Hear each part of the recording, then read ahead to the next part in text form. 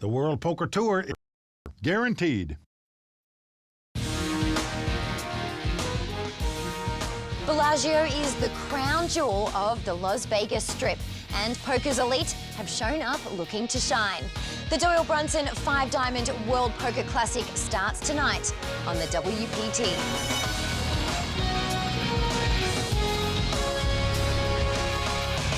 Well, the crowd all standing. He is circling the drain. They are going bare knuckles in the center of the ring. He needs the extreme miracle.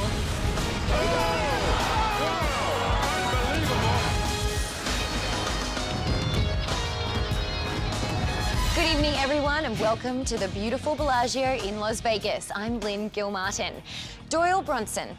Over the years, Doyle's name has become synonymous with exemplary poker play, not only in world-class tournaments, but in the high-stakes cash games that he still plays on a regular basis right here in the famed Bobby's Room. So it's no surprise that 5 days ago, players from around the world descended upon Bellagio and gave it their all to try get their hands on the title with Mr. Brunson's name on it. As players took their seats in the poker room, longtime Bellagio tournament director Jack McClelland, along with the Royal Flush Girls, kicked things off with the words he helped make famous. Shuffle up and deal. The 5-Diamond has a long history, stretching back to the first WPT event ever held, and holds a special place in the heart of many players, including last season's 7th place finisher, John Aguiar. I feel like the Bellagio has been the one focal point of the World Poker Tour over the last decade. When I first started watching WPT tournaments, dreaming about playing these things, it was the Bellagio fountains. It's got Doyle's name attached to it, and there's something special about the atmosphere here. It's you see all the casual players, this is where they want to come play. It seems like everybody just picks this one on their schedule and likes to come out here. Former ones to watch Dan O'Brien got into trouble early with pocket jacks when his all-in bet was called by 2 players, one holding pocket sixes and the other holding pocket aces. No help on the board sent the pot to the player holding aces and freed up Dan's afternoon for about 5 minutes. One of the unique features of this tournament was its unlimited re-entry format. Eliminated players had the opportunity to fire another bullet anytime during the first 8 levels. So yeah, that 10,000 lasted me about 45 minutes. Let's hope the rate goes down the rest of the day. Dan was not alone at the cage, as player after player fired bullet after bullet to stay alive, including poker pro Brian Rast. Well, I'm already in 30K, so that's pretty good for a 10K. And we still have, it's the 4th level, so I'm only halfway there. I probably won't stop rebuying, so whatever that means. We would have to wait to see exactly what that means.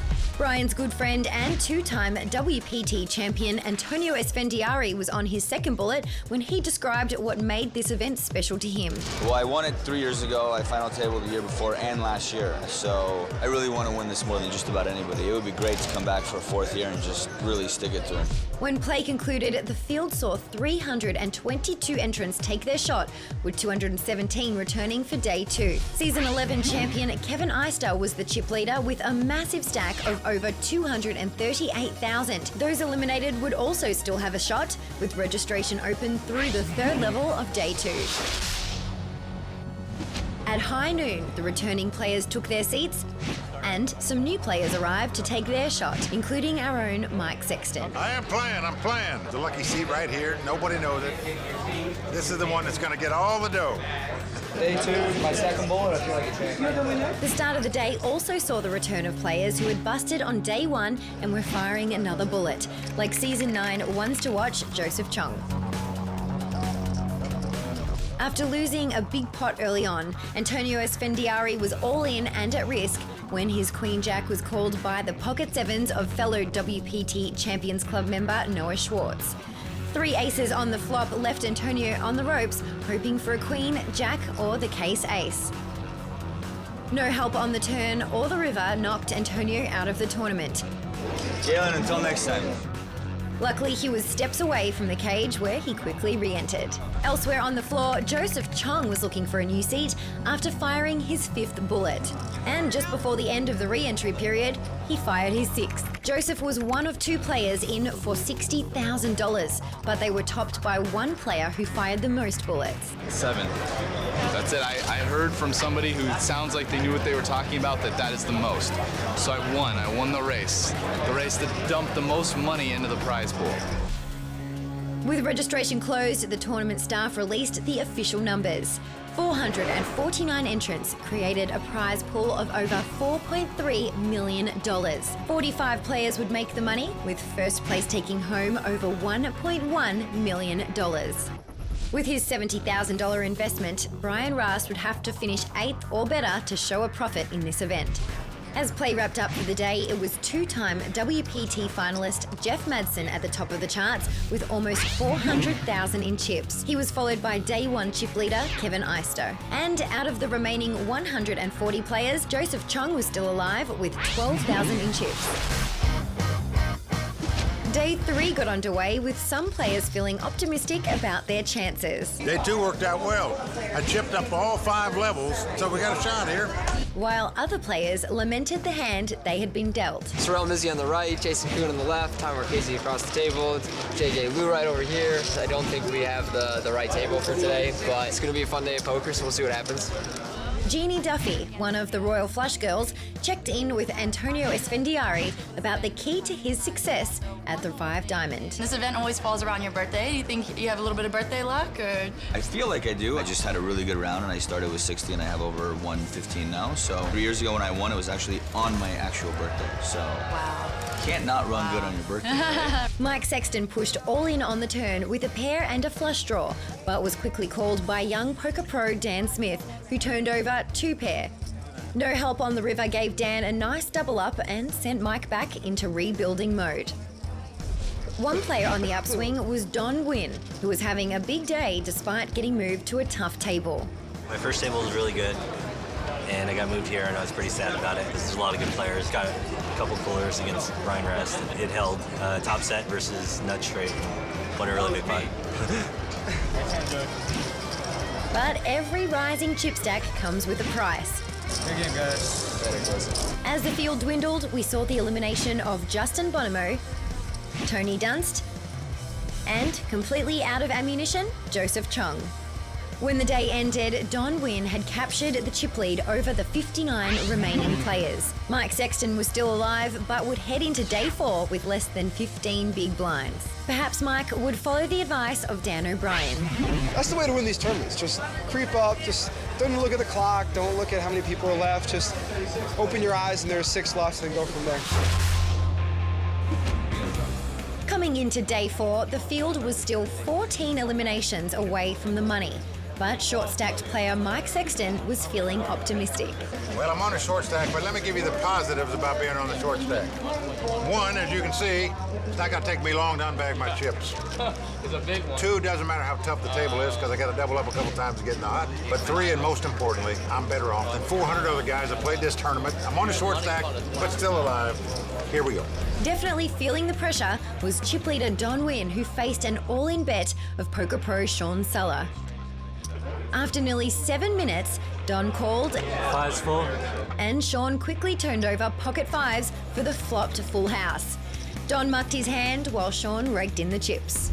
The early bust-outs included Season 11 LAPC champion Paul Clan, Trevor Pope, and ending his bid to make a 4th final table, Antonio Esfandiari, all of which brought us closer to the money bubble. Well, the money bubble means a lot more for the short stacks, so they'll be trying to squeeze in the money in the big stacks, just trying to exploit the pay jumps because it doesn't really mean a ton to them. I don't give a about the money bubble, so I'm going to be playing pots. Brian Rast's bubble abuse did not go unnoticed. John Robert Belland tweeted about the monster stack he was building.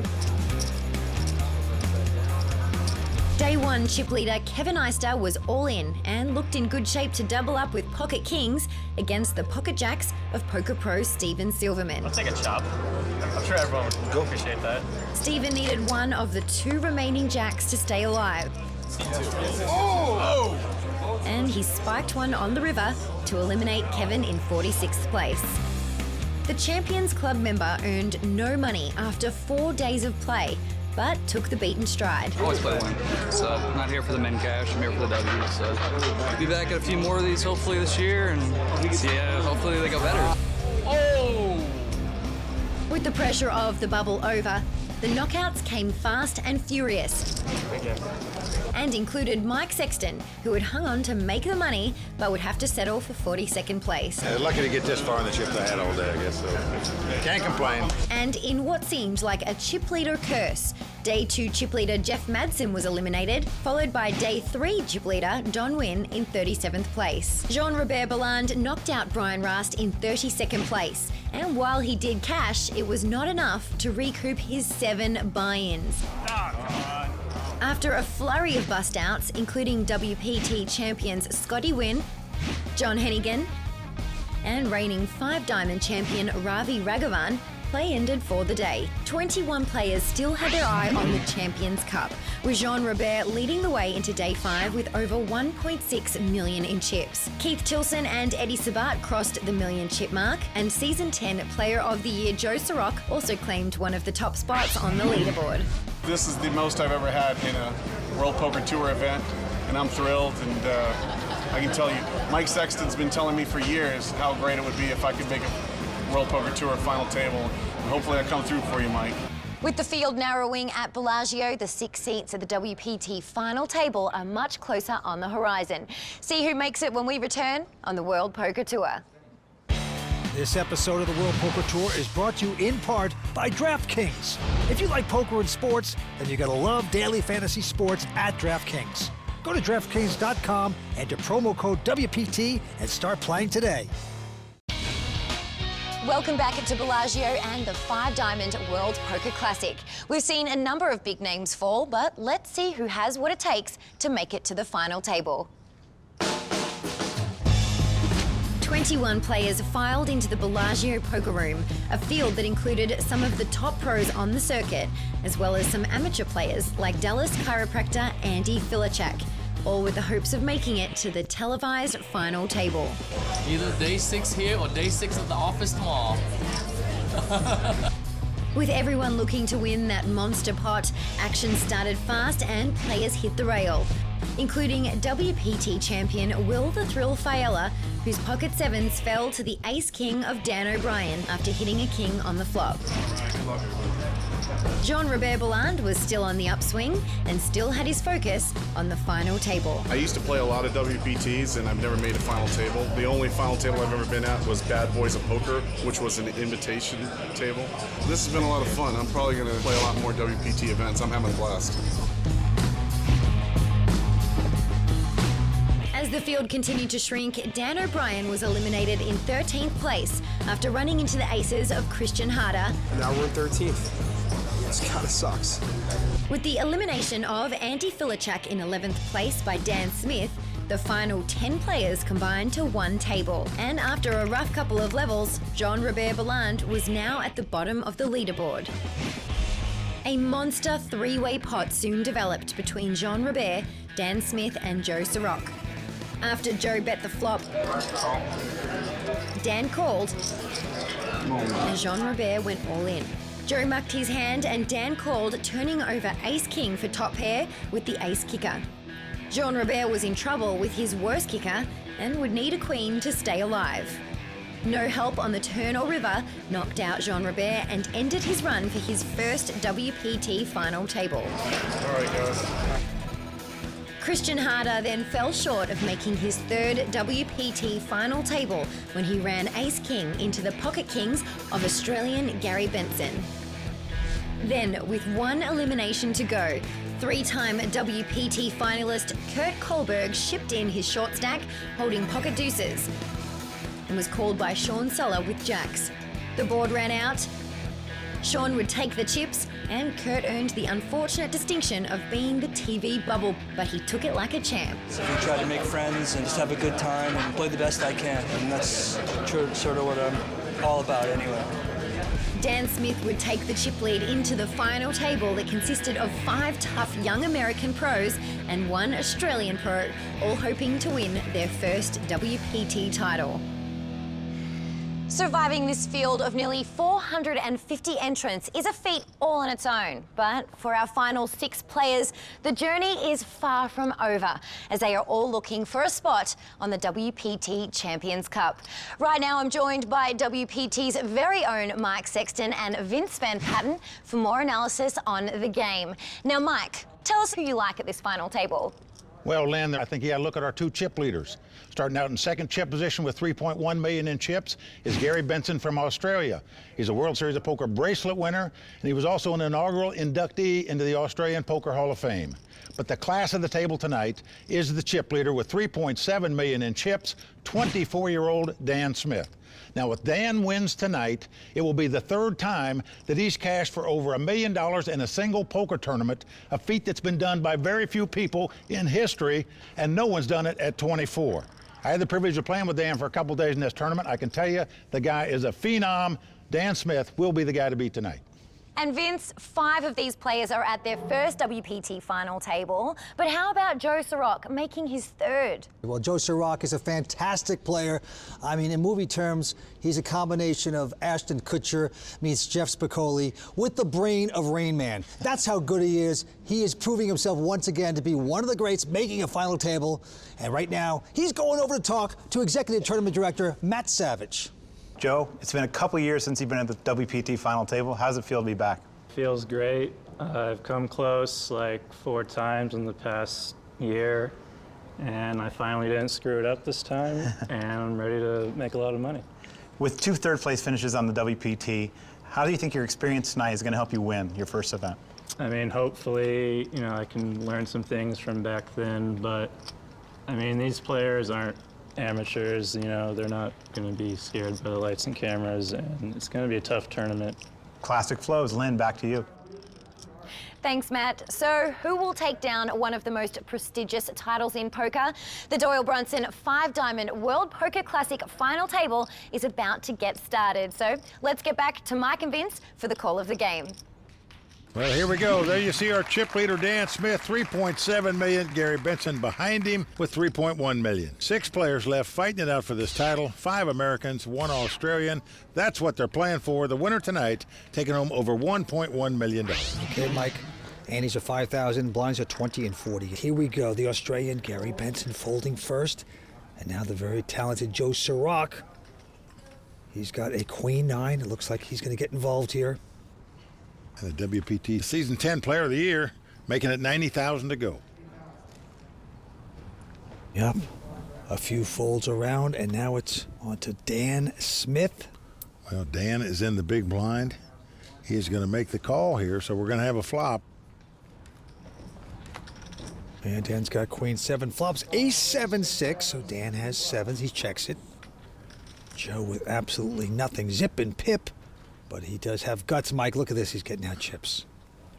Well, going to make the continuation bet. 100,000 into Dan. Dan with second pair, as you can see, 2 7s. Going to make the call. Dan's 24 years old, out of Vegas, poker pro. Can he get lucky? He does there. 3 7s. He's hit the slot machine on the turn. He's first to act now. It's surprising he doesn't check the... Ooh. Maybe he thinks if he bets out, Joe will raise him if he's got aces. 275. He does bet out, but Joe quickly escapes. I'm like you, Vince. I think he should have checked there. Let the guy bluff at it again. If he had aces, he's certainly going to bet again, but didn't happen. Dan does take down the pot, though. Yep. He's won a couple high roller events. He plays big-time poker, this Dan Smith. But on to the next hand, Eddie Sabat. Eddie's a poker pro out of L.A. They call him Special Ed. But he folds. Barry Hutter out as well. Dan Smith also ejecting his hand. Now around to the Australian. Gary Benson, no, he won't play. Well, back to Joe Sirach. Joe in the small blind with Queen 5 of diamonds. Joe gonna just call here. He limps in the small blind. That is right. And now Sean Sulla from Honolulu, Hawaii. 31-year-old. Well, when a guy limps in another small blind, most of the time you're going to raise with ace high here. Sean doing just that, feeling very certain that it's the best hand unless the guy's trapping you. That's right. It makes 125,000, and it's going to be too much for Joe Sirach. He lays down his hand. So the 31-year-old Sean Sulla from Honolulu taking down that pot. Yep, doing it well. All right, we will be right back with more poker action from the Doyle Brunson 5-Diamond World Poker Classic right after this. Stay tuned. Season 12 of the World Poker Tour is brought to you by ClubWPT.com, where VIP members can win their share of $100,000 in cash and prizes every month. ClubWPT.com. Never lose a dime playing poker, guaranteed.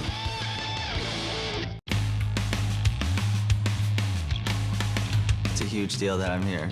I've watched the WPT since 2003 when having Mike and Vince call a final table. It's a dream come true.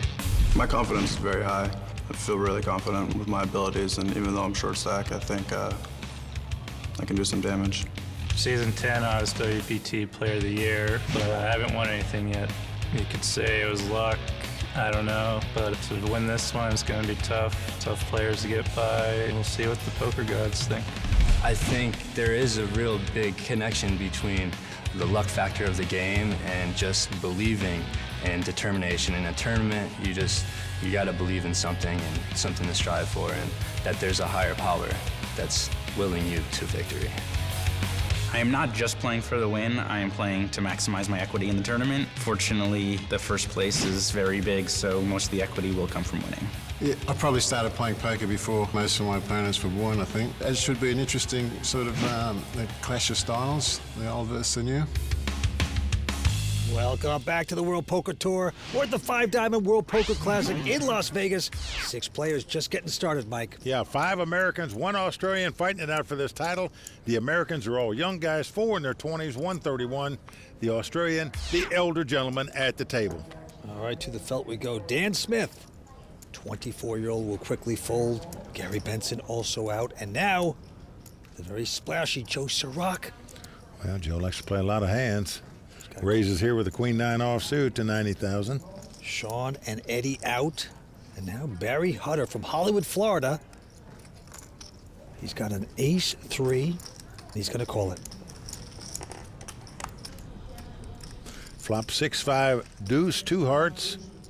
As you can see, Barry has the gut shot straight draw but checks. And now Joe Sirach hitting nothing there, but getting the continuation bet out. Bets 100,000. Always applying pressure. Barry is check raising here, 275,000. What a bold bet by Barry Hutter. And as we can see, Joe has nothing, so this check raise most likely going to work. Joe Sirach lays down his hand. Barry Hutter, Hollywood, Florida kid, takes down this pot. Vince, that guy's put my chips to good use. He's the one that broke me in this tournament. Thought I had something. I moved in with 2 queens. He had 2 kings. Bye-bye, Mike. This game keeps you talking to yourself, doesn't it, Mike? Well, can't feel bad if you're on a short stack. You pick up queens, you're happy to get them. All right, back to the felt we go. Joe Sirach now with a King-9 of spades, and that's a big hand for Joe tonight. He plays almost anything, and he will raise, makes it 85,000. Sean Suller out.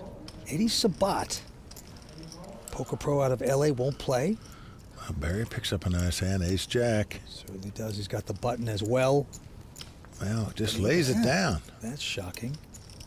And now on to Dan Smith, and Dan has ace-king. Maybe Barry knew something there. Wow. What a fold by Barry. Sure was. Dan is eyeing the chip stack of Joe Sirach. Certainly going to raise it here, I'm sure, and 3-bet it, which he does. 225. And now the Australian entrepreneur, Gary Benson. An inaugural inductee into the Australian Poker Hall of Fame. He won't play that. Back on Joe. Look at the pressure Joe's getting. Yeah. This is no home game, Joe. He's got to lay it down. Well, a good laydown there by Joe Sirach, and Dan Smith increases his chip lead at this table. Making your way in the poker scene is not an easy road, but one Las Vegas pro has already made a WPT final table this season and has her sights set on more. See how this rising young star thrives in the poker spotlight in this edition of Ones to Watch. We're the ones to watch. Yeah, I'm the guy. If you need something, I got it. Ladies love money too, you know? Sometimes things go your way. I'm kind of the life of the party. Anywhere I go, WPT. Christina Lindley, She got hips, she got lips, and she can play too. Christina Lindley. I think she's a solid player. The first time we played at a live tournament together, she was very confident, she was very calm, composed, she didn't make any mistakes. I think she really has a good understanding of psychology and how to get people to play how she wants. I would definitely say my big strength is being able to read people. I'm very intuitive, definitely not a math player. I think she's gonna have a really good season. I really like my shot as far as potentially winning my first title. It's important to have other interests. For me, it was acting and modeling. She's gorgeous, yeah. Of course she's a model. I always said that I was too short to do modeling. I'm not a runway build. I'm really curvy. I was specifically doing a lot of fitness, modeling, lingerie, and swimwear. I could be a hand model. My hands are pretty amazing. I was really blessed throughout my career. I was on over 30 covers. I was featured in Maxim, in Playboy, and just pretty much every fitness magazine. I've really enjoyed being in front of the camera my entire life. I also really enjoy the entire creative process, so I would like to be really involved behind the scenes and see the world from the opposite side of the lens. You want to give us a little more cleavage, possibly? Okay, there we go.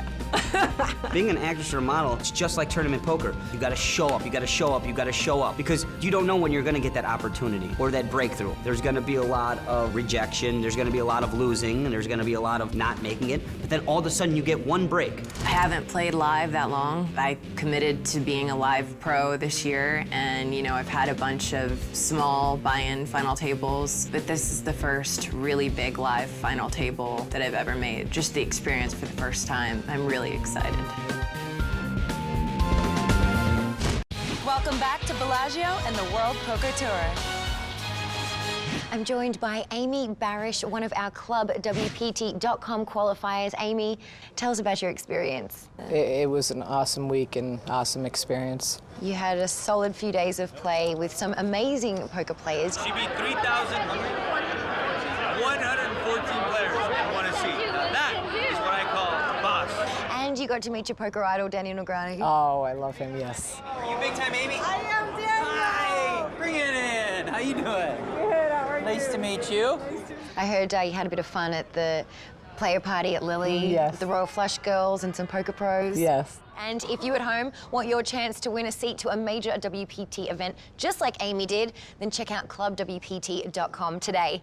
Looks like the final table action is ready to start back up, so I'll hand it over to Mike and Vince to check the standings and get back to the game.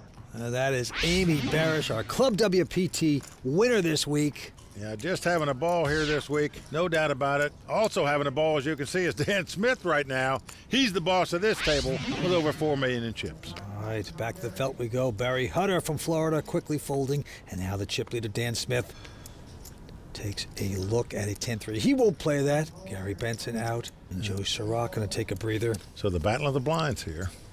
Over to Sean Soler. He's got Jack-4 of hearts. He's a Hawaiian, says he's very spiritual and superstitious, and he will call with a Jack-4. And now Eddie Sabat from L.A.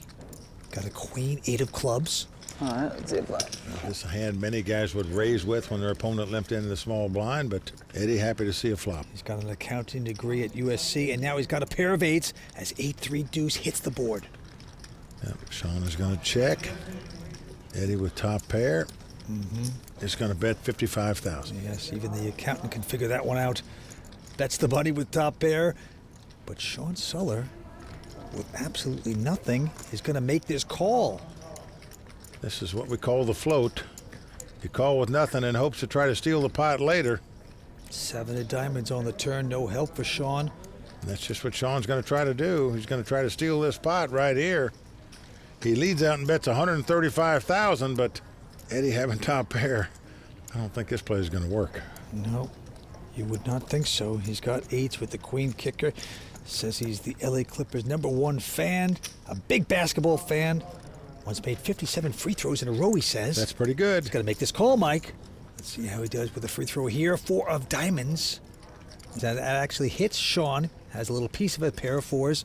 He's got a hand now. You could almost check down, but he's going to bet 2 4s here, 150,000. What are you doing over there, Sean? It's a good flop for me. Eddie Sabat still with top pair. There's a possible straight and a possible flush out there, but you're not going to put your opponent on either one of those hands. Just can't imagine you're getting away from top pair here. Nope, not for the amount of money. He makes the good call.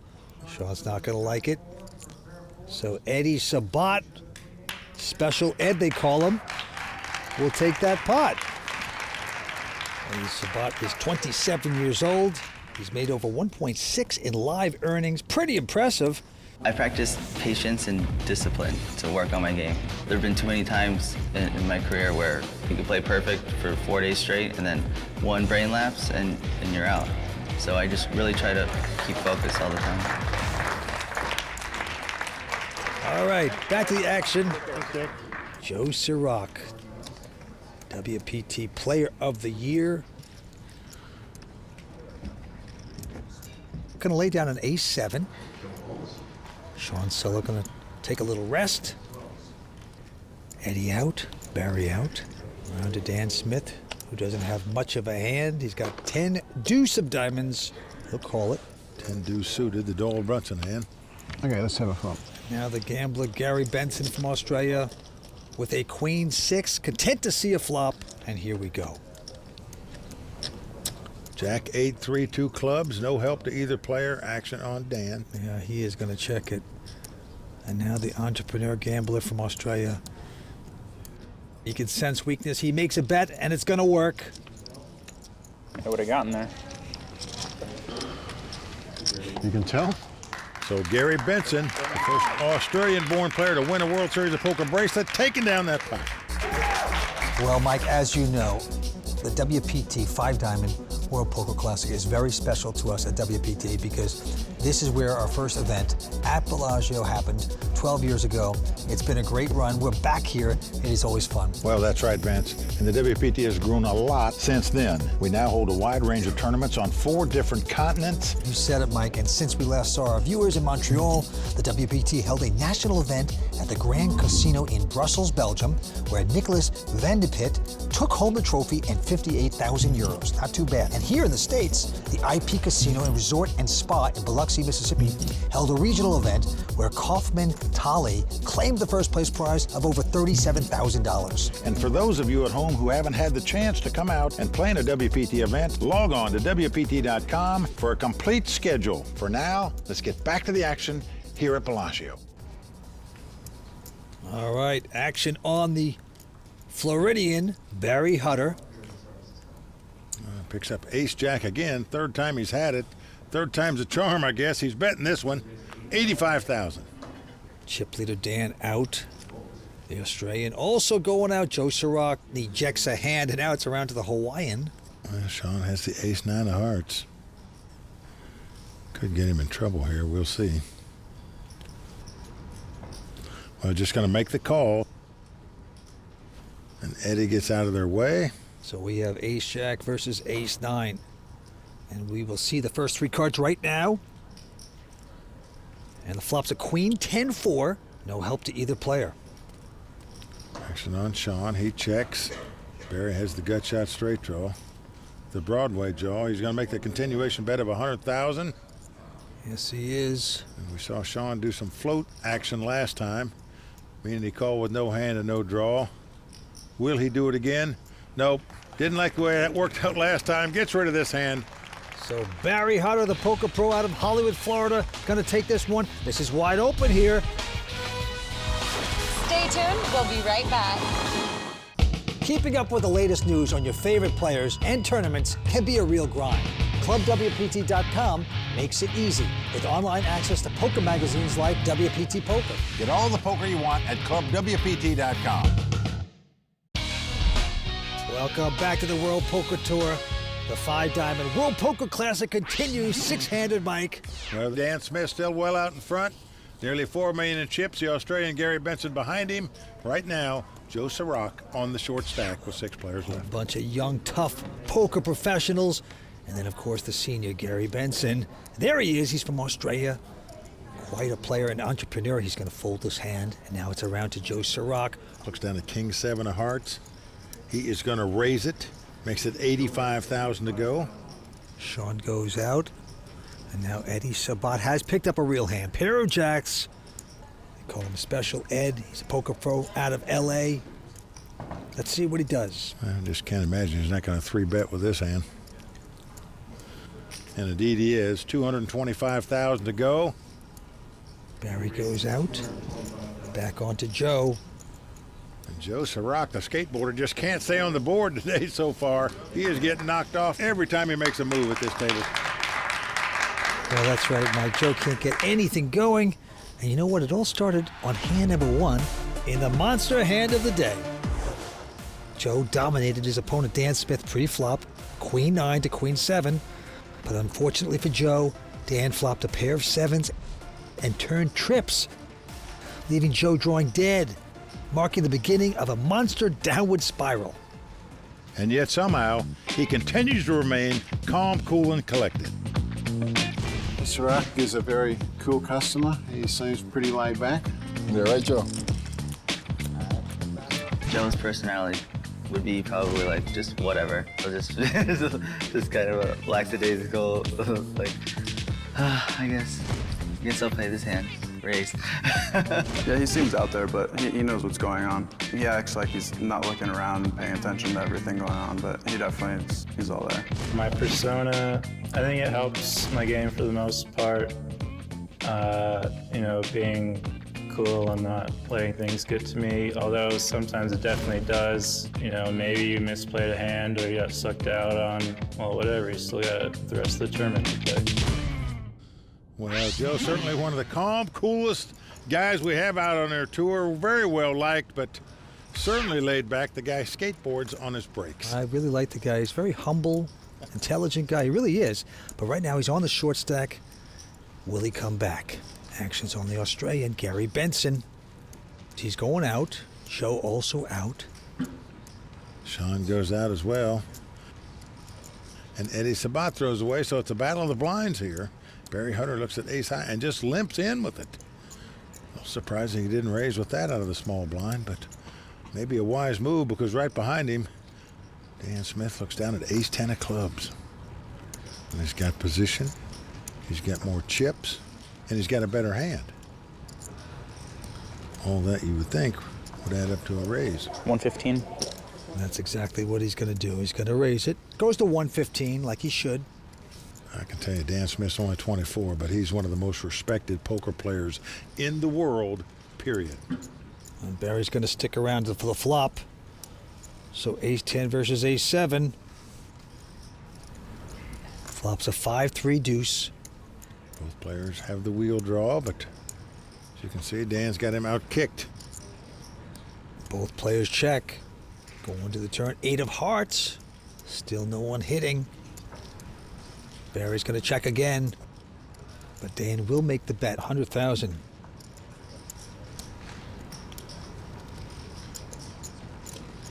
Well, Barry's going to call him. Going down to the river. Both guys with ace high, and an ace hits. Unfortunate perhaps for Barry. He's checking. Well, there you see a couple really good players, Lucky Chewy and Steve Silverman. Good buddies with Dan, sweating him here tonight. 175. Dan's going to put it in the value bet, 175,000. And Barry is going to make this call. He's not going to like it. Well, Dan proudly displays the ace 10 of clubs, takes down the pot. Look at Barry yawning like it didn't affect him. We know better, Mike. That hurts. The rich get richer. Stay awake, Barry. Stay awake. We're coming back with more action here on the World Poker Tour. Stay with us. Willie's a really great place to get away from all the gambling and the games. After a long day of work and after the players are done playing, Lily's a great place to go relax and unwind. I'm really big on specialty cocktails, and their drink menu is phenomenal. They have great music, but it's not too loud like a huge club. It's just the right amount, and the vibe is just wonderful there. You can kick back and hang out with your friends and the players and have a good time. Vince, we got to start checking out more of the lounges around here. Oh, it is a great place, this Bellagio. A lot of fun. And right now we have 6 players battling for the Doyle Brunson 5-Diamond World Poker Classic. Dan Smith still well out in front with nearly $4.4 million in chips. He is going to be the guy to beat tonight, no doubt about it. All right, back down to the felt we go. The very talented Joe Sirach takes a look at his hand, and he will fold. The Hawaiian also going out. Eddie out as well. Over to Barry. Looks down at ace-10 of clubs on the button. Going to raise it to 85,000. Dan Smith out, and now the Australian entrepreneur gambler with a 4-5 of spades. Yeah, I got the little suited connectors. He makes the call, wants to see a flop. Sometimes you can break players with this type of hand. Let's see if Gary can. Flop is a king jack 9. Well, certainly no help for Gary. He checks. And now Barry with an inside straight draw in a powerful position. Will he take advantage of it? It looks like he's going to bet 100,000. Well, Gary's going to fold the hand. But Gary's an interesting guy because a few months back, he came to Bellagio and he hit a slot machine for $1.3 million. Yeah, you're right, Vince. He's a very mathematical guy, tries to figure out everything. Yeah. Thought the slot machine was due to hit, played it around the clock for 6 days in a row, hit it for $1.3 million, and now he's here at Bellagio, reaping the benefits, decided to play this tournament. He's at the final table. How good are things for this guy from down under? All right, on to the next hand. Couple folds. Barry also out. And there's our chip leader, Dan Smith, with an ace-jack. Yeah, obviously going to raise it on the button here. Makes it 90,000 to go. To Mr. Lucky. And he's got a king-jack. He could get involved, but no. Goes out. And now Joe Sirach, who is on the short stack. And Joe has a queen 10, and he's going to push all in. Wow, 760,000 all in. Snap call by Dan Smith. And right now, Joe Sirach in dire straits, has yet to win a pot at this final table. Mom said there'd be days like this sometimes. Vince, he's going to have to get lucky to stay alive. Let's see if Joe can do it. Oh, boy, Dan loving the moment right now. Smiles. He's out in front so far. Let's see the flop. It's an ace. Flops aces for Dan Smith. Right. Joe Sirach gets up. Well, the look says it all on Joe's face. This, not his day.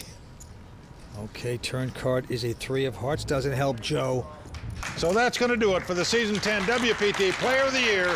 Joe Sirach out tonight in 6th place. Oh, he's a great player. Always fun to watch. Joe Sirach has to say goodnight. Going to take home $175,000. And right now, he's going over to talk to Matt Savage. Joe, you're obviously disappointed. What happened on that last hand? Reshoved queen 10 versus Dan's button raise. He had ace check. All right, what were we thinking there on that play? He's opening a lot of hands. Okay. And I didn't think he had ace check. All right, well, Joe, I'm sorry, disappointing for you, but I'm sure you'll be back again. Back to you, Lynn. With Joe Sirach out in 6th place, we end our first hour of coverage from Bellagio. Please join us next time for continuing coverage of the Doyle Brunson 5-Diamond World Poker Classic from Las Vegas. For Mike Sexton, Vince Van Patten, Tony Dunst, the Royal Flush Girls, and everyone at the World Poker Tour, I'm Lynn Gilmartin. See you next time on the WPT. I don't understand what this is for here. The World Poker Tour is brought to you by ClubWPT.com. Never lose a dime playing poker. Guaranteed. In Las Vegas, some players' hot streaks will continue, while others' luck will desert them. Continuing coverage of the $4.3 million Doyle Brunson 5-Diamond World Poker Classic continues tonight on the WPT.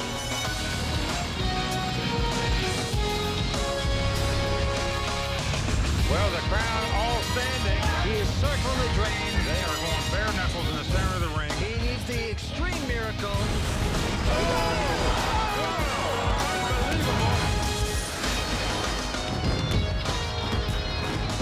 Good evening and welcome to the World Poker Tour. I'm Lynn Gilmartin.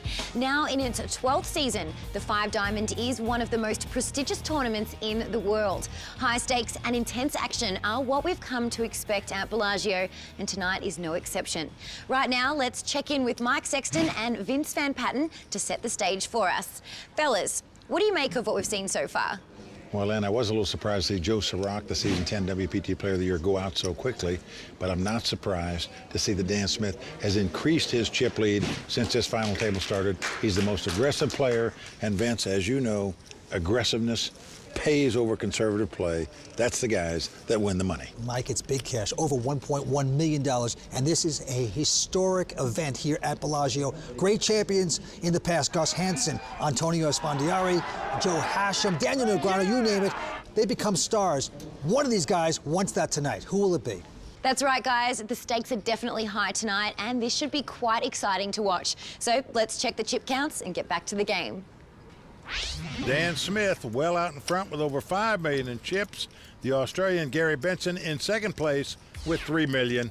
5 left, fighting it out for that first prize of over $1.1 million. Antes are 5,000, blinds are 20 and 40. And let's start with Dan Smith. He's going to quickly fold his hand. The Australian Gary Benson also going out. Sean Suller out. And now Eddie Sabat. They call him Special Ed from Los Angeles with a 10-8 of hearts, just going to call. Barry Hutter now. I'm shocked he didn't raise with an ace high here, but he said, give us a flop. Oh, nice flop for Eddie Sabat right there. A straight draw and a flush draw. He's got the 10-8 of hearts. It come queen 9-3 with 2 hearts, and he's going to lead out and bet $55,000. Barry from Florida not hitting any of that, but he's going to call it. Now, this is puzzling to me. You don't raise before the flop with ace high. Look at this, ace of hearts, Mike. Well, this ace of hearts is going to probably get him in trouble because his opponent has a flush. Eddie beautifully checks his flush. Barry Hutter has made $450,000 in worldwide earnings, and they get into trouble here. He's going to make a bet, 115. Yeah, bet's 115,000, thinking he's got the best hand. Little does he know, he's in dire straits, drawing dead. Eddie just going to call, walk the dog. King of diamonds on the river, no change. Now possible straight out there as well as a possible flush. Eddie checking again. Yeah, trying to trap again.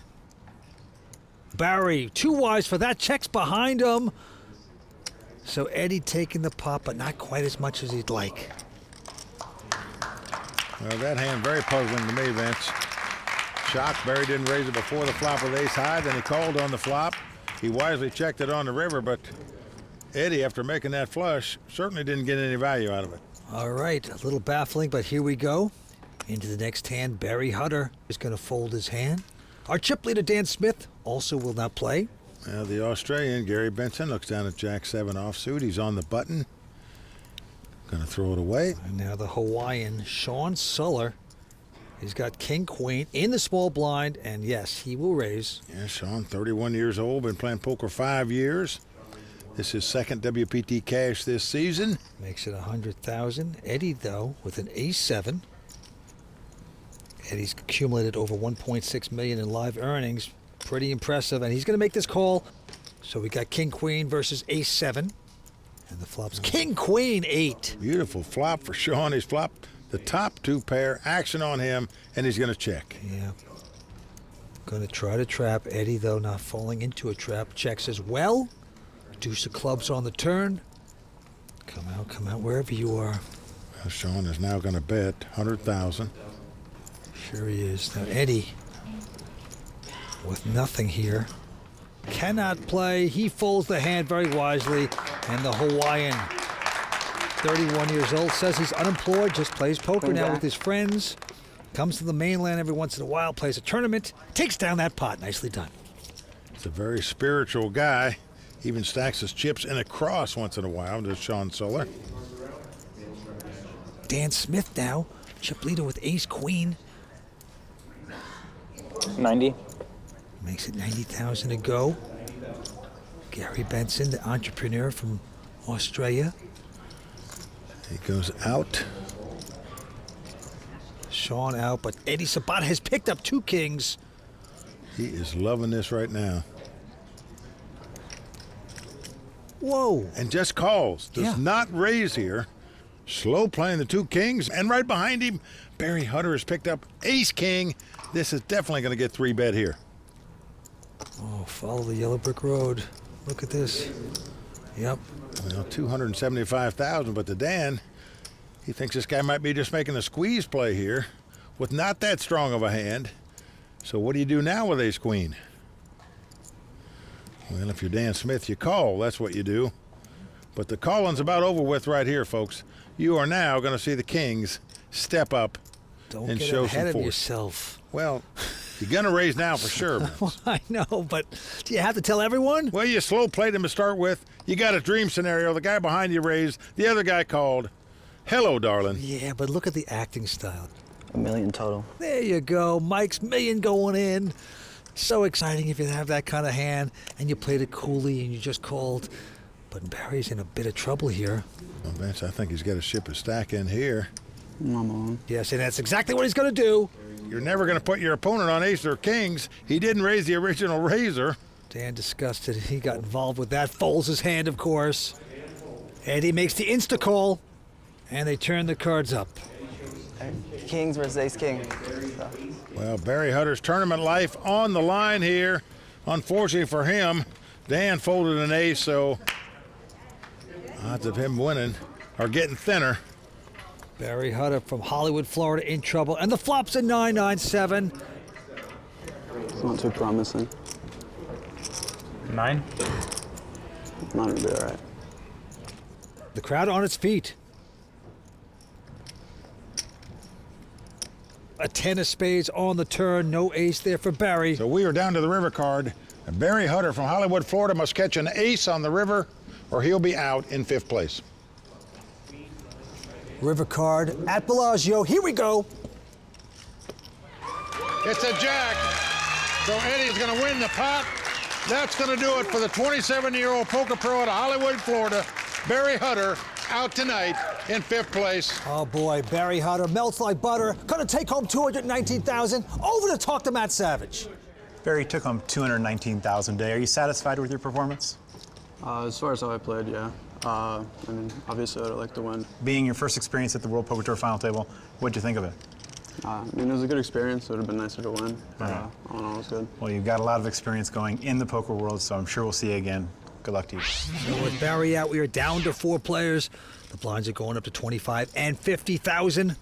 Yeah, Dan Smith still well out in front, as you can see, 4.8 million, but Eddie Sabat now in 2nd place, 3.7. Quick fold by Eddie Sabat.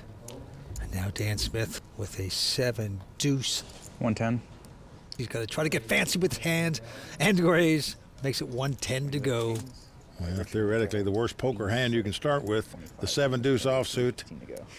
Didn't stop Dan from raising it, though. Yeah, Gary out, but Sean Sulla has ace queen.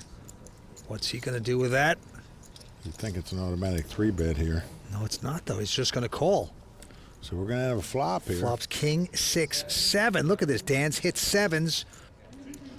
Sean's going to check. Well, Dan has outflopped him here. But he was allowed to outflop him because Sean didn't raise it pre-flop. And Dan's going to bet 125,000. Sean going nowhere here. He's running backwards. He's making this call. Well, this is what happens. 4 diamonds on the turn. When you don't 3-bet with these kind of hands before the flop, you know, I don't know why you just latch onto it and continue to play. Well, they both check. And a jack of spades on the river. So Sean did not get lucky with that last card. He's going to check again, and Dan's happy to show 7s. At the 7. And Dan Smith is going to extend his chip lead. Well, Sean gives that wry grin, as you can see, saying, why didn't I 3-bet this before the flop? I can't believe I let this guy win a pot with a 7 deuce offsuit. Just want to impress the cameras. Dan Smith has won 2 high roller events in 2012 for over $1 million each. There's 2 of Dan's good buddies, Lucky Chewy and Steve Silverman, here to root him on tonight. And right now they're saying, hey, maybe I should try to win some pots with 7 deuce offsuit. All right, on we go. A couple folds at the Hawaiian. Sean Suller picking up the Cowboys, pair of kings. Oh, and he just limps in. Wow. Oh, a lot of cagey play here at this table. Trying to get a raise, but doesn't get it out of Eddie Sabat, who has a king deuce. Oh, and the flop is at ace, king, 8. 3 of a kind there for Sean, and kings there for Eddie. They both check. Queen of hearts on the turn. Well, obviously Eddie drawn completely dead. Sean's still checking. Well, he's finally convinced Eddie they might have the best hand with 2 kings. Little does he know, he's far from it. Eddie's bet 80,000 to the delight of Sean, who's saying maybe I'll get some money out of this pot. Yeah, just makes a smooth call. Down to the river we go. And it's a nothing 5 of diamonds. Well, action on Sean. Now he's going to lead out at the pot. Now I bet's 150,000, but the way this hand was played, the guy never bet, never raised. You're going to pay him off with 2 kings here. 3 kings. Wow. The last one. The Hawaiian Sean Suller taking the pot. Take it when you can. 4-handed action. He decided to play slow in the beginning and try to trap. No more kings. Kind of backfired right there, but he still takes the pot. Nicely done. It's time to take a quick break, but we'll be right back with more from Bellagio, including Tony Dunstan giving us the raw deal, plus get a taste of the good life with the Royal Flush Girls. It's all coming, so stay tuned. Welcome back to the WPT Doyle Brunson 5-Diamond World Poker Classic, brought to you by ClubWPT.com. And Mike, we are again at the great Bellagio. It is fun. We always see the most elite players in the world play here, bar none, and we're seeing that again here tonight. Well, that's right, Vince. And if you at home want to step up your game, then you should check out ClubWPT.com. There you can access past episodes of the WPT. You can read about poker strategy in the digital edition of WPT's Poker Magazine, but best of all, you can play all the poker that you like, improve your poker skills on the virtual felt. That is true. Check it out today, clubwpt.com. Never lose a dime playing poker, guaranteed. Back to the table we go. There you see Dan Smith well out in front with about 5.2 million. Eddie Sabat in second place with 3.4 million. Gary and Sean with about 2.5 million apiece. And the winner's going to take home 1,160,000. Action on the Australian. He folds the hand. Sean on the button with the ace-10 of clubs, going to raise it, makes it 115,000 to go. Into Eddie Sabat from LA. He's got Queen 8 of spades. Eddie in the small blind. Got an accounting degree from USC, so he should be able to figure this out. Well, those are not calling chips. Those red chips are 25,000 each. So this is a 3-bet up to 275,000 by Eddie Sabat here with the Queen 8. Dan quickly folds. Now back on Sean. And he's going to call this, of course. Yeah, makes the call, so we're going to have a flop here. The flop is Jack 7-6, no help to either player. Action on Eddie. And he is going to make the continuation bet, as you should do if you 3-bet before the flop. Bets 250,000 here. Sean going out with the best hand. This is the perfect example of how a 3-bet works. You take the lead, you bet the flop, your opponent goes out. Well done right there by Eddie. Yeah, he says he's a great basketball player, loves basketball. He actually said he made 57 straight free throws. Well, he sure swished one there, that's for sure. The way he 3-bet that last pot. All right, we have a couple folds. Now Dan Smith with just a 10-4 will call. And the Aussie, very tight, solid, 9-6, won't raise. Nothing fancy, here we go. Now flop comes King 7-6 with 2 clubs. Dan has flopped a flush draw. He is going to bet 75,000. Gary has flopped bottom pair. He's got 2 6s. He's going to call him. Going to the turn we go. It's a 5 of diamonds. So a possible straight out there now as well. 250. Dan with the opening straight draw and the flush draw. Going to bet 250,000. And Gary from Australia. Well, he's from one of them places that you're going to have to show me a hand that beats mine. He makes the call. Yeah, he's getting stubborn. Let's see if he gets lucky. Not there. 5 of clubs on the river. That gives a flush, of course, to Dan. Now Dan now has the best hand with the flush. 570. 570,000 to bet. Pretty good sized bet into a $770,000 pot. Yes, is he going to chase away the Aussie? Gary Benson, the first Australian-born player to win a bracelet at the World Series of Poker. And the Aussie looks at his hand and is going to do the kangaroo hop right out of this hand. Well, good lay down by Gary there. Dan Smith increasing his chip lead. Yeah, Dan Smith, a phenomenon on the poker circuit. Made over $4.5 million in worldwide earnings. Pretty impressive for a 24-year-old.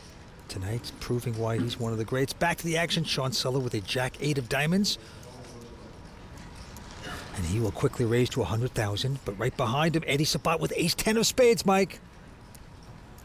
Well, it's just going to call, doesn't raise with the ace-10. Dan out, and Gary now with an ace-8.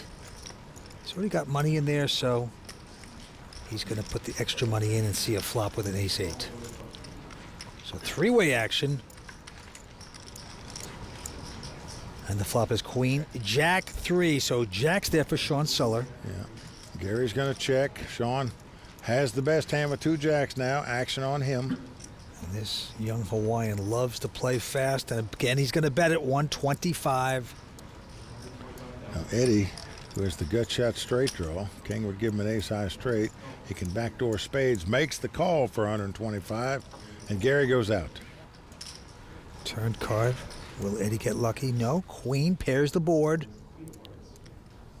So on Sean again. Sean is putting his opponent on exactly what he's got, some kind of straight draw, so he's going to bet the jacks here. Yeah, 375. Eddie with just a miracle draw now.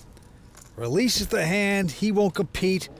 So the 31-year-old Hawaiian, Sean Suller, going to take that pot down. Aloha!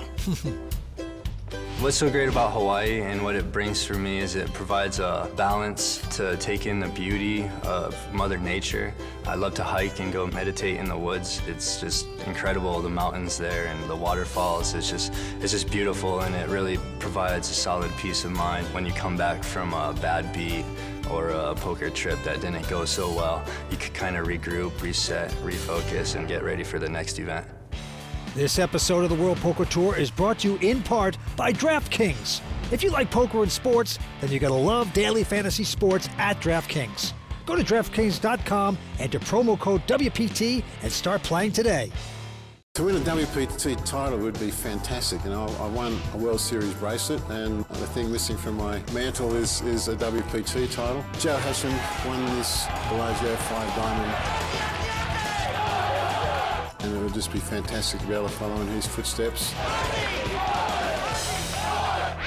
Great players have won this event. We are right back at him.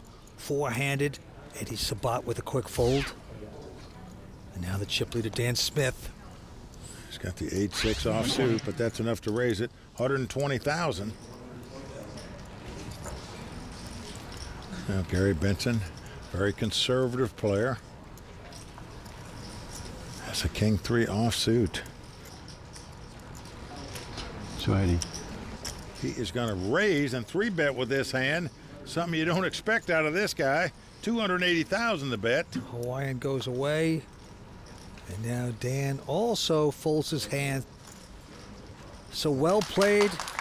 Gary mixing up his game. Now there's his family in the front row. Don't forget they all came here just to visit Bellagio and play a few slot machines. And now he realized, hey, there's a big poker tournament going on. He's played, and now he's here in this moment right now. This time he picks up 10-9 of clubs. He's going to raise it to 125,000. And Sean now has the king-3 offsuit. Could it be? He's 3-betting also. Back-to-back hands, guys, have 3-bet with king-3 offsuits. It worked for Gary. Will it work for Sean? Well, Eddie goes out, as does Dan. So the Hawaiian, Sean Suller, put the pressure on the Aussie. Action back on Gary. But the suited connectors, he wants to see a flop, so he makes the call. 9-10 versus king-3. And we have a queen 6-4. No help to either player. Well, Gary is going to check. Wow, Sean checks. I can't believe that a guy would 3-bet before the flop and then not bet that flop. Deuce of hearts on the turn. No help to either player again. Gary just going to try to take a stab at this pot. I think when I make a move, people respect me. They know I'm not one to bluff. They know I'm one that usually has a hand when I make a play. Well, that's what I think they think, but you know, I could be wrong. Well, this is what Gary is saying. He's got such a tight image, but no, the Hawaiian's onto it. He's making the call with just king high. Didn't bet on the flop and makes the call on the turn. And now a 10 comes on the river. Now Gary has the best hand. And the way this hand is played, he is not putting his opponent on queens. Feels fairly certain the 2 10s are the best hand, trying to get a value bet in here now. Yep, of 360, but Sean says no mas. You can have it, Gary. There's a hand Sean should have won had he 3-bet before the flop and then bet on the flop. I believe he'd have won this pot rather than lost it.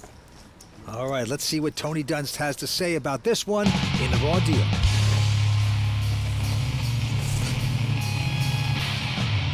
It's never fun to look around the table and realize you're the least experienced player there.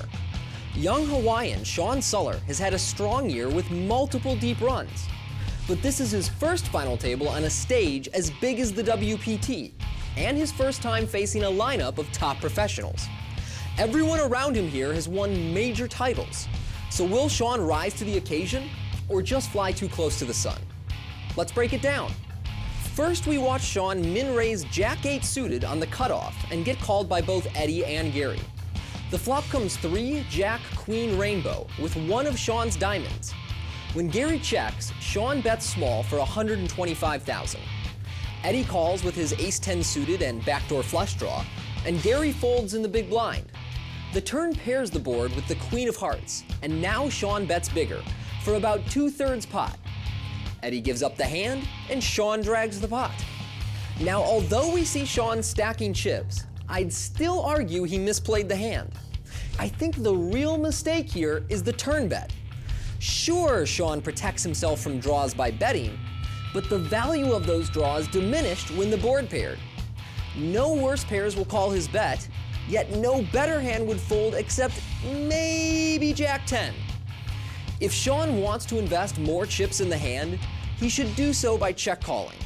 Then we watch Sean continue his aggression by 3-betting in position against Gary Benson. Now, King-3 offsuit isn't really my go-to hand for 3-betting, especially when sized small enough that many hands can correctly call.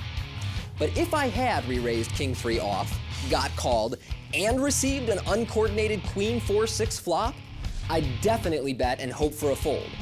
But Sean checks his hand despite having no real showdown value, and in this case, opens himself to getting sucked out on by 10 high.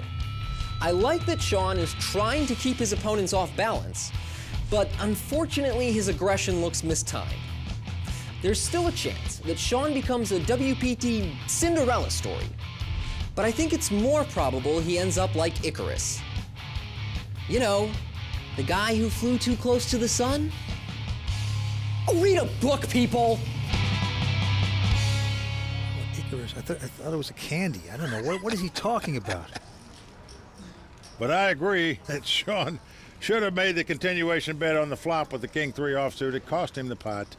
Nicely done, Tony. But back to the felt we go, 4-handed poker. Gary Benson with a Queen-8 this time, and he's going to raise to $100,000. Sean goes out, as does Eddie. But now Dan Smith with a Queen-5 will make this call. So Queen-5 versus Queen-8. Here we go again. Flop is a Queen-Jack-4. Check. Well, both players a flop top pair here. This could be a bit of trouble here for the chip leader. Yep, Dan checks, Gary bets. $100,000. He's got his man on the hook right now. Dan's making the call. Gotta love Gary's kicker at this point. No more. Oh, boy. Just like that, Dan Smith makes 2 pair, queens and 5s, to take the lead. It looks like a nothing 5 at all to Gary, so he bets again, yep. $200,000. Oh, what a terrible card for the Aussie. Little does he know. And what Dan's thinking about, do I just call here or do I raise? Do you punish now? No, he's just going to call. He just makes the call, so we're going to the river. And the river card is a 6 of diamonds. Check. Doesn't change anything. He's going to check again with the 2 pair. That's the way this hand's played. You got to believe 2 queens are the best hand. Gary certainly does, yep. And he bets $325,000. The question is, do you just call? I mean, if you do raise, you know, are you really going to get a call unless you're beat? 525 more. But he is going to raise it. Well, he is going to put Gary to the test here. 850.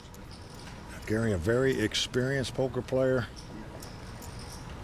Inaugural inductee into the Australian Poker Hall of Fame. Gets away from that hand. Yeah, a good laydown by Gary there. Excellent laydown. Gary, you're doing the right thing, the right moves. You're teaching these young bucks a lot about poker here tonight. Season 12 of the World Poker Tour is brought to you by ClubWPT.com, where VIP members can win their share of $100,000 in cash and prizes every month. ClubWPT.com. Never lose a dime playing poker, guaranteed. Here at Bellagio, we almost have 100,000 bottles of wine. And within that, we also have about 4,000 different selections.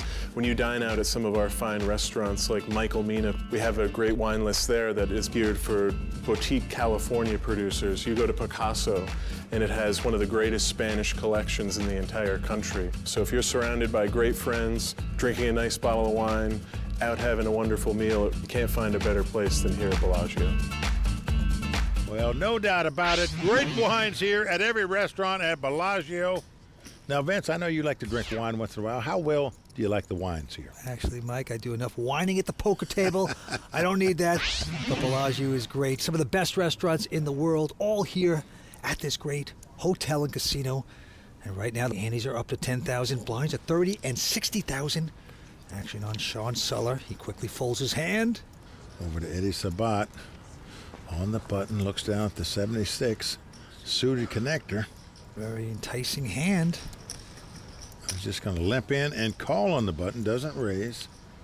You're always leery when guys limp in on the button if they're trying to trap you. Dan looks down at the ace-9. Doesn't want to get trapped, so he just makes the call. Certainly does. Now, Gary with a miserable-looking 7-5, but he's got money in there. Not going to raise. He's happy to see a flop. Sure. Three-way action. And the flop is an ace, 8-4, so aces for Dan Smith. And look at the draw for Eddie Sabat. Yep, he's got the straight draw and the flush draw. It's checked around to him. Yeah. He is going to bet this hand, 85,000. Dan Smith catching aces there with the 9 kicker, but just calling. Gary has a gut shot straight draw.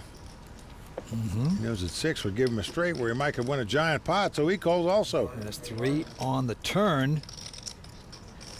3. Well, Dan is now going to lead out and bet the 2 aces, 300,000. Yeah, protect the aces. Gary has to go bye-bye. Now Eddie has a big draw here. Straight draw and a flush draw. Just calls. Does not raise here. Content to see the river card. Hope to get lucky. Can Eddie do it? And he does as a 5 hits. That is so much better than a spade because it's a camouflaged straight card. Now Dan with the aces wisely checks. And here it comes. It is a big bet, over 900,000, nearly a pot-sized bet. And if you're sitting in Dan Smith's seat, it looks like a bluff-sized bet. You know, guys make a smaller bet when they have value hands they want to get paid off on. Obviously, we can see Eddie has the best hand possible. He wants to get paid off, but he's made a bluff-sized bet. I don't think you can lay this down. It's going to be tough for Dan. You see his concern. I call. Yeah, he's going to make this call. Well, Dan has made the call. He guessed right about the spades, didn't realize the 5 hit him in the gut to make him a straight as well.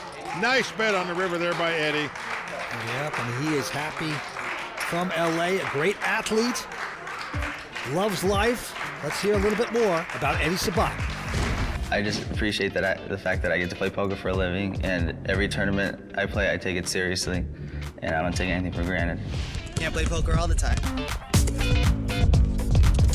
It's important to have hobbies outside of poker, and basketball and shooting is one of mine, and I love it when I get the chance.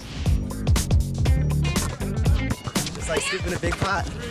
I think maybe because I'm happy and go-lucky type of guy, like people may underestimate me and think I don't have that killer instinct inside me, but I do. Please tell me you got that. Like a pretty good shooter there, Vince. Can you take him one-on-one? That's what I want to know. That was from way outside. I know you're a hoopster.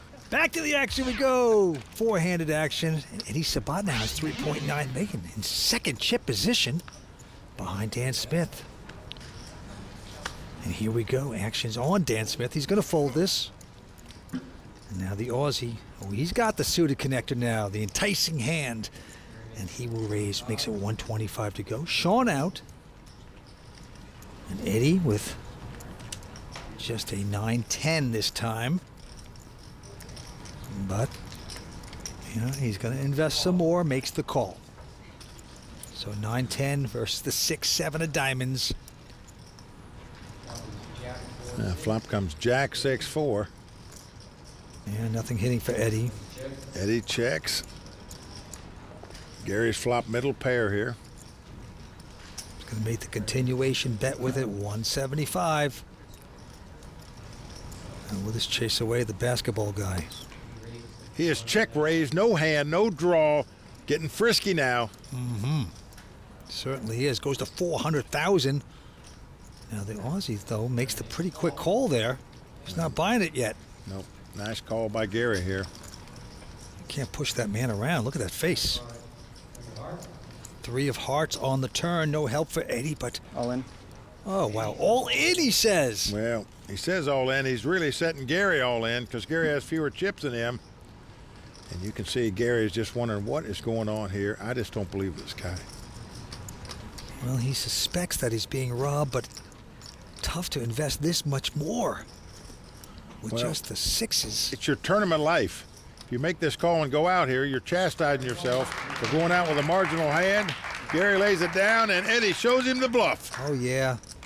The Australian grabbing the collar, trying to breathe. Beautifully done by the smiling Eddie Sabat. Welcome back to Las Vegas, where 4 players are battling it out to be this season's 5-diamond World Poker Classic champion. Let's send it back to Mike Sexton and Vince Van Patten for the chip counts and the call of the game. Well, there you see the chip counts of everybody. Dan Smith still out in front with 4.7, but that lead is shrinking. Eddie Sabat in second place with nearly 4.2 million now. That is right, 4-handed action at the 5-diamond World Poker Classic. We continue action on Eddie Sabat. From Los Angeles, the 27-year-old is going to go out, and now Dan Smith looks at an awful-looking 8 deuce. Won't mess around with that. On to the Aussie, Gary Benson, who has a 9-7 of diamonds. He's going to play it. Doesn't matter if he raises or calls. He just called. Sean Suller now with a 6-5. Sean happy to get a free flop here. So a couple junk hands, 9-7, and look at this flop. Queen 9-7, 2 pair for Gary Benson. Well, it goes check, check. Now the board pairs queens. Gary is checking again. Yeah, Sean with the inside straight draw. Now Sean is going to bet 150. Gary calling. No way Gary's putting him on a queen here. Down to the river we go. And the river card is a jack of clubs. So now Gary, not that thrilled about his 9s and 7s. Checks again. Yeah, he's not that worried about a flush. Would have thought his opponent would have bet a flush draw on the flop, but now a possible straight out there as well. Sean is going to take advantage of the situation and try to put pressure with nothing. 375. Good call. A snap call by Gary, and a correct decision to do so. His queens and 9s are going to take down this pot. Very impressive. Well, Gary Benson's made a lot of right decisions here at this table so far. And he plays fast too, Mike. You love that. He's old school, Vince. This is the slot machine that Gary won 1.3 million. This is the mother of all slot machines, Mike. Why weren't we out there playing it? I don't know. I think that's $5 per roll. Anyway, back to the table. Dan Smith now. Still our chip leader. Quick fold. Gary has picked up the aces. Just a reminder of that great slot machine. He hit the slot machine in the casino. Now he's hit it right here. 2 aces. He's raised to 155. But behind him, the Hawaiian Sean has an ace-8. Little does he know how far behind he is. He's called it. Eddie getting out of their way. So, huge hand and opportunity for the man that's on the short stack at this moment, Gary Benson, the Aussie. And here's the flop. When it's come 8-7-3 with 2 hearts. Sean has flopped top pair, top kicker. This could spell trouble. Oh, yeah, sure can. He's coming out with a bet of 250. All in. And Gary's going to go all in right now. Well, because of the straight and flush possibilities, he's just shipping it all right here. Now, you got to think about this. Sean is saying, Would this guy go all in on a 4 flush? Probably not. Well, even if he had a flush draw with 2 overcards, he wouldn't be an underdog to this hand. Call. He's going to make the call. Call. Hard to get away from. He's in deep trouble right now. Gary Benson, the Aussie, with aces out in front. Well, you just have to wonder, would Gary Benson have moved all in with no hand and no draw? Very unlikely. Well, he's loving this right now. Now Sean, the Hawaiian, very spiritual, needs to say a prayer and catch lucky, but not there. Queen of clubs. Sean Seller must catch a snowman. Otherwise, a lot of his chips are going to melt away here. The Aussie with 1 card to double up. Here we go. Oof. Well, the crowd moans as the 10 comes off. So Gary Benson finally picks up a big hand and gets rewarded for it. He certainly does, with the weapons of mass destruction. That's how you do it. He's coming back, so are we, here on the World Poker Tour. Stay with us. Until I win the cheat. At Club WPT, I get to play as much poker as I like and to win a share of $100,000 in cash and prizes every month, including WPT tournament entries. ClubWPT.com. Never lose a dime playing poker, guaranteed. We are back here on the World Poker Tour at Bellagio in Las Vegas. 4-handed poker, and what an exciting hand we just saw. The Australian Gary doubling up right there. And that's why it's the monster hand of the day. Well, he did, Vince. He picked up 2 aces. All in. Call. Got max value for them as he doubled up. He is back in this thing. That's right, and now Sean Seller is going to be on the short stack. He's from Hawaii. And you might say Seller is a little sullen right now. Oh, we certainly could say that. Let's go back down to the felt and see what happens next. Well, action is on, Sean. All in. Looks down at ace-9. He's got 11 big blinds. He ships it. Yep, all in. By the way, the blinds have gone up to 40 and 80. I need something better than that. Eddie, Dan, and Gary out. And he takes down the pot. Yep, I think he's on tilt time. Let's do this 10, 20 times. There you go. He needs to get back in there. After the last catastrophe for him, things are turning around. Action on Eddie from Los Angeles. He's got king 5 of clubs. 180. He's going to make a move to 180,000. Dan going out. Over to Gary. Gary's got those little suited connectors you like to see flops with, but do you want to call 180,000? Yep, they're enticing, but nope. Gary resists. And now Sean with a jack 4. All in. Now he says all in. Look at this. Wow, bold bet here by Sean. He's getting brave, but it's going to work, Mike. Yeah, it's going to work. Only because Eddie didn't have much, but still a bold play by Sean Solar there. That was his tournament life, folks. But as my old drill sergeant said, you can only slide so far in barbed wire with those kind of hands. I'm so happy to hear that line from you again. All in. Again! We're hearing those 2 words, all in. Eddie's out. Oh, I sweated that real poorly. You want to count at least? No. And Dan folds. Wow, the crowd goes wild. Sean Seller all in again, and again. Ace queen, right? Ace queen. This Hawaiian contingent. AK. Loving this. Well, that time he had a hand. And as the saying in poker goes, your hands actually should be stronger the more number of times that you move in, because everybody's not going to believe you and start calling you soon. So. All in. He's going all in again with an ace-9 of diamonds, but he's being called this time because Eddie Sabat's got a pair of queens. Fold. Well, Dan goes out. So there it is, 2 queens for Eddie. Ace high for Sean. Sean must win this pot to stay alive, or we'll be down to 3 players. Everybody on their feet here at Bellagio. Well, this would be some comeback by the Hawaiian. All he has to do is strike at ace right now. Let's see if it can happen. Well, king 4 deuce on the flop with 1 diamond. No, the queen of clubs only. Sean needs to catch an ace, 2 runners to make a straight, 2 runners to make a flush. Needs some help. Queens out in front. Eddie's group sweating him. Well, that diamond comes up. Everybody moans. Sean Suller needs an ace or any diamond to win this pot. Can he pull this off? Down to the river in Vegas we go. Diamond or an ace. Let's take a look. The 7 of hearts. Well, Sean Suller made a good effort of it, Vince. He moved all in many times there down the stretch to try to get hold of some chips. Finally got called by Eddie, who had the 2 queens against the ace-9. They hold up Sean Suller from Honolulu, Hawaii, our 4th place finisher. Yeah, big effort by him. Fun to watch. He'll take home $303,000 tonight for Bellagio, and he's going over to talk to Matt Savage. Sean, you came into this final table with a ton of confidence. Where does that come from?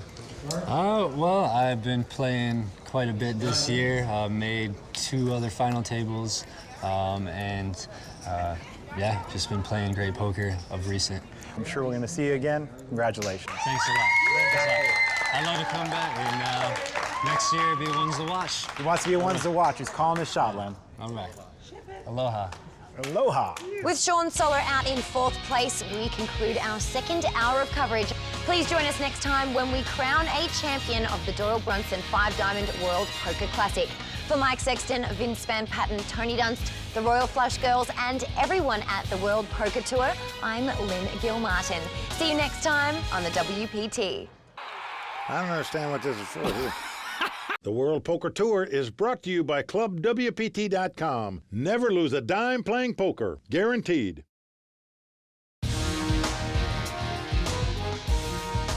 Bellagio has long been the home of fantastic finishes on the World Poker Tour, and by the look of it, we have another one in store tonight on the WPT.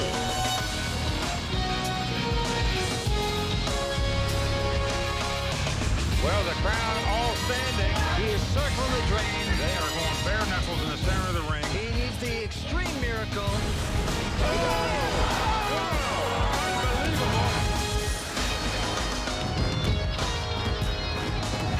Hi everyone, welcome back to Bellagio and our coverage of the WPT Doyle Brunson 5-Diamond World Poker Classic. I'm Lynn Gilmartin. Throughout the years, winning this title has become a crowning achievement in many players' careers. Ever since the great Gus Hansen won his first WPT at this event back in Season 1, the list of past champions has become a virtual who's who of the poker world. And tonight, we are down to 3 players looking to join that elite club. For more analysis on how the action may play out, I'll turn to my esteemed colleagues Mike Sexton and Vince Van Patten. Guys, we've got a 3-man race and everyone is close in chips. So who's got the advantage at this point? Well, then Eddie Sabat is our current chip leader, but I still like the guy sitting in 2nd chip position, Dan Smith. He's been there and he's done it more than these other guys in big-time tournaments. If Dan wins tonight, this will be the 3rd time that he's cashed for over $1 million in a poker tournament. Not many guys in the world have done that, and no one's done it at 24 like Dan. I think he can close better than these guys, so I'm still picking Dan. And Vince, the money jumps are getting pretty big. Do you think the pressure will get to these players? Well, Lynn, actually, I don't think they're thinking about the money. I mean, these guys are going after a major title on the World Poker Tour. That's what they want. They want the championship. They want their name inscribed on the Champions Cup. But if they go for about a year and a half into a drought, they may think back and go, wait a second, why didn't I just hang on for a second? That was crazy playing, but we'll see. They're going after a big title. Who will win it? I don't know. Well, I'm sure we're in for a wild ride with huge money on the line tonight. So let's check the chip count and get back to the action. Eddie Sabat on top now with 4.8 million. Dan Smith for 4.6 million, and the Australian Gary Benson with 4.2 million. Oh yeah, first prize $1,161,000, and the antes are 10, blinds are 40 and 80. Let's get started. Gary Benson from Australia with a Jack 6 of clubs, Mike.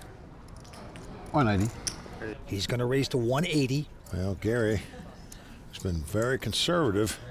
When we started this final table and all throughout this tournament, plays pretty tight poker. Loosening up his game here, raising with the Jack 6. Eddie goes out, and now Dan Smith with a Jack 7 makes this call, but the flop is a 10-9-5. It gives Dan a gut shot straight draw, but he checks. And Gary hit none of that, but he's going to make a continuation bet of 240. Gary Benson, the first player to be inducted into the Australian Poker Hall of Fame. He was also the first Australian to win a World Series of Poker bracelet. Dan Smith, he's going to make this call. We'll go into the turn, and it's a 9 of clubs that pairs the board. No help to either player. Again, Dan checks. Now, the Aussies' perception of the table is a very, very tight player. So when he makes moves, whether he has it or not, he gains respect. There, he's going to bet again. He's opening up his game right now. 475, Mike. Well, look at Dan stare this guy down. And Dan lays it down, but what a play by Gary Benson. As you said, Vince, he has opened up his game short-handed here, making some moves. You know, he not only makes moves in poker, I hear he's a pretty good chess player as well. I started playing chess at a pretty young age. My father read a book to me when I was about 6 years old, and I started playing basically a lot of correspondence chess, and that's where I won my international title and became an Australian champion, I think, in 2003. I think being good in chess has helped me in my poker game. It's taught me to be logical and analytical and just think situations through, being able to try and get into the head of your opponent and trying to be one step ahead just to be better than the next guy. Well, he's better than a lot of guys at chess. Also at poker, we started this tournament with 449 players, down to our final 3, and Gary Benson out in front right now with the chip lead, 5.7 million. And don't forget, he came back about 6 months ago at Bellagio. He was playing slot machines, and he won a slot machine for 1.3 million. How do you like that? Yeah, he thought it was going to hit, played it 6 days in a row, and there it came right in for him. All right, back to these 3. Eddie Sabat has picked up a pair of 9s. He'll raise, makes it 160 to go. Dan out. And now Gary Benson, who is in the big blind already.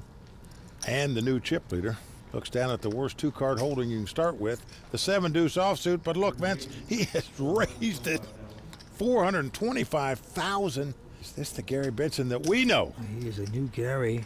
He's getting the call, of course, by Eddie, because Eddie's got a real hand, pair of 9s. So here we go.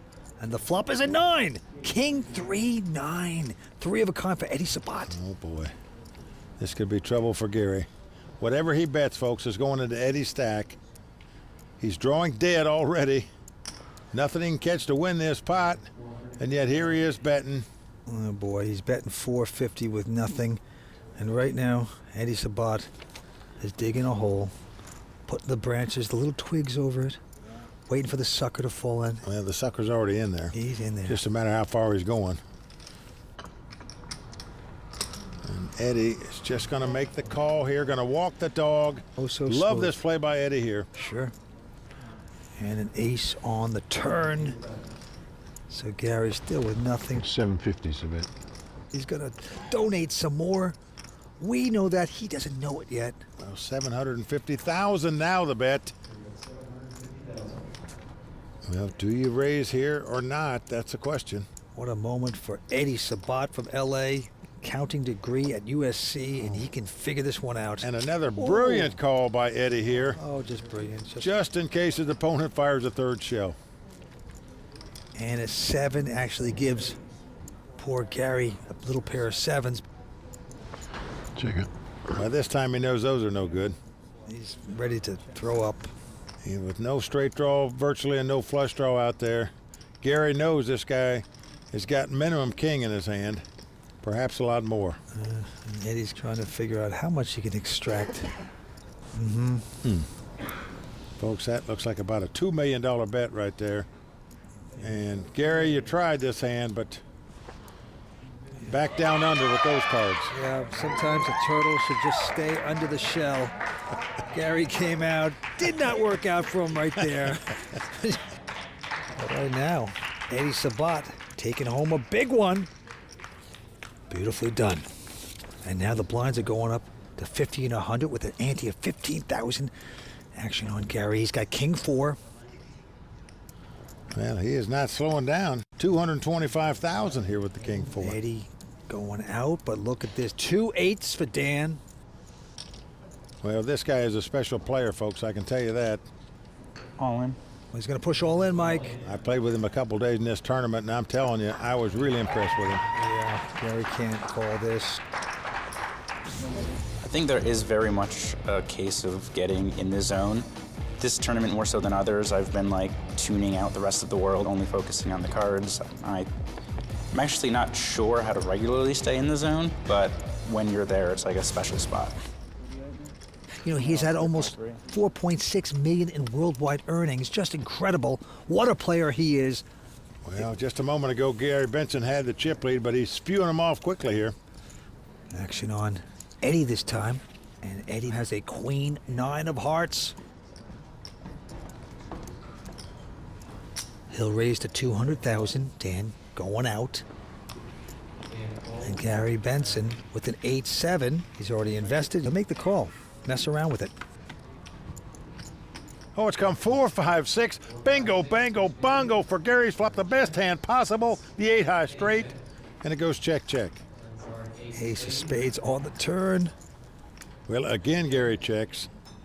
Hoping this guy's got an ace in his hand and will fire. Well, he's going to fire. He's firing with nothing. 250,000. Raise. And here goes Gary with the raise. Yep, he makes it 600 total.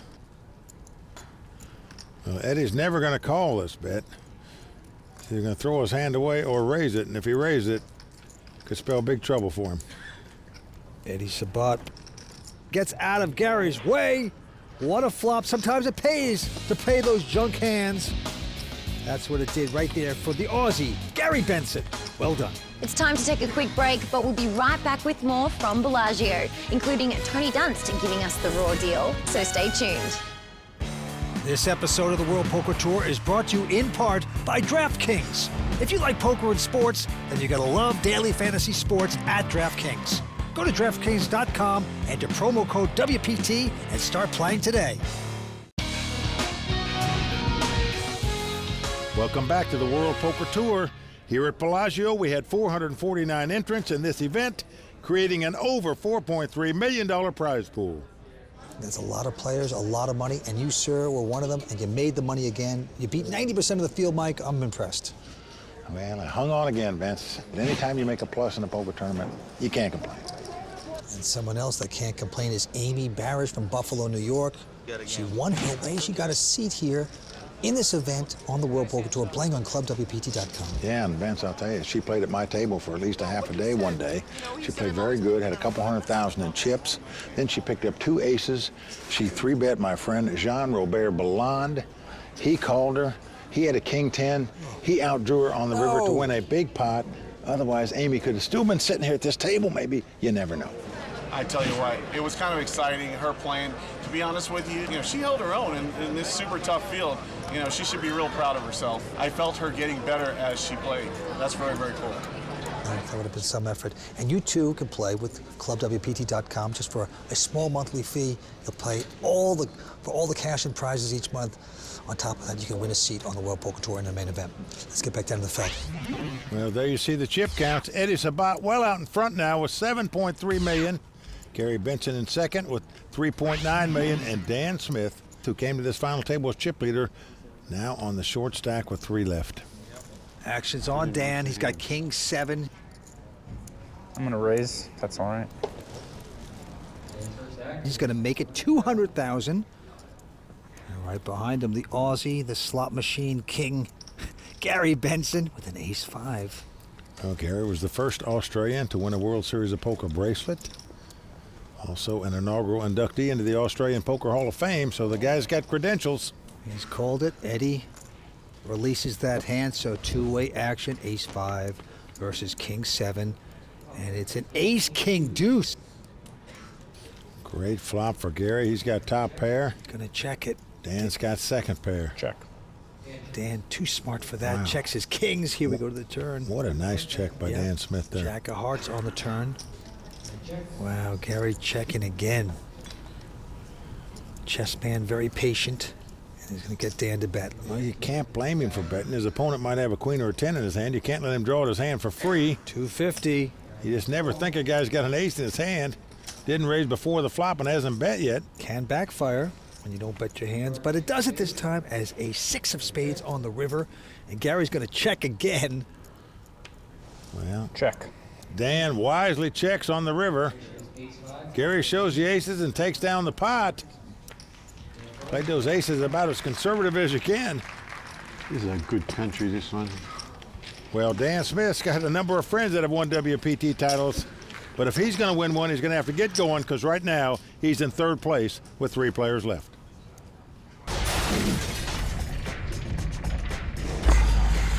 People often ask me what the deal is with the elbows. They're nubs. It's a new version of the high five. I invented these with Mike Watson, and it seems to caught on, and a lot of my friends now after wins, most notably Scott Seaver, when he won the WP Championship, had that picture with throwing his nubs up. That got in the local paper, which was pretty cool. Hopefully tonight I'll be throwing my nubs up. Events, they're doing a little nubbing, those champions, these young guys are. Only nubbing I know about is a short stack. All right. Right now, Gary Benson first to play. Cool. And he is calling with King 4, and right behind him, Eddie Sabat with a pair of 8s. And he's the chip leader. And he's going to raise it with the 8s, 450 to go. Mr. Nub himself has an ace-10 this time. It was called on the button. Raised out of the small blind. Dan has a short stack. What to do here? All in. Well, there's your answer. Yeah. Just ship it. I'm all out. Well, as he goes away. Well, Eddie says count it.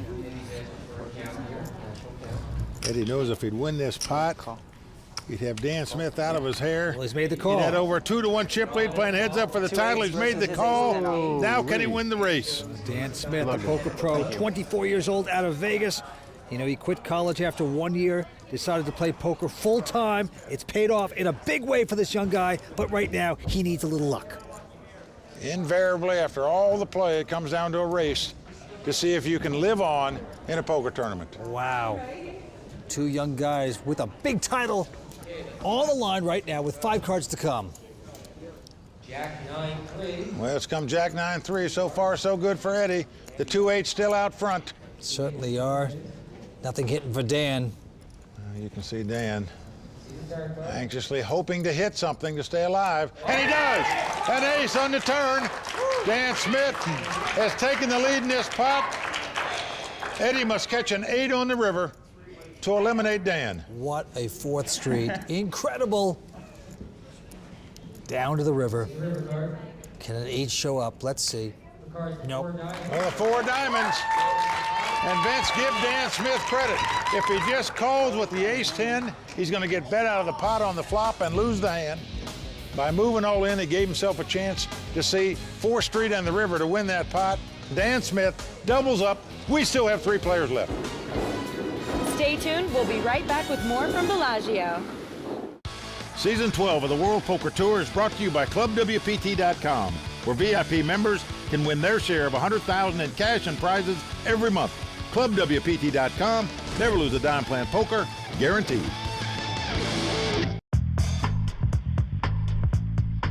Welcome back to Bellagio and the World Poker Tour, where 3 players remain. And just before the break, we saw Dan Smith and Eddie Sabat go head-to-head in the monster hand of the day. Dan Smith saw his tournament life slipping away, and it was all on the line when he was in a coin flip situation against Eddie Sabat.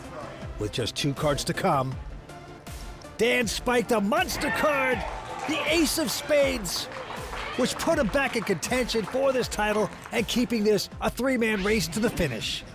Well, they're the 3 players we have left. Eddie Sabat out in front, 5.3 million. Gary Benson from Australia, second with 4.3. Dan Smith, 3.9. The title up for grabs right now. Action on Eddie Sabat. He's got ace-10. I said, you know that Eddie has a superstition that once a tournament starts, if he's doing well, wears the same pants every day. Okay.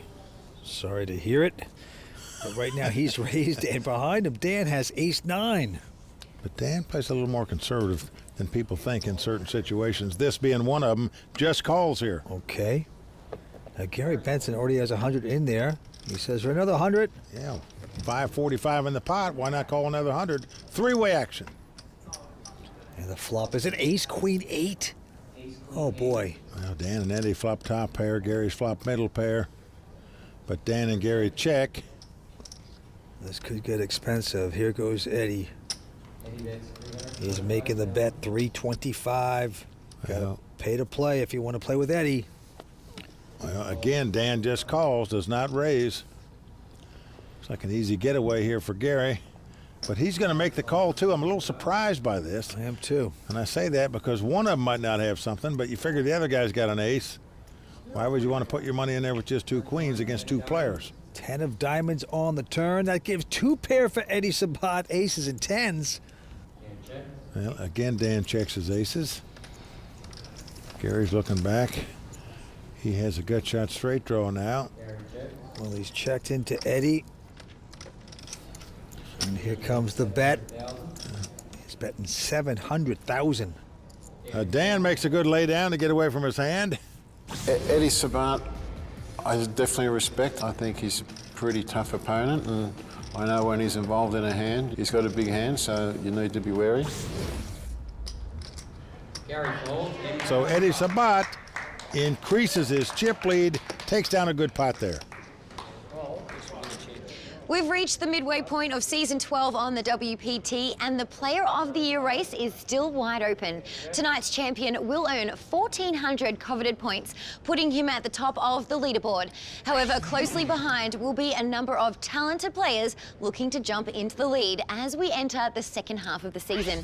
We'll continue to keep you posted on the Player of the Year standings as the race kicks into high gear. But now, let's get back to the action with Mike and Vince.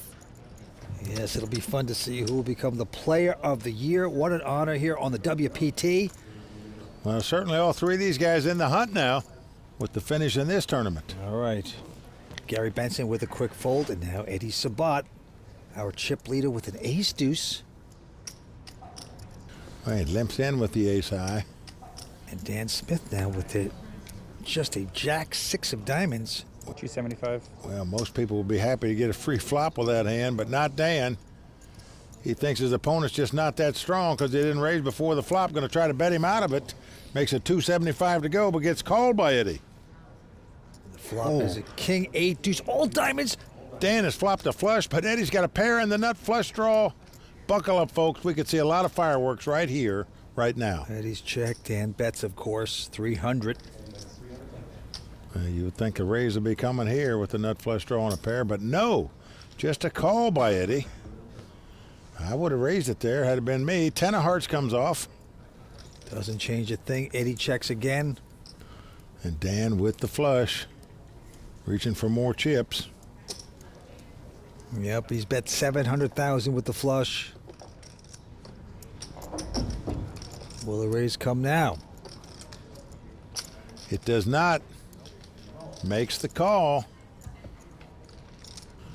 And a deuce comes off. This gives Eddie three deuces and could spell big, big trouble for him.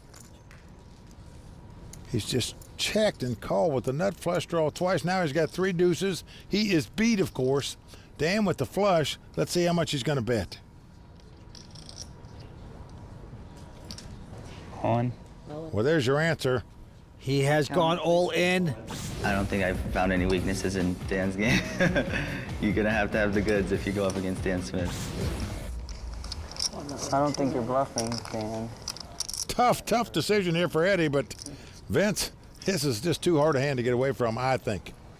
Now, if Eddie does call, though, he will lose, and Dan will become the new chip leader again.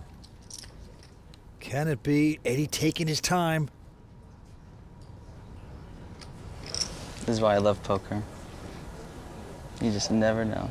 Well, the one advantage to land it down is you still have the big chip lead with three left, but if you make the call and win the pot, you got a huge chip lead with two left. And the toughest guy at the table out. Okay, Dan, I call. Eddie's gonna make the call, and it's a mistake. Oh, he flopped it. Nice, Dan. Dan turns it over to the pain and loathing of Eddie Sabat. Oh, that's gotta hurt.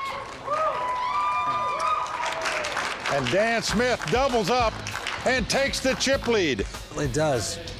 He was in the bottom of the barrel, but daring Dan back out in front with a huge pot. Stay tuned. We're coming back with more action here on the World Poker Tour. Welcome back to the World Poker Tour's coverage of the Doyle Brunson 5-Diamond World Poker Classic. Right now, it's time to take a closer look at tonight's play. So let's check in with Tony Dunst as he breaks it all down in this edition of The Raw Deal.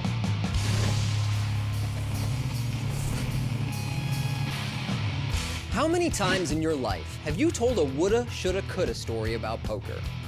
You know that kind of story. When you found yourself in an enormous pot deep in a tournament and you just should have known. Why? Most players have plenty of those stories, and I think it's a very natural reaction to the illusion of control poker instills in us. But was there really something different we could have done? Or can you chalk those spots up to that's poker? Let's break it down. Young professional Eddie Sabat has played well through this final table thus far, and he's been intentionally keeping the pot small when out of position against Dan Smith. This is a common and practical tactic among pros who respect each other. So it was no surprise to see Eddie opt for a limp call with his ace-deuce in the small blind against Dan in the big blind. The flop comes king, 8-deuce, all diamonds, which gives Eddie bottom pair and the nut flush draw, but gives Dan a flopped flush.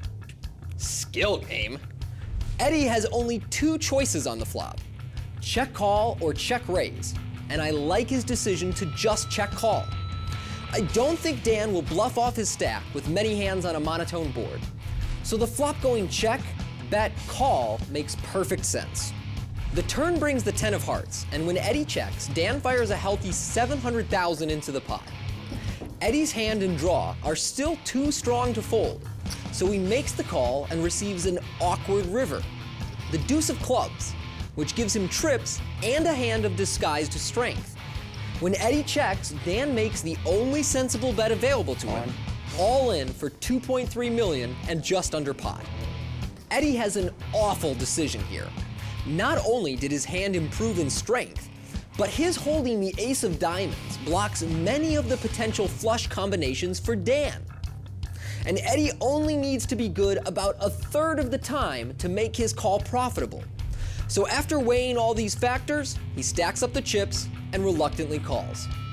When Eddie sees Dan's flush, he feels the disappointment of knowing what's been lost. Not only a huge pot and the chip lead, but control over the final table. And as he watches Dan stack the chips that were once his, he'll inevitably wonder, was there anything different I could have done?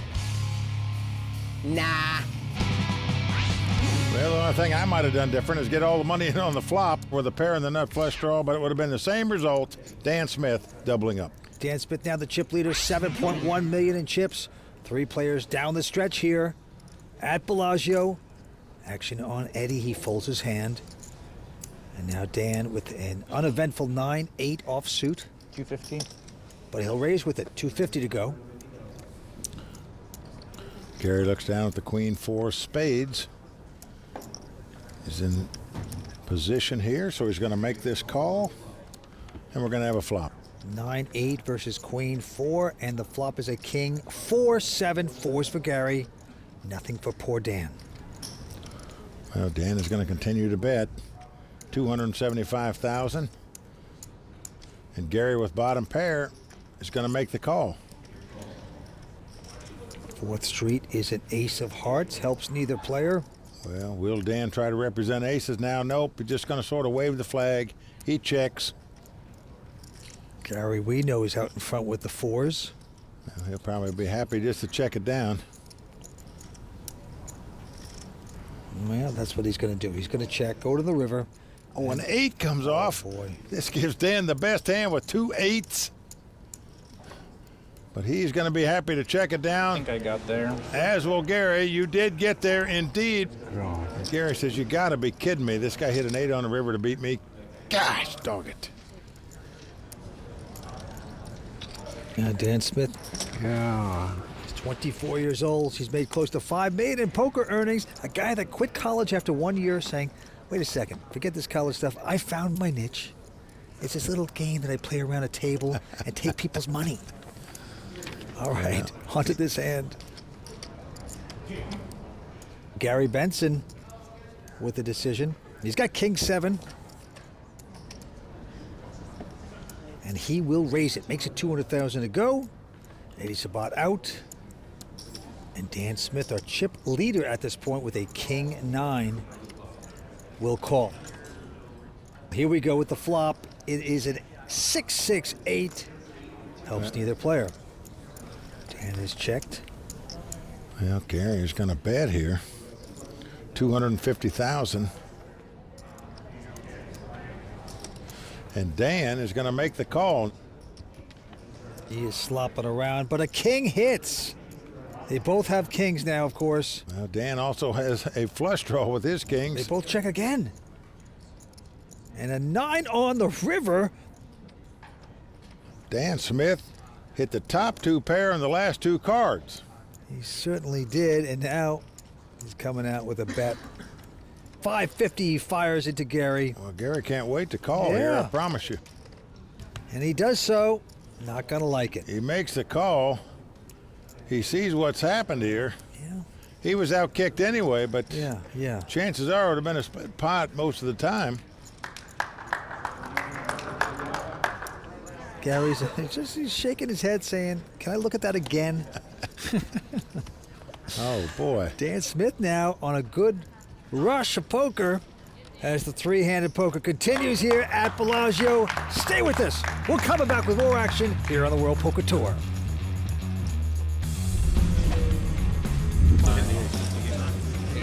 Sorry, Mike. Good luck. You know he's all good. Just aces, huh? That's all? All right, guys. Well, that's going to do it for the Season 10 WPT Player of the Year, Joe Sarah. Welcome back to Bellagio and the World Poker Tour. Well, while poker's spread all over the world and it's a global game, like the center and the heart of poker has been Las Vegas since the 70s, and that still holds true. Bellagio, where Bobby's room is the pinnacle. That's where people still dream of getting to and playing in. So having a tournament here is the mecca, if you will. Again, like I said, poker's everywhere now, but this is still the mecca. That's the great Daniel Negreanu giving his opinion of this amazing event here. Well, he's the former champion of this event, along with some other great players: Gus Hansen, Antonio Esfandiari, Joe Hashem, Chino Ream, Eugene Ketchelov. We've had some great ones win this tournament. One of these 3 guys looking to get on that list. All right, Mike. The Andes have gone up to 20,000. Blind 60, 120. Quick fold by Gary Benson. And now Eddie Sabat 120 with an ace-6, just calling. Interesting. He just seems to play so conservative when he's in a hand against Dan. I think you have to raise here with ace-high. Dan also content to see the flop, and the flop is a queen 9-5. That's 9s for Dan Smith. Eddie is checked. How is Dan Smith running right now? My golly. And Dan is going to bet the 2 9s. Yeah, 150,000. Eddie's calling, though. Well, he calls with just the ace-high. Going to the turn 7 of clubs. And Eddie checks. Dan's going to check behind him this time to the river card. 4 of diamonds. Dan out in front. Eddie's checking. I'm sure Dan feels the 2 9s are the best hand by now. He's going to make a little value bet of 275,000 here. And Eddie with just the ace-high. He's got to hope Dan's got something like King Jack or Jack 10 here. Busted the straight draw. And he's going to look him up with ace-high, but it's not going to be any good as Dan shows him a 2 9s and takes down the pot. And you just wonder, had Eddie raised pre-flop, would Dan have even seen a flop? I don't know. Sometimes you try to disguise your ace-high. You play it tricky. It backfires. Happened there. Well, Dan Smith now has over 10 million in chips. His opponents both have less than 2 million. Eddie Sabat from Los Angeles. This time Eddie's got ace-9. He's going all in with it. Well, I don't blame him here. And Dan behind him has a pretty solid king-queen of spades. Call. Yes, he's called. Well, he can well afford to make this call. Certainly does. There's Eddie's girlfriend Melissa in the audience sweating her man. Gary gets out of their way. So they turn up the cards. Well, Eddie has the best hand. Almost a 3-2 favorite to double up here and stay alive. Melissa likes it. Yeah. Look at that. Fun freaking game. What a moment for these two young guys. Well, he knows how good Dan is running right now, and he's saying to himself, come on, let my hand hold up just once here. Two highly respected young poker players going after a title. It's coming down to this. A king hits on the flop. King Jack 6. Dan takes the lead. Melissa hates it. Well, Dan's playing well, running well. You're just not going to beat that combination. Turn card. It's a 3 of clubs. No help for Eddie. Well, he stands up, knows he has to catch an ace on the river, or he's out of here in third place. Yeah, counting major from USC. Can figure the numbers. Can he figure out hitting an ace here on the river? That's what he needs, Mike. You're pulling that one time in. Dan praying that he doesn't. Let's take a look. It's a 10 of spades. Tough luck for Eddie Sabat. Got his money in with the best hand, but it just shows you when a guy's on a roll like Dan Smith, you outdraw your opponents too. Eddie Sabat is going to go home, Vince, and say, I had it. The guy, I had 2-8 versus an ace-10, 3 blanks on the flop. He caught an ace to double up right. I had the big lead. Absolutely brutal, Mike. Eddie Sabat out in third place, 436,000 richer. A great effort, a fine poker player. But he's gone. He's talking to Matt Savage. Eddie said it was a dream of yours to make a WPT final table and take the title. How hard is it to come so close, have the chip lead, and then not take it down? It was my dream, and even third place still feels kind of good. I'm not gonna lie, it still feels good. But and there's always, I'm pretty sure if I check the schedule, there's more WPT events. So. Definitely more WPT events coming right around the corner, LAPC right around the corner as well. I'm sure we'll see you in your hometown of LA. Yes, but the good news is at least you get to go home and change your pants. Isn't that right, Melissa? Yes. Thankfully. I need to be retired. All right, they're coming back. All right, back to you, Lynn. I might not watch it still. We are close to crowning the Season 12 Doyle Brunson 5-Diamond World Poker Classic Champion. Will it be Dan Smith or Gary Benson who takes down the title? Find out when we return on the WPT. Club WPT is the only place where you can play as much poker as you'd like to win a share of $100,000 in cash and prizes every month without the downside risk. ClubWPT.com, never lose a dime playing poker, guaranteed.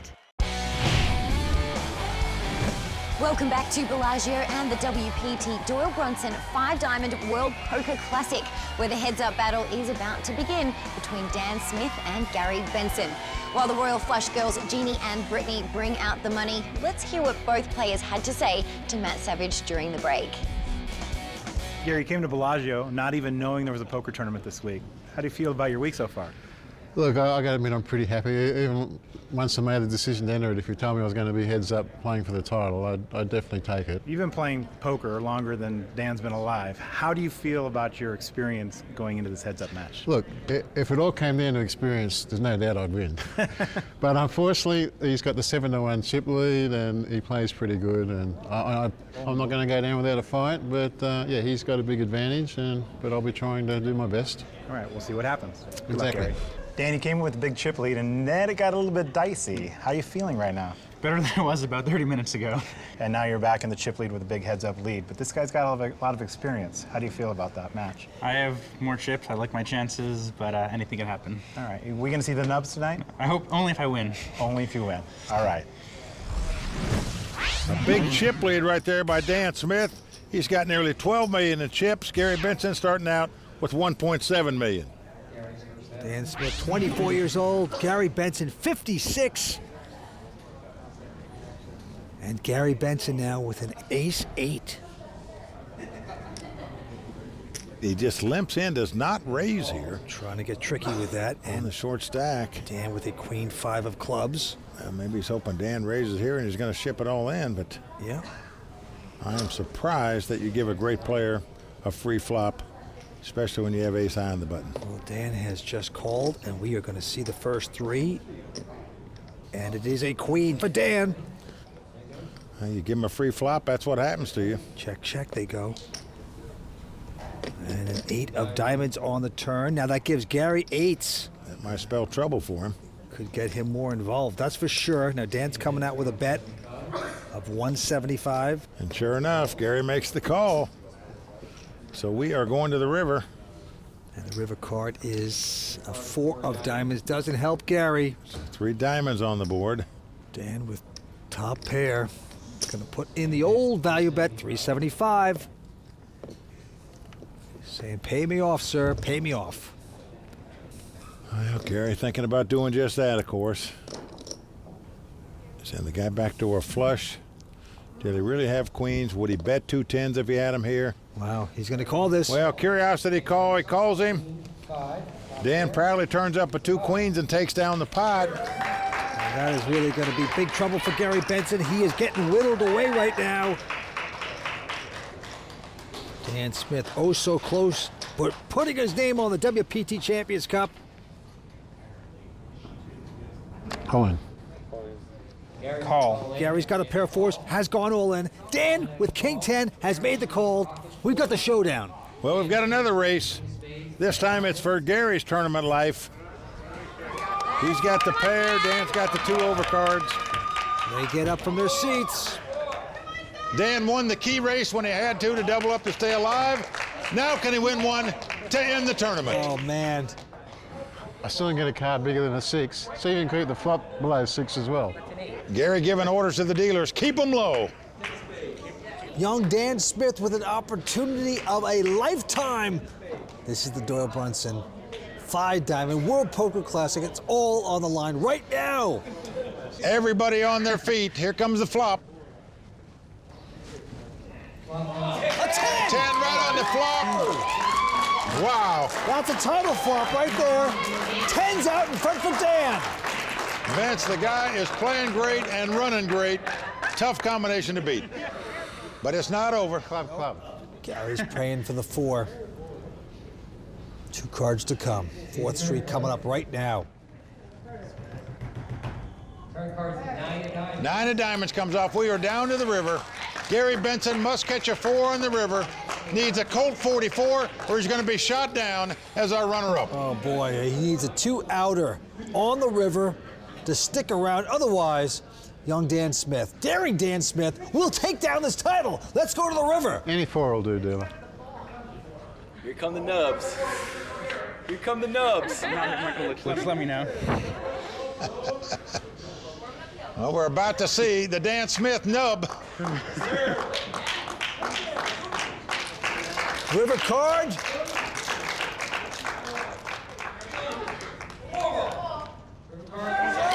the 7. There you go. Dan Smith has done it. He has captured his first WPT title. Incredible comeback by Dan Smith. He has done it. He's our champion right now. Gary, you've come a long way and you had a great week. Was it worth the trip? Oh, definitely worth the trip, Matt, yeah. Well, I got to tell you, you are a legend of the game, but I think you lost to a pretty formidable opponent tonight. Yeah, look, Dan played very well. He's a worthy champion, and congratulations to him.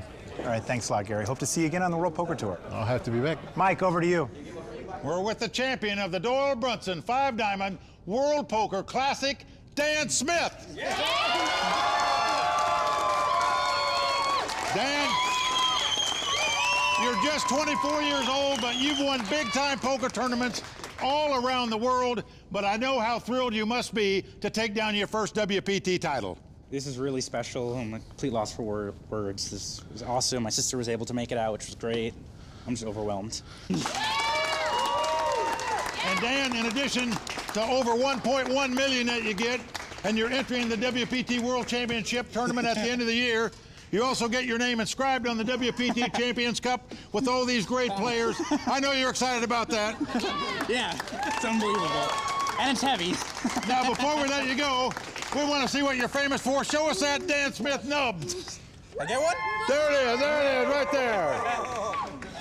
Congratulations one more time to Dan Smith, our champion. Lynn, back to you. So there you have it. Dan Smith is the Season 12 WPT Doyle Brunson 5 Diamond World Poker Classic champion. For Mike Sexton, Vince Van Patten, Tony Dunst, the Royal Flush Girls, and everyone at the World Poker Tour, I'm Lynn Gilmartin. See you next time on the WPT. I don't understand what this is for. The World Poker Tour is brought to you by ClubWPT.com. Never lose a dime playing poker. Guaranteed.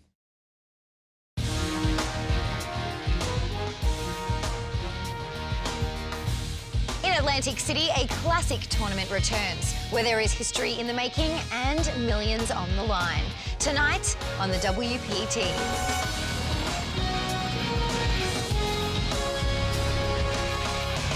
Well, the crowd all standing. He is circling the drain. They are going bare knuckles in the center of the ring. He needs the extreme miracle.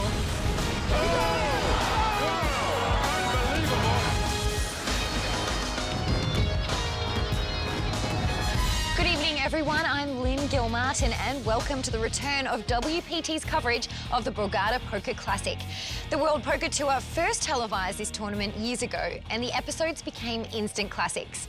Great champions graced the screen, including Michael the Grinder Mizraki, Johnny World Hennigan, and Gavin Griffin, the first player to win the elusive Triple Crown of Poker. Well, this season we're back, and a huge field showed up to compete for this title in what will undoubtedly become another classic here on the WPT. Our second visit to Atlantic City in Season 12 brought out a ton of familiar faces for Day 1A. And the field included one player who was not as familiar as he may have hoped, last season's champion of this event, Andy Huang. I wish it had been on TV. I felt like it was a pretty good final table, put on a pretty good performance. Would have been good for TV. It was definitely exciting. Obviously, biggest win of my life. To make it to the televised final table this year, Andy would have to make it through what was shaping up to be another huge field at Borgata. Around the room, WPT Champions Club members in the mix were rocking out with Monster headphones, courtesy of our Monster friends. My Monster headphones, being part of the Champions Club, you get benefits if you win these things, not just a lot of money, perks. Players took a break in the action to pay tribute to a beloved Borgata regular who had recently passed away, little man Mike Sika. Everybody remember Mike Sika? Poker pros lined up to say a few words, including WPT champ Will Fiala. He's one of the backbones of this poker room, with a few couple of dignitaries that are in this building that I'll always look up to and I'll always admire, and he's my friend. He'll be dearly missed forever and ever. As the day progressed, 422 entrants took their shot at becoming the next member of the Champions Club. And one player began to separate himself from the pack, Miami native Lazaro Hernandez. WPT loyalist / amateur reporter Alan Kessler broke the news. It's not lost a hand in about a year. Near the end of the day, recent 5-diamond finalist Eddie Sabat was put all in by ones to watch Aaron Messi. Facing elimination, Eddie contemplated a tough call. This could be a pretty sick call. Eddie eventually called and mucked his hand when Aaron turned over a flopped flush. Eddie hit the bricks, but would have the option of re-entering on Day 1B. Back for tomorrow. We'll try again. Keeping with their new tradition, Borgata gave the two top finishers a nice bonus for their play. Second place went to Florida poker pro John Raciner, with fellow Floridian Lazaro Hernandez taking home $5,000 for first place. 207 players total would return for action on Day 2. Day 1B saw a new crop of players take their seats, as well as some returning players who had busted out on Day 1A, including one very well-rested player, ones to watch Danny Sued. I slept 13 hours, dude. It was awesome. I busted out last night, went to bed at 9, I woke up right now. Looking like he just stepped off the ice, Mike Sexton arrived in a custom Devils jersey, ready to take a shot against this huge field. Mike wasn't the only character in the field, as Borgata always brings out colourful personalities of the tables. See, now you need the wide lens for me because I got Vatican. I'm on tilt, and I'm not going to be top 10 in chips. So I'm about to get these all in before 20 minutes is up so I can get a fresh start. This is one of the best tables I've been at. You guys are very, very tight. The only player that wants to play is the guy over here. He can't wait to crack my ass. Tour regular Dan O'Brien can usually sniff out a bluff, but was having trouble reading one of his opponents, actor James Woods. It's so hard because you're a professional actor. It's not like most people are really bad at acting at the poker table, but you, in theory, should be very good. 806 entrants bought into the event on day 1B, creating a record-sized field with a combined 1,229 entrants. This is the second largest tournament in WPT history.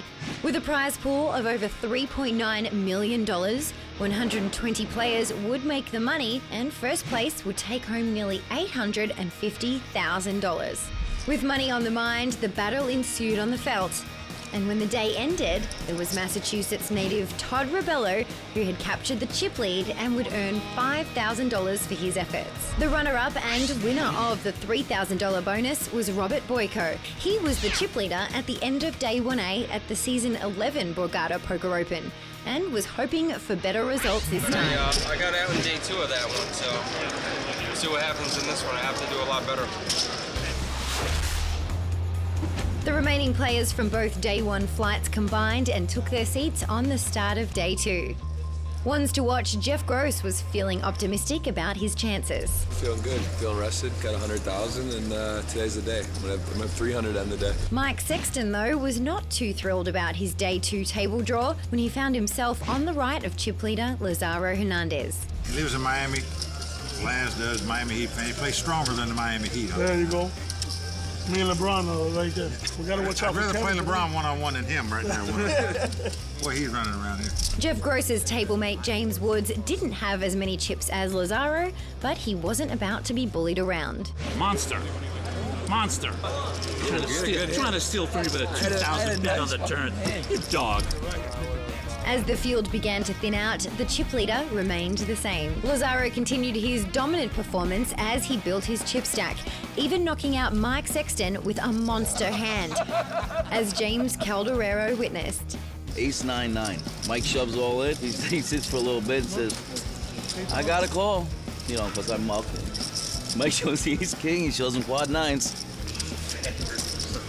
He's hit every hand he's played. Every hand he's played.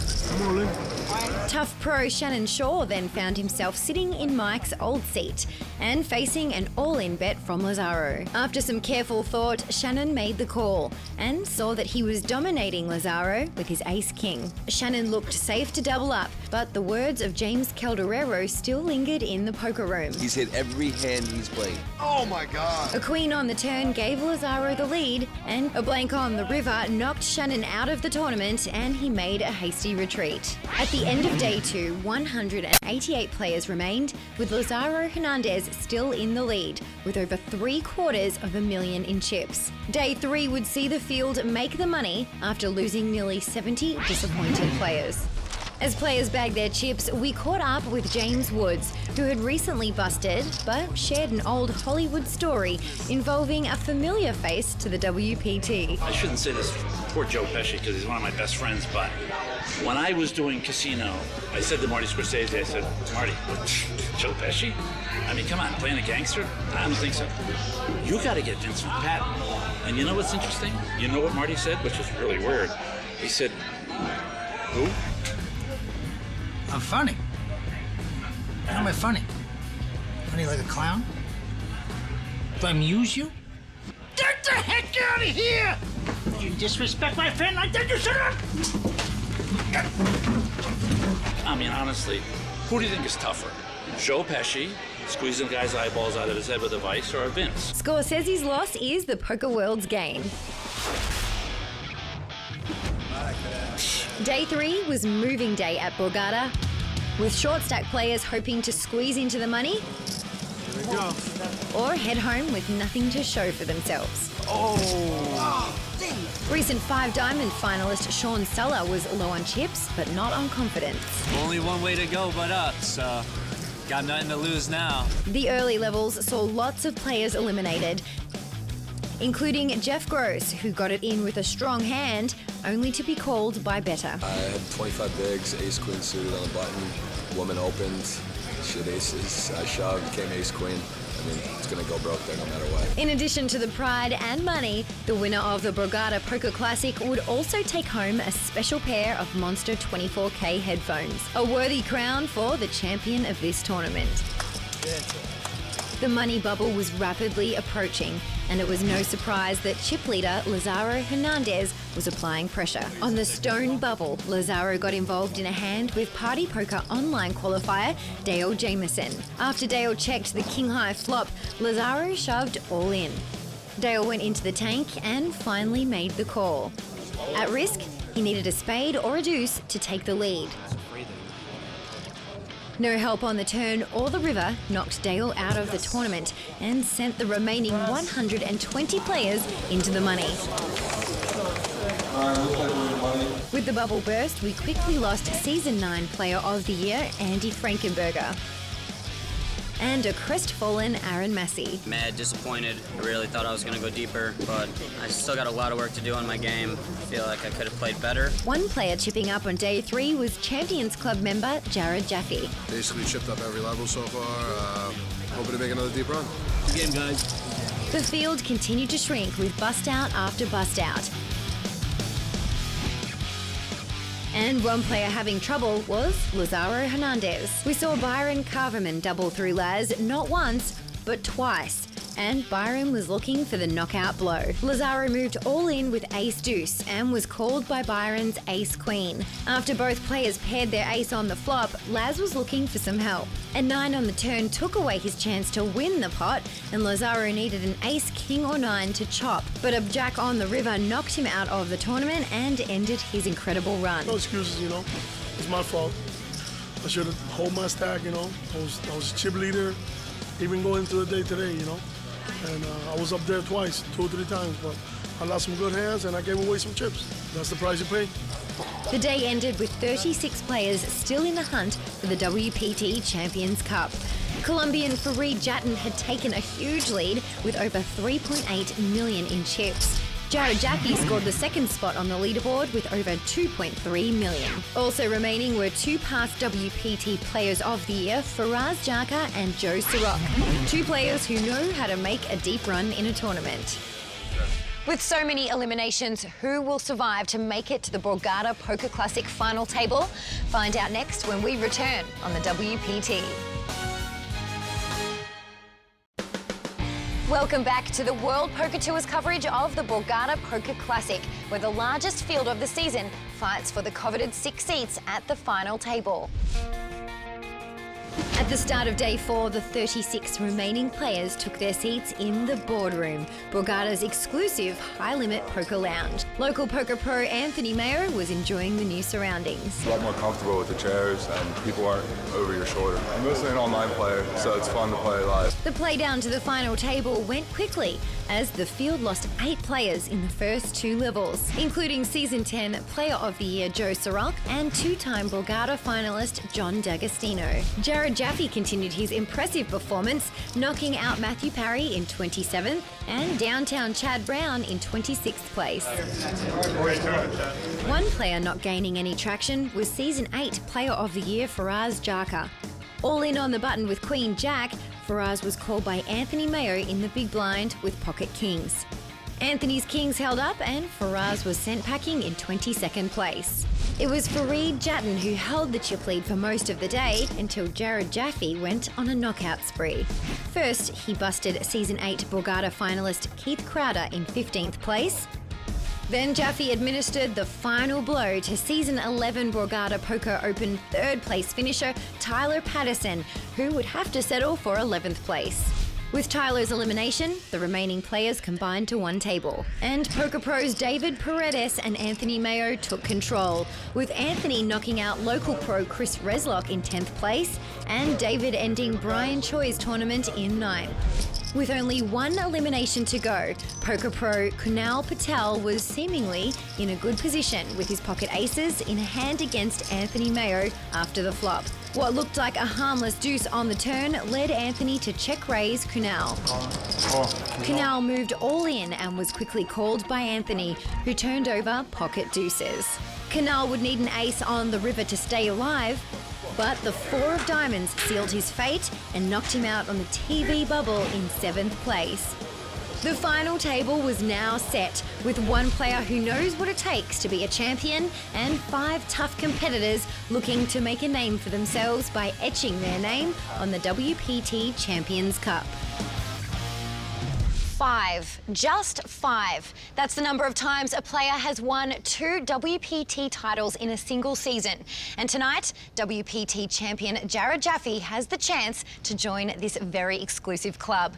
For analysis on this final table, we turn to our resident poker experts, Mike Sexton and Vince Van Patten. Now, Mike, do you think there is added pressure on Jared to follow up with another strong showing? Well, I don't think there's added pressure on him, Lynn.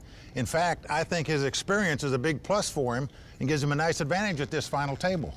This is Jared's 4th WPT final table, and as you mentioned, he won earlier this season, so obviously the guy's playing great poker. You know, I think the guy's on a roll, and because he's been there and done it, I'm picking Jared to win again tonight. Absolutely. And Vince, what do you make of the rest of the table? Well, then we got 5 very back east kind of guys. You know, they're all from this area. They are rounders. They are very tough poker professionals who have always had a dream of taking home a WPT title. I guarantee you that. I'm just anxious to see who will be victorious tonight.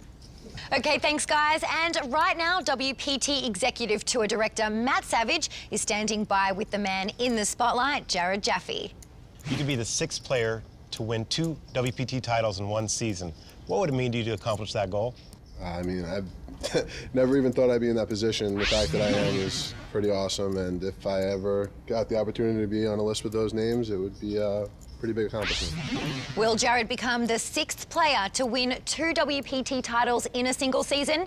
The Borgata Poker Classic final table is about to get started, so I'll send it back to Mike and Vince for the call of the game. Well, these are the 6 guys left fighting it out for this title. Our chip leader, David Paredes, $9.6 million. Anthony Mayo in second with 9.4. Jared Jaffe in third. That's what they're playing for, over $842,000. Andy's at 15,000. The blinds are 50 and 100 at this point. Here we go at the Borgata Poker Classic. Action on Anthony Mayo. He's from Philly. He's got ace-10 of spades. He'll raise with that. Makes it 225 to go. Behind him, Anthony Morella will fold his hand. David's out as well. It's now around to Farid Jatton. Now he's got King Jack of Hearts. From Miami, originally from Colombia. Vince, if he wins this tournament, he'll be the first Colombian to ever take a WPT title. He has called it. And now Mezheritsky going out. Jared Jaffe from New York won't play. So we have 2-way action, 2 quality hands, and here we go flopping. Well, only 2 guys in their 20s at this table, and they're playing this pot. Flop ace, queen, queen. Mayo's checked his aces. Anthony Mayo is a very fast player. Jetton in seat 6 is a very slow player, and they're always been at each other for the speed of their play, especially Mayo upset because Jetton takes so long to play. That is aggravating, which makes the slow player even want to slow down more. The pace of poker, I like the game to be played at a quicker pace. The people waste time for zero reason and posture, and I feel that's what all he's doing is posturing, acting like he's thinking about the hand and really he's thinking about something else, butterflies. Already I love this guy, Vince, Anthony Mayo. Your kind of style. Well, Farid will make the bet. He makes it for 245, an insta-call there by Mayo with the aces, so going to the turn. Will a heart appear? Yes, it does! 8 of hearts. Mayo's going to check it. Farid hitting his flush right there. And he's betting again, 415,000. And again, a very quick call by Mayo. Mayo from Philly. Needs a lot of luck here on the river. Let's see what happens. He's going to get it as a queen hits on the river. Makes his full house. He is going to bet it. He plays really fast, man. Like, every decision is like snap, snap, snap. I mean, I really never played with someone like that, you know, but I thought it was really, like, interesting to watch, you know? Look at this, Farid with a good laydown there. But Anthony Mayo taking down pot number 1, and with it, taking the chip lead. He's the local, he's the chip leader. 6 players getting started at the Borgata Poker Classic. We'll come right back. This episode of the World Poker Tour is brought to you in part by DraftKings. If you like poker and sports, then you're going to love daily fantasy sports at DraftKings. Go to DraftKings.com, enter promo code WPT, and start playing today. Anthony Mayo. Every grinder's dream is to win a WPT title. People just like me put in all the hours and hard work, and eventually it pays off. So let's hope to get it. Coming in as chip leader, I don't feel any extra pressure. It's still a long road to go. There's a lot of good players at the final table, so I still need to pick my spots and play well and take advantage of the chips I do have and put them to good use. I know I'm not one of the favorites. I'm not, necessarily smarter than anyone else, but I have put in a lot of hard work. If I win, maybe there would be something to be said for that. Marie Jatton. I'm not cocky, but I feel very confident about my game right now. I feel in a good spot. I feel like this is the one for me. Jared Jaffe. I honestly couldn't feel much less pressure than I'm feeling right now. I won one so recently that, at this point, I feel like I'm playing with house money. I want to win as much as the next guy, but if I come in sixth, that's what it was meant to be. If I come in first, then it'll be, a dream come true. I want to win this thing. I'm not here for sixth place, fifth, fourth, third, second. I'm here for first. Well, there you see Anthony Mayo out on top now with 10.5 million in chips. So the speedster is heading the pack right now. All right. Action on Anthony Morella. Works in finance out of New York. Quick fold by him. Anthony Morella, along with David Paredes, who's acting right now, one of three guys at this table that have a law degree. 3 lawyers at the final. Well, Paredes has raised to 225 with a jack-9, a few folds. Jared Jaffe, the third lawyer at the table. He practiced law for 3 days. Said, I'm giving this up to play poker.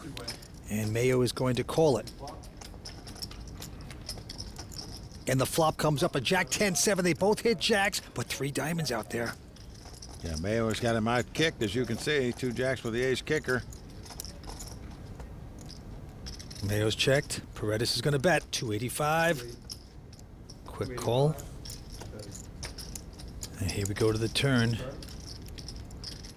It's an ace, making 2 pair there for Anthony Mayo.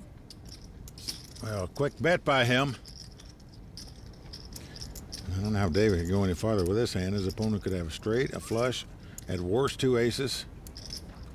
He is dominated, as you can see. He doesn't care. He's making this call. 350 call.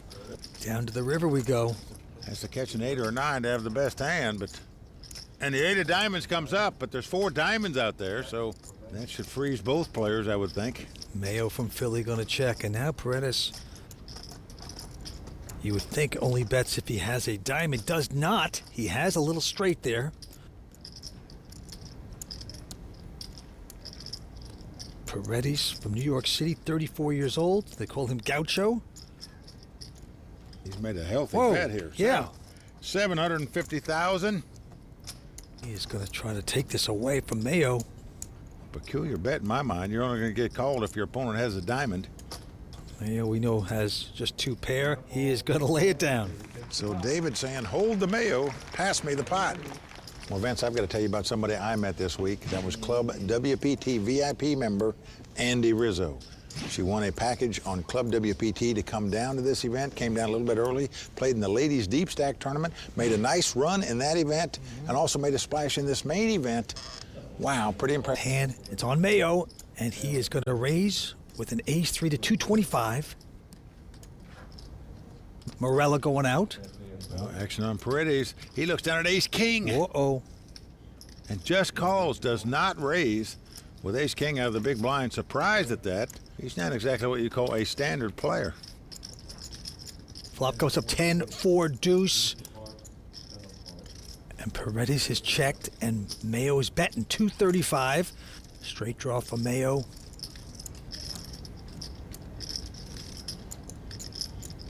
Paredes is going to be stubborn with his ace-king, says, I'm in. Makes the call. Going to the turn, it's a deuce, pairs the board. These are the 2 chip leaders going at it here. They both check. Down to the river. It's a 7 of spades. Ace-high. Again, it goes check, check. Both players happy to check down their ace-high, but David Paredes with the ace-king. Going to take down the pot. So back-to-back pots by Paredes. Gaucho, 34 years old, has a law degree in New York City. Looking good right now. Are you looking for a fun, exciting place to play poker online? Then check out ClubWPT.com. Enjoy all the poker you want for free. ClubWPT.com. Never lose a dime playing poker. Guaranteed. Recently in New York City, the WPT Foundation partnered with the Children's Hospital of Philadelphia at the All In for Kids poker tournament to raise money for a wonderful cause. Take a look. Being in the position I am, I think you can do more than just play football, and that's to give back to the community and hopefully give these kids a better life. So I couldn't be more happy to be here. Children's Hospital of Philadelphia is the nation's first children's hospital. It's been in existence since 1885. It's an institution that has 3 core missions: providing patient care, research and development, and education of future medical leaders. The Children's Hospital is one of the most important places for children to get their lives back and to have a normal childhood. This event has been going on for about 6 years right now. It was started by Dan Shack, and he had this concept that we could develop a charity poker event that would benefit Children's Hospital of Philadelphia. I'm proud of the way the poker community has started to step up and represent. A great time here. Playing with my man from the New York Giants, Justin Pugh here.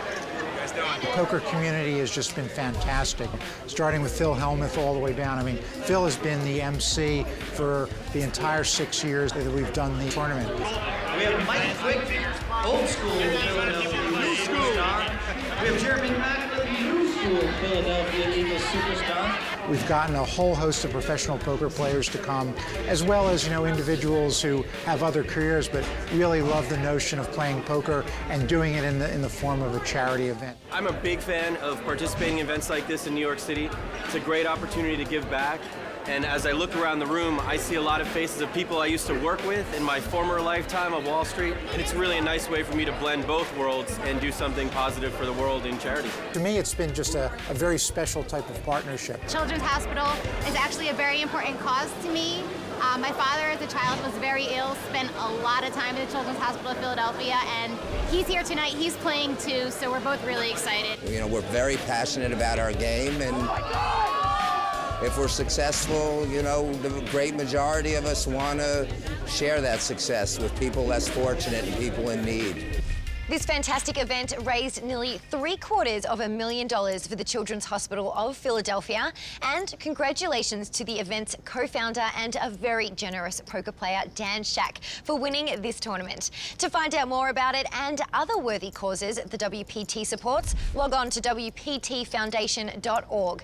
The game is about to start back up, so I'll send it down to Mike and Vince. Well, Vince, we were at the Chops tournament. Just a great event. Bunch of great people there. Hats off to not only the guy that sponsors the event, Dan Shack, but the guy who won it, Dan Shack. Yes, it was a great time. But back at the table, Mezheritsky, guy that used to be a card dealer back in the day, now a poker pro, quickly folds, and now Jared Jaffe. With a pair of nines, will raise to 225. Mayo out. Anthony Morella. He's on the button with ace-3, but folds it. Around to Paredes. He has picked up the weapons of mass destruction. Pair of aces. He'll re-raise. How good is this guy running so far? And look behind him, Fareed from Colombia, also with a quality hand. He's got the ace-queen suited here. It's been 3-bet in front of him.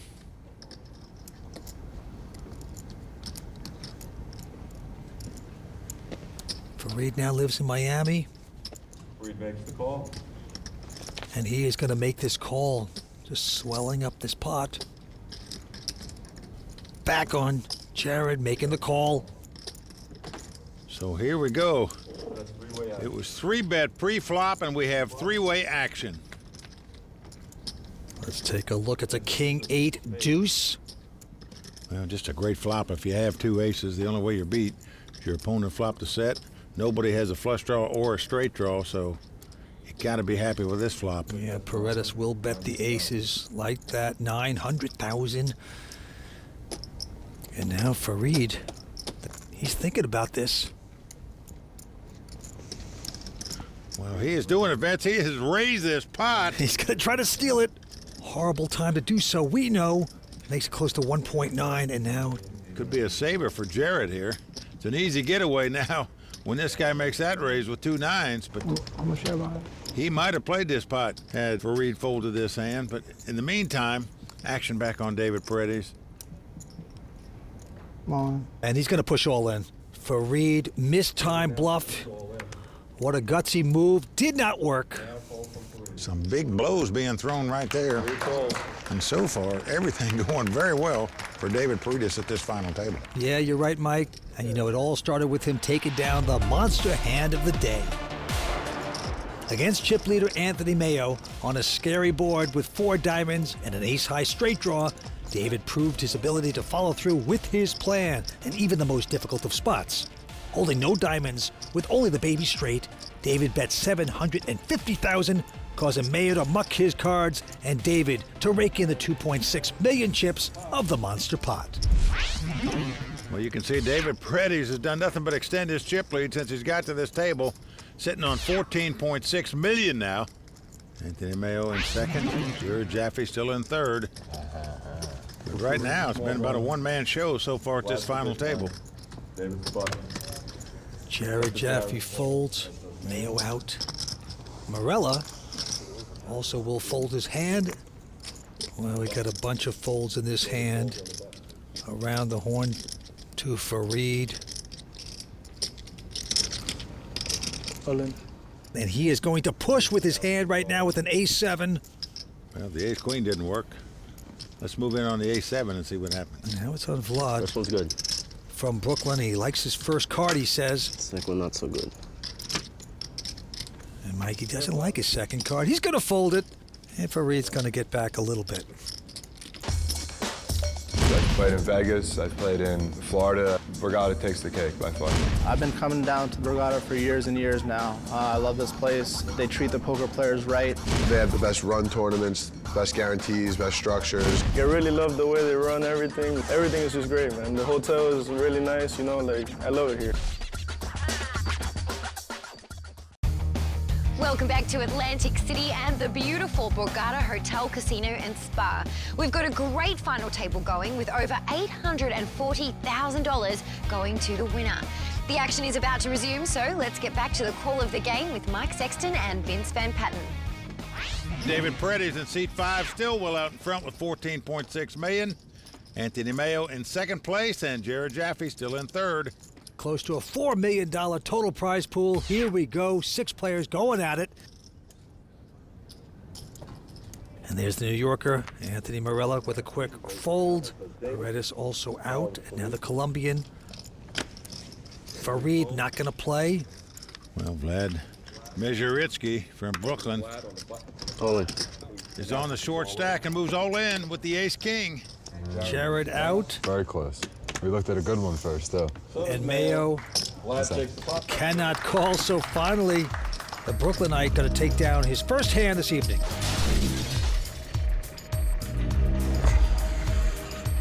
My family and I moved to the United States from St. Petersburg in 1989. Booyah! I love New York, I love Brooklyn. You know, you have to be from Brooklyn to understand. You know, there's a lot of pride that comes with you when you're from Brooklyn. Poker's just my talent. I've always been a good judge of character. I always like to watch people, and I think that was a big thing for me that helped me out as far as live poker. So I was able to beat people very well, and that was probably a big edge for me. It's an interesting story about Vlad. Yesterday, his brother got discharged from the Marine Corps, honorably discharged from the Marine Corps yesterday. He's in the house today watching his brother at the final table. Oh, that's great. There is his brother, Jan. Semper Fi, my man. On the rail, rooting his bro on. How exciting that has to be. Back down to the felt. David with a quick fold. And now Farid not going to play. Vlad now with a nothing hand. Folds it. Action over to Jared. He is going out. Yep, and now Mayo in the small blind, ace-5 will raise, makes it 275 to go. Into the other Anthony, Morella, who has just a 10-9, Mike. Yeah, we have two Anthonys sitting side by side. One Anthony from Philly, the other one from New York. Battling against each other. Makes the call. Anthony Morella has made the call. All right, two-way action. The flop's 10-7-5, so Morella out-flopping Mayo there with 10s. Mayo checks into him. Yeah, Mayo's got bottom pair, Morella's got top pair. Morella, a finance professional to undergrad at Auburn and went to Syracuse Law School. Bets 260. Bets 260, man. Anthony has bet 260. Mayo with the quick call. Look at these guys staring each other down. See the turn? Going to the turn, 4 of diamonds helps nothing. So possible flush, possible straight. Mayo checks. You're sitting in Morella's seat. You're never going to put him on a diamond flush. He would have check-raised you if he had two diamonds in his hand. That didn't happen. So you're going to bet top pair, just like Morella's doing here. Morello from New York City, only a couple hours away from Borgata, says he loves this place. He's going to take down the pot with the 10s. Nicely done. Battle of wits going on. Back east kind of guys going after this title. Stay with us. We're coming back with more action here on the World Poker Tour. Season 12 of the World Poker Tour is brought to you by ClubWPT.com, where VIP members can win their share of $100,000 in cash and prizes every month. ClubWPT.com. Never lose a dime playing poker. Guaranteed.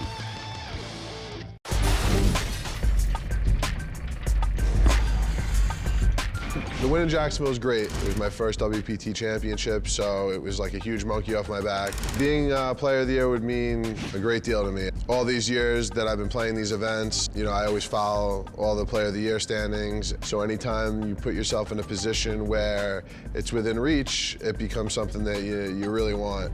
I think anybody who says that they don't care is lying. I mean, I want to win it. The race for WPT Player of the Year is in full swing, and we've got the current point leader right here at the final table. Jared Jaffe is guaranteed to jump into the lead regardless of where he finishes tonight, based on his performance this week. We'll keep a close eye on the standings all season long, but now let's get back to the action with Mike and Vince. Well, there you see the chip counts. David's still well out in front. But Vince, I have to say, what Jared Jaffe said, I really like that, because when you are in the hunt for the WPT Player of the Year award, you do pay attention to it, and you do want it. All right, back down to the money pit. Fareed chatting. This time has an ace-7. First to act, he won't play that. Now it's around to the Brooklynite. And Vlad has picked up a pair of queens. All in. He's going all in with it. Into Jared Jaffe. He'll muck a 10-5. Mayo out. Morello not playing. And David out. And just like that, the pair of queens will take down this one. Well, again, Vlad wins an uncontested pot by moving all in. Gives his brother there, Jan, who just got out of the Marine Corps, sort of a poker salute. Action back on Vlad. This time he can't play a 7-4. And now Jared has a nice pair of 10s. Raise to 2 1/4. And he will raise, makes it 225 to go. Mayo goes out. And now Anthony Morella's picked up the queens. Wow, nice hand on the button for him. He is getting out raising chips. Down. Jared. He is going to 3-bet it to $595,000. Paradis out. And I can't believe this. Fareed Jatton from Colombia has picked up kings. What a great time to do it. Incredible. The pot's been 3-bet to him. He looks down and finds kings. And he is going to 4-bet it. He is going to make it just over 1.1 million to go. Now it's back on Jared. Well, pretty easy getaway here, I think, when these guys have 3 and 4 bet behind him. All in. Oh, but look at this, Vince. He's moved all in. What? He's got both players easily covered. I call. Wow, Morello has made the call. Well, John makes the call also. Oh, they turn up the cards. What a monster pot. What are we seeing here? Wow. 4 bet, 5 bet. Good night, ladies. Oh, they're pushing it all around.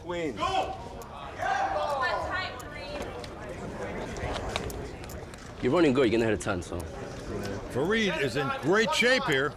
Once again, The young Colombian with a big opportunity. I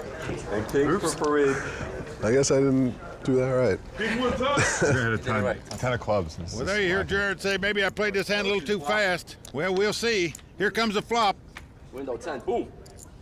Well, it's a 9-7-5 so far, so good for Fareed. Great flop for him. He has got a great shot to triple up here.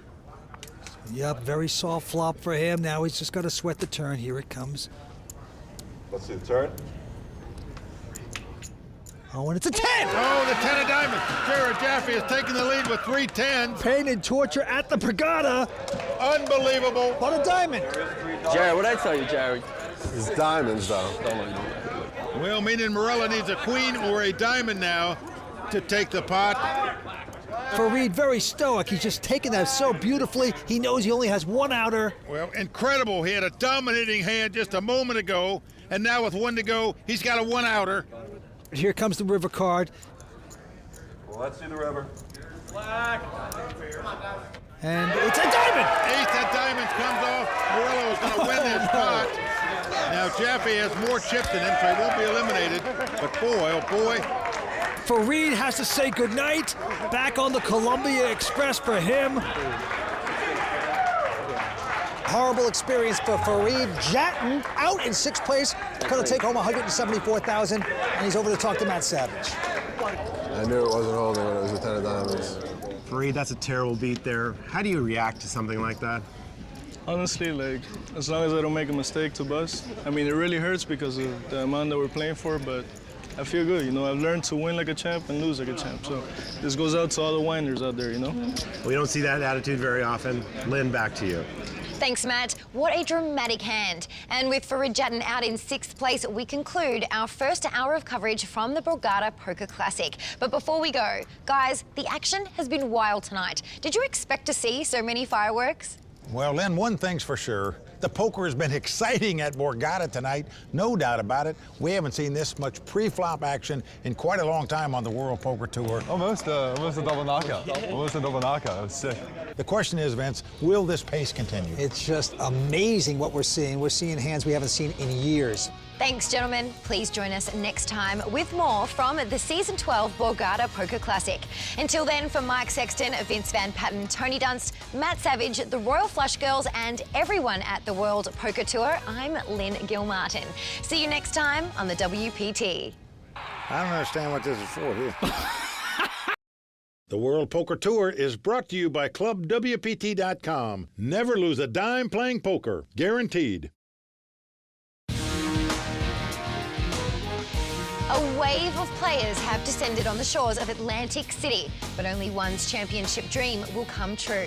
Continuing coverage of the $4 million Borgata Poker Classic continues next on the WPT.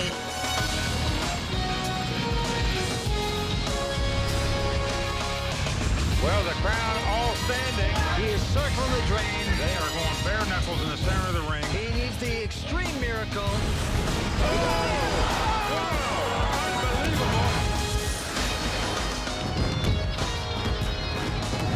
Hi everyone and welcome to Atlantic City, New Jersey. I'm Lynn Gilmartin. We are in the midst of an exciting final table here at Borgata, and here to get us up to speed on where we stand, we've got Mike Sexton and Vince Van Patten. Now Mike, with 5 players left, what is the optimal strategy at this stage in the tournament? Well, optimal strategy is the same at this final table as most others. Chip leaders like to put pressure on the short stacks. Short stacks just have to hope to get a hand, get it in, double up to stay alive, but I didn't expect to see this much action, especially pre-flop action at this final table tonight, but boy, has it been action-oriented, no doubt about it. This is crazy times. I mean, the Borgata Poker Classic has turned into Mr. Toad's Wild Ride. I'm not kidding. What are they putting in the water here in Atlantic City? Okay, these guys are higher than the state of Colorado. This is fun. Thanks, guys. I expect to see some more drama. So let's check the chip counts and get back to the game. Well, David Purdy's out in front, 14.4 million. Anthony Marilla in second place, 10.7. Anthony Mayo in third with 8.4, and Jared and Vlad both on the short stack with 1.5. Andy's a 15,000, blinds 50 and 100. Action on Jared Jaffe. Quick fold by him. Anthony Mayo from Philadelphia also going out. Round to Anthony Marilla now.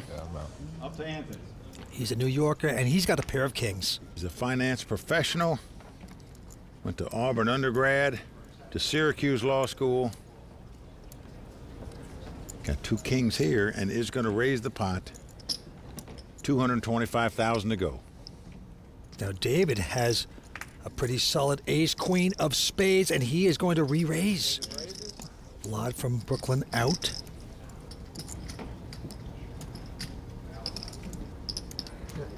Oh, and look at this. Marilla just calls. Does not re-raise with the 2 kings. A bit surprising to me. Here is the flop. It's a 7-6-5. Safe for the kings. Well, he checks him. David checks right behind him, and now a queen comes off. This could spell trouble for David. He now has top pair with top kicker. But he doesn't have the best hand, as Marilla has the kings and bets 450,000. The way Morella's been playing this hand so far, it's got his man completely trapped. It's just a smooth call there by Paredes. And the river card is an ace. Oh no! David making aces and queens. What a draw out against Marella. Well, Marella has checked here. And you see David reaching for chips, and why not? Doesn't realize how lucky he is. He's going to bet 1.5 million here. Well, we thought Marilla was playing this hand very slow. It may bode well for him, Vince. As he lays his hand down here, he lost the minimum possible with that hand. Incredible escape there by the New Yorker. And there's David's wife, Caitlin, on the rail. He's 34 years old, out of New York. A very bright guy, Vince. Paredes went to Harvard for an undergraduate. He got a master's in fine arts and fiction writing, and then went to NYU Law School. So highly educated guy doing quite well here tonight. Anthony Mayo out. And now it's Anthony Marella. Well, 2 kings didn't work out, so let's try king 4. Yeah, he's going to make it 2:15 to go.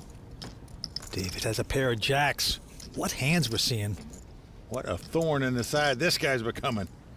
For Marilla, that's for sure. Now he's going to slow play, just call, and now the Brooklynite, Vlad, used to be a poker dealer. Now he's got a big hand. All in. He's got ace-king, he's gone all in. Well, I can't blame him. He's on one of the short stacks here. Jared out. Marilla goes out, but David makes the call with the 2 jacks, and we have the race. We have ace of clubs, king of hearts. So Vlad Mezheritsky, all in with the ace-king, must win the race to stay alive. It's a rat race. A couple New Yorkers going at it. Jacks versus ace-king.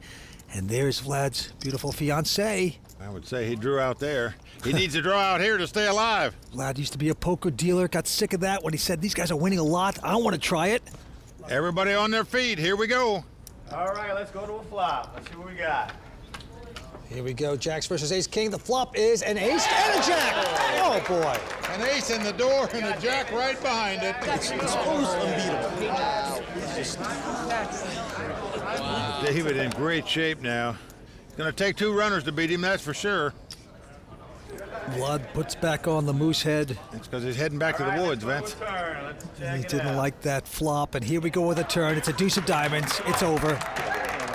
So that's going to do it for Vlad. Nothing he can do about it, Vince. Your short stack, you're happy to get it in with ace-king. Just lost the race. Out in 5th place. Shaking his brother's hand. His brother just got honorably discharged from the Marine Corps yesterday, but got to win the races to win tournaments. Couldn't win it. Out in 5th place. Right, Vlad from Brooklyn has to say goodnight. Over to talk to Matt Savage. Vlad, you came in here as a short stack, but you picked it up another spot, coming to 5th place. You pump up your bankroll a little bit. How does it feel? I'm excited. I'm happy to be here. You know, not too many people, could say they made a WPT final table, and I'm very grateful. You know, you got your brother here. Absolutely. Just came out of the service. What has it meant to have you on here with you? Yeah, you have no idea. I'm super excited to have him. He came here yesterday. He's supporting me, and you know, he's a Marine, so he knows what's up. That was my security if I won. Well, great run here. I'm sure we're going to see you again. All right. Thank you very much. Take care, Vlad. Appreciate it. Vlad Mezheritsky is our 5th place finisher, and we are now one step closer to crowning a champion at the Borgata Poker Classic. Let's get back to the final table. Now, 3 lawyers out of 4 players remaining in this tournament. Jared Jaffe being one of them, of course, but the others are Anthony Marilla and David Paredes.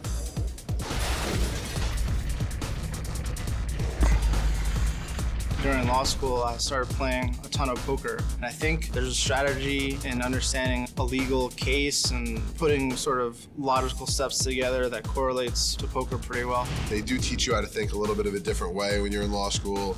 You can kind of come at something from a different angle that you may not have seen otherwise. People that are drawn to law may be more likely to be good at analyzing situations and processing information, and I think that's essentially what poker boils down to, being able to figure out exactly what your opponent's trying to do, trying to think about their perception of your range, and sort of going back and forth in a psychological game. Poker's a lot more fun than law, so I'm glad to be playing poker professionally and not being a lawyer. Well, at this final table, David is the top legal eagle. He's perched atop the chip count right now. I'll tell you, Mike, I'd rather take the hourly lawyer rate if you ask me. Pretty incredible that all these guys want to be poker pros instead of lawyers, but I would recommend to everyone who's anticipating on becoming a poker pro, go to law school first if you can, like these guys. Oh. Look at this, Jared Jaffe going all in with the King Jack. Now Mayo behind him. Can't play an 8-4, he folds. Barella from New York, he has an ace-8 of hearts. Well, it's one of those borderline hands. Do you play or don't you? You have him well covered in chip count. 2 New Yorkers gonna battle for this. Will Anthony Marella make a great call here?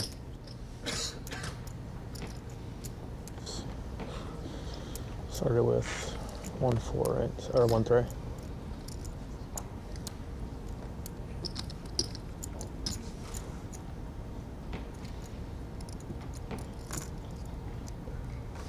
Call. Yes, he's made the call. Well, he is out in front with the ace high. If his hand stands up, we'll be down to 3 players. Jared Jaffe must win this pot to keep his hopes alive of capturing his 2nd WPT title this season. Jared Jaffe learned to play poker in his dad's garage home games. His poker life on the line as a 9-4-3 flops. Ace out in front. Well, his dad Milt, mom Ellen in the house here. Rooting Jared on, but he needs some help after that flop. Looking for a Picasso card, needs a paint here. He needs some luck. An ace, that's gonna do it. There you go, Jared drawing dead. Jared Jaffe looking for his 2nd WPT title this season. Not gonna get it tonight. Jared Jaffe, a WPT champion, out in 4th place, will take home $258,000. Let's see what he has to say. Jared, not really the result you wanted today, but I know that everybody's going to want to know what you were thinking about when you had those 10s. I mean, honestly, I think that was the only move right there. I mean, I don't think I could play the hand any different, to be honest with you. It was just unfortunate they both woke up with hands. And then the emotion of that hand. When you catch the 10 on the turn, what are you thinking at that spot? It's diamonds, though. I think there's probably going to be a diamond on the river. You know? Well, you're still in the Player of the Year race lead, so I'm sure that means we'll see you more on the tour. And yeah, no problem. All right, Lynn, back to you.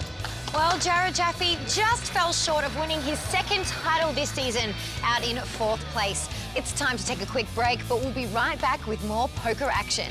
Plus, Tony Dunst will size up tonight's play in the Raw deal and find out who has the DNA to become a monster. If you can't be a hustler at the poker table, you'll never win. And find out where you can find some fish away from the poker table. Oh my God, so good. It's all coming up when we return to Borgata on the WPT. Season 12 of the World Poker Tour is brought to you by ClubWPT.com, where VIP members can win their share of $100,000 in cash and prizes every month. ClubWPT.com. Never lose a dime playing poker. Guaranteed. Hi, I'm Angelique, and I am here with Ivy and Chef Kevin from Izakaya, and we are fortunate enough to watch as he gives us a private sushi lesson. So, what are we learning today? We're gonna make a spicy tuna roll. First step you gotta do is pick up the seaweed, and the second is pick up your sushi rice, split it left to right. And next step, sesame seeds. It's a black sesame seeds, and you're gonna flip it.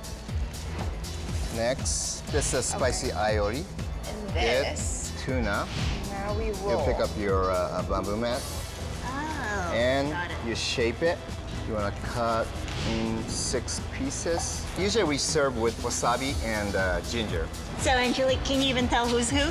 I can't tell. You did an amazing job. Great. Over here we have some other specialties. Do you think she would be able to do this on her next try? Of course. Oh, yes. And what are we looking at here? What are these called?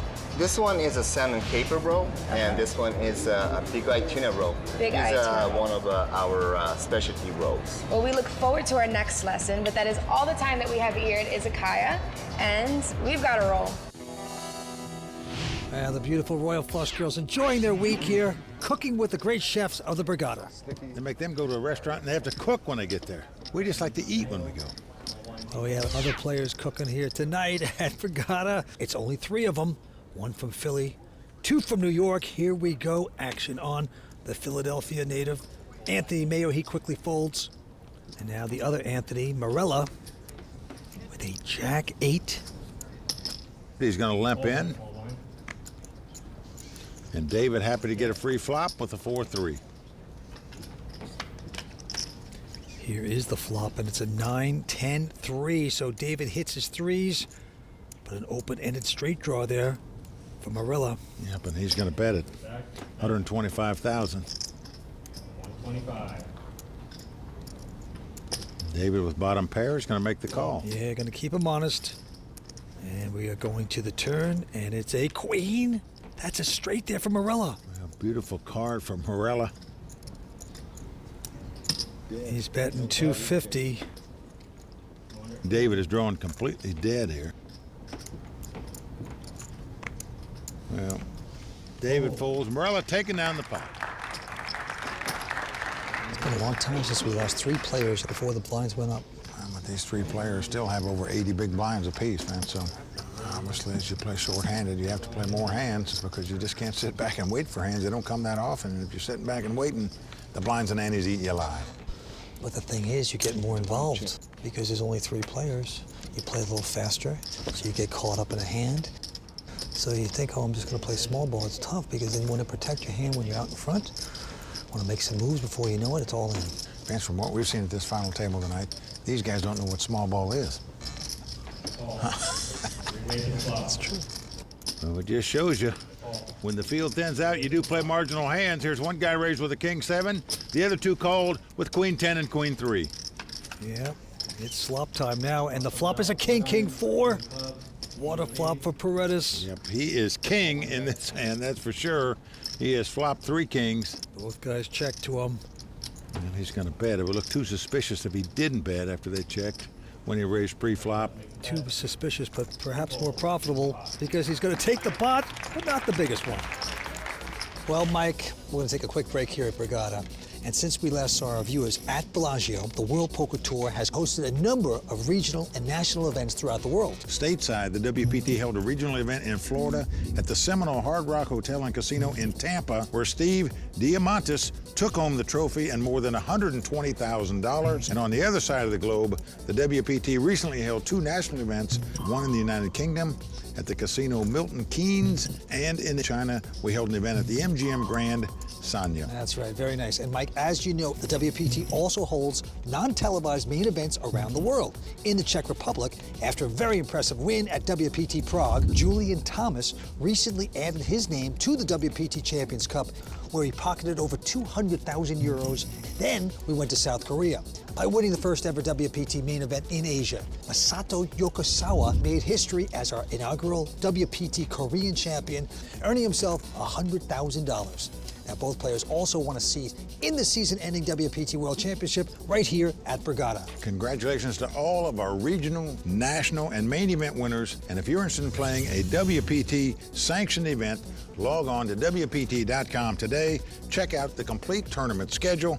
But for now, let's get back to the felt here at Borgata. We should mention, Vince, that David Paretta is playing with a heavy heart in this tournament. His good friend Jay Farley recently passed away. David is staying and playing.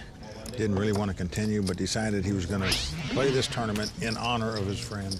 What a job he has done to get this far, and now he's the chip leader with 3 left. So, you know, maybe he's got some special powers on his shoulders right now to try to win this tournament. Well, he's going to fold his hand right there, and now Mayo. Call. Going to call with a Jack-6. Anthony Morella behind him. You'd think he'd be happy to get a free flop here with the 5 deuce. But he's taking his time. He's just got a 5 deuce, and he's going to try to steal this. Makes a raise. 320,000 and a quick raise. I mean, it was just a snap by Mayo. Insta raise. Junk against junk, repopping each other. People from New York do not intimidate me. Being from Philadelphia, we have a strong rivalry with New York. I've been playing with these New Yorkers since I've been down here. It's fun, though. I bet you think the gig is up here for Morella. I mean, he tried to raise it and take this pot down with the 5 deuce, but the guy limped in and is now raising you. But look at this, unbelievable. 1.6 million now the bet. He's with just the 5 deuce. Incredible, Mike. The Philadelphian has to go out. He says, I'm going to take a rest, take a cheesesteak. I'm out of here. 3 players battling for the championship. We're coming back for more on the World Poker Tour. We are back here in Atlantic City for the World Poker Tour. And Vince, as you know, this was the 2nd largest WPT event in history. And if you don't play on Club WPT, you missed out on the opportunity to be here. Well, Mike, it is pretty incredible. There's $100,000 in cash and prizes up for grabs every month. You also have a possibility of winning a seat in a WPT main event. With Club WPT, I can play online whenever I want to. And I won this playing on Club WPT, and that's like really unbelievable. And that is Andy Rizzo, and she's from Queens, Long Island, and she made it out here, got all the perks. Yeah, came down here a couple of days early, played in the ladies event as well, had a nice finish in that tournament, and then played the main event. That was a great experience for her, and it can be a great experience for you as well. Check out ClubWPT.com today. Never lose a dime playing poker, guaranteed. Who knows, you might win a seat into a World Poker Tour event, just like Andy did. Back down to the felt we go. David Paretta is well out in front with 19 million. Anthony Morella with 9.9 million. Anthony Mayo in 3rd with 7.7. All right, action on our chip leader, David. He's going to raise to 250 with an ace-10. Mayo out. And Morella from the New York City has a king-8. I'm going to cost him 130,000 more to call, but there's 490 in the pot already. Call. So he is going to make a call. Ace-10 versus king-8. The flop is a queen-10-6, so pair of 10s for David. Check. And they both check. Check. Turn card. Going to the turn, it is a jack of hearts. Gives Morella an open-ended straight draw, actually.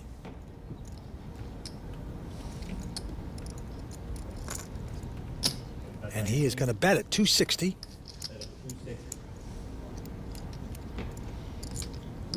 Well, David just has 2 10s, but makes a nice call here with him.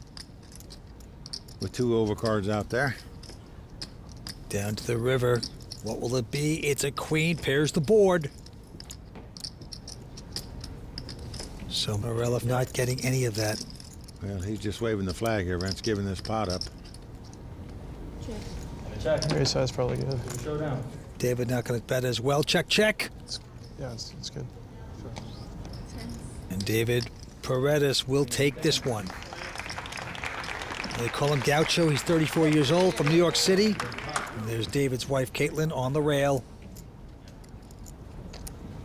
And David, a very talented player. Now back to this hand. A quick raise by Mayo. He's got ace-7 of hearts.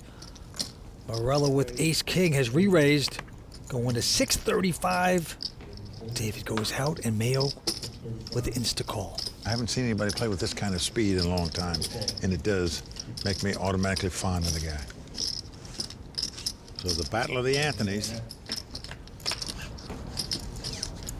And the flop is a queen, 10, 8. Morello has the ace-high straight draw. Also has the best hand with ace-king, and he is going to bet here, 400,000. Mayo really with nothing but guts because he's going to make this call. We're going to the turn. Try to backdoor a heart flush or make a move later in this pot. Now a jack comes off, so a 4-card straight on the board right now. And that just makes a beautiful straight, the cinch, the nuts for Anthony Morello. And he's going to bet the nuts, 825. Well, he's hoping his opponent has a 9 in his hand, where he would make a straight, where he could win all his chips. That's not the case, though. He goes out, and Morello takes down the pot. And Mayo saying to himself, why'd I call that bet on him? Yeah, and Morello's saying, you know what? Maybe I should have checked it. Eventually get more money. But right now you can see Anthony Morello with close to 12 million. David is in the chip lead with 19 million. Oh, it's so true, Vince. When you bet the nuts and nobody calls you, you say, geez, why didn't I check there?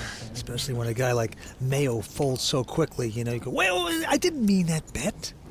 Take it back, but we move on. Anthony Morello from New York with a pair of deuces. He makes it 250. But right behind him, our chip leader has an ace-jack.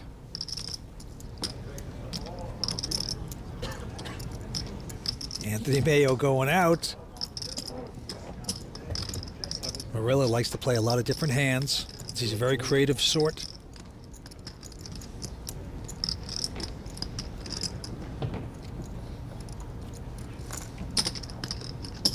He's going to make the call with the 2 deuces.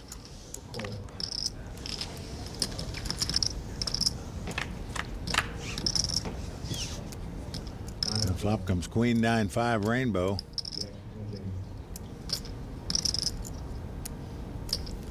And neither player too pleased with that flop, and they both check. Turn card, another queen.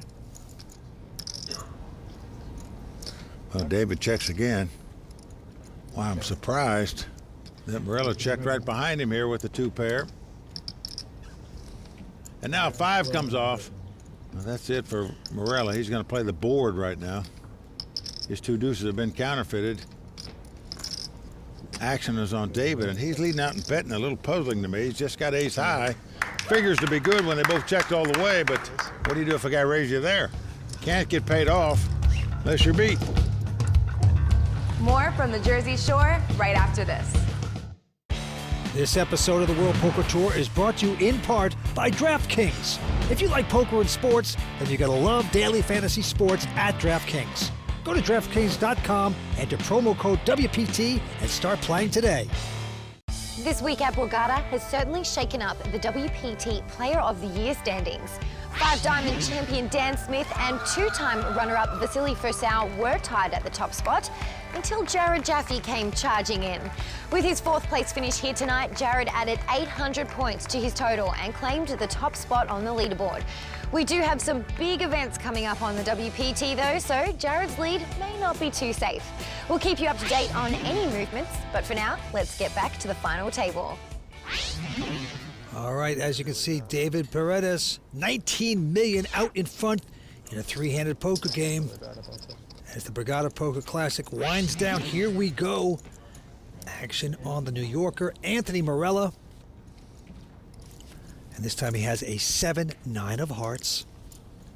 Anthony's made over $500,000 in worldwide poker earnings. Yeah, he's going to raise it up on the button here, it looks like. The men raised $240,000. What's that? Call. David folds, but Anthony Mayo from Philly with a king 8 will make this call. 9-7 versus king 8, and we are a flopping. And look at this, 3 9s, just like that, for Anthony Morello from New York. An action on Mayo, and he leads right out in bets. 165,000. With zip and pip. And just called by Morella. Chance of a lifetime. Walk the dog. He just calls. 4 of spades on the turn. Changes nothing.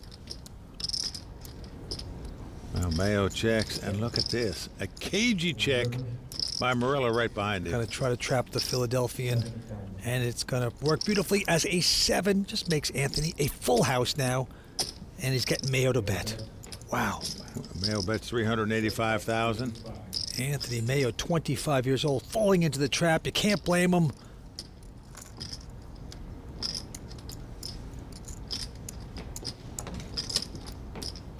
Okie dokie, just gonna raise it up here, and sure. There you see Mayo doing the Watusi in his mind. Pretending like he almost had a hand. We know better. So pass the Mayo and the pot over to me. Anthony Morella raising with the best hand there. But that's not always the case, as we see in the monster hand of the day. Anthony Morella showed us you don't have to be a pro to outplay a pro. A 3-bet by Anthony Mayo raised suspicion from Anthony Morella. So with just 5 deuce, he 4-bet up to 1.6 million, putting nearly 20% of his stack at risk. The play worked, adding a monster 2.6 million to his stack, while demanding respect from Mayo. It just shows you don't need a monster to win a monster pot. Just 4-bet it with the 5 deuce. 3-handed poker continues here at the Borgata. Action on David. He quickly folds. And now Mayo, who took a stab at that last hand, but it backfired, will raise with an ace-9 of spades at 245. Anthony Morella says he has obsessive-compulsive disorder and ADHD as well. And he finds that poker helps him keep focused.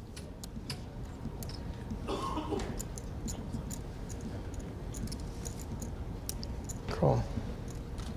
And Morella going to make the call out of the big blind with the king 10. All right. 2-handed poker. Ace-9 versus king 10. And the flop is a king 3 deuce. Great flop for Morella. Well, Mayo leads right out in bets. And Morella just calls him. Does not raise with the 2 kings. Well, now a 9 comes off. This is going to spell trouble here for Mayo, perhaps, but he checks. Morello going to make a bet of 250. Auto call there for Mayo. And right now, nothing going right for Mayo. And the pot is getting expensive. Down to the river card. It's another king. Makes 3 of a kind for Morella. Look at this. Mayo going to lead right out in bet. 275,000. Getting in deeper into the quicksand. And Morella, who has 3 kings, is going to raise it. And a snap call by Mayo. What else is new? And frustration setting in for Mayo, as you can see. Once again, his opponent's got a better hand than he does. Yeah, and the guy from Philly, Anthony Mayo, just shaking his head. Manages to smile, but you know it's got to hurt. Well, Vince, it seems like every time Mayo plays a hand, his opponent has a monster hand.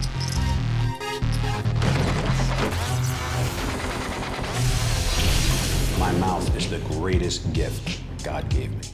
I grew up a hustler, you know. If you can't be a hustler at the poker table, you'll never win. Impossible anybody works harder than me in poker. Impossible. I was a triathlete. What that taught me more than anything was I never quit at anything. Well, the head game, that's not happening. They're not getting in my head. I'll get in their head, but they're not getting in my head. Paired up or what? Got a pair of balls. I'm a great trash talker. I know what to say to someone to get them to do what I need them to do. Half the deck, I put your ass to the rail. Will the thrill? I fold. Best part of his game is his table talk. What a busted ass you have. I am the reason why people wear headsets at the table. I will outsmart you, I will outrage you, and I will do whatever I have to do to win. It's in my DNA to win. Why just watch the World Poker Tour on TV when you can get in the game for free? Go to clubwpt.com today and see how you can win an entry to a WPT tournament. Clubwpt.com, never lose a dime playing poker, guaranteed. Welcome back to Season 12 coverage of the WPT Borgata Poker Classic. Three-handed poker continues here at the Borgata Poker Classic, Mike. As you can see, David with 19.9 million. Yep, still well out in front. Anthony Morella in second place with 13 million, but Anthony Mayo's on the short stack right now, just 3.4 million. Down to the felt we go. Morella from New York City. He's in finance, 39 years old, picks up King 8 of hearts. Makes it 240,000. That's the min raise. And right there, the chip leader David with a King Queen. He's going to make the call, and Mayo goes out. So the two New Yorkers going to battle for this. The two lawyers going at it. And the flop is a King 10-10. Both hit kings. David with the better kicker. And both players check that flop. I am surprised at that. 7 of clubs on the turn changes nothing. David Paredes is going to bet the kings up here. Can't blame him. And Morella makes the call. Down to the river we go. And it is a 5 of clubs. Doesn't change a thing. Well, David checks. And Morella checks right behind him. Nice check.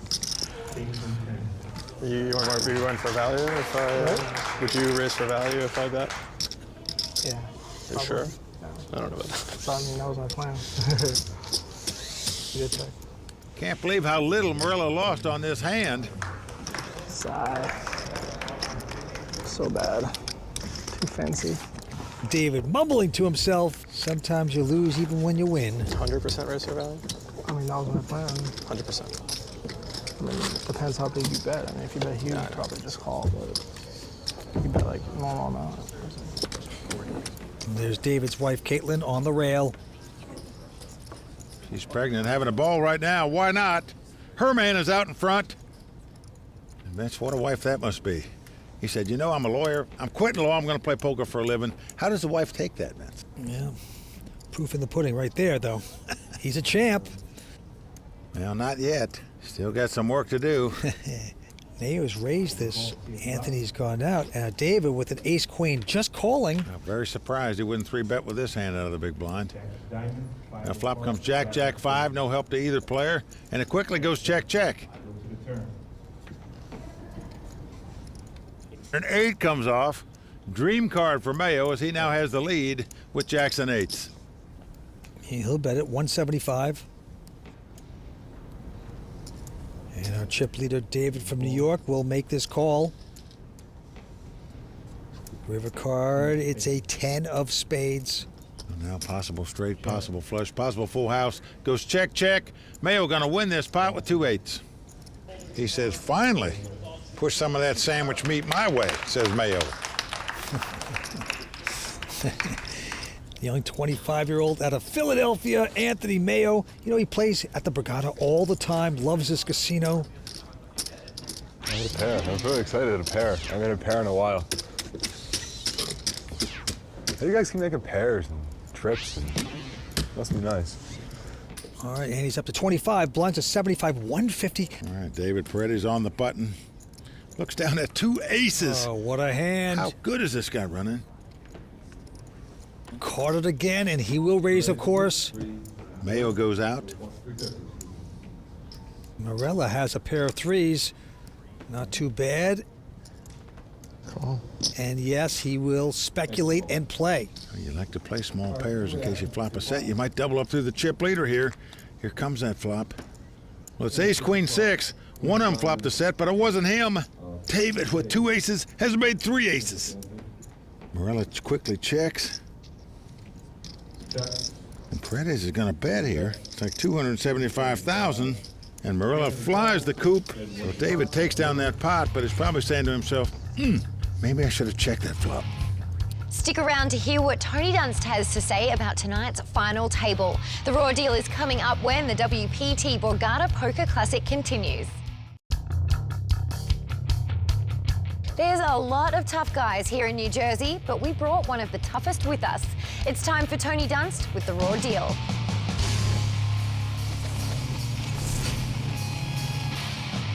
With 3 players left at the Borgata, it's David who's become the Goliath on the table. But before they battle the giant, Anthony Marula and Anthony Mayo must determine who's the top Tony in the tournament, because there can be only one. And from what we've seen, it's Anthony Marula who's getting the best of that match so far. So where is Anthony Mayo going wrong? Let's break it down. In the first hand, Marula min-raises the button with 9-7 suited, and Mayo calls in the big with King-8. Call. I don't mind his pre-flop call, but leading out on a flop of 9-9 jack won't produce many good results.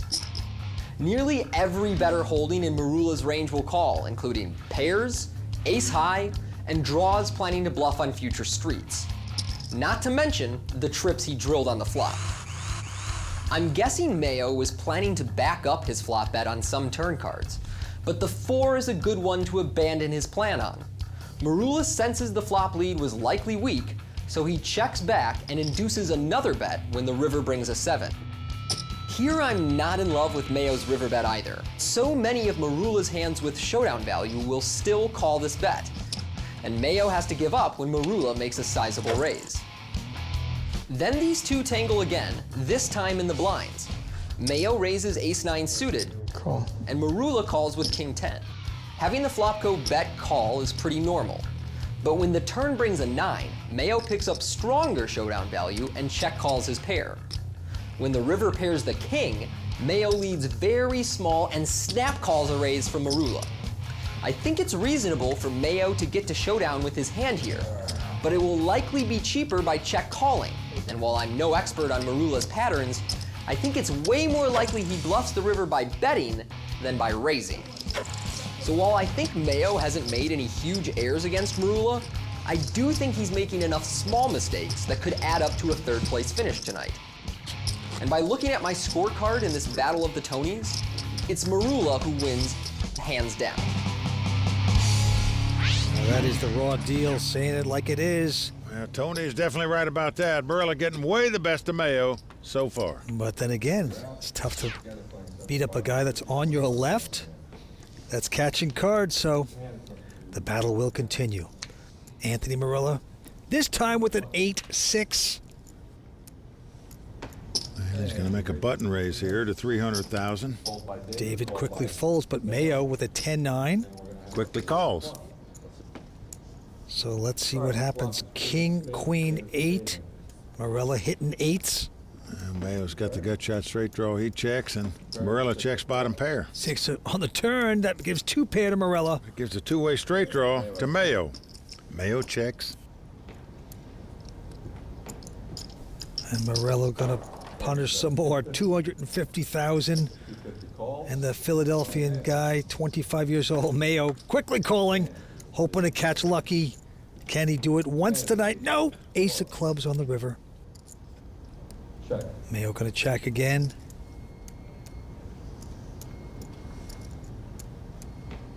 And the New Yorker gonna put in a $500,000 bet. Mayo going out. Mayo once again getting punished by the New Yorker. Vince, the Mayo is thinning out at this final table here. Let's say that again. And right now, Anthony Mayo on the short stack. Ketchup and mustard out in front, Vince. You can't just keep going on all night with the puns. It's just, come on. Oh, how do you do it? How do you come up with so many? I just want to know. Hey, lighten up, Benny. Have a little fun here. We are having fun. Mayo's not necessarily mucks that hand. And now Morello with a Queen 8. In the small blind, up against the chip leader. These two guys have played very conservative against each other the whole night long. It's like they know they're the two big chip stacks and they just don't want to clash in a giant pot. Morello's going to raise this to 425. And David with just an 8-7 says, I'm in. So the two New Yorkers going to battle for this pot, and the flop is a Queen 6-5. Well, we'll finally see some fireworks maybe between these guys. Morello with top pair. He checks. David has the open end straight, and he also checks. I'm shocked that there's not action on this flop. Turn is another Queen. Morella hitting 3 of a kind. And he's going to try to trap. Checks again. Now he's going to get David to bet. David's getting chips out. Yep. Well, 575,000 to bet. See, Morella just takes that hood and just covers his face whenever he wants. Says, don't read me. I'm going to destroy you. Just calls. And we're going to the river. David doesn't hit that because a jack of spades appears. And Morella's going to check and try to get a bet one more time out of David. Well, the only way David could win this pot is to make a bet at it. Otherwise, he's waving the flag and he checks. He saves that money, Vince. Many guys would have tried to bluff there because it's the only chance they had to win the pot, but David wisely checked it down, and Berlin saying, how much value did I lose on that hand? Well, that's all the time we have here tonight at Borgata. We have seen some great action. We're down to 3 players. Obviously, our current chip leader, David Paredes, came to this final table as chip leader. He's still the chip leader. He's the guy that's got to be the favorite right now. I mean, this is becoming a true classic. These guys are firing fast, playing very shrewd poker. But don't forget, there's so much at stake, $842,000 for the champion. This should go down to the wire, and I cannot wait to see what happens. Please join us next time when we will crown the Borgata Poker Classic champion. For Mike Sexton, Vince Van Patten, Tony Dunst, Matt Savage, the Royal Flush Girls, and everyone at the World Poker Tour, I'm Lynn Gilmartin. See you next time on the WPT. I don't understand what this is for here. The World Poker Tour is brought to you by ClubWPT.com. Never lose a dime playing poker. Guaranteed.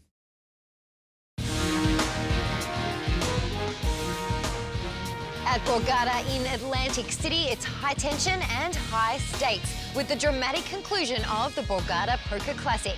Tonight on the WPT.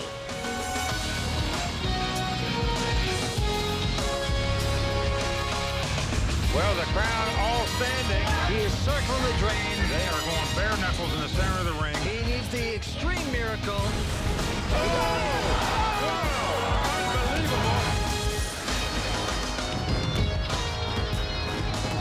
Hi everyone, and welcome to the WPT's continuing coverage of the Borgata Poker Classic here in Atlantic City. I'm Lynn Gilmartin.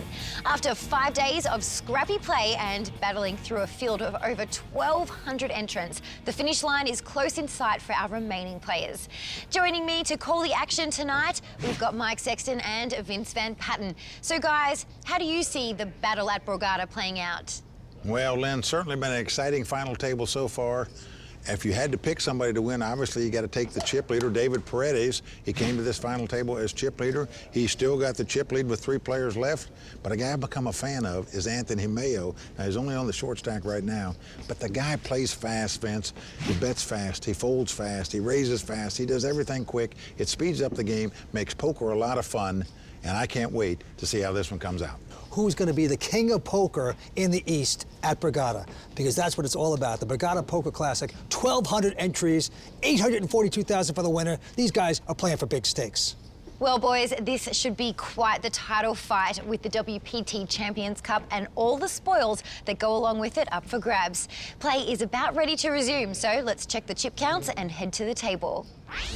There you see David Paredes, 20.4 million. Anthony Morella with 13.5 million. And right now on the short stack with just a couple million, Anthony Mayo. Over 842,000 to the winner and their first WPT title. Andy's at 25, blind 75, 150. Here we go. Anthony Mayo from Philadelphia. With ace-5, gonna shove it all in. That's how you play the short stack, just ship it. A relic from New York out, as is our chip leader, David. So Anthony Mayo, the local, plays here at Borgata all the time. Going to take down this pot in the 3-handed battle. Now the action's on Anthony Morella. And he commutes from New York City to Borgata all the time, loves this casino. He's going to fold that hand. David, though, with a 9-6, just calls. And Mayo, with an 8-6, is content to see the flop, and the flop is a king 8-7. So Mayo out in front with 2 8s. David's flopped an open-end straight draw. Yeah, David's going to bet it, Mike. He's bet 200,000, has been quickly called, going to the turn. It's another 7. So Paradis doesn't hit, and he checks. Mayo checks right behind him. River card is a 4.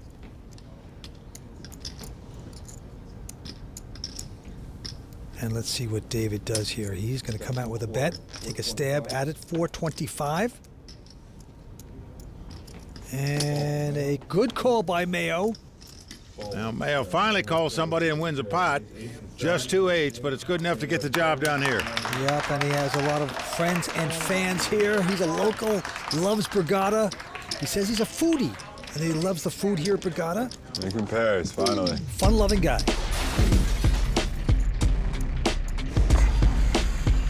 Just an everyday grinder. I treat the game with respect and have great passion for it. Winning the WPT title would mean everything to me. It would be a sense of accomplishment. It would be all the hard work. It would get my mom off my back to get a real job, because we all have, I'm sure so many grinders have had their parents say, why don't you get a real job? We all love the freedom, and we all love what we do. Winning a WPT title at Borgata would be the best thing I could hope for. Mike, if this doesn't get the mom off the back, nothing will. He is battling for a lot of money here tonight at Borgata. Well, you're right, Vince. The worst he's going to take home is a little over 307,000, so that should hold off Mom for a little while. On to the next hand. Look at this. Anthony Morello from New York has picked up queens. He's raising. David goes out. Anthony Mayo with the snap call. And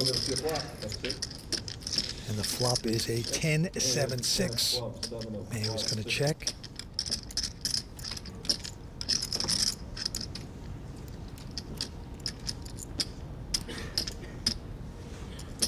Morella bets 250,000, and Mayo quickly throws his hand away. So Anthony Morello continuing to dominate Mayo. Now, Anthony Morello lives in New York City, works in finance. He's 39 years old. His first ever WPT cash. And Mayo looks down at 2 4s this time. Action's on him, and he just ships it again. Charge. On the button. Anthony is. Morello goes out, as does David. So Speedy Gonzalez here from Philadelphia. Anthony Mayo gonna take down another quick one. Well, Vince, I gotta ask you. Yes, sir. What do you think? What kind of look is that Mayo's got? What's he wearing there? Like a European guy? It's a juggler's outfit. It's a juggler's outfit? All jugglers wear scarves. They do? I don't know. What kind of question is that? Well, I mean, you don't know the man. You're a fashion expert, that's why. Please. Please. Maybe he's a little chilled. I mean, you wear your gym clothes every day? I thought you were a fashion expert. We do know he has a hobby of loving juggling, so and he looks like a juggler. What can I say?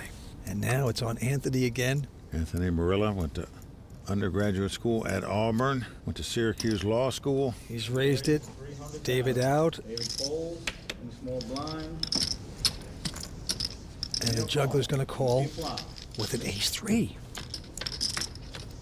And the flop is an ace-king 6. Good flop for Mayo. He's out in front with 2 aces. He checks. And look at this. Morello checks right behind him, even though he's got kings. Pretty smart. Turn card is a 10 of diamonds. So again, Mayo checks. Now Morello thinks his kings are good. He's also got an ace-high straight draw now, so he's going to bet 225,000. And the young guy from Philly going to make the quick call. Mayo out in front. Going to the river. And the river card is a queen, and that's what makes a straight for Morello. Well, 3 diamonds out there, 4 cards straight out there. Mayo checks. Oh, this is going to be total punishment. Look at this, 700,000. A quick bad call by the Philadelphian. Well, Vince, I'm not sure I understand that call on the river there. All you can beat is a stone cold bluff. See, sometimes it's good to slow down. Listen, thank you. Before you make that kind of snap call. Well, this is not the kind of guy that bluffs at pots. We haven't seen him do it yet. That's true. And Mayo talking to himself a little bit there. What a crushing river card and a crushing call. Anthony Mayo now scrounging around the bottom again. David Paradis out in front with 20 million. Action's on him. And he quickly folds his hand, and now Mayo with an 8-7. Whoa. Going all in here. Well, I'm trying to figure out if that's some frustration from the last hand.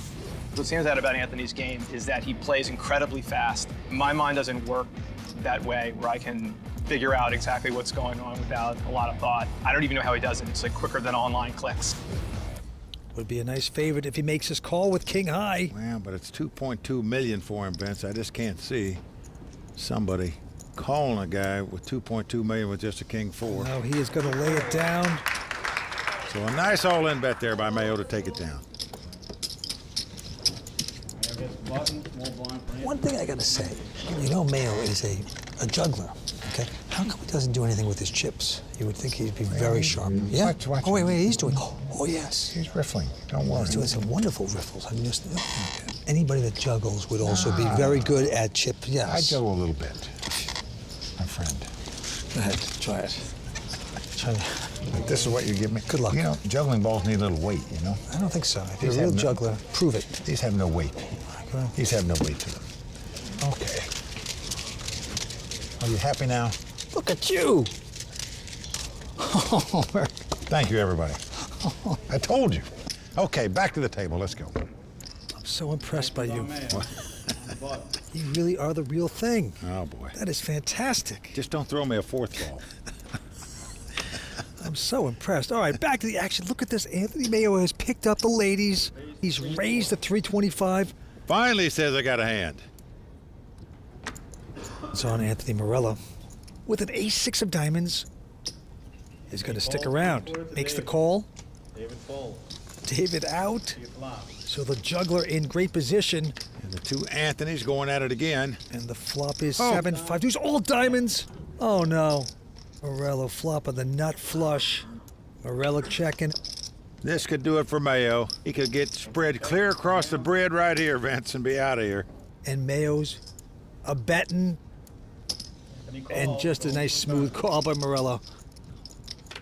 Mayo has no idea how bad his hand is at this moment. 9 of clubs on the turn. Oh, Vince, it looks good if you're sitting in the seat. You got an overpair with the flush draw. Morello checks, gonna trap again. Mayo. Well, 425,000 to bet this time. And now you know Morello's just thinking about, how can I get all the guys' chips here? What do I bet now to suck him in this spot to get them all? The New Yorker trying to figure out how to extract all of the juggler's money. Make you go home, go back to your cheesesteaks with a nice story.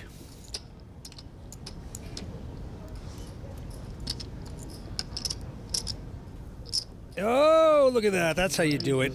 All in. Well, he set him all in. A quick call by Mayo. He can't believe it. He's drawing dead. Jeeges.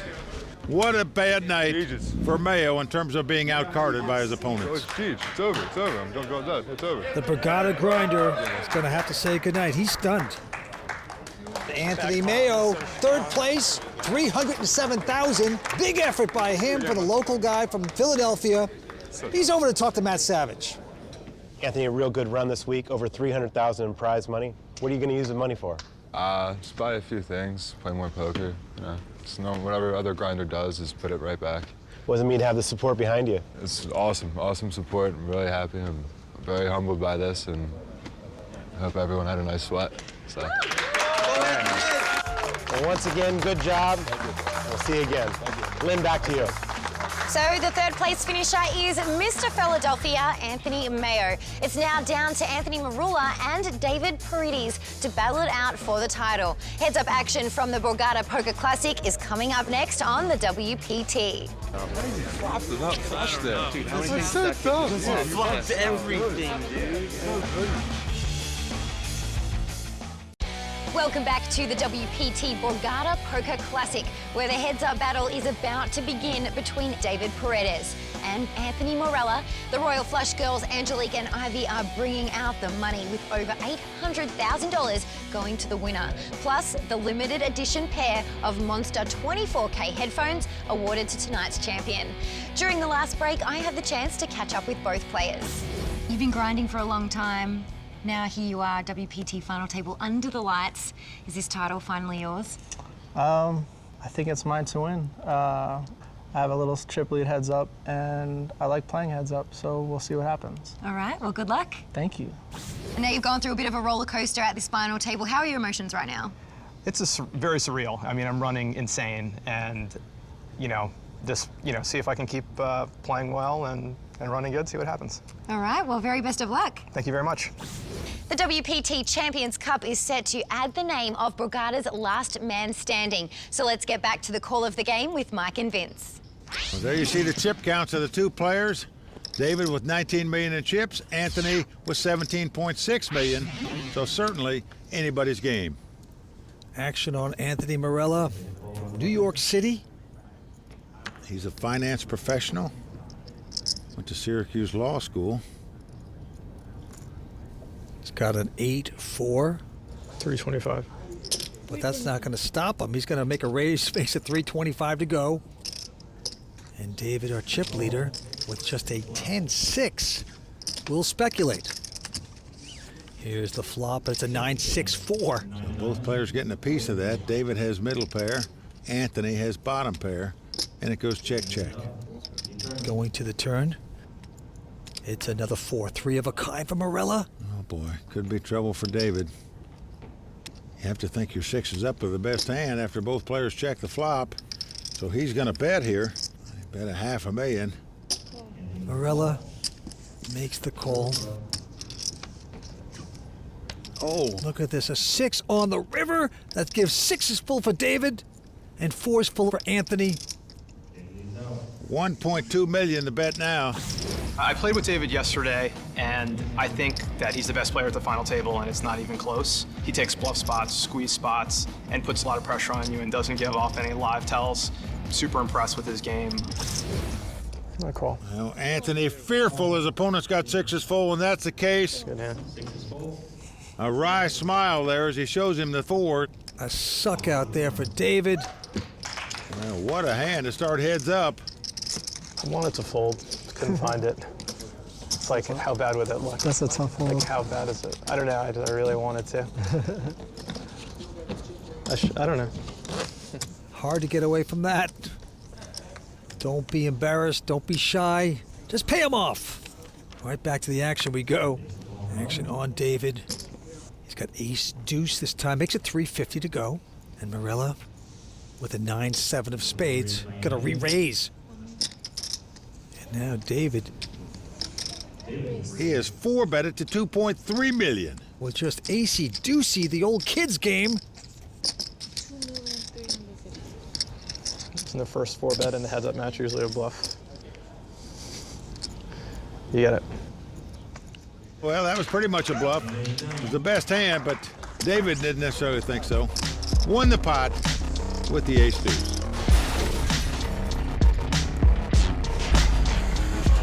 I'm a very competitive guy. I played basketball and tennis growing up, and that's actually where my nickname Gaucho comes from. It means kind of like a lone ranger almost. That kind of relates how I approach poker. You know, you're by yourself at the table and you kind of have to come in with your guns blazing. I've had so many close calls, but I've never had a big tournament win. This is my chance and my opportunity to show the world how good I am.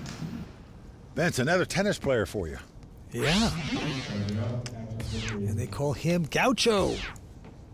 The chip leader, can he finish strong? And Gaucho is going to raise with a Jack-10 to 450. Anthony behind him with just a Jack-3.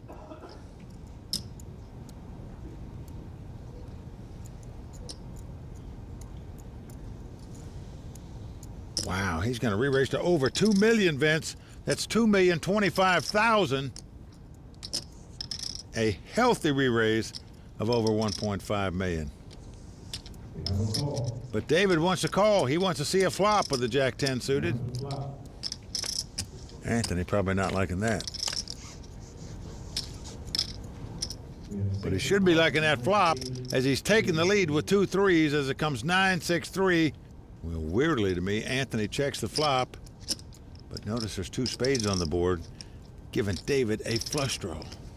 I'm the worst. I screwed up the raise size. Free. David is going to bet 1.6 million. Yeah, Anthony looking uncomfortable. You win. And he will fold that hand.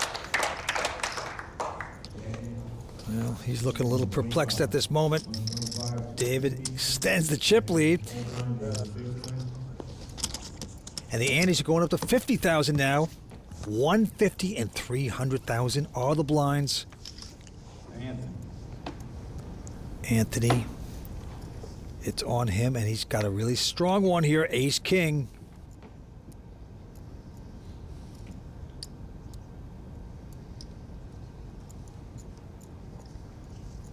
And he is going to raise it to 600,000. Now that's just the minimum raise of 300,000. David right behind him is going to re-raise 1.5 million. He's going to take a stab, but at the wrong time, because there goes the repop. The 2.6 million. So that's the 4-bet. Uh-oh. David goes all Wow. David's made a big mistake. He's gone all in. All right, Anthony. Well, I'm shocked, Vince. I got to tell you the truth. Oops. This guy's played great all night long, and all of a sudden he wants to go to war with a king deuce when he has a monster chip lead over his opponent. Whereas if he loses this pot, he'll be the underdog in chip count. Boy, that is oucho for Gaucho. He's got to be hating himself right now, but he could get lucky. We will see. And if he gets lucky, he'll be our champion. Well, the flop is not good for David. 8-4-4. Anthony stole in the lead.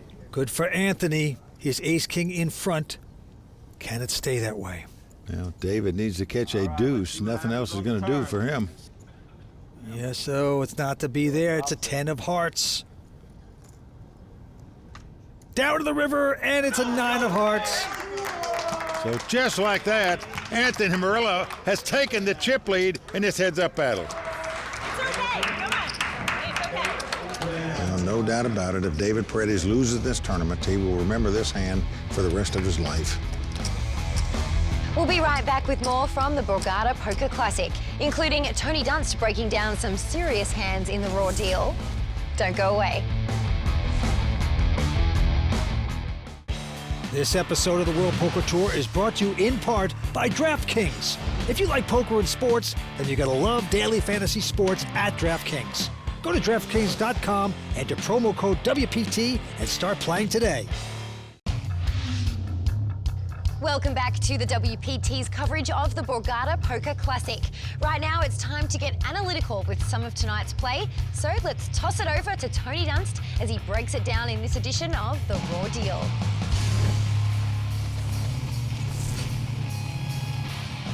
Sometimes you witness a hand of poker that doesn't seem to make sense. A player that was otherwise thoughtful and cautious suddenly blasts away for his whole tournament with a subpar holding. What exactly happened there? Did the player just freak out like a golfer having a meltdown on the green? Or were there a sequence of hands and decisions that led to the wild play and explain its motivation? Let's break it down. Consummate professional David Paredes was in firm control of this heads-up match until one major pre-flop confrontation led to getting stacks in with him having only 3 outs. So what was David thinking? Oops. Well, let's go back a few hands. First, we saw David raise ace-deuce suited and face a large 3-bet from Anthony in the big blind. David has a nice hand to 4-bet. His ace blocks some stronger holdings, and in the event he's called, he can still flop the best hand or strong equity. So the first 4-bet in the heads-up match usually a bluff. Instead, Anthony gives up his suited connector, You get it. and David takes it down. The next hand, David raises Jack-10 suited and faces another 3-bet from Anthony, sized even bigger this time. But now David has one of the best hands possible to flat call with, so the two see a flop with 4 million in the pot. It's actually not a bad flop for Anthony, but he knows the pot is huge and elects to just check fold to a bet from David. Screwed up the raise size. Okay, you win. After those 2 hands, David likely feels confident in his read that Anthony is making 3 bets with plenty of non-premium holdings. And it's that read that explains the motivation for what happens in the most exciting hand of the night. Anthony makes the min raise and David 3-bets light with king deuce suited. Anthony makes the 4th bet and sizes it small enough that it leaves David room to shove with the belief that he can get a fold. David indeed takes the bait and softly announces that he's all in. All in. I call. Anthony quickly calls, and you know how this story ends. All right, Anthony. But this story's ending makes way more sense when you know the beginning. Well, no doubt about it, if David Paredes loses this tournament, he will remember this hand for the rest of his life. So to answer our original question, no, I don't think David just freaked out. But will we get to see him melt down? Maybe. Well, what a battle it's been, Vince. When we started out, David Paredes was chip leader, had just over 20 million as opposed to just over 16 million for Anthony Morella. And now it's exactly reversed. Anthony now is just sitting with just over 20 million. And David Paredes has just over 16 million. So the shoe's on the other foot now. Let's see what happens. All right, the antes are 50,000. Blinds going up to 2 and 400. Let's go get him. Action on Anthony Morella. Well, he looks down at a 7 deuce.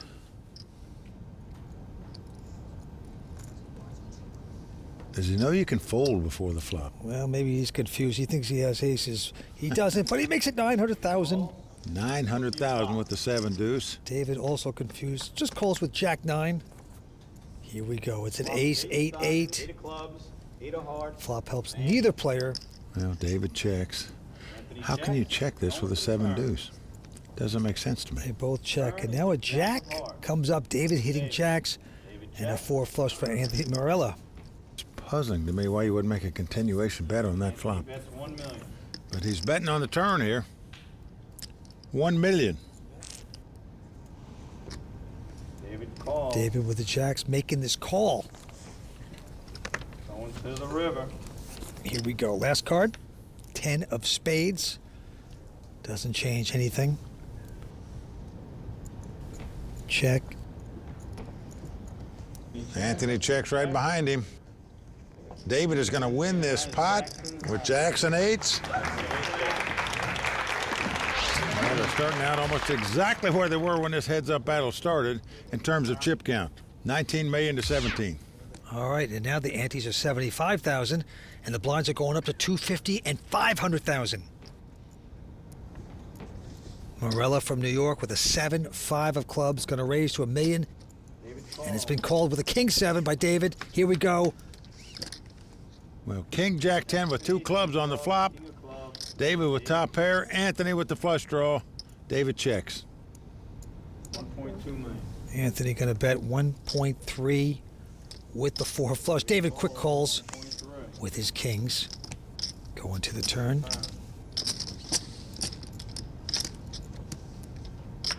4 of clubs. This gives Anthony a flush. David's going to check it. Anthony's getting out those punishing chips of 2.2 million. David, though, going to get stubborn. And here you go. David makes the call. And this a monster pot. And a 10 on the river pairs the board. David checking again. And Anthony's getting the chips out. Wow, he's putting in a big bet. Over 5.3 million. It's such a big bet, it almost looks like a bluff. Now, if you're David, you got kings up. Hard to lay this down. And he's going to make this call. Flush. David. Ouch. Anthony says flush.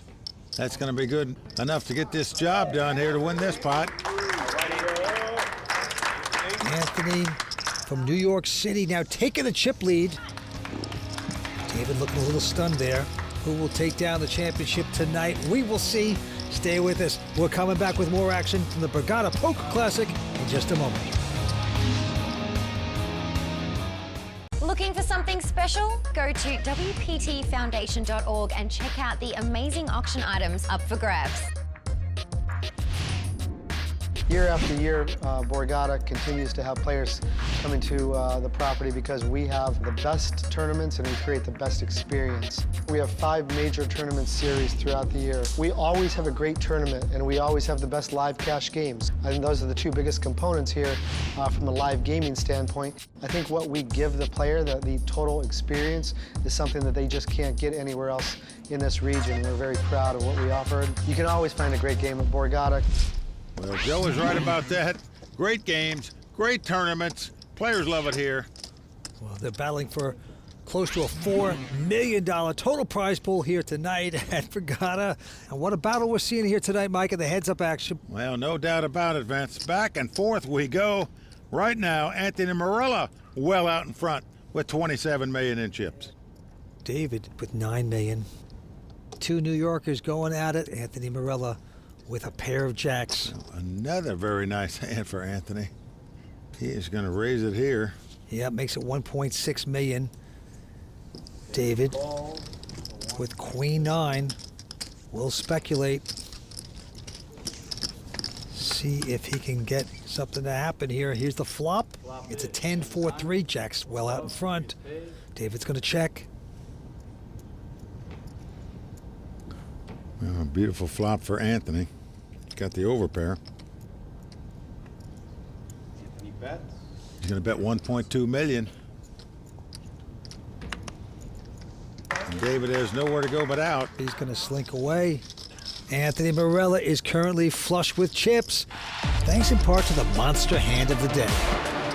Remember, he held a 7-5 of clubs, and then he coolly raised it to $1 million pre-flop. After flopping a flush draw, Marella made a continuation bet of 1.3 million, and on the turn, Anthony hit the monster card he was hoping for and completed his flush. And he then carefully extracted 2.2 million and 5.3 million in chips on the turn in the river to win one of the biggest pots of the night. And right now, Vince, Anthony's got to be feeling very confident about his game.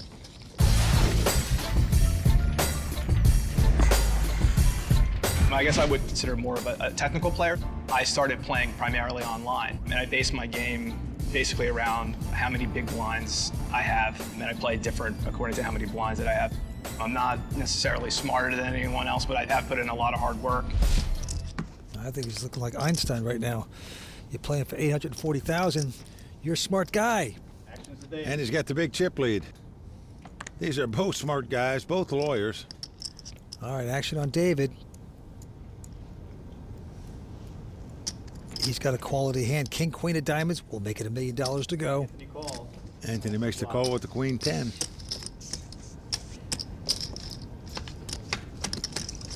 And we are a flopping. It's a jack 9-6. Both have straight draws, and Anthony checks. David's bet 800. Anthony is going to raise to 2.4. With the open-ended straight draw. And look at this. David's going to go all in. All in and called. Here we go. David's still out in front with the king high, but Anthony with an open-ended with a shot of breaking David right now and taking home a WPT title.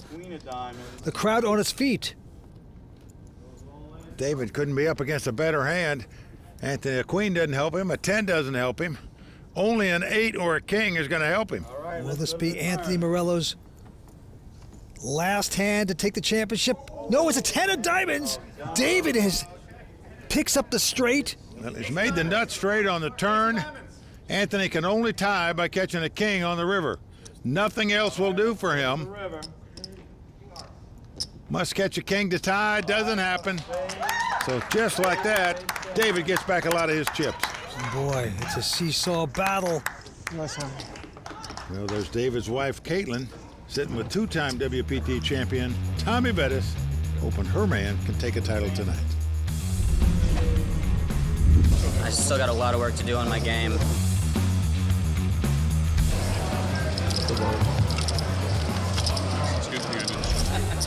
Bad beat. 21 players. All right.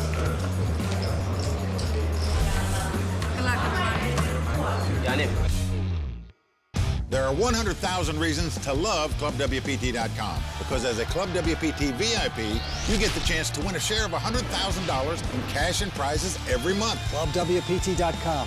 Never lose a dime playing poker, guaranteed. Welcome back to Season 12 coverage of the WPT Borgata Poker Classic.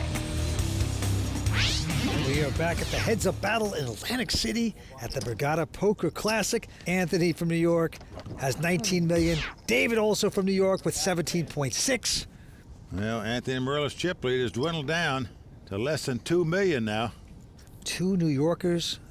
One of them about to take down a WPT title here tonight. Well, David now lives in Brookline, Massachusetts, though, but he grew up in New York. Action's on Anthony, our chip leader at first. He's got Queen 10. He's just going to limp in and call here. David, on the other hand, is going to raise with an ace-4. Makes it 1.5. If your opponent doesn't raise before the flop, you certainly think ace-high is the best hand, so he raises it. Anthony has called. And we're going to see three cards. Here they go. It is a king, 7, deuce. Neither player has a heart. David is going to bet 1.5. And Anthony quickly folds. Now the power of the continuation bet right there being displayed by David. All right now the antes are still the same, 75,000, but the blinds are going up to 300,000 and 600,000, Mike. Well, over $1 million to play two hands of poker now. We are into deep stretch here at the Borgata. Action on David, who is now the chip leader once again. This time he has an ace-5 of hearts. He'll raise 1.2 million. Anthony has called with king 4. And here we go.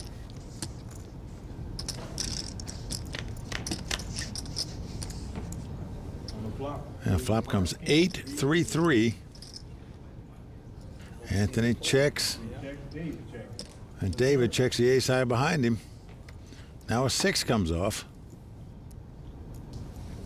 Maybe Anthony thinks he's got ace-high. Maybe a bet will get him off that hand. He's going to show some guts and make a bet of 1.1 million. David with just ace-high. Well, he's showing some guts by calling, Vince. He is. With just ace-high and no draw. And the river card's a 4 that hits Anthony. Amazing dream card for Anthony. Gives him the best hand with 4s and 3s. And shockingly, he's going to bet $3 million. I say shockingly because I can't imagine you get paid off for that much unless you're beat. It's a big bet. But I'm wrong. He gets paid off. I have a 4. Yeah. But 2 4s are good. I think he thought he was bluffing there, Vince. He was bluffing with the best hand and got paid off.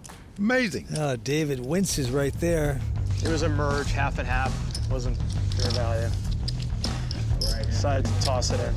Don't try to explain things. Just take the money and run. We're coming back for more on the World Poker Tour. Season 12 of the World Poker Tour is brought to you by ClubWPT.com, where VIP members can win their share of $100,000 in cash and prizes every month. ClubWPT.com. Never lose a dime playing poker, guaranteed. Welcome back to the World Poker Tour, brought to you by ClubWPT.com. Now, if you're looking for some great poker action, you should know that we offer awesome games at Club WPT. Play day or night against strangers or friends. One thing is for sure, it's always fun. Plus, you can really win with $100,000 in cash and prizes awarded every month. Get in the game today at ClubWPT.com. Now, let's get back to the action at the Borgata Poker Classic. Anthony Marella from New York City with 20 million. David with 16.3 million. Winner tonight takes home over $842,000.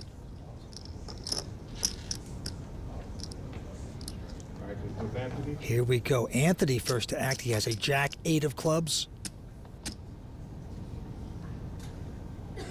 Well, he's just going to limp in on the button here. Blinds are so high that these guys are happy to put in that and see a flop. David with ace high. Not going to raise, so here we go with the flop. It's a 10-7-3. Pair of threes for David. He's going to check quickly. Anthony, who has an inside straight draw, has bet 900,000, and he's been called. Head to the turn. And there's an 8. That gives Anthony 2 8s and the lead. David checks. Anthony checks right behind him. Well, now the board pairs 10s. So David checks. Now, if you have 2 8s here, you absolutely think they're the best hand. You can tell Anthony thinks so because he's betting 1.5 million. And he gets paid off with bottom pair. And Anthony Marella confidently turns up the 2 8s this time to take down the pot. Come on, David. Shake it off. Come on.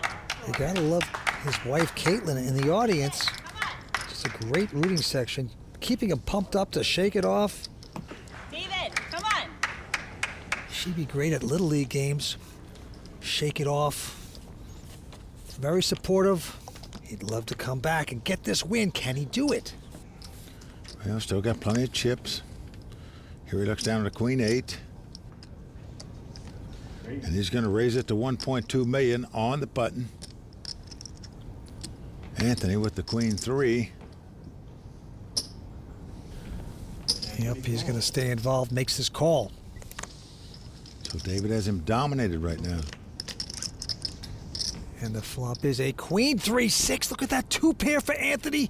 David with top pair with just queens. Well, this is going to spell big trouble for David here. And look at this. Anthony's leading right out into the pre-flop raiser. Well, David's going to raise it here to find out where he's at. 1.3 total. 2.3 million now the bet by David. Now it's back on Anthony.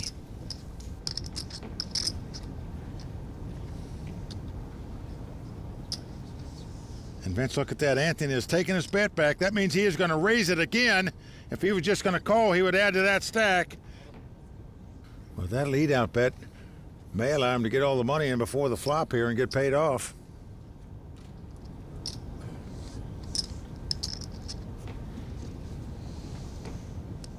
$4.3 million the bet. Boy, now there's a possibility maybe David can get away from this hand. Oh, But he says all in, Vince. Oh, boy. And the quick call by Anthony. Queen of diamonds, 3 of diamonds. David in big trouble, must have help to stay alive. He needs an 8 or 6 right now to take the lead. Otherwise, Anthony Marella from New York City, 39 years old, will become a WPT champion at Borgata. 2 cards away from the destiny. Here we go with a turn card. It's a 7 of diamonds. So that doesn't help David. It's come down to the river. David must catch a 3 across to stay alive in this tournament. Must catch a 6, 7, or an 8. 1 card left. Will this be the champion card? It's over. A 4. There you go. Anthony Marella is our champion, Vince. The only amateur at the table taking down the title. He had so many suckouts. Ridiculous. I love you so much. You played awesome. Before we go talk to our champion, Matt Savage is talking to our runner-up, David Paredes. I'm pretty happy.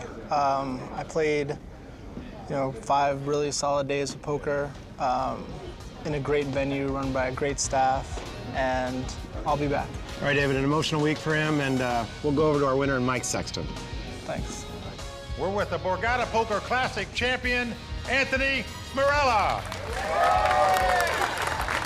Anthony, what a performance you put on tonight.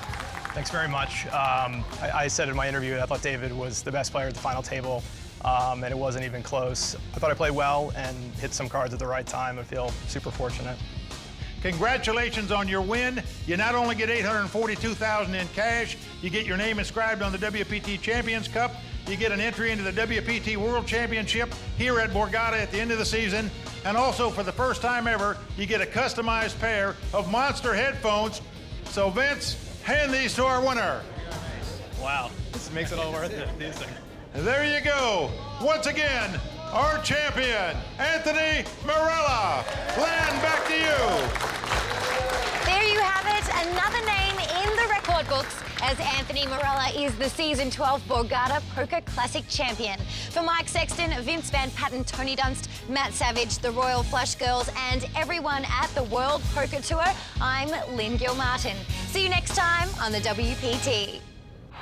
I don't understand what this is for. The World Poker Tour is brought to you by ClubWPT.com. Never lose a dime playing poker. Guaranteed.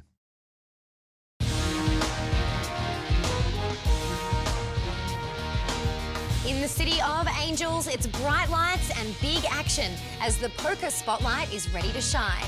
The LA Poker Classic kicks off now, tonight on the WPT.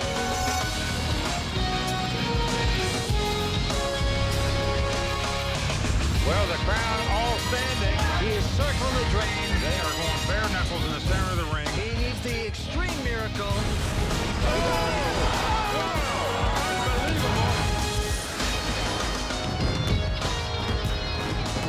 Hi everyone, welcome to the World Poker Tour. I'm Lynn Gilmartin. Los Angeles. For decades, people have descended on LA with dreams of stardom and hitting the big time. But it's not only the entertainment industry that delivers on this promise, as 5 days ago, players hit the felt at the world-famous Commerce Casino, looking to strike it rich and make a splash on the poker scene. As players entered the tournament room of the Commerce Casino to dip their toes and wallets into the prize pool, the WPT crew kicked off play at the newly christened Monster Bar, where Mike Sexton explained what makes this event so special. The LAPC is truly one of the premier events in the poker world. It's a 10K buy-in, one starting day, no rebuys, and the winner takes home over $1 million. One player who stood out in the crowd was the defending champ, Paul Clan, who spoke about how he felt on day one last year. My expectations were just to go as far as I could. I mean, I really never imagined that I was going to win it. You always hope you will, but, you know, to never having won an event before and to have never gone that deep was amazing to win. Paul was one of the many former LAPC champs in the field that included Sean Jazzieri, Eric Hirschler, Michael Mizraki, and Antonio Espendiari. Royal Flush girl Danielle Ruiz grabbed a quick word with Season 6 champion Phil Ivey. What was it like for you to win the LAPC? There's a lot of tough players here, so you know it was a grind. It was nice to win it. LA is a good place to party in, so we went out that night, we had a great time. The LAPC always has a big local turnout, and being in Los Angeles, sometimes those locals are Oscar-nominated actresses like Jennifer Tilly. This is my lucky casino, the Commerce Casino. I love doing the WPT. They sort of broke the mold in terms of how they do the poker shows. Hollywood big shot / poker player Matt Salzberg was eliminated after Ali Islami turned over pocket queens for a full house. I'm like over 4 in the LAPC. I got some monster headphones to listen to alone tonight. After walking the floor and checking in with some WPT Champions Club members like David Chu, WPT World Champion, and Daniel Negreanu, a queen, a club. Mike Sexton couldn't ignore all the dead money in the field and bought into the tournament late in the day. Phenomenal Phil Locke here, champion Jonathan Duhamel, Jeff Madsen, the rapper of the world. Legends everywhere at the table. I'm going to come in, play fast, we'll see what they do. He's going to play snug as a rug, trust me. As Mike was attempting to build his stack, others were going in the opposite direction. WPT Montreal finalist Lily Coletto unfortunately busted in one of the last hands of the night. 501 players had entered the event, with 370 surviving to play on day 2. Registration would remain open through the first level of the following day. JC Tran and Ali Islami both had strong days, finishing with over 100,000 in chips. But it was Scott Blackman at the top of the chip counts with over 190,000.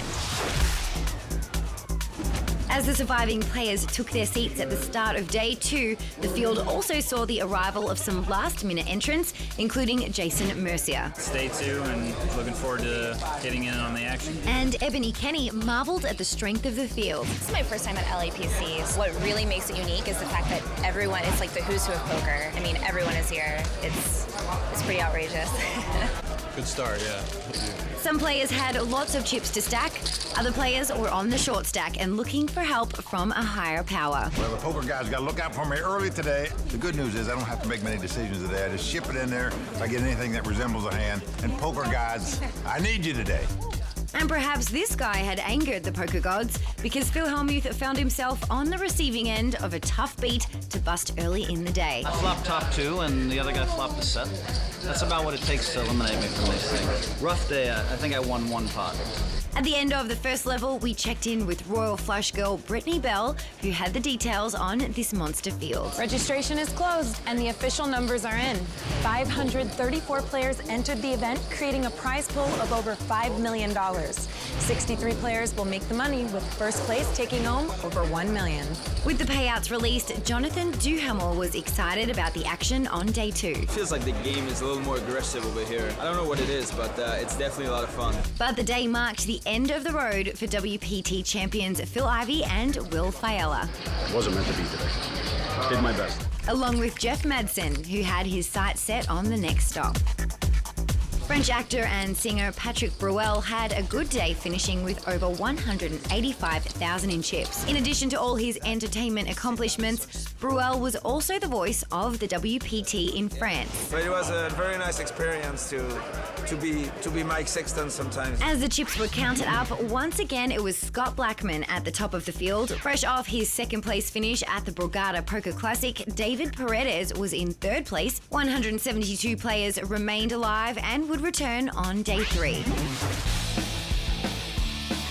The plan for the day was to play down to the money. But for that to happen, we would have to say goodbye to 109 players. There were some high-profile players still looking for their first WPT cash, including a British pro, Chris Moorman. And Chris was focused on making it through the day. Played well, and I have over 40 big blinds. That's more than enough. But yeah, this tournament is such a long tournament. It's just like make it through the day and don't do anything too silly and come back for day 4. Also hanging in there was our host Mike Sexton, who was trying to emulate former LAPC champion Antonio Esfandiari in any way he could. The fans at home want to see what my beanie looks like on Mike Sexton? I'll show you. Oh, really? Right. Anything I can do to be like Antonio, I'm doing it. What are you listening to? This is Leonard Skinner. What do you mean, what am I listening to? You don't know Leonard Skinner? Come on, let's get that. I want to hear some Patrick Bruel. I don't listen to that French, you know? 2 players on opposite ends of the chip spectrum were Jennifer Tilley and South African pro Ronit Shamani. I'm getting lucky, and when I'm not lucky, I pretend like I'm lucky and I bluff. Yeah, I'm not giving up. I'll make it through. But after getting crippled by Jeremy Kotler, Ronit was soon all in and called by Jennifer, who had her outkicked and well covered. No help on the board knocked Ronit out of the tournament. Poker pro Daniel Steinberg, who had come into the day second in chips, found himself in a tough spot facing an all-in bet by hedge fund manager and Queens native Glenn Lefay. The decision was made even tougher by table talk. It will be a bad call by you. I'm going to show you. So you're going to, you're either going to suck out or you're going to see the best hand. What if I told you I had 2 pairs? I don't care. Clock. Glenn finally called the clock, and with seconds remaining, 10, 9, 8, 7, 6. Daniel made the call and was disappointed to see Glenn turn over a set of 10s. Daniel was drawing dead and eliminated from the tournament. Good, you're really tough. Thanks, man. We also lost the day 1 and day 2 chip leader, Scott Blackman, who after his strong start finished short of cashing. And the field continued to shrink with the money bubble approaching. After moving all in with pocket queens, Gordon Vio was quickly called by Oliver Price, who held pocket aces. The board ran out with no help for Gordon, who was eliminated in 64th place. The knockout meant that the remaining players would make the money and that play was concluded for the night. Glenn Lefay would finish the day second in chips, followed by the strong performance of Jennifer Tilley in third. But at the top of the standings was season 11 LAPC third place finisher Jesse Yaganuma. I had a pretty good day and finished the day with 800,000. I feel like I played pretty well and it worked out well.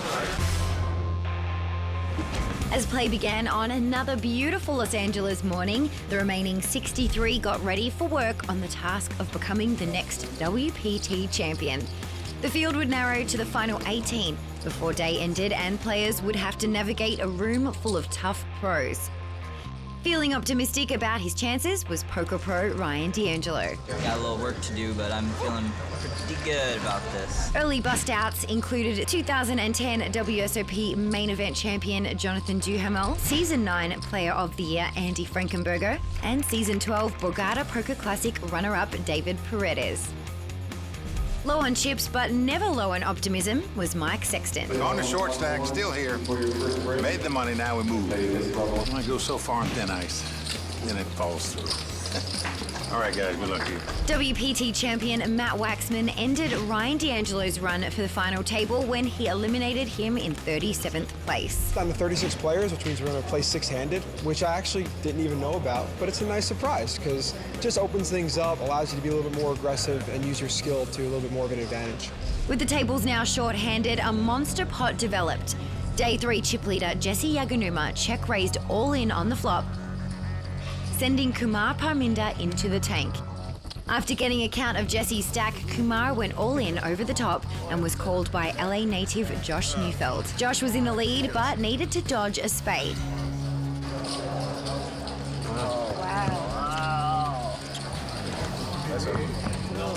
A 5 on the river gave him quad 5s and shipped Josh the biggest pot of the tournament. Jesse was eliminated in 33rd place and Kumar was left with just 3,000 in chips. Chris Moorman then delivered the final blow to Kumar, out shortly after in 32nd place. Big names continued to fall, including 2012 WSOP main event champion Greg Merson, WPT Montreal runner-up Mukul Pahuja, and Season 5 LAPC champion Eric Hirschler.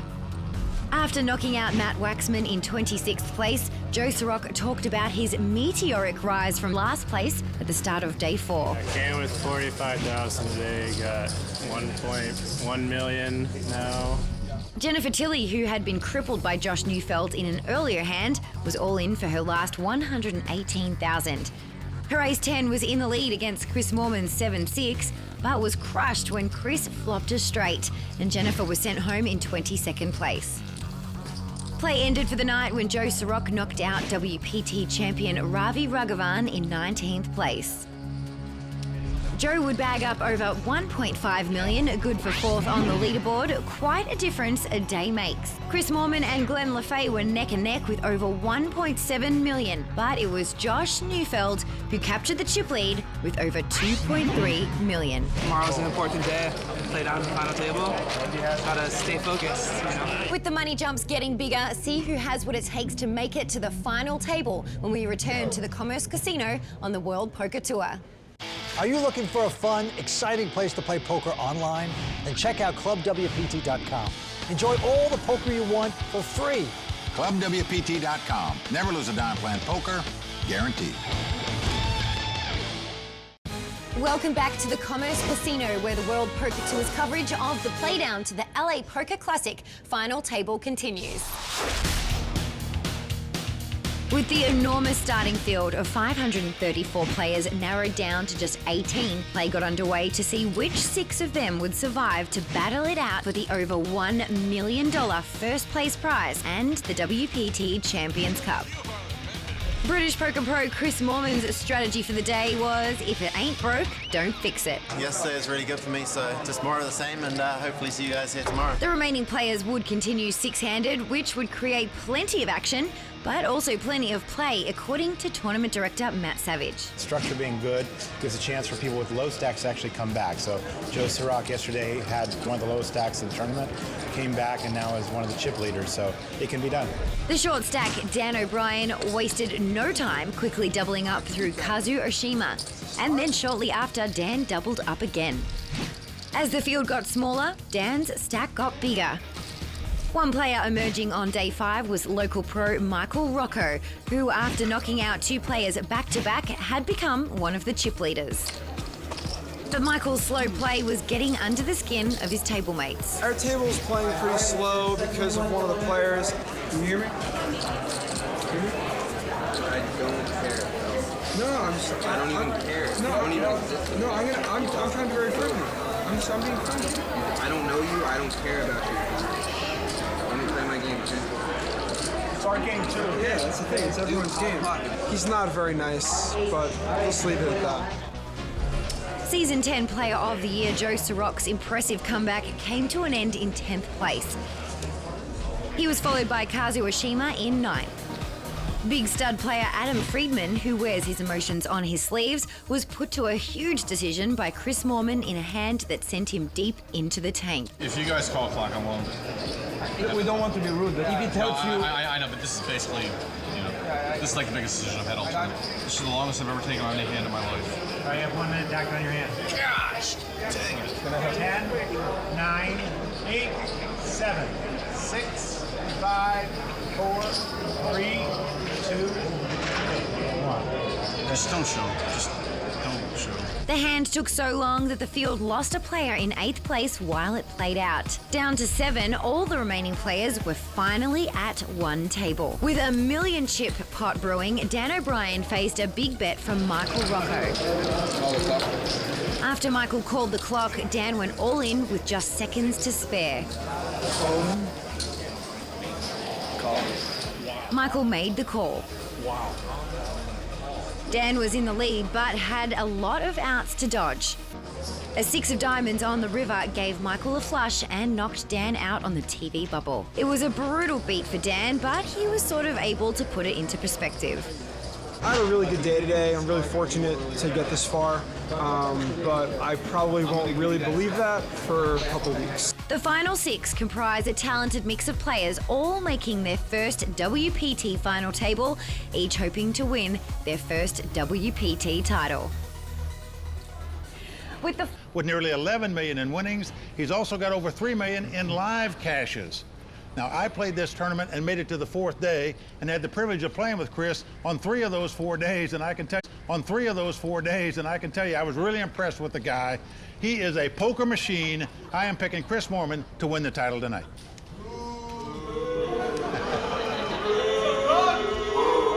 And Vince, French superstar Patrick Bruel is right in the thick of it. Rate his chances here tonight. Well, Lynn, Patrick Bruel is not just a great poker player, but he is a big star in France. He's like Justin Timberlake over there, but nothing alike, actually. He's a singer, he's an actor, he's a dancer, he's an entertainer, and he's also a great poker player. He has a World Series of Poker bracelet to his name, and right now, he's talking to Matt Savage. Patrick, you're an international superstar. You always show a lot of emotion in your work. Why are you so passionate about poker? I like competition. I like this game because it's a game that you can analyze, you can think. You are the voice of the WPT over in France. Yeah. If you were the commentator today on tonight's final table, what would you say about the player Patrick Bruel? Certainly would be very critical. Lynn, Google this guy, he's a big deal. Back to you. Thanks, Matt. So who will reign supreme here at the Commerce? Action is ready to get started, so let's send it back to Mike and Vince for the call of the game. Well, there you see our chip leaders. Michael Rocco out in front, nearly 5.6 million in chips. Chris Moorman in 2nd place. And that's what they're playing for. The winner tonight takes home over $1 million and takes down this coveted title. Yeah, we started out with 534 players. We're down to these 6. Andy's a 5,000. Blinds are 15 and 30. The cards are flying around the table, and it's on the Englishman, Chris Moorman. Chris looks down at an ace-jack of clubs. He likes it. Makes it 65,000 to go. Into the Frenchman, Patrick Bruel. Great entertainer. Fine player. He folds. Next up is Josh Neufeld. Josh, 24 years old, from Los Angeles. Josh has got a whopper of a hand, Mike. Ace-king. He is going to 3-bet this. And Josh Neufeld is going to make it 160,000 with his ace-king. Glenn LaFay quickly folding. Adam Friedman not playing. And now we're around to the chip leader, Michael Rocco from L.A. as well. Yeah, 24 years old. Calls himself a professional nomad. He just travels around doing whatever. Okay, he traveled out of this hand. And back on Chris Moorman making the call. This could spell trouble for Moorman. Ace-jack under the ace-king. And here we go with the flop. Well, the flop comes 7-4-4 with 2 clubs. So Chris has flopped the nut flush draw, is going to check. Let's see if Josh makes the continuation bet. No, he slows down. Now a 10 comes off. No help to either player. And look at the Englishman is getting it out. Now he's #1 online player in the world, won more money than anyone. And now he's playing A live tournament and playing well. He's betting on the come here. Well, going to bet 150,000 here. Can he get Josh to go out? Vince Josh sold a screenplay when he was 16 years old about online poker. Now playing at the final table. He's going to fold his hand. So Chris Moorman going to take down pot number 1 at this final table. Yeah, we're just getting started at the LA Poker Classic. We're coming back for more on the World Poker Tour. Welcome back to the LA Poker Classic. I've been watching WPT since basically I started playing poker, so to make the final table at WPT is great, but now I just want to be the last man standing. When I came, I said, I want to make the final table. Now it's done. 6-5, I would be disappointed. 4, we were okay. 3-1, very happy. 1, very, very happy. I've always wanted to play this particular tournament, LA being my hometown, and this is my first year playing it, and to win it in my first year would just be unbelievable. I want the title. Everybody knows I want the title. All my buddies in my town in Long Island are saying, bring home the title. I came here for the title, and that's what I want to leave with. I hate losing. I don't enjoy winning as much as I should, but I hate losing more than anybody. I want to win this tournament more than I probably ever wanted anything. And when I want something, I usually get it, so that's it. We are back here on the World Poker Tour. 6 players going after this title tonight and over $1 million in purse. Chip leader still Michael Rocco, the Nomad as he calls himself. Back to the table. Josh Neufeld will fold his hand. Glenn LaFay now, 40-year-old out of Ridgeville, Connecticut, also won't play. And now it's around to Adam Friedman. Adam, a phenomenal poker player, terrific 7-card stud player, has a World Series of Poker bracelet and that, great at high-low split games. He'll admit No Limit Hold'em is his worst game, but still, this guy is good. He's raised with nothing into the chip leader, Michael, who has a junk hand, 7-deuce, he won't play. But the Englishman, Chris Moorman, does have a real hand, ace-jack. Well, he won the last pot with ace-jack when he didn't have the best hand. This time he does have the best hand with the ace-jack. Let's see what he's going to do with it. Adam just taking a shot. He is a short stack at this moment, and he cannot shake loose Chris Moorman. Makes it 160. Moorman's rooters in the crowd. On to the next hand. We had 534 players start this event. Mike, you finished in the money, of course. I did. I actually played for 4 days in this tournament. Played with Glenn a fair amount. Played very solid when I was at his table. He's got a 7-5, won't play that mess. And now Adam again gets involved with an ace-queen of hearts. He will raise. Makes it 60,000 to go. Rocco, the chip leader, will fold. Chris Moorman out as well. The Frenchman, Patrick, he will not play that. And now Josh with a 7-5 of spades. Well, Josh in the big blind. He's got money invested. Yeah, he was induced to call and makes that call. Wants to see a flop here. And a good flop for him. You think? He's flopped the stone nuts. By playing slop, and he's going to check it. Well, Adam checks right behind him. Yeah, no continuation bet. And now it's a 4 of hearts. Now there's 4 of hearts there for Adam, though. Josh is now going to bet the straight. He's betting 60,000. Let's see what Adam's going to do with this flush draw. Better be a little careful here. Doesn't get aggressive. Lucky for him, perhaps, because he's not made yet. Can he catch his heart? No. Now the board pairs 6s. So now there's 2 pair on the board. Josh has the straight.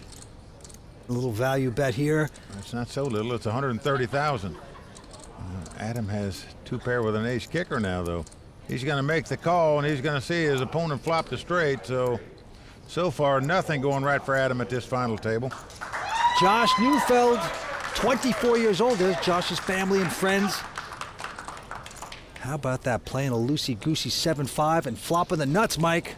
Crazy times here in L.A. My table image would be different depending on who you ask. Patrick Bro would tell you I'm an absolute maniac, while others might say I'm tighter. You know, my biggest advantage coming in today is I'm an unknown, you know? They don't know how I play. My confidence level is a 10 going into today. I expect to win. This episode of the World Poker Tour is brought to you in part by DraftKings. If you like poker and sports, then you're going to love daily fantasy sports at DraftKings. Go to DraftKings.com, enter promo code WPT, and start playing today.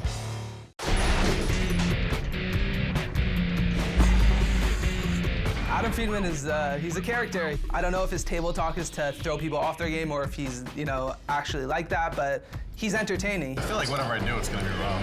I like that he's talking at the table. Whoever gets it 2 hands in a row and just barrels off the streets and has it. It's enjoyable to play against. What's it like being the best there is? Adam's a super eccentric guy. He's a good dude. He's a smart dude. He's different. Like, he's gonna be a show.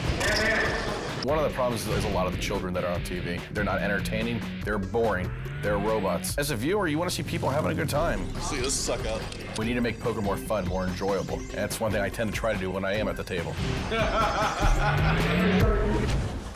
He's got like an Austin Powers laugh there. Well, he's entertaining, a very bright guy, phenomenal poker player, mostly in 7-card stud and high-low split games. He'll admit no limit hold'em's his worst game, but he's here at this final table. The guy can play. He wants to have fun, but it's tough when you're on the short stack. Hope he comes back. Here we go. Action's on Adam. And he can't play that. So we move on to the chip leader, Michael Rocco.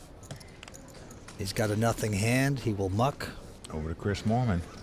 He picks up ace-queen, so he's getting some cards here. He's going to raise it. Makes it 65,000 to go.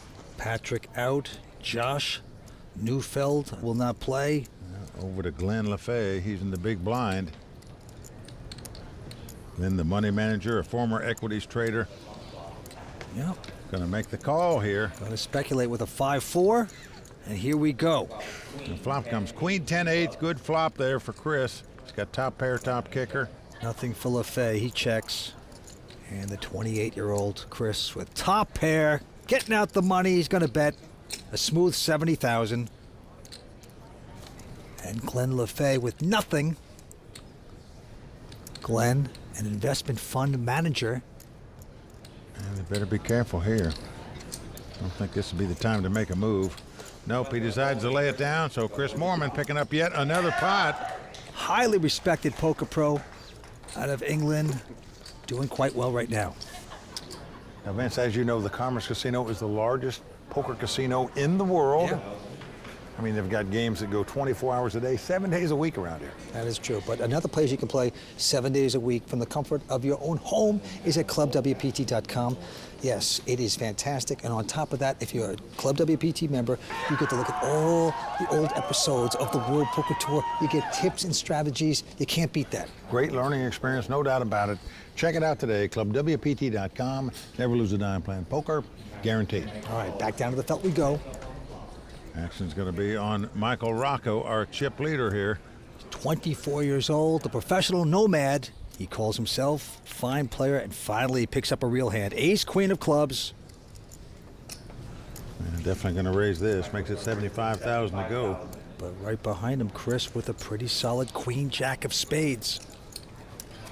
Moorman, by far the most aggressive at the table so far, but he's out of hand every time. Getting those racing chips out. Yes, he's going to make it 185. Patrick Burrell goes out. Yeah, Josh not playing. Around to Glenn, who's got a nice suited connector, 6-7 of clubs. Yeah, but it's been 3-bet in front of him. Just doesn't have that many chips. He goes away. Adam out. The 2 chip leaders going to battle for this. And Michael just calling it. Doesn't get fancy. Well, the flop comes ace, jack, 6 with 2 hearts. Nice flop for Michael Rocco. He's got top pair. Chris has got middle pair, and they have the same kicker. Not good news for Chris. Michael has checked it. Gonna wait for his victim to bet it. Chris swinging away, bets 185. Well, Michael's just gonna make the call here. Michael looks like one of the most relaxed human beings I've ever seen. Wonder what he does. Walking around in the hills all day as a nomad. Well, an ace comes off on the turn. Oh, yeah. Michael was leading out and betting 500,000. Now, Moorman 3-bet before the flop. He bet on the flop. But after check calling the flop, Rocco leading out on the turn for $500,000, and it's puzzled Mormon because he's made the call here, thinking his jacks might be the best hand. 2 chip leaders in a big pot, and the river cards a 3 of diamonds. So 3 diamonds on the board now.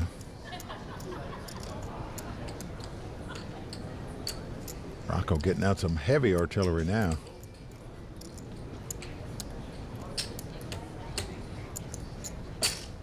That is $1 million he's betting.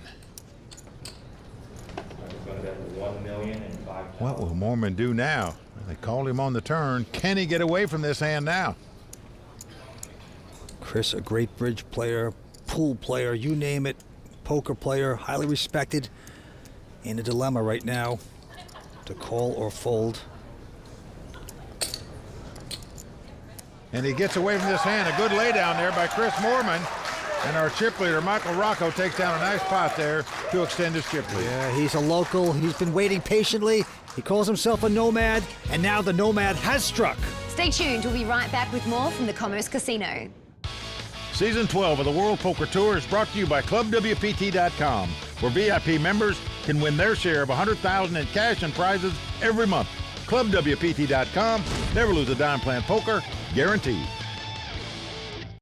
Welcome back to the World Poker Tour here at the Commerce Casino.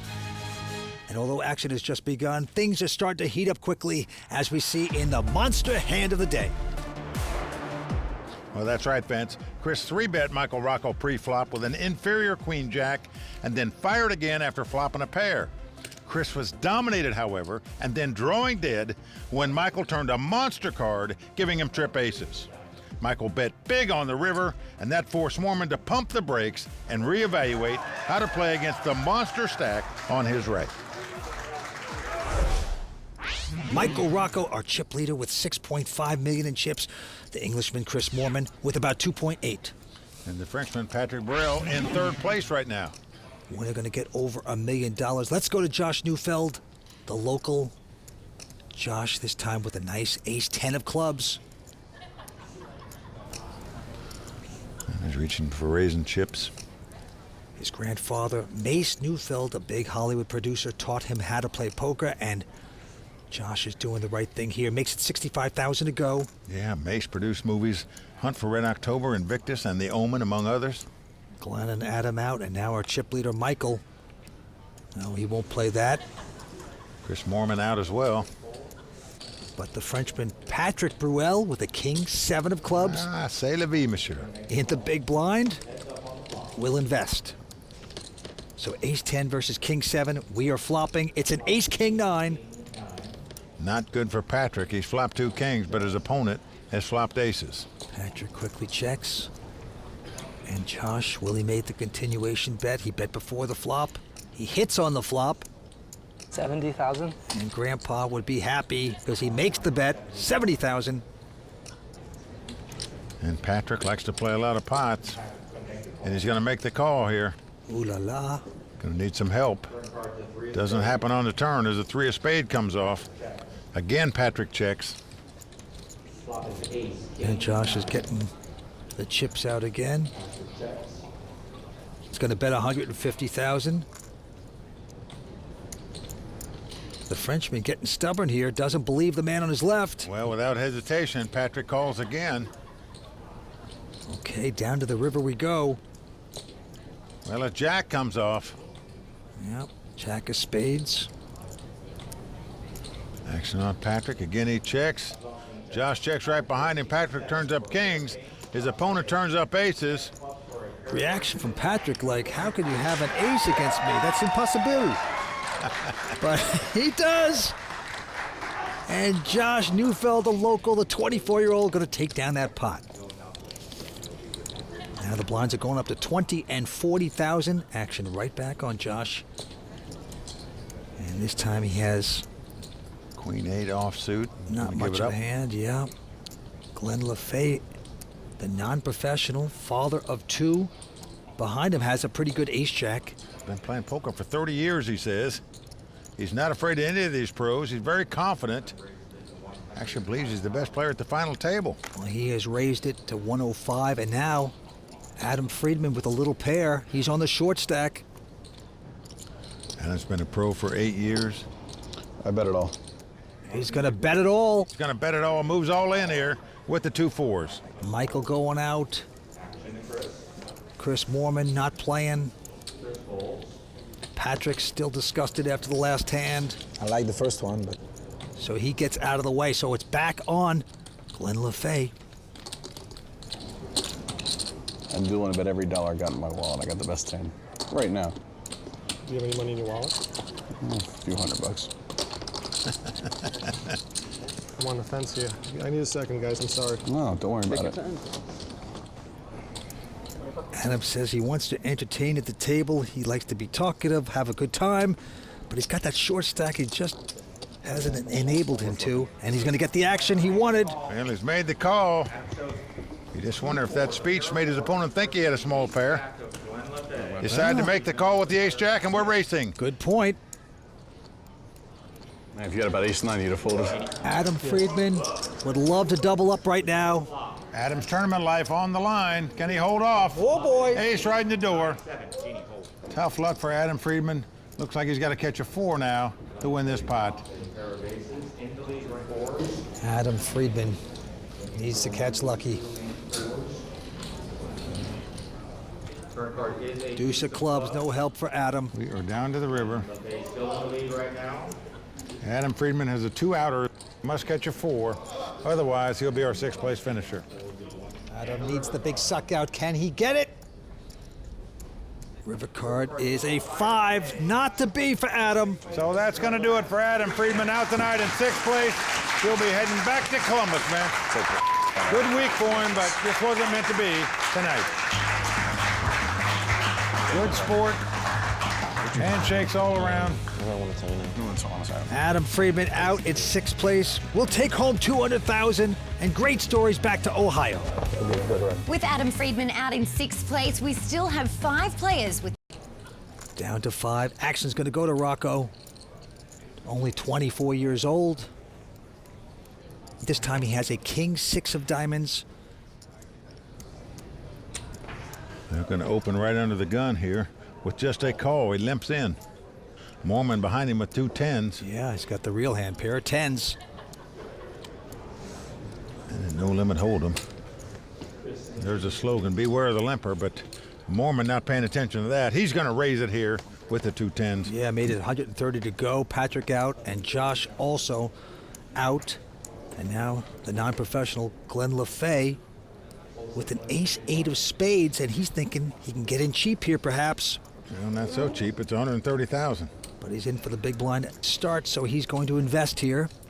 After limping in, Rocco now raises it to 460,000 with just a king 6. Yeah, getting aggressive with that. He is staring down Mormon. You know, Chris has a real hand here.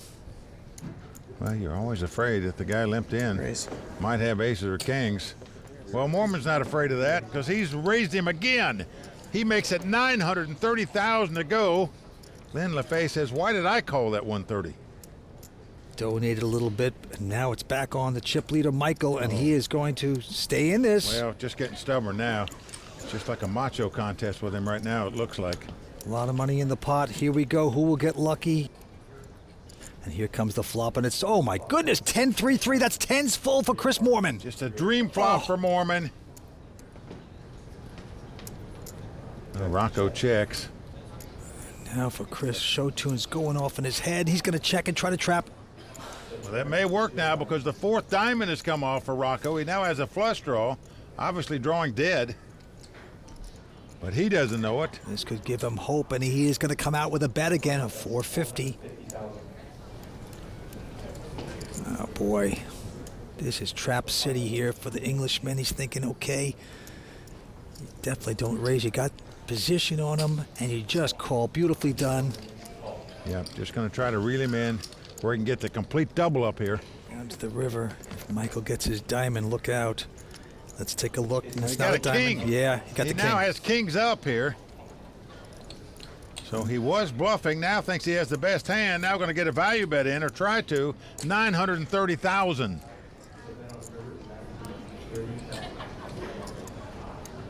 Chris Moorman. 10's full. You've been setting up your man. Call it clock. Wow, that was fast. Wasn't enough time yet. He hasn't had enough time to act on that hand. He hasn't had enough time to act on that hand. It's not enough. Joe, it's not enough time. I'm not allowing You're a that. joke. You take 2 minutes every hand pre-flop yesterday. You're a joke. Okay.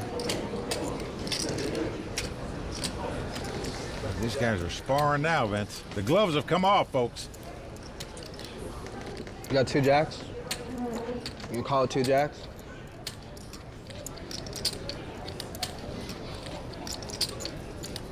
Put the money in. You flat me with 2 jacks pre-flop, get to the river this way and fold. Cool. Flat you, you flat me. It is getting ugly here in L.A. Oh, boy. Folks, this could be Ali Frazier 4 before it's over with. Well, there it goes. It's all in now. That'll quiet him down. Now that's only an additional $700,000, but still, Michael's got to think through this and go, wait a second, is this guy really going to put in all that money at this point? Well, there's $5.5 million in the pot. Right. Cost him $700,000 to make this call. Well, it seems obvious that Michael Rocco realizes Moorman's the guy to beat at this table. Trying to get into his head, calling the clock early on him, then saying put your money in. Well, he put it in all right. He put it all in.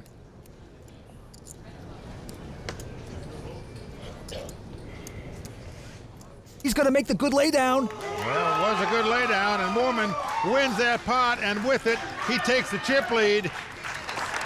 And they are getting feisty in L.A. at the LAPC. $1 million for the winner, and they are throwing punches at each other.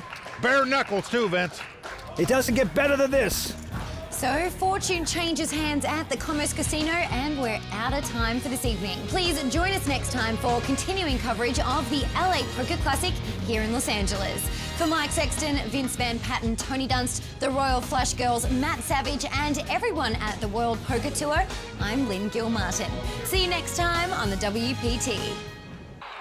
I don't understand what this is for. The World Poker Tour is brought to you by ClubWPT.com. Never lose a dime playing poker. Guaranteed. In Los Angeles, there's fame and fortune on the line as the Commerce Casino plays host to the biggest game in town. The $5.1 million LA Poker Classic continues tonight on the WPT.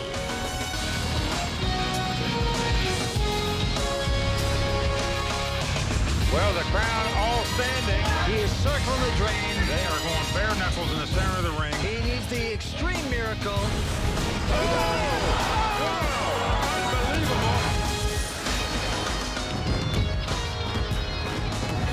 Hi everyone, welcome to the World Poker Tour. I'm Lynn Gilmartin. Known as one of the favourite stops on the tour, the Commerce Casino always draws huge fields and delivers on even bigger prize pools. And with over $1 million going to the champion, all of our remaining players have their eyes on the prize. Right now, let's check in with Mike Sexton and Vince Van Patten to see what kind of action is in store for us tonight. Guys, take it away. Well, I am set to see some crazy action. We have Michael Rocco, who got in this tournament through a $200 satellite. Well, he's a wild man, okay? He bets, he bluffs, he was bullying these guys around, and then all hell broke loose. Call it clock. You're a joke. Okay. Well, you are right, Vince. It is bare knuckle time here at the Commerce. The gloves have come off for all these guys. Thank you, gentlemen. I'm looking forward to seeing how this final table unfolds. So let's check the chip counts and get back to the game. Chris Moorman out in front with $5.5 million. Michael Rocco in second place. That's what they're playing for. Over $1 million in cash and this coveted title. Well, we started here in LA with 534 players. We're down to these 5 right now. And these are 5,000 blinds, are 20 and 40. Here we go. A couple folds around to the local Josh Neufeld. He's going to go out as well. So the battle of the blinds here. Glenn LaFay in the small blind looks down at 5-6 offsuit. He's a non-professional player, father of 2. He'll raise with this, makes it 90,000 to go. Glenn, a money manager, former equities trader. Been playing poker for 30 years, though, and believes he's the best player at the table, even though he is an amateur. Into Michael Rocco, the former chip leader. He has king deuce. He's made the call. So let's go to the flop, and it's a jack 5 deuce. Both of them hitting pairs. Yeah, Glenn's got middle pair. Michael's got bottom pair. Glenn checks, and Michael checks right behind him. Into the turn card, 8 of clubs. Changes nothing. And Glenn gonna bet 105,000. Michael Rocco doesn't believe him. He's gonna pay him off. Makes the call, going to the river. And the river card's another 5, 3 of a kind there for Glenn LaFay. Well, Glenn has got 3 5s. Loving it. Looks back to make sure he's got them. 150,000 is the bet. Now, Michael might think he had some kind of drawn hand on the turn and then missed on the river. May pay him off with the 2 deuces. Wouldn't blame him because his opponent checked the flop. And that's exactly what he's done. Yep, he's going to make that mistake. He is going to call, and Glenn LaFay will take this pot. Can I see him? I turn mine face up. Can I see him? Glenn says, I want to see the hand. That's something that's not done very often. No. This really aggravates a lot of players, Vince. You lose a pot, and then somebody needles you, wants to see your hand. But I think it's all been caused because Michael called the clock on the Englishman. So I think this whole table is turning against Michael there a little bit. That is definitely a needle. But let's go on to the next hand. Now it's Glenn has a jack 10. He gets rid of this one. Rocco stayed pretty calm, though, when asked to see his hand. Some players would explode in that spot. Now he's calling with an 8-5 of diamonds. He's splashing around now. Chris going out. Patrick Bruel has made a quick call. He's in the small blind. He's got jack 6 of diamonds. And now it's on Josh, and he's got queen 7 of diamonds. And he will say, let's see a flop. All 3 players have diamonds. Here comes the flop. Incredibly, 2 diamonds come on the flop. You gotta be kidding. But Patrick has top pair with his flush draw. And he checks 80,000? Well, he is looking to check raise, you know that. Josh is gonna take the lead here and bet. He's betting 80,000. Rocco with the 4 flush is gonna call. Well, Patrick with the jacks and the flush draw is gonna one in France. 5. Josh opts to get rid of this flush draw. Show the bluff. Show the bluff. Okay. Guilty on TV. Merci beaucoup. There you go. Vive la France. Well, the Frenchman taking a nice pot, and as you can see, Josh Neufeld looking very disappointed. And right now, he is the short stack at the table. Plus, the price of poker is going up, so he might be looking to make a move soon. The blinds are going up to 25 and 50,000 with a $5,000 ante. Patrick this time looking down at a nothing hand. He'll fold. Josh takes a rest. Glenn LaFay not playing. Michael Rocco, the former chip leader, spinning out of control a little bit. With king 10, will make this call. And right behind him, Chris Moorman with a nothing hand, 9 deuce.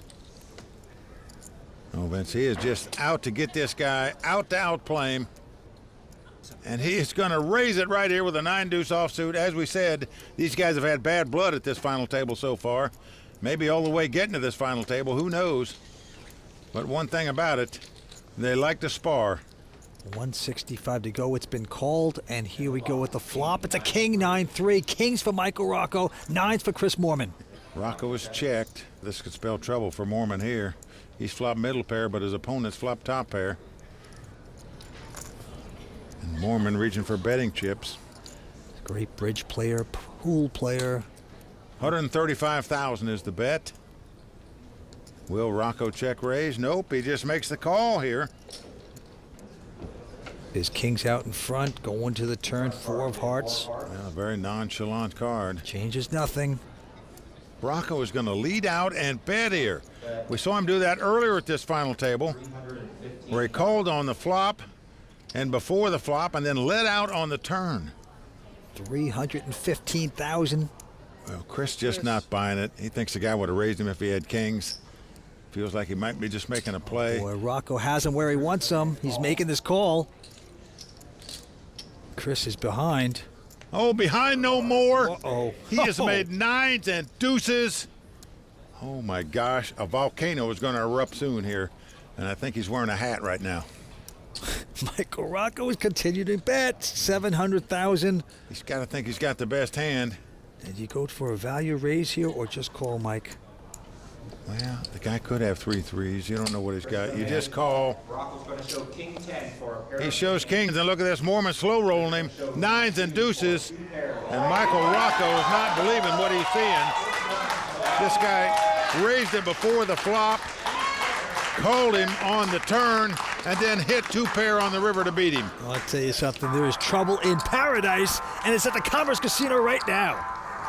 I started playing poker because I loved it, and I still love it. Like every day I get up and I can't wait to play poker. Some people say that no one really works harder than me. Even though I've had a lot of success, I just study a lot and play a lot. The most important thing to improving is just to gain experience and just to be in the same situations time and time again.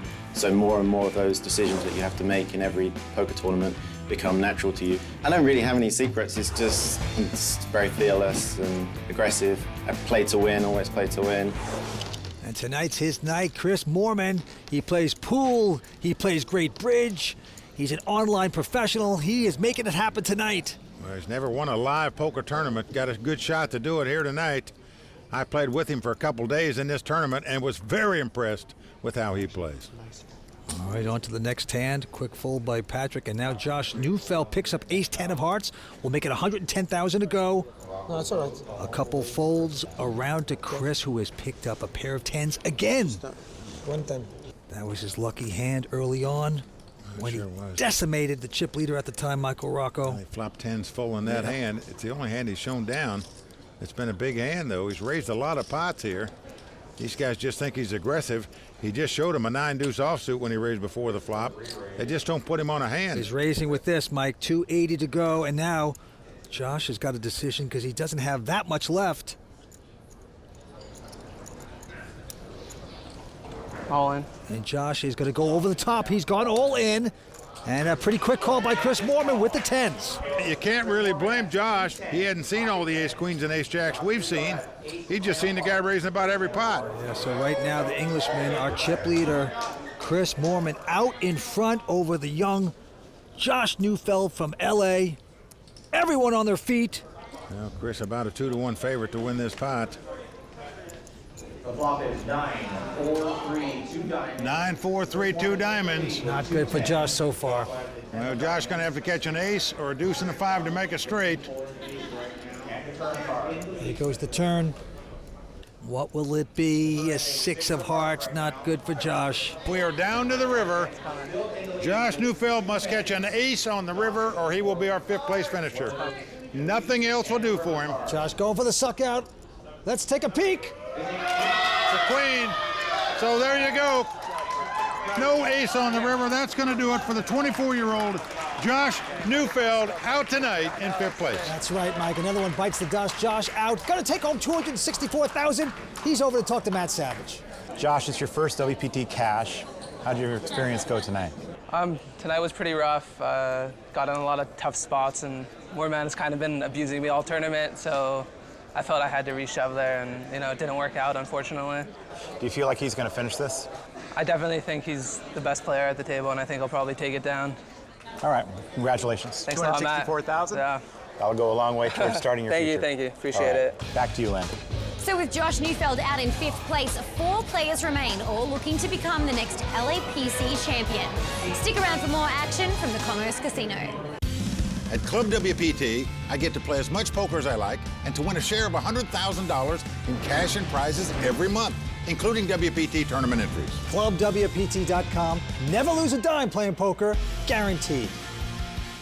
I'm joined by our club at WPT.com qualifier Jeff Myers from Texas. Congratulations, you won your seat into the LAPC $10,000 seat with all the big boys. That's a pretty big deal. How are you feeling today? Oh, it's fun. I've had a great time. I've met so many new people as I watch them on TV, and it's like I can't believe I'm here playing with them. So what is it about Club WPT that you enjoy?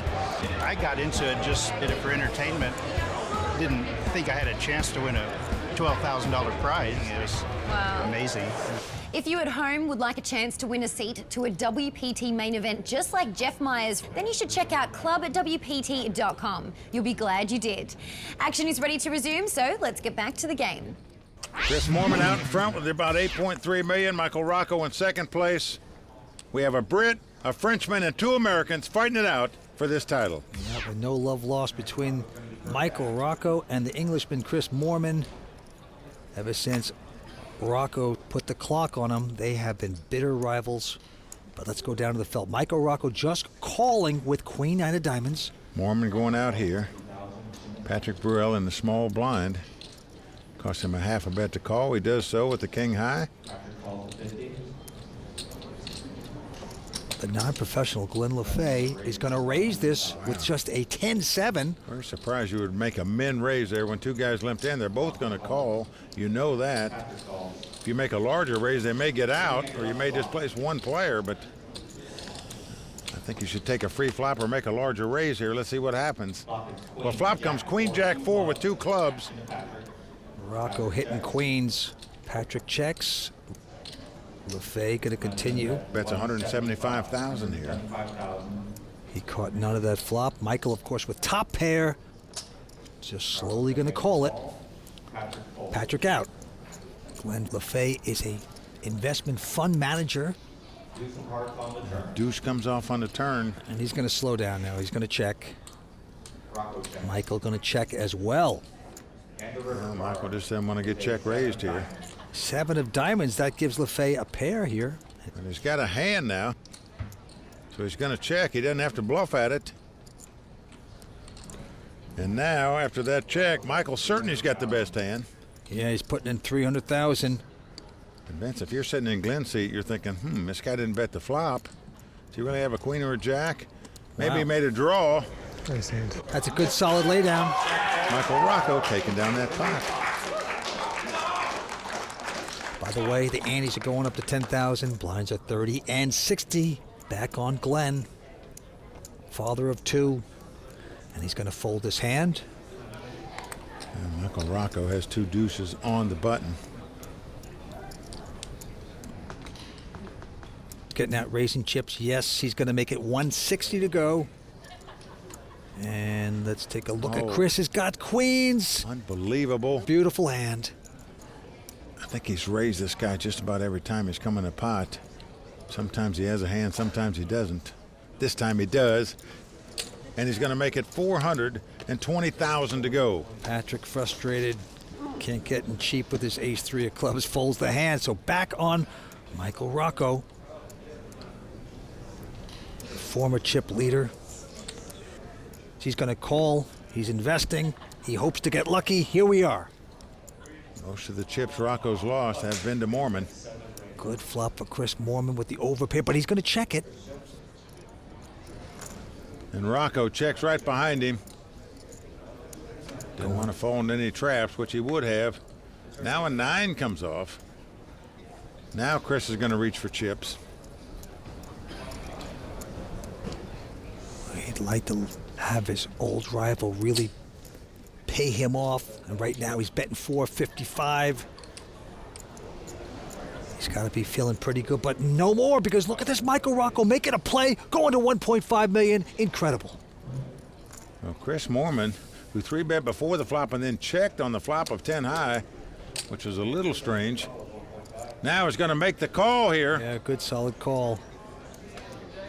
Huge pot going to the river. It's an ace of hearts. Well, neither player going to like to see that card. Fearful the other guy's got an ace in his hand. Moorman going to check. Now, what do you do if you're Michael? It would take such boldness to continue the larceny.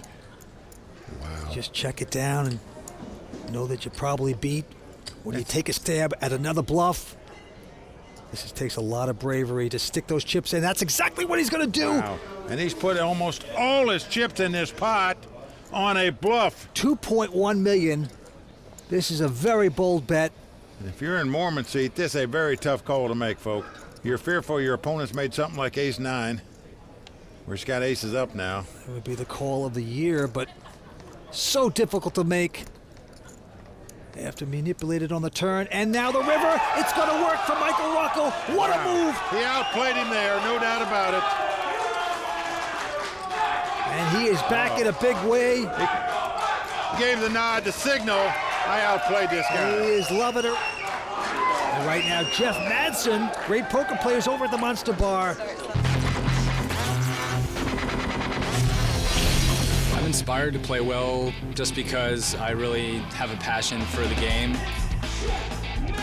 I like being good at what I do, and I like being creative at the table. Poker, there's art in it. It's very abstract sometimes. You have to think really quickly and on your toes in poker, just off the top, freestyling. There's not always one right way to play a hand, and that's what being creative is about. Jeff Madsen writing his own playbook here. And it's just about creating new lines and new ways of extracting chips from your opponent. I wear headphones on the table because I love music, and when you're just zoned into your music, you're distracting, you're hearing a little bit from the table, but you're also at the same time heightening your other senses a little bit. Like you might pick up on something very subtle visually, or just a sense you might have. I think there's something to be said for depriving the senses in different ways and experimenting with the tables. This guy is on a whole different level. It's in my DNA to be creative. Poker is one of my creative outlets. Welcome back to the World Poker Tour here at the Commerce Casino in Los Angeles. The battle between Chris Moorman and Michael Rocco has become pretty intense. Call the clock. Oh, right. You're a joke.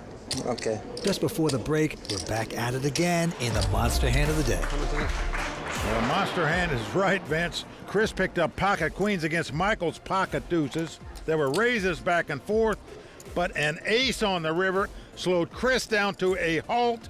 It gave Michael the opportunity to turn his hand into a bluff with his not-so-monster pocket deuces, and a $2.1 million bet by Rocco. Chris had to lay down the queens. It propelled Michael back into the chip lead. All right, we are back to four-handed poker at the Commerce Casino, and right now, Michael Rocco, with close to $6.7 million in chips, is the new chip leader. And Vince, he's earned that chip lead by stealing that last pot, betting $2.1 million with the two little ducks. Down to the felt we go. Glenn LaFay, non-professional, money manager in real life, father of two, has picked up ace-10 of clubs. And he will raise this up. 155 to go. Right behind him, Michael Rocco looks down at King 6 offsuit. Feeling very good right now. Finally stole a huge pot off Moorman. And feeling so good, he's going to raise it up with this hand. 3-bet it to $450,000. The Englishman goes away. And Patrick Bruel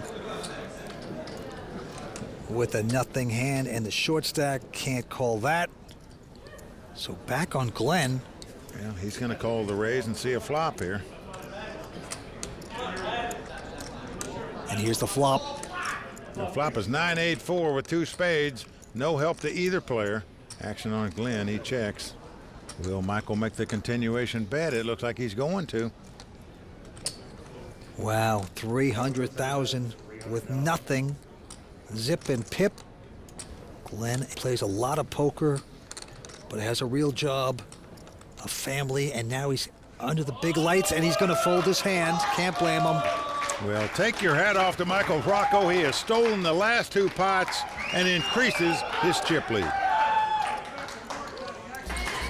Well, now we're going to take a little break in the action. And, Mike, let's tell our viewers what's been going on the World Poker Tour. Well, Vince, let me tell you, the World Poker Tour has been in action around the globe as we travel to Europe for two WPT national events. Most recently at the Aspers Casino Westfield in Stratford, London, England, and at the Casino Magdeburg Ville in Denmark, where Mette Louise Christensen had a payday of over $500,000 Danish kroner and became the first woman to win a WPT national title. Very exciting. Now, back here in North America, we added some names to the Champions Cup at two non-televised main events. At the Seminole Casino in Coconut Creek, Florida, the fun and very charismatic James Calderaro took down his first WPT title and over $270,000 for winning the Lucky Hearts Poker Open. And at the Fallsview Casino Resort in Niagara Falls, Canada, Matthew Lapausi took home over $360,000 Canadian dollars for his win at the Fallsview Poker Classic, plus a seat in the season-ending WPT World Championship. Congratulations to all our champions. And if you at home have been wanting to test your luck on poker's biggest stage, then log on to WPT.com for a complete tournament schedule. For now, let's get back to the final table here at the Commerce Casino. Oh, it's cutthroat battle going on here tonight in Los Angeles, and there is our chip leader, Michael Rocco. He's back in front. You're right, Vince. He seemed very rattled earlier at this final table, but now he's regained his composure, stolen the last couple pots, in good shape, but here he's going to limp in with the ace-5 of clubs. And behind him, his old friend Chris with a king-jack. Well, when people limp in front of you, you put them on 8-9 suiteds, 10 jacks. If you have a king-jack, you think you have the best hand. A Mormon must think it because he's getting out raising chips. And he makes it 180,000 to go. Yep, Patrick Bruel hoping to see a hand. Let's take a peek at his cards. Nah. Just not catching any cards at all, Vince. And Patrick is a guy that loves to be in the action, but right now he's on the outside just watching all the action. Glenn also with a junk hand, won't play, so back on Michael Rocco. Rocco gonna call the raise, so here we go to the flop. You could feel the tension between them, and the flop is a queen, a 5 deuce. So Rocco's flop middle pair has the best hand with the 2 5s. He's gonna check. Chris raised before the flop, and he looks like he's going to make a continuation bet. Yes, he is. 180. Rocco with middle pair, top kicker, and a backdoor flush draw, as well as a backdoor wheel draw. He's going to make the call. Give him credit. We're going to the turn. Well, the 7 of spade comes off, so a possible flush out there now.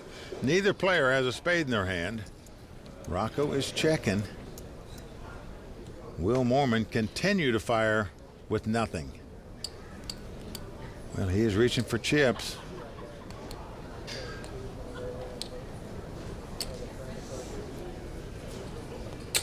Yep, he's going to bet 440,000 with nothing. Well, it's getting tougher and tougher to call with 2 5s. I can tell you that. You have to put your opponent on a complete steal to call here. And Rocco just doesn't want to give him any more chips with this marginal hand. He gets rid of it, but give Mormon credit. He fired a couple shells with nothing there, took down that pot. And Vince, that's 3 or 4 hands in a row that players at this table have won with the worst hands by betting. They're playing with nothing but guts. More from the World Poker Tour coming up next. Season 12 of the World Poker Tour is brought to you by ClubWPT.com, where VIP members can win their share of $100,000 in cash and prizes every month. ClubWPT.com. Never lose a dime playing poker, guaranteed. Welcome back to Los Angeles and the Commerce Casino. That is right, the largest poker room in the world. And earlier this week, Brittany and Danielle got a chance to play with some of the locals in a sit and go, and they had a great time. But you know, Vince, the Commerce has more than just poker. They've got all sorts of table games. Definitely something for everyone. That's right. However, right now, we have big money on the line, so let's check the chip counts and get back down to the table. Michael Rocco out in front with $7 million. Chris Mormon with $6 million. Glenn LaFay and Patrick Burrell have about $1.5 million apiece. Everyone enjoying the moment here tonight. And right now, Chris Mormon with a suited connector is going to raise to 135. Patrick going out. Glenn LaFay now next to act. Glenn can't play that. And now our chip leader, Michael Rocco. He's got a queen 9. And of course he will call with that hand. And you just feel how bad these guys want to beat each other, Vince. They are fighting for every pot, stealing pots from each other. Look at this flop, 10, 6, 5, 2 pair for Mormon. An incredible flop for him. But unfortunately for him, Michael didn't hit anything. Yeah. Rocco's going to check. Oh, you play with those little suited connectors. They can do damage when they hit. Disguised hands. And he will bet this 140 back on Michael Rocco, the 24-year-old who's played incredibly aggressively tonight. And what is he up to? Oh, no. Oh, Wow. no. He's going to repop. He is check raised with nothing here, Vince. 925,000. This is not going to be the time to make a move when his opponent has flopped 2 pair. Chris Moorman. Vince, with a possible straight and possible flush draw out there, I would just raise right back right now if I was Moorman. But I'm not Moorman. He just calls. Yes, he does not raise here with 2 pair. Gigantic pop between the 2 chip leaders. We'll go into the turn, and it's a 9 of clubs comes off. 3 clubs out there now. Well, not the card that Moorman wanted to see, that's for sure. Rocco, not even hesitating. Looks like he's getting chips out to bet. Well, he's made 2 9s on the turn, and he is going to fire again. 1.7. He is just trying to make a statement here to this guy. I am going to fire and see how you like it. And I can tell you that's the last card Moorman wanted to see. Moorman is going to fold the hand. He's going to fold the 2 pair. Well, if Rocco had a 7-8, he made a straight. If he had clubs, he made a flush. Moorman just afraid that the guy was on a draw and made a hand. Jettisoned his 2 pair, but wow. Well, Vince, one thing's for sure, Michael Rocco exudes confidence. Ego's driven me to this point. I've gotten far because I'm stubborn and I want to win. I've definitely ruined other tournaments in the past. I feel like I've blown a lot of chip leads and just not playing well down the stretch, and I feel like I've gone through a lot of mental growth like in the last year or so, and I'm not like the same person that I was before. So the bluff. I show you if you show me. I would, but I'm gonna win this round. I know I'm gonna win. I already won it 3 days ago in my head. Wow, he is a chip leader. He is loaded up with confidence. First time ever at a WPT final table. And by the way, the first time ever for WPT cash.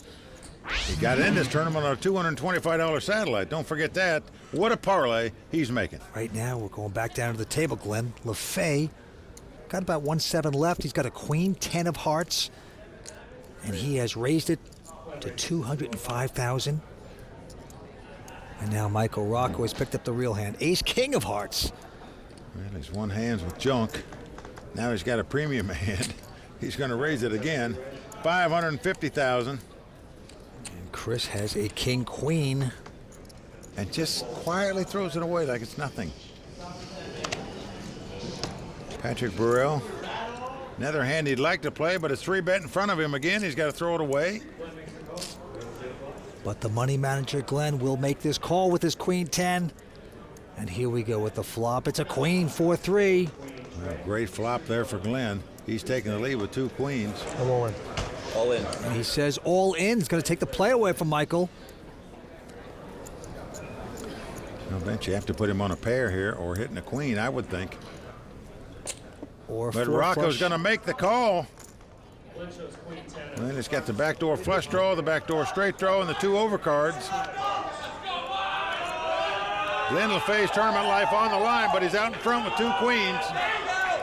Now the money manager from Connecticut in a nice place right now, would love to double up. 6 of diamonds on the turn, so that's good for Glenn. He's still in front with 1 card to go. Michael must catch an ace or a king to win the pot. There's his brother Anthony. Glenn LaFay, the non-professional player, sweating 1 more card, and it's going to work for him. 7 of diamonds on the river. So Glenn slides his chair back under the table. The former equities trader's got more equity in this tournament now. This episode of the World Poker Tour is brought to you in part by DraftKings. If you like poker and sports, then you're going to love daily fantasy sports at DraftKings. Go to DraftKings.com, enter promo code WPT, and start playing today. To be a successful poker player, it's important to have balance in your life. And one laid-back poker pro has it in spades, as we'll see in this edition of Ones to Watch. We're the ones to watch. I'm the guy. If you need something, I got it. Ladies love money too, you know? Sometimes things go your way.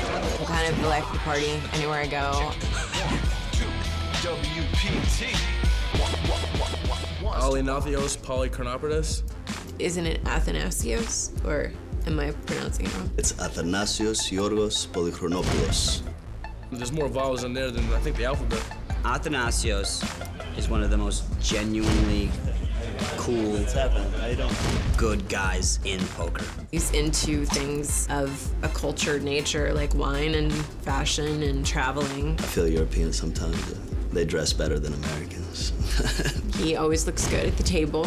Men should feel comfortable wearing scarves. I think that adds an air of mystery to his persona. Gotta be Greek, right? Is he Greek?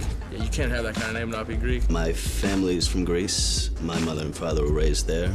They came to the States. They had my sister, they had myself. He bought a restaurant. I started out 11 years old washing the dishes, and then 13 or 14 I was bussing tables, and then most of the time I cooked with my father side by side, which was great. Yeah, my father came to New York with nothing, and then all of a sudden he was the owner chef of one of the most successful restaurants in New York, and he worked very hard for it. In poker, you can start out with pretty much nothing and just little by little work your way up. I think that I have taken my work ethic from the restaurant and applied it to poker. One hand at a time. He's a beast. He's totally in tune when he's at the table, paying attention to everything. The kid doesn't even blink, and he wins. He's got 2 bracelets. You can't argue with that. To learn, I wanted to put in the volume and get better and better and better. And the more you play, I mean, the better you get. I think experience is a trait that great players have. Well, I do recognize how hard it is to work in a restaurant. My first paycheck job was as a busboy. So I'm glad to see he's doing so well. You got to respect that, and he's also a great poker player. There he is, having a great time. There's Athanasios, and also Mad Marvin Rettmeyer enjoying the moment here tonight. Let's go to the felt. Quick fold, a breather from Michael Rocco. And now Chris Moorman, the Englishman, top online poker player in the world. He's got Jack Deuce. Gonna raise on the button here. 135,000 to go. Patrick out. Now Glenn LaFay, the money manager. He's got a Jack Queen. Well, he is going to make this call. Well, he did well with the Queen 10 a minute ago when he doubled up. That's how he does with the Queen Jack. And the flop is a Queen 7-4. Yeah, Chris has a flush draw. Glenn has top pair. He's got the 2 queens he checks. Yeah, and the man with the 4 flush, the raise before the flop, will make this continuation bet. Looks like 135. I think Glenn wants to find out where he's at. He is going to raise it to 330,000. Now, will Moorman just call or raise back with the flush draw? He's just going to call. Yep, Moorman hoping to catch a heart. So Glenn knows he's got something, doesn't know what. Not a heart, 5 of diamonds. Glenn's going to check again. And a check raised on the flop, but once Moorman called him, he's going to slow down a little bit. Bet is 450,000. A quick call by Glenn LaFay. So we're going to the river. Well, a 6 of spade comes off, so a 4-card straight on the board. And Glenn checks yet again. And Chris has none of that. Well, Moorman knows the only possibility he has to win this pot is to bet at it. Oh, and he is going to bet it 730,000. He's going to give himself a chance to win it anyway. Scary board to make a call on. I feel like I have you here. You could be in the stratosphere right now, for all I know. And he calls. Got it.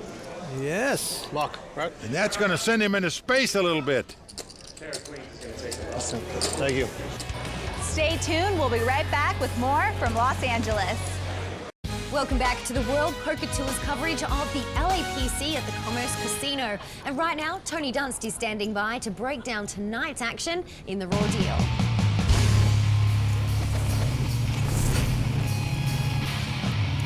Once we've decided to commit serious chips on a bluff, the next thing we need to decide is our bet sizing. In order to determine the best size to bet, you need to conflate how much the hand you're representing would bet with how much you think your opponent can call. So should Chris Moorman regret the bluff he made against Glenn LaFay, or just his bet sizing? Let's break it down. Our pre-flop action is pretty black and white. Chris raises Jack-2 suited on the button, and Glenn calls Queen-Jack offsuit in the big blind. The Queen 7-4 2 hearts flop gives both players something to work with, and when Glenn checks, Chris bets $135,000 with his flush draw. Glenn takes an unusual line here and check raises to $330,000. Generally, flop check raises polarize people's range between strong hands and drawing hands, but Glenn actually has a medium strength hand here that he's trying to get more value with. Chris makes the call with his flush draw, which misses on the 5 of diamonds turn. I like that Glenn checks because it controls the size of the pot and gives Chris an opportunity to bluff with his draws. And once Chris decides to bet call and gets called, he's already thinking ahead about what rivers he's going to bet and how much he's going to bet on them. But what I was wondering during the hand was whether Chris should have bet bigger on the turn with the intention of shoving the river. Sure, it's an ambitious play to make, but with Patrick Bruel on a short stack and a sizable pay jump between 3rd and 4th, it might actually convince Glenn to fold some hands he'd otherwise call. The river is the 6 of spades, putting 4 to a straight out there. When Glenn checks, it's very natural for Chris to bet. His jack-high can never win at showdown, and there are numerous hands in his range that completed the straight. The real decision now is the sizing. If Chris believes that Glenn's flop check raise means he's polarized between strong and weak hands, then I like his smaller bet. But if Chris had any inkling that Glenn could check raise medium strength hands, then I think he should have bet bigger on the turn and followed through with a shove on the river. The river bet is essentially a go big or go home situation. Okay. So Chris, it looks like you may be going home. All the way to whichever funny talking country you come from. G'day, mate. Michael Rocco is the chip leader with about 6.1 million in chips. Ben LaFay in second place with 5 million. Chris Moorman in third place with 3.5. And in fourth place right now, the Frenchman, Patrick Bruel, with 1.2 million. And the blinds are going up to 40 and 80,000. And the action's on the Frenchman, Patrick, and he looks down at a little pair of 4s. How much is it? 80. And he is just going to call with the 4s, hoping to get lucky. Now, Glenn out. Michael not playing, and the Englishman, Chris Moorman, has picked up ace-king. A monster hand by Chris. Oh, and he's going to raise it to 280, and all in by Patrick. All in. Now the money's in, insta-call, of course, by Chris. Well, we've got the race situation. Patrick Burrell with the pair, Moorman with the overcards. Patrick must win this pot to stay alive in this tournament. That is right. Patrick smiling, the crowd on its feet. Big moment for the Frenchman. Will the singer stay in tune and stay alive? Let's see. Here come the first 3 cards. And it's a Jack-9-3. That is good for Patrick.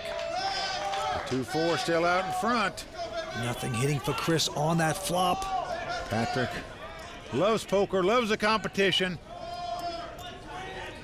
A 4 comes off.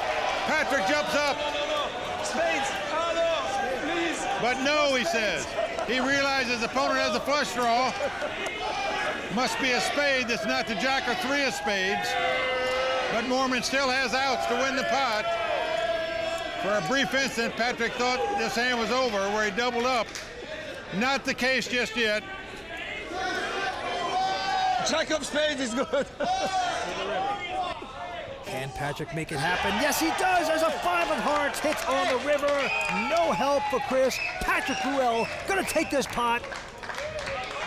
Stay alive. Patrick Bruel doubles up. We still have 4 left. Oh, and look, Vince, he's now leading the crowd in song. He is having a great time. He's a great entertainer. He's back in action. 4 players battle for that over $1 million first place prize. What a phenomenal tournament. That's all we have time for this evening, so please join us next time for the epic conclusion of the LA Poker Classic, where dreams will be made and a champion will be born. For Mike Sexton, Vince Van Patten, Tony Dunst, the Royal Flush Girls, Matt Savage, and everyone at the World Poker Tour, I'm Lynn Gilmartin. See you next time on the WPT. I don't understand what this is for. The World Poker Tour is brought to you by ClubWPT.com. Never lose a dime playing poker. Guaranteed.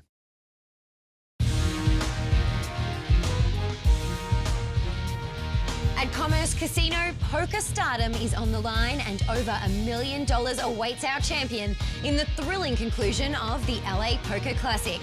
Tonight on the WPT.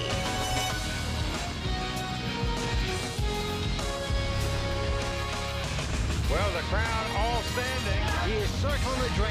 They are going bare knuckles in the center of the ring. He needs the extreme miracle.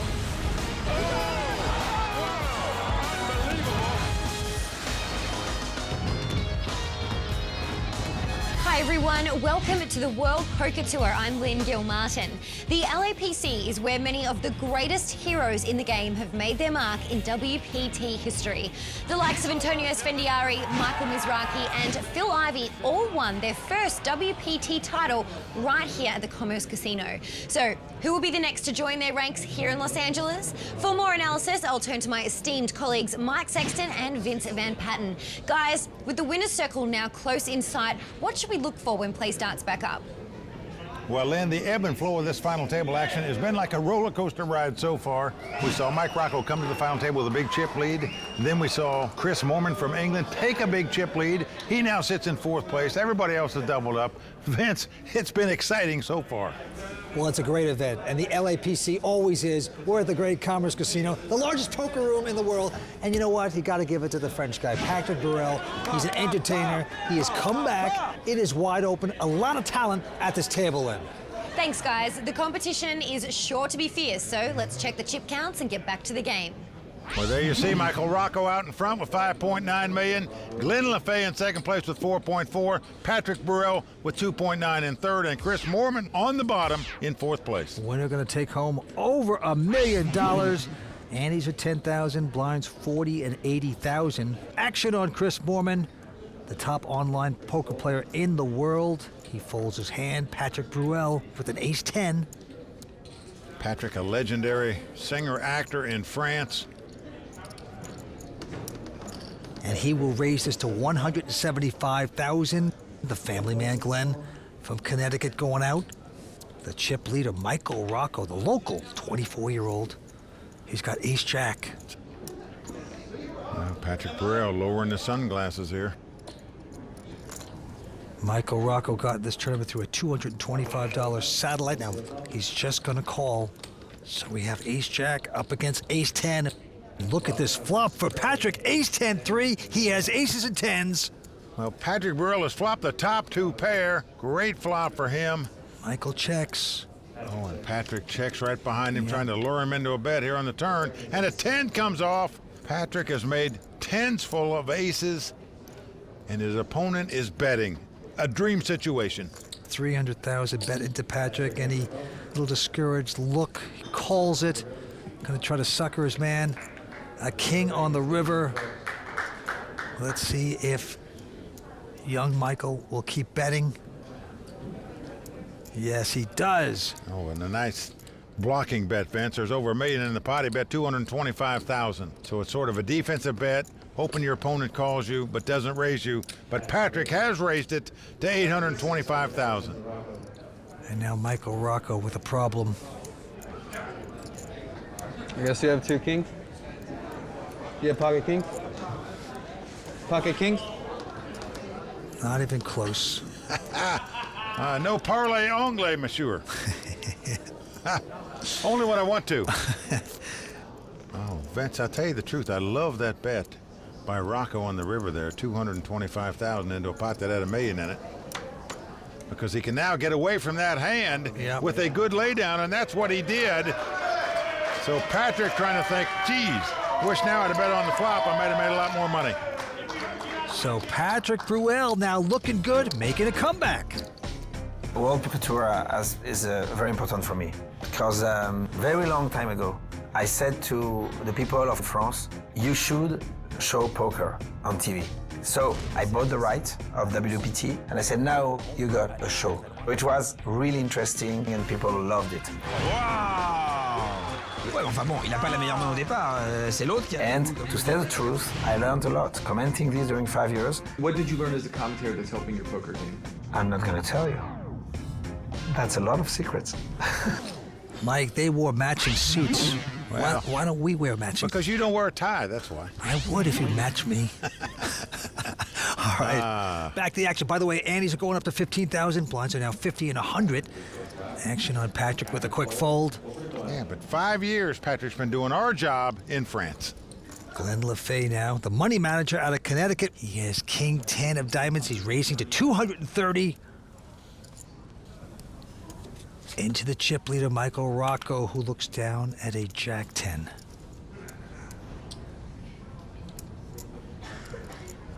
Wow, look at this, Vince. He's going to 3-bet here with the Jack 10 out of the small blind. Re-raise. Chris going out, so back on LaFay. Father of 2. A non-professional player is going to make this call. So King 10 versus Jack 10. Big pot happening here, and it's a Jack 3 deuce. Jack's for Rocco. Well, essentially the only card Rocco could hit to take the lead, and does so. Well, he'll bet 175.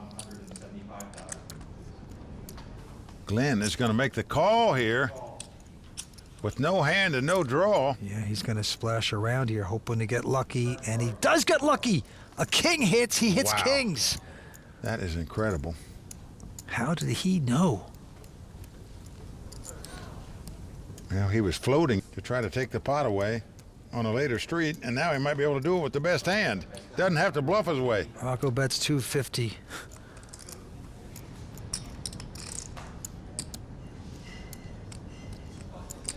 Oh, wow. Glenn's gonna reload it. 875 to go. Well, Rocco must think he's making a move here because he's making this call with just 2 jacks. Yeah, he's going deep. Now, you haven't seen LaFay bluff, so why would you think this guy's bluffing here? Down to the river card. It's a 4 of hearts. Well, 3 hearts on the board, possible straight, possible flush. Michael Rocco gonna check. I'm all in. All in? Wow, Glenn has gone all in here with just 2 kings. A giant bet. What do you think I should do?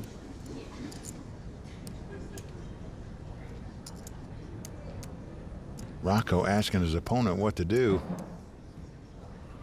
Glenn would say call. He knew he had 2 jacks. But a very tough call. Most players are going to lay this down, but no, he's going to call this and pay it off. I'm shocked.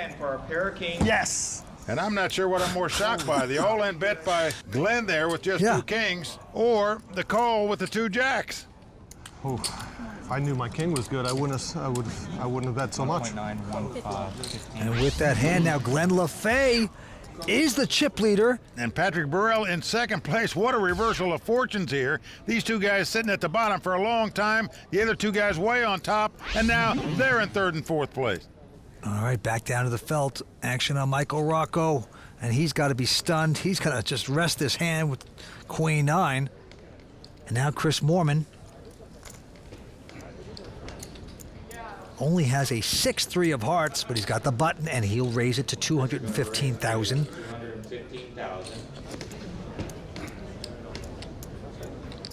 Patrick Bruel with an ace-8 makes this call. Glenn gonna take a rest after that huge last pot he won. Well, Queen 9-6 comes off. Rocco would have flopped 2 pair. Patrick checks, as does Chris. Oh, a queen on the turn. And Michael Rocco probably not happy since he would have hit a full house had he played. And now Patrick's gonna check again. Now Chris now going to lead out in bet, thinks the 6s are good, which in fact they are. Yep, 175 into Patrick. Patrick gonna splash around here. His opponent didn't bet on the flop, so Patrick didn't think he is a pair. Now maybe just think he's making a move. Going to call him with ace high. Now a 10 comes off. Patrick is now going to lead out and bet 450,000. Now Mormon trying to put all these pieces together, say what is going on? Guy didn't bet the flop, didn't raise me on the turn. All of a sudden he's going to lead out when a 10 hits. Would he really call with a king jack? Or a 7-8? Whoa, Mormon is going to pay him off with 2 6s and win call. this pot, and Patrick is going to be shocked when he sees he got paid off by 2 6s. Folks, that shows you why Mormon is one of the best players in the world. He reads players fantastically. You ain't going to see that in your home game.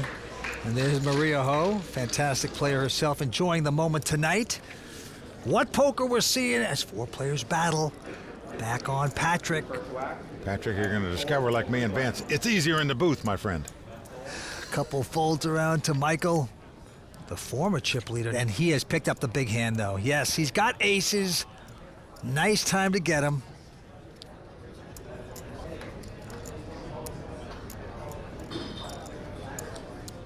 He is limping in the small blind, knowing every time he's done that, Mormon has raised him so far tonight, but not this time.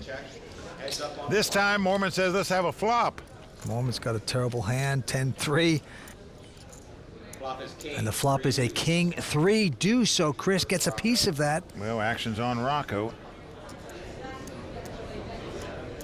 He's going to lead out with the 2 aces. He bets 115,000.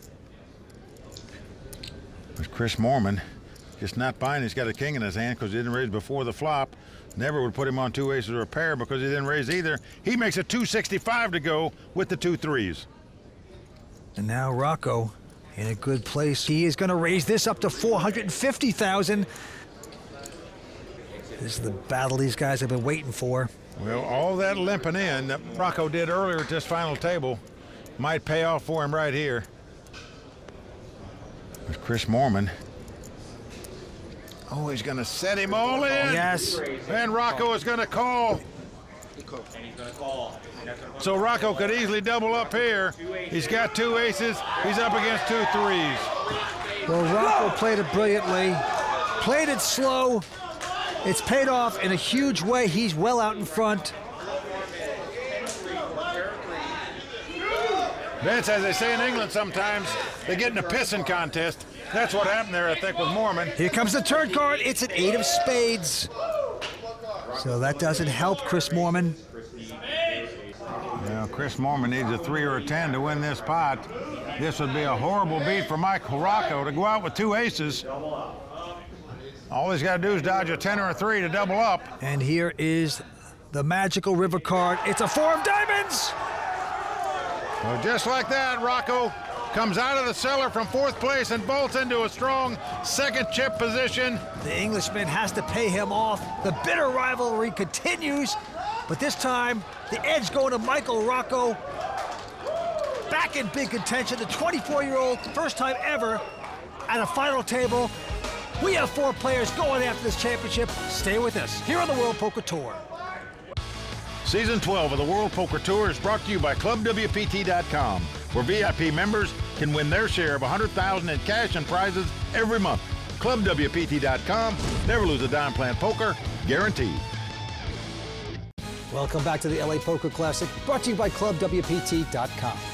We had over 500 players play this event. Mike Sexton played it, and of course you cashed. Pretty incredible. Well, you know who else also had a lot of fun this week was a Club WPT qualifier, Jeff from Texas. He played the $10,000 event. Didn't make the money, but he played with Negrano, his idol. What's going on, Jeff? Hey, Daniel. Drinking and gambling, huh? Oh, I'm out. He hung out with the Royal Flush Girls. So it does pay to play on ClubWPT.com. You can do the same. Check out ClubWPT.com. Sign up today. Who knows? You can win your share of $100,000 in cash and prizes every month, and maybe win a seat to a WPT event, just like Jeff did. All right, let's get back down to the table.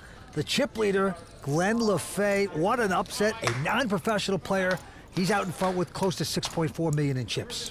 Michael Rocco in second place, Chris Moorman in third, and the Frenchman Patrick Bruel in fourth place right now. Action on Patrick Bruel, and he will throw that hand away. And now the chip leader, Glenn, looks down at a 9-10 offsuit. Well, all of a sudden he gets the chip lead, and he's going to get spiffy here with a 10-9 offsuit. Bets $230,000. Yeah, he has raised. Michael Rocco, former chip leader, now in second chip position, has got the pair of fours. A lot of players like to re-raise with small pairs. He will stick around and call. Chris going out. So 9-10 versus a pair of fours. Yeah, flop comes ace, 8-7. Open-ended straight for Glenn. Well, Michael's going to check. Glenn going to bet the open-ended straight, make the continuation bet. Hope his opponent goes away. Yeah, $355,000. But Michael is not going away. He is going to make this call. Well, I'm sort of baffled by this. Me too. Going to the turn, and Glenn gets lucky. He hits a straight. Makes the best hand possible on the turn. Michael's going to act like he hit the straight, and he's going to lead out and bet $650,000. Glenn LaFay, what a position you're in. I'm all in. And now he says all in. Man, that's a huge overbet there. Yeah, it doesn't want to get outdrawn perhaps on the end, but... All right, Michael, the gig's up. You can throw the fours away. Glenn LaFay taking that pot down. He is playing great for all the non-professionals out there. This is how you do it. I've always been a competitor. I'm on a baseball team in Ridgefield, Connecticut. It's old man baseball, but it's hardball, and we try to keep in good shape to play. I didn't get to play the major leagues for baseball, but that wasn't my fault. I just did not have the ability. But I know this is something that I can be the best in the world at. I'm all in. So that's why I'm here. I want to be the best at poker. Well, you're the best right now, Glenn, that's for sure. 4 players left. You're well out in front with $7.8 million in chips. Let's see if you can hit the curveball tonight, though, and get it across the wall for the home run. All right, play goes to Michael Rocco. He goes out, and now Chris Moorman has picked up a nice hand, ace, jack of clubs. 28-year-old pro out of England. Also the most successful online tournament player in the world. He's raised to 215. Patrick right behind him with king 8 of clubs will make this call, Mike. And now Glenn also going to stick around with an ace 3. So 3-way action here.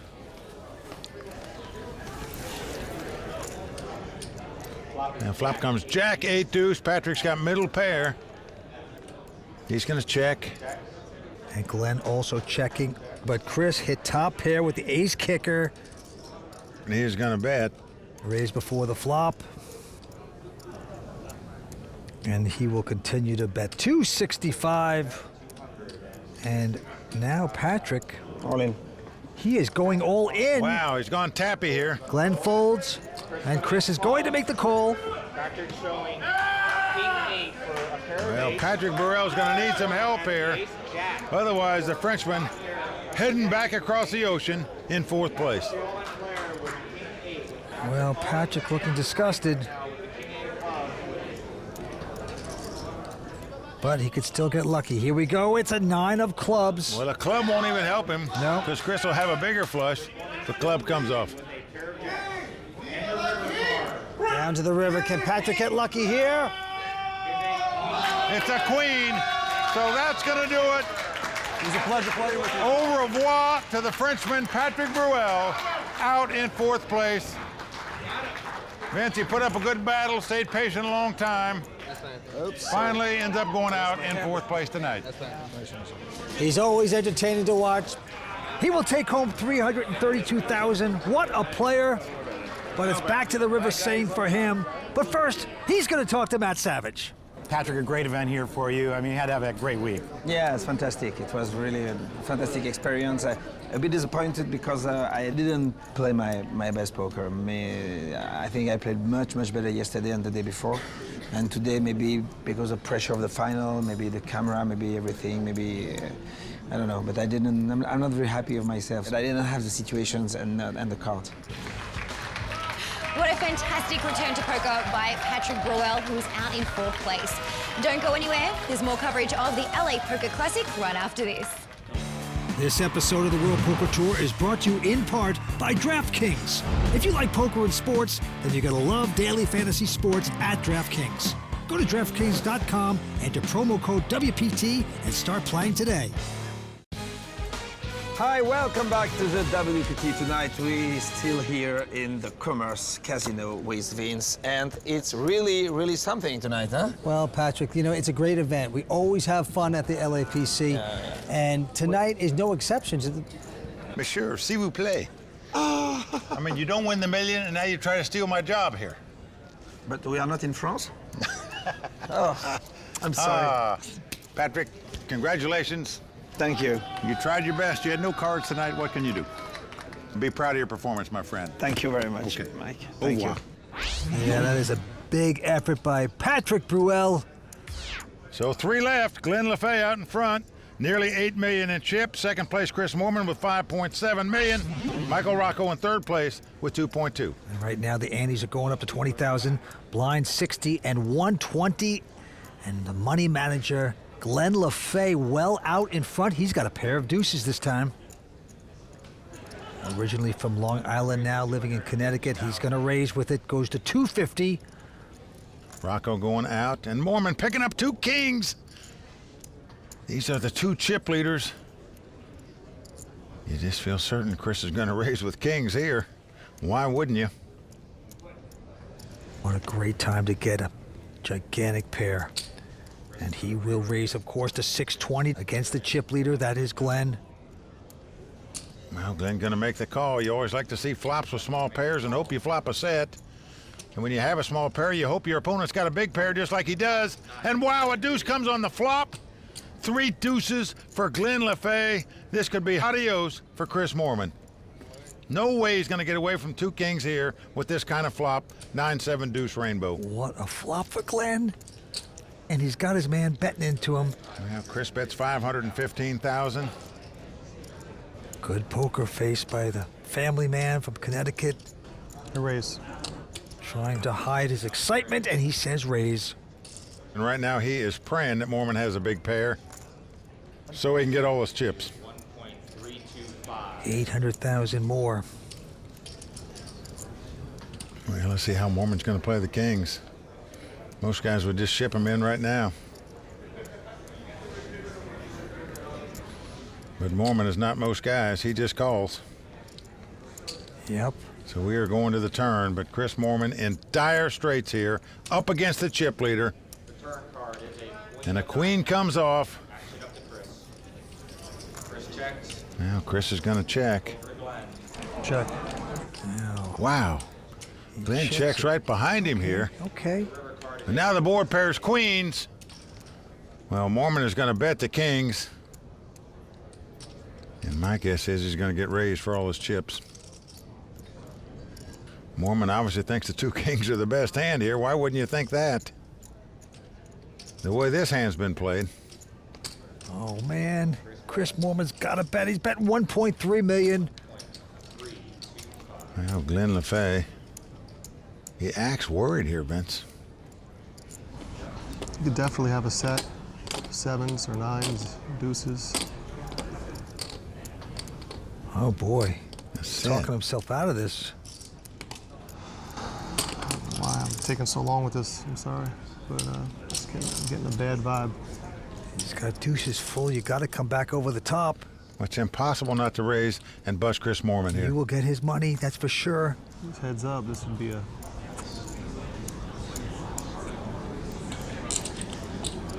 You show? Glenn is taking his time. Well, this is unbelievable. I'm in total shock if he doesn't raise this. Oh, no. He just called. Oh, no. Chris turns up the kings like he's going to win the pot. He can't believe that the man has a full house and didn't raise it. Major mistake there by our chip leader, Glenn. Well, if he doesn't win this tournament, Vince, he'll look back at this hand right here and say, you know, I had a chance to bust him on that hand, and I didn't do it. Shame on me. If it's heads up, it's a different story. You're out then. Heads up. Well, Glenn's a baseball player, I know that, but in my mind, he made a big error on that play. But a big hand there for Glenn, nevertheless. 3 players remain, and Glenn is a big chip leader, over 11 million. He's got the button, he's got momentum. Let's take a look at his cards. Oh, he's got a pretty attractive queen, jack of diamonds. Blinds are 60 and 120 at this point. And he's going to raise here, makes it 325,000 to go. Right behind him, Michael on the short stack with an ace-8. All in. He's going all in with the ace-8.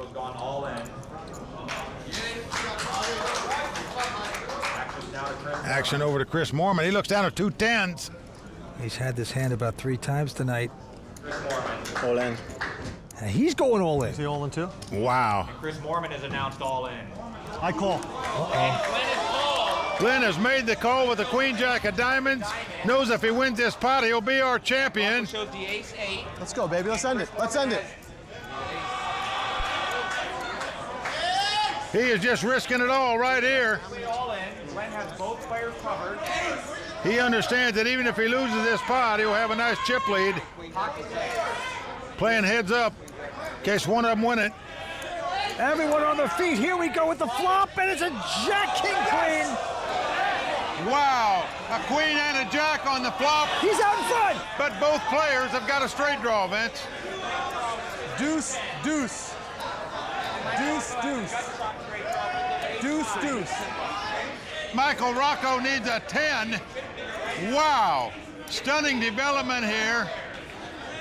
It was a Picasso flop, all paint. Glenn's out in front though, Mike. Glenn can win this tournament. Here we go. The turn card is A 3. Now, because Chris Moorman started this hand with more chips than Michael Rocco, he will finish in second place if Glenn wins. That's a big if. Glenn has still got to sweat cards. We're going down to the river. Well, the the most exciting averages- hand we've seen this year. Unbelievable.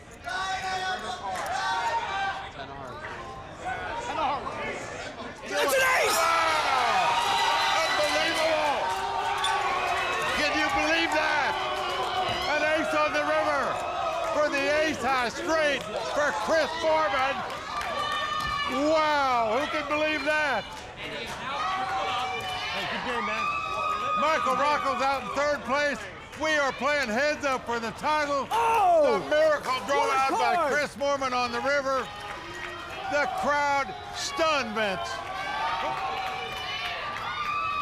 With Mike Rocco, an amazing week, 3rd place finish. Take us through the emotions of the week.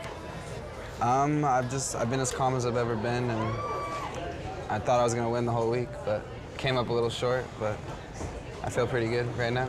Mike, it seemed like there was a lot of tension there at the table, even yesterday, you know, some battles that you may have had. Is that just poker, or was it personal? It's just poker.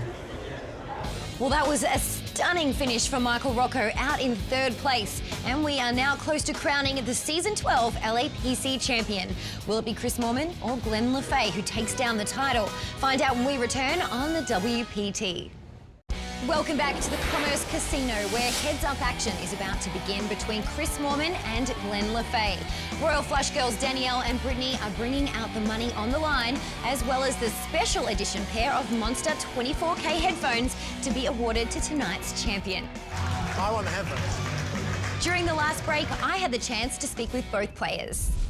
Wow, Chris, after that hand, I mean, what is going through your head coming into heads-up play with a triple up like that? Wow, I'm lost for words, really. Like, you think you've seen it all in poker. Like, I've been playing poker for 8 years online, like most days, so much poker, and just never anything like that in such a big situation. It's just, like, amazing. And now you are so close to winning your first major live tournament title. What's it going to take?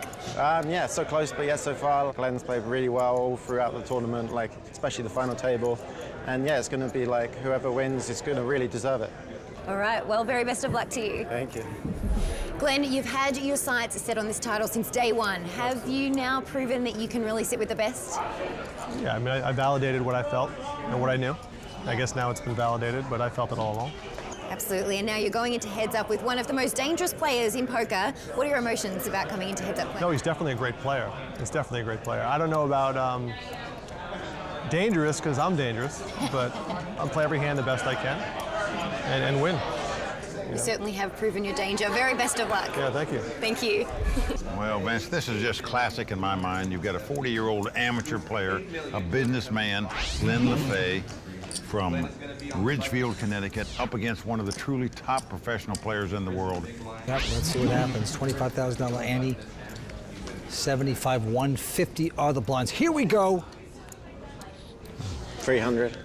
How good is Mormon running right now? Picking up 2 queens right here on the first hand of heads-up play. Pretty amazing. He's going to raise to 300. Glenn with just a 9-6 will stick around, makes the call. He's going to defend, but he better hit a lot. And the flop is a 10-6-4. Well, he hit middle pair. That might get him in trouble, though. Yep, he has 6s. He checks into Chris. Chris is going to get out the chips again. Yeah, 250. And as a player, you know the guy's going to make a continuation bet with that flop no matter what he's got. What do you do with middle pair here? I call. Well, you call if you're Glenn. That's what he's doing. Going to the turn. It's a 7 of clubs. And this gives Glenn a straight draw as well as his pair.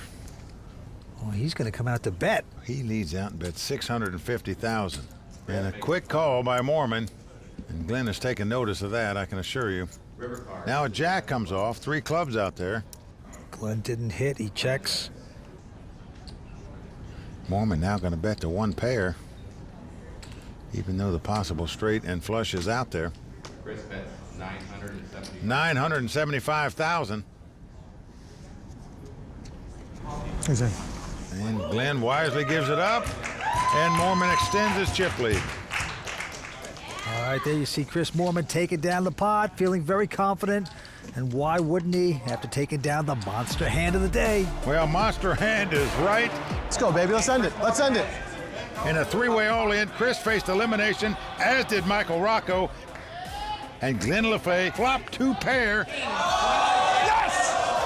A blank came on the turn. Glenn was 1 card away from a remarkable double elimination and the victory. But an ace on the river gave Chris the straight, the win in the hand. It sent Michael Rocco home in 3rd place, and it gave Chris's fans a huge cause for celebration. So Chris Mormon looks down at ace-9. And he just limps in on the button with ace-high. A little peculiar. Glenn LaFay, though, with a king-jack says, if you're limping, I'm going to raise. He's moved it up to $600,000 to go. And Chris just calls. Does not raise with the ace-high. Unorthodox, and the flop is a king, 8-5, so kings for Glenn. Well, Glenn is loving this. He is flop top pair here. And he is going to bet $450,000. Nothing hitting there for Chris, but wow. He's I sticking understand around. why you don't raise before the flop with the ace high, and now you just get stubborn and want to keep playing. 6 of hearts on the turn. Well, again, Glenn bets, this time 1.1 million. Now, Chris does have a gut shot straight draw. And the ace. Wow, he is making this call. So he is doing some gambling right now. Yup, going into deep investment here. River card, a 4, not going to help Chris. Well, Glenn checks the 2 kings. Chris Mormon, who's just had an ace high all along in this hand, apparently is now going to try to represent that he made a straight on the river here. And 2.7 million is the bet. Oh, gonna try to steal this against Glenn. Well, all of a sudden your 2 kings shrink up. Remember, the guy called you on the flop, he called you on the turn. King 7 of hearts makes sense. Doesn't do me any good.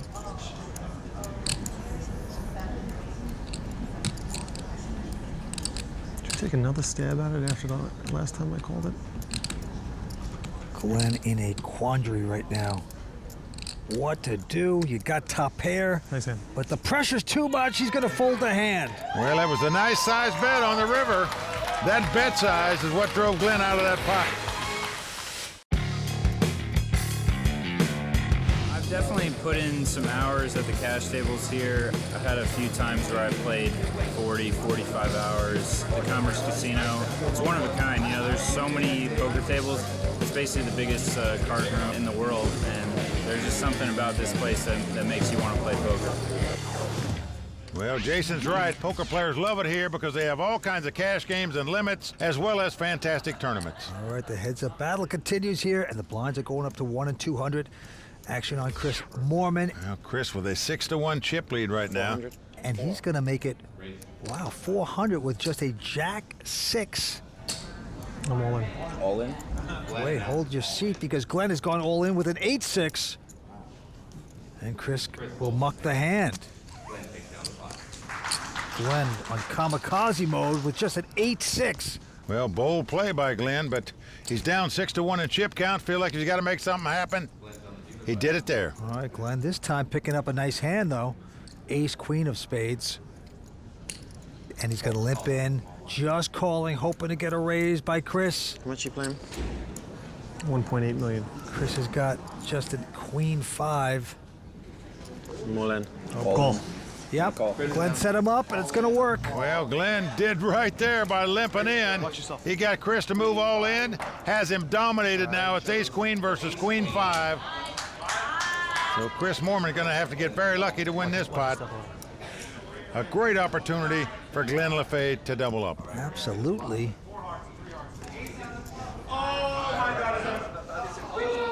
Can't broke anyone. A queen 7-4. Glenn LaFay looking pretty. Hitting top pair. Well, Chris is going to have to catch a 5 or 2 runners to make a flush or a straight. Otherwise, Glenn LaFay is going to double up. Well, an 8 comes off. Possible straight out there. Chris can now catch a 5 or a 6 to win this pot. Win the pot and win the tournament. It would be over. The Englishman would be $1 million richer, but not to be. 10 of hearts on the river. So Glenn LaFay doubles up to tighten up this match. Let's play some cards. I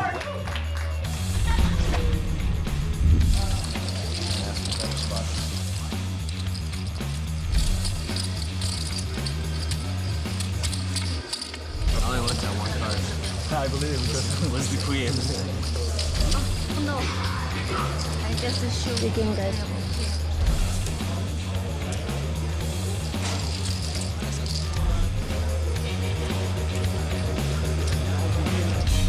Club WPT is the only place where you can play as much poker as you'd like to win a share of $100,000 in cash and prizes every month without the downside risk. ClubWPT.com, never lose a dime playing poker, guaranteed. Welcome back to the World Poker Tour. We're in Los Angeles for the LA Poker Classic. Heads-up battle is continuing. Chris Moorman out in front with about 11.5 million. Glenn LaFay with about 4.5. Let's go to the felt Glenn now with just a 4-5. And he will limp in. And now Chris has picked up the weapons of mass destruction, the pair of aces.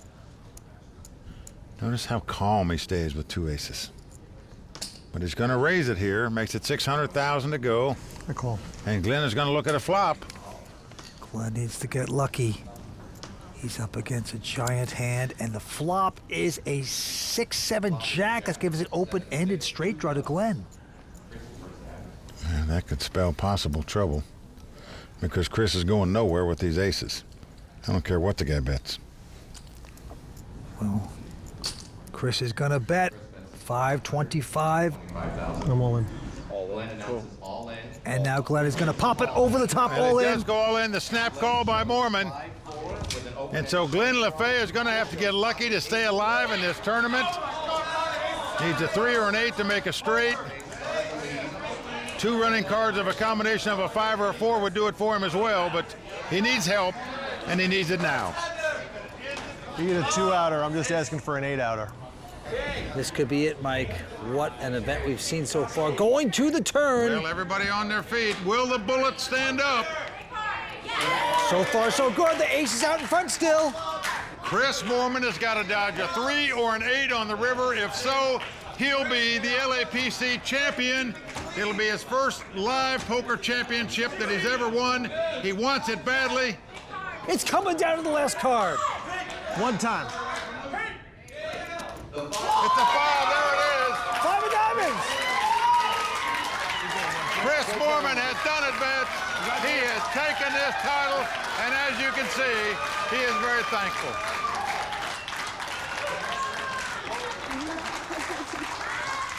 And right now, our second place finisher, Glenn LaFay, over to talk to Matt Savage. Glenn, a great run here at the LAPC, but a little bit short. What emotions are you feeling right now? I'm going to be very happy in the morning, but I came here to win, as I've been saying all week. And I'm disappointed. Wasn't thrilled with my heads-up play. The other moves, as far as the deuces and the queen-jack, I would call that queen-jack every day of the week, because the situation is I win the tournament. All right, well, people are going to look at this again and say you did play great and a great week, and you lost to another great player. Yeah, he's a great player. I played with him for a couple days now, and I enjoyed playing with him. All right. Great tournament. Thank you very much. Thank you. All right, Mike, over to you. The LAPC at the Commerce Casino is one of the most amazing final tables we've seen in a long time on the World Poker Tour. And now let's talk to our champion, Chris Moorman. Chris, what an up and down battle at this final table all night long. And I know for you, it's been long coming for you to win a major poker championship in a live tournament. You've had such great success in your poker career, but I know this win has got to be special for you. Yeah, it just feels really surreal. Like, I just can't even believe it now. Like, I felt like I blew it so many times tonight. I had 8 million chips with 4 people left. 2 people had less than 2 million. I made 4 mistakes in a row. I played awful at times. But I got through it. Like, I played some good hands, I played some bad ones, and yeah, I'm here at the end. And I still thought that he hit the straight on the river. I was sat there for 5 seconds. So, yeah. Well, I'll tell you one thing. Vince and I thought you played terrific poker most of the time at this final table. But what about this wonderful rooting section of yours? Maybe they pulled you through. Oh, yeah. They were amazing. Like, my head was down at one point. I felt like I was down and out in 4th place. And then, luckily, the break came at the right time for me. Had a good talk with people, and they got my head straight. And then I just came back firing, and everything started to work out for me then. So, yeah, without that, I probably would have gone out in 4th place. Well, in addition to over $1 million in cash, you're going to get your name engraved on the WPT Champions Cup and entry into the season-ending WPT World Championship. And you also get a customized set of monster headphones to commemorate your victory tonight. One more time, Chris Moorman, our champion. Lynn, back to you. So there you have it. Chris Moorman is the Season 12 LAPC champion. Please join us next time when we head up the California coast to San Jose for one of the most unique stops on the tour, the Bay 101 Shooting Star. For Mike Sexton, Vince Van Patten, Tony Dunst, the Royal Flush Girls, Matt Savage, and everyone at the World Poker Tour, I'm Lynn Gilmartin. See you next time on the WPT. I don't understand what this is for here. The World Poker Tour is brought to you by ClubWPT.com. Never lose a dime playing poker. Guaranteed.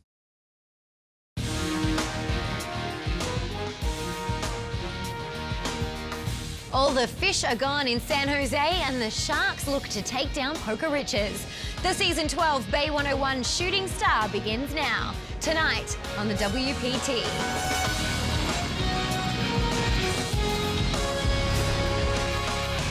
Well, the crowd all standing. He is circling the drain. They are going bare knuckles in the center of the ring. He needs the extreme miracle.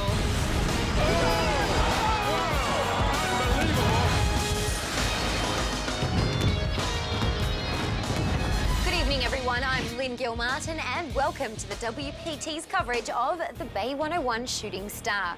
Now, this is truly one of the most unique events on the tour, as players get to take aim at their favourite pros who have a bounty on their back and come with a $2,500 reward. This season, players flock to Northern California in record numbers, willing to bear it all, hunt some bounties, and be crowned the newest WPT champion. In San Jose, California, poker's brightest descended on Bay 101 once again to take down the elusive top prize for this season's Shooting Star Tournament, and of course, to meet their adoring fans. Good luck, bro. She's quite popular, huh? But their true mission at hand, stay clear of the merciless bounty hunters who were on the prowl to reap the $2,500 cash reward for busting a shooting star. Last year they got me early in this tournament, so I got to redeem myself. I got to run deep. It's always a little extra tough when you got this bullseye on your neck, but I love it. The bounty aspect creates like a totally different sort of atmosphere, you know? Because when you get short stacked and you're a bounty, they're like sharks. I'm looking to eat you. First-time bounty and season 12 ones to watch, Lonnie Harwood was enjoying the perks of her newfound fame. A lot of people are giving me congrats, and I've never had anyone ask for my autograph before, so it's kind of cool. And Luscious Lon got right to work, showing why she was on the shortlist of this year's bounties. Just doubled up, Queens versus Ace King versus Ace King. Early double-ups were fashionable as fellow shooting star Todd Brunson hit a full house. I really didn't give any kind of credit. I knew he was going to call what he did. Though luck wasn't on everyone's side, with poker pro Joseph Chong busting prematurely in level 4. Oh, good. Not one for messy exits, Joseph calmly took to the Twitterverse. Actress and bounty Jennifer Tilly found herself walking a tightrope, going all in against another lady at the table, Mimi Lou. Holding 2 spades, Jen landed a flush on the turn to double up. And just a table's length away, Jennifer's boyfriend and WPT champion Phil Locke found himself treading similar waters, going all in with pocket queens against pocket 10s. The turn and river were blanks, and Phil's queens held strong. But just moments later, They got me. the couple's fate was sealed, with Phil busting first and Jennifer following suit just seconds later. I kind of busted myself. It's not like I was a target. It's like I went all in with a substandard hand because I wanted to go home with Phil and have a little nap. And many more bounties said goodbye on day 1A, including Joe Hashem, who was knocked out by fellow pro Justin Zaki. It feels good, and the first time he got lucky with a chop, and then I got lucky to wake up with kings right there. Since players were allowed one re-entry, Joe hopped right back into the field, looking to take down his own list of bounties. Antonio would be just, it would be like I won the tournament if I busted him. Of course, it wasn't all downhill, as many notables hit their stride throughout the day. Decent day, had a bad start, lost off half my stack, went smoothly from there. How nice is his haircut though? Look at that. At the end of the day, it was Giorgio Medici taking home a $10,000 prize as the end-of-day chip leader. It's the first time here at Bay 101 and the first time that I'm the chip leader on the World Poker Tour. Other notables on the leaderboard were WPT Montreal runner-up Mukul Pahuja, Champions Club member Sean Buchanan, and Season 11 ones to watch Jason Kuhn, each with well over 100,000 in chips. With the start of a new day, a fresh batch of shooting stars took the floor at Bay 101 on day 1B to prove they have what it takes. UFC announcer and bounty Bruce Buffer joined tournament director Matt Savage and the Royal Flush Girls to get things started. Let's shuffle up and deal! The field saw a massive turnout, including plenty of new players, along with some returning players looking to take a second shot. Action got underway quickly, and recent 5-diamond champion and bounty Dan Smith quadrupled up his short stack after flopping a full house, aces over kings, against Adam Geyer's diamond flush. Went through the starting still. Unfortunately, shooting star Galen Hall didn't find the same success, getting eliminated in just the 3rd level. All right. Jennifer Tilly felt the pain of an early exit yet again. I knocked myself out with my cleverness. This time, she was comforted by another Phil who helped soften the blow. Another player getting the short end of the stick was local legend and first-time bounty Pat Flyin' Lyons. Gross. This is so gross. All in on the flop with bottom two pair, Pat was stung by Champions Club member Jonathan Little, who surprised the Bay Area native, flopping a giant hand of his own, top two pair. That depressed me, and I went out and reloaded. After a solid showing at LAPC, amateur Candice Collins made her way to Bay 101, getting the opportunity to sit with the always confident Will the Thrill Fiella. Her or her. I don't know, but any of these, none of them.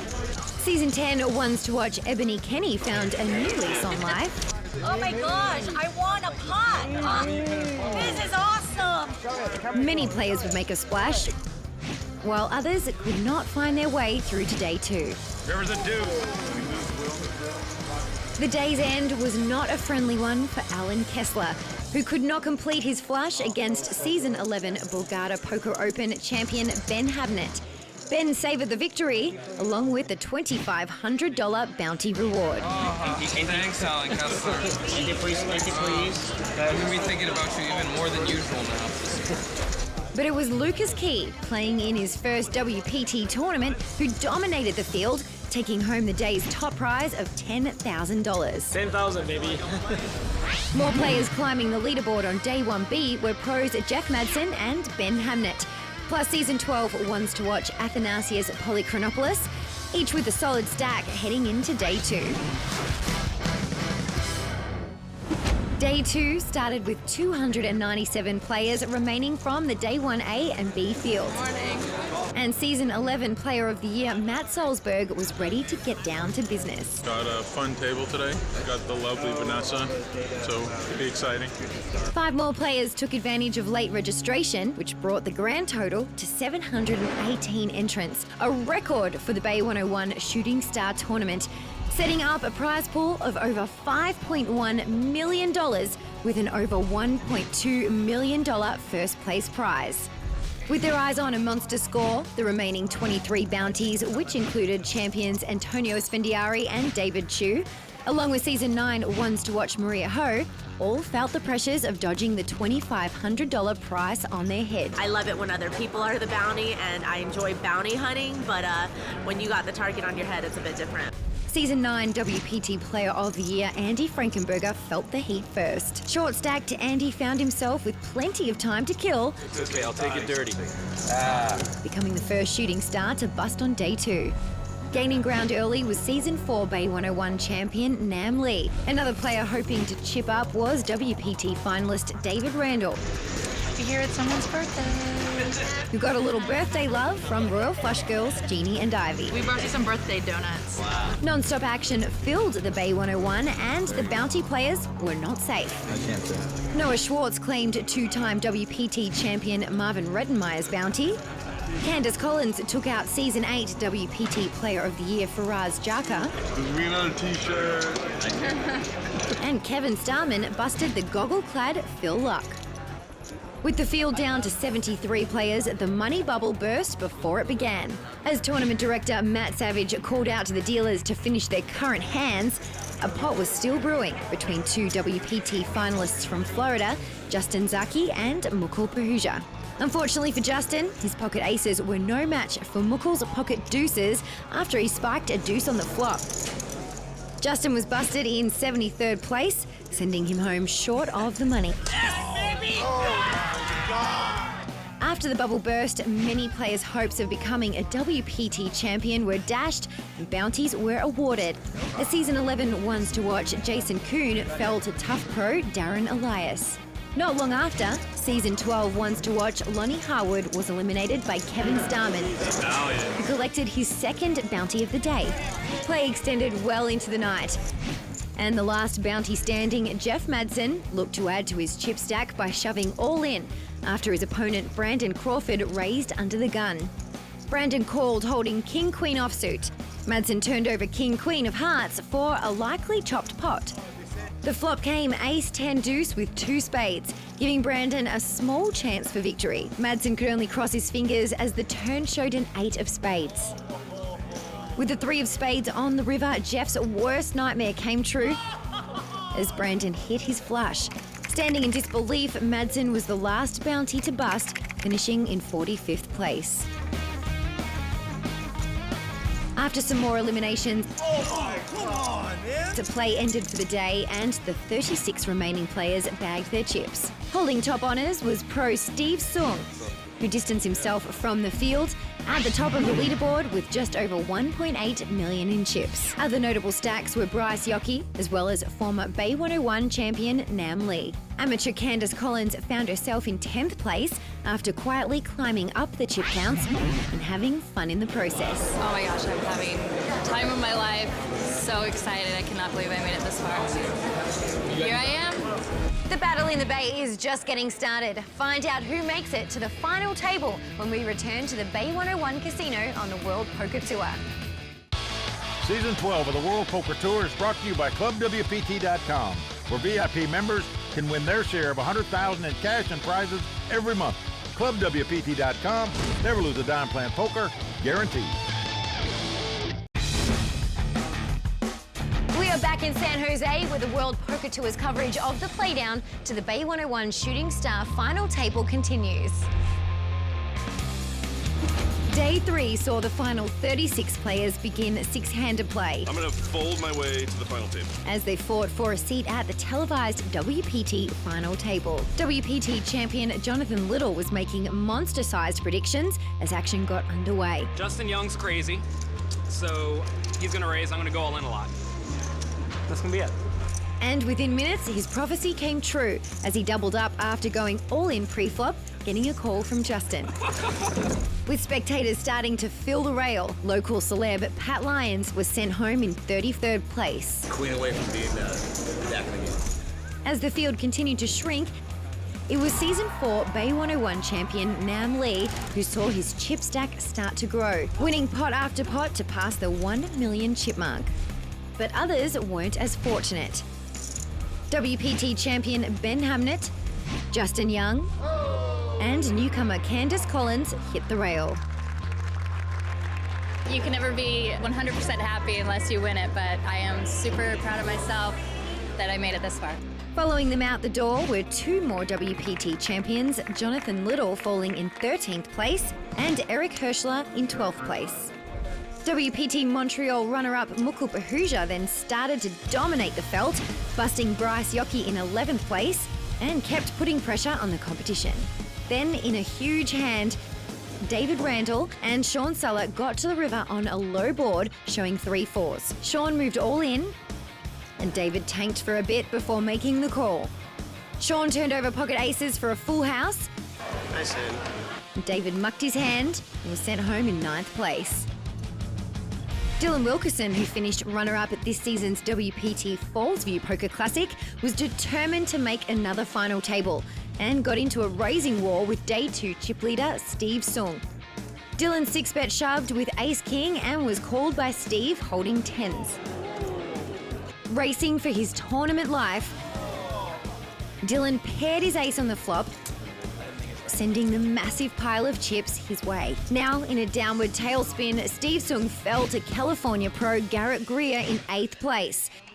And the remaining players were down to 1 table, needing only 1 more knockout to reach the final 6. Season 12 5-diamond finalist Sean Suller raised under the gun, and both Herbie Montalbano and Garrett Greer called from the blinds. The flop came Jack 8-7 with 2 diamonds. Herbie moved all in with a pair and a gut shot straight draw. Garrett folded, and Sean made the call with a set of jacks. Finding no help on the turn or river, Herbie fell to Sean's hand, missing out on the final table as he was eliminated in 7th place. With 4 exciting days of poker now completed, the Bay 101 Shooting Star final table was set with a Cash Game Pro, a SoCal Poker Pro, 3 Season 12 WPT finalists, and a former Shooting Star champ, all looking to get their name engraved on the WPT Champions Cup. What a tremendous lineup of players we have. And right now, I'll turn to the WPT's very own Mike Sexton and Vince Van Patten for more analysis on the game. Now, Mike, Nam Lee made his mark on the poker scene when he won this very tournament 8 seasons ago. Rate his chances of taking down a second Bay 101 Shooting Star title tonight. Well, Lynn, I love the way Nam Lee plays poker, and I especially love his demeanor at the table. Without a doubt, The guy is one of the calmest, coolest, and most collected guys out on tour. Now, if Nam wins tonight, he also becomes the answer to a trivia question, because he'll be the first player in WPT history to win the same event twice. Now, having said all that, he's got a couple problems. Number one, he's starting out in 5th chip position. And number two, this is a very tough final table. 3 other guys at this table are in serious contention for the Season 12 WPT Player of the Year honors. So, Lynn, it's not going to be easy for Nam. He's capable, but going to have his hands full tonight. And Vince, how tough is the makeup of this table? Well, Lynn, I'll tell you something. These guys are tougher than my ex-wife's pot roast. Believe me, they are also great players, and they're all on a big rush. They are super talented, and it will be a very, very exciting final table, believe me. And right now, the great Nam Lee is talking to Executive Tournament Director Matt Savage. Thanks, Vince. Nam, you won this tournament 8 seasons ago, right here at Bay 101. What would it mean for you to win again tonight? It would mean a lot. I mean, last time I was here 8 years ago was a long time. Well, 8 is a lucky number in some cultures, so we'll hope that 8 is lucky for you tonight. One title every 8 years, I'll take it. All right. Lynn, back to you. Thanks, Matt. So, who will bask in poker glory here at Bay 101? The cards are set to fly, so let's send it back to Mike and Vince for the call of the game. Well, here we go.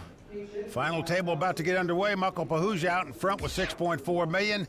Dylan Wilkerson in second place with $5.8 million. Big money on the line tonight. That's what they're playing for. The winner tonight takes home over $1,256,000. All right, let's get started. Andy's a 5,000, blinds are 25 and 50. Action on James Carroll. He's got an ace deuce, won't play that. Muckle Pahuja not going to play. Action on Nam Lee, who won this event 8 years ago, trying to win it again. He is going to raise it up in the cutoff position, 110,000. Garrett Greer now with a pair of 9s with the button. He's the short stack tonight. All in. And he's going all in. Yep. Now Sean Suller from Hawaii can't play that. Dylan out as well. Back to Nam Lee, one of the most respected players out on tour. He's going to let it go. So Garrett Greer, the 28-year-old from Newport Beach, California, taking down that pot. Known as GG, went to UCLA. Unfortunately, he was paralyzed in a pool accident. Actually broke his neck. Was in a coma for 3 days. He's been playing poker for 10 years. Oh, there you see Ryan Reese. Won the main event of the World Series of Poker last year. In the house tonight, rooting on his buddy Garrett Greer. All right, on to the next hand. Nam Lee with a big hand, ace-king. We'll raise to 110 to go. Garrett Greer and Sean Suller out. Over to Dylan Wilkerson, San Mateo, California. He's out. James Carroll gone. Back to Muckle Pahuja, our chip leader. Looks down at a king 10. Muckle's been a pro for 3 years. A former financial analyst for a couple of years. Majored in finance at Penn State. A very bright guy. Looks at a flop here that might not be so bright for him. King, queen, deuce. He's got top pair, but he's out-kicked. Nam Lee, of course, with the ace-king. Gonna bet 125. And Muckle gonna make the call. Going to the turn. It's a 6 of hearts. 3 hearts on the board. Muckle checks. He's got top pair with the king of hearts. And Nam Lee checks right behind him. And a 4th heart on the board now as the jack of hearts comes off. Muckle with the flush now has the best hand. Get running hearts to make a flush. He is reaching for chips, 245,000. Nam has got to be hating that right now. Doesn't have a heart. Flopped the top pair with the ace kicker. This is very frustrating. But can he get away from it? Yes, he does. Nice lay down. Tough luck he lost that pot, but Muckle Pahuja, our chip leader, increases his chip lead. We're just getting started here in San Jose at the Bay 101. We're coming back for more on the World Poker Tour. This episode of the World Poker Tour is brought to you in part by DraftKings. If you like poker and sports, then you're going to love daily fantasy sports at DraftKings. Go to DraftKings.com, enter promo code WPT, and start playing today. Welcome back to San Jose. You're watching the WPT Bay 101 Shooting Star. I do feel a little pressure. Winning two would be great, but poker these days is not as easy as it was a few years back. Everybody's a wizard, and we all want to win. That's why we're here. It's one of my life goals to win a WPT title, and to get it done at this stage in my career would be perfection. It's hard to describe in words, but I would be on cloud nine, man. The pressure at the final table with the cameras on, the crowd, atmosphere, you know, Mike and Vince in the background. Going through that one time, I feel like I'm a lot more prepared, and I want to put my name on that Champions Cup. I think you have to be competitive in this world. The game is always evolving and changing, and you have to really want to win. And if you're not competitive and you don't really have that spark, you might become complacent and you can't win with that mentality. I think my personality and my poker game are 100% different. When I'm not playing poker, I'm usually pretty goofy. When I am playing poker, I'm usually really, really serious. Making a televised final table in Montreal, I feel as though I'm a little bit more comfortable. Having already experienced it is huge, so I'm just gonna try to keep doing what I've been doing and hopefully get a win this time. All six players desperately want to win this title and the $1.25 million that goes with it. Muckle Pahuja out in front, $6.7 million. As you can see, in sixth place right now, former winner of this event, Nam Lee, with $1.3 million. Okay, and the antes are up to 10,000, and the blinds are 30-60 at this point. Here we go. Garrett Greer out of Newport Beach, California. Looks down at an uneventful hand. We'll fold that. Now Sean Suller from Hawaii has picked up a queen, jack of hearts.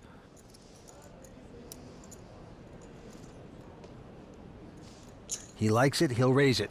Makes it 150 to go. Dylan Wilkerson out. James gonna go out as well. Round two, the chip leader, Muckle, and he's got a pair of eights. He's got that mid pair. What do you do with them? Guy raised in front of you, it's your turn. Do you re-raise? Do you just call and see a flop? Let's see what Muckle does.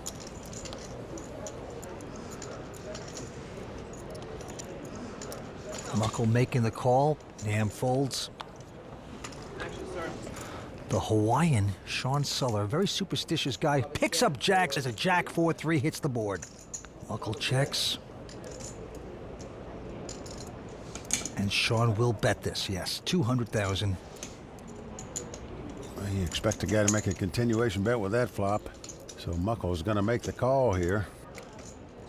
And now, 9 of hearts comes off. Now this gives Sean top pair and a flush draw. Again, Muckle checks. Wow, surprisingly, Sean checks that hand on the turn. River cards are 4 pairing the board. Muckle's gonna check. You're now gonna bet your jacks for sure. Feeling certain that they're good. Yeah, he's betting 275. And that's the way this hand was played. I don't see how Muckle can get away from 2 8s here. You just can't imagine your opponent is going to check top pair on the turn.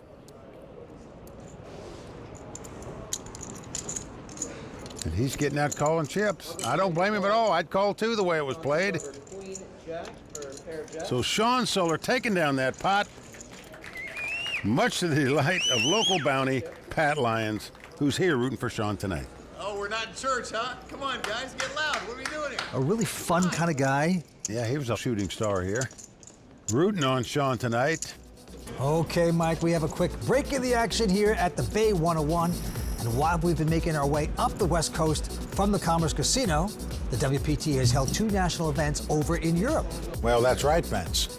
In Belgium, at the Grand Casino Brussels Viage, Last Frost took down the WPT National Brussels title and the 102,000 euros that go along with it.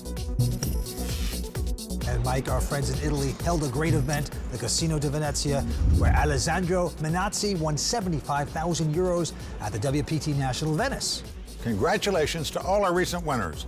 And if you at home would like to plan a WPT event, check out the full tournament schedule at WPT.com. But for now, let's get back to the action. All right, action's back on James Carroll. He quickly folds his hand.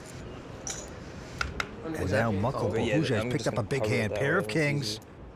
As long as you can still see him. And he will raise with it. He makes it 125 to go. Nam Lee right behind him. Ace 10 of spade gonna make the call. Garrett Greer. Yes, I can remember when Nam was one of the young pups out here on tour. He's 33, the oldest player at this table. That's a good point. All right, all folding behind him. So two decent hands. Kings versus ace-10 of spades, and the flop is a 5-4-3. Action on Muckle. He is going to lead out and bet 175,000. Nam Lee with the two overcards, the backdoor flush draw, the gut shot straight draw, going to make the call. And the turn card is an 8 of clubs. Muckle saying, well, he called me on the flop. Maybe he'll call me again. Muckle gonna bet again with the overpair, 285,000. Namley's had enough. He'll fold the hand. So Muckle Pahuja from Coconut Creek, Florida, extends his chip lead right here tonight as 6 players remain. Stay tuned. We'll be right back with more from the Bay 101 Shooting Star. Are you looking for a fun, exciting place to play poker online? Then check out clubwpt.com. Enjoy all the poker that you want for free. Clubwpt.com. Never lose a dime playing poker, guaranteed. I like the club because of the fact that you just pay a monthly fee, so you don't have to worry about losing a lot of cash. And then they've got nice prizes, and I happen to win this one where I got my entry fee paid in plus expenses to attend this tournament. I'm ahead of the game already. Chuck Ignatowski from Toledo, Ohio, really enjoyed his time here at Bay 101 thanks to Club WPT. And if you at home are itching to win a seat to a WPT main event and the chance to compete with your poker heroes, then check out clubwpt.com. Looks like action is starting back up here at Bay 101, so I'll send it down to Mike and Vince for the call of the game. Muckle Pahuja still out in front with 6.7 million. Dylan Wilkerson in second place with about 6 million. And Nam Lee in 6th place right now. Needs to make a move if he wants to win a second title in this event. All right, a quick fold by Garrett and also Sean Suller. And look at this, Dylan Wilkerson has picked up the weapons of mass destruction, the pair of aces. Well, Vince shown great patience so far at this final table. This is what he's been waiting on. 2 bullets, and he fires out 130,000. James Carroll behind him with a pair of 8s. And he's got the mid pair, just gonna call with him. Muckle Pahuja with the suited connectors out of the small blind's going to make the call. And look at this. Nam Lee going to join the party with the ace-10. We have 4-way action here. What a party. There you see Dylan's eyebrows raised up. You're hoping to play against one guy when you have a big pair, not necessarily 3. Wow, what a pot brewing. And the flop is a 9-9 deuce. Check by Muckle and Nam. Now Dylan. Oh, surprisingly, he's going to check that. And James Carroll going to get the chips out with the 8s. He thinks he might be in front. He is wrong, but that's a 240,000 bet. 2 folds now. Wilkerson. Just going to call with the 2 aces. Very interesting. We're going to go to the turn. It is a 7 of clubs. Doesn't change much. Well, again, Dylan checking the aces. He's checking them. He's fearful that his opponent flopped 3 9s. And James is going to bet again. And he's really going to be fearful as his opponent fires out again on the turn. This time, 380,000.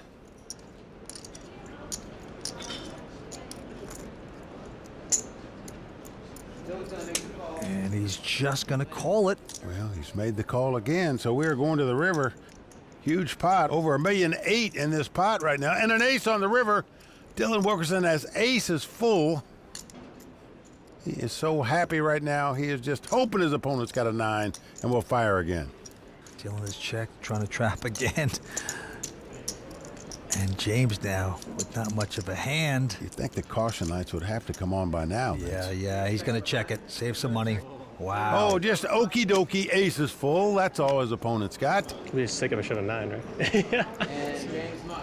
Too good if you showed a 9. Yeah, right. All right, we have a new chip leader now. It is Dylan Wilkerson. Thanks to the monster hand of the day. And when you pick up aces, that is a monster hand. Even though he started with the 2 aces, he was fearful that one of his opponents might have flopped 3 9s, so he slowed down a bit. James fired with his 2 8s on the flop. He fired again on the turn.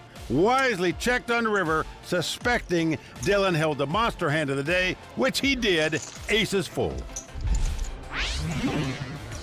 Okay, there you see Dylan Wilkerson out in front with about $7 million. Michael Pahuja in second place, $6.5 million. In sixth place right now. Very short on chips. Doesn't even have 10 times the big blind. Namely. Okay, Muckle with a quick fold. Namely not playing. And Garrett Greer now with a pair of eights. Quite a player. This time he's got another wired pair.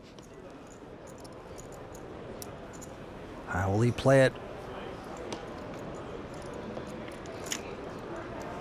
120. Makes the men raise to 120 with the 2 8s. Sean going away. Dylan Wilkerson now with a pair of 9s. Dylan Wilkerson, I think, has played the best out of anybody I've seen in this tournament so far.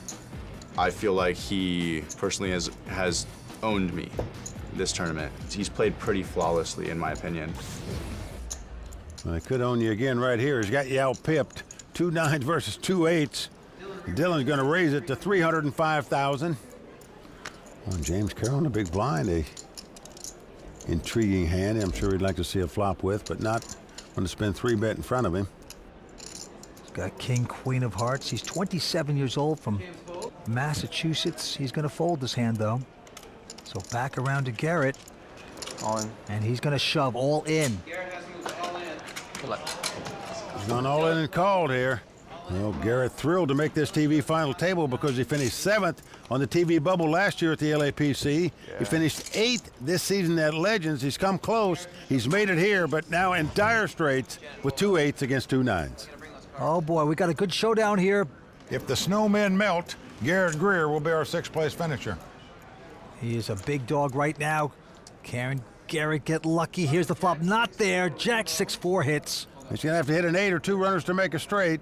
Otherwise, Garrett Greer is going to be out in 6th place. Big turn card for the chip leader, Dylan, and it's a 9 of diamonds. It's over. Well, a 9 comes off. That means Garrett Greer is drawing dead. No card can come off or he'll win the pot. So that's going to do it for Garrett Greer. He's going to be our 6th place finisher. That is right, Mike. Garrett Greer, he's been cashing a lot lately. A fine player from Newport Beach. He's going to go back to the beach, take it home $174,000. Over to talk to Matt Savage. Garrett, I knew it was your goal to make a WPT final table, and you made it. Did it live up to expectations? I mean, I'm very happy that I made the final table, but it hurts, man. You know, I came back and made nothing more than what I was guaranteed. You know, I've gotten an 8th, a 7th, and a 6th, so I guess bank on 5th next time, guys. All right, congratulations, Garrett. I appreciate it, man. Lynn, back to you. With Garrett Greer out in 6th place, we still have 5 players vying for one spot on the WPT Champions Cup. Find out who's got what it takes when we return on the WPT.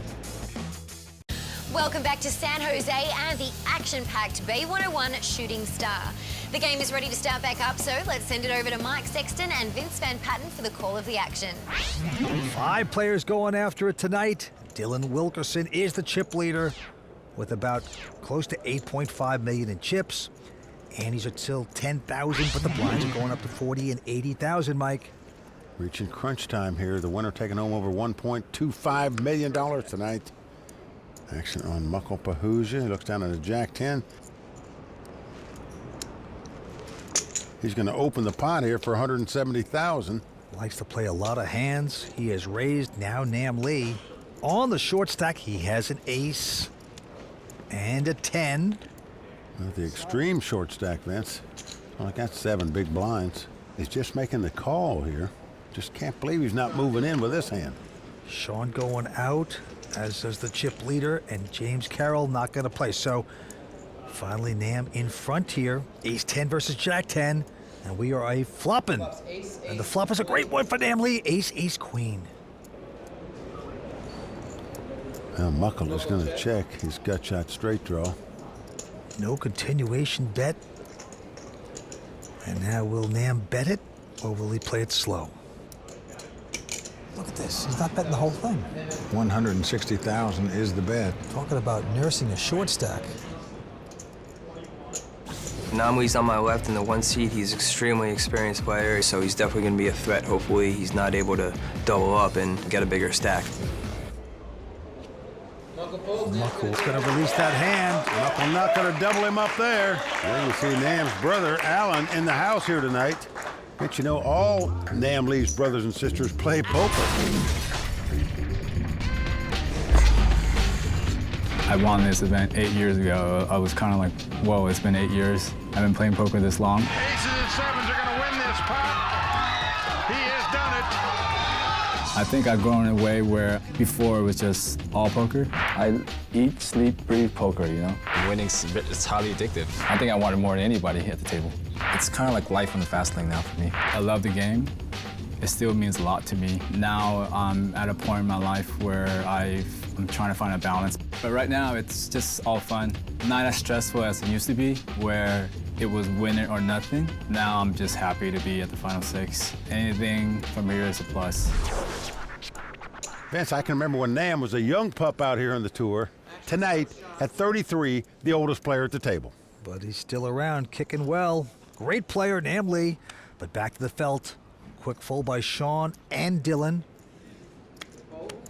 James Carroll with a nothing hand won't play. Now it's on to Muckle.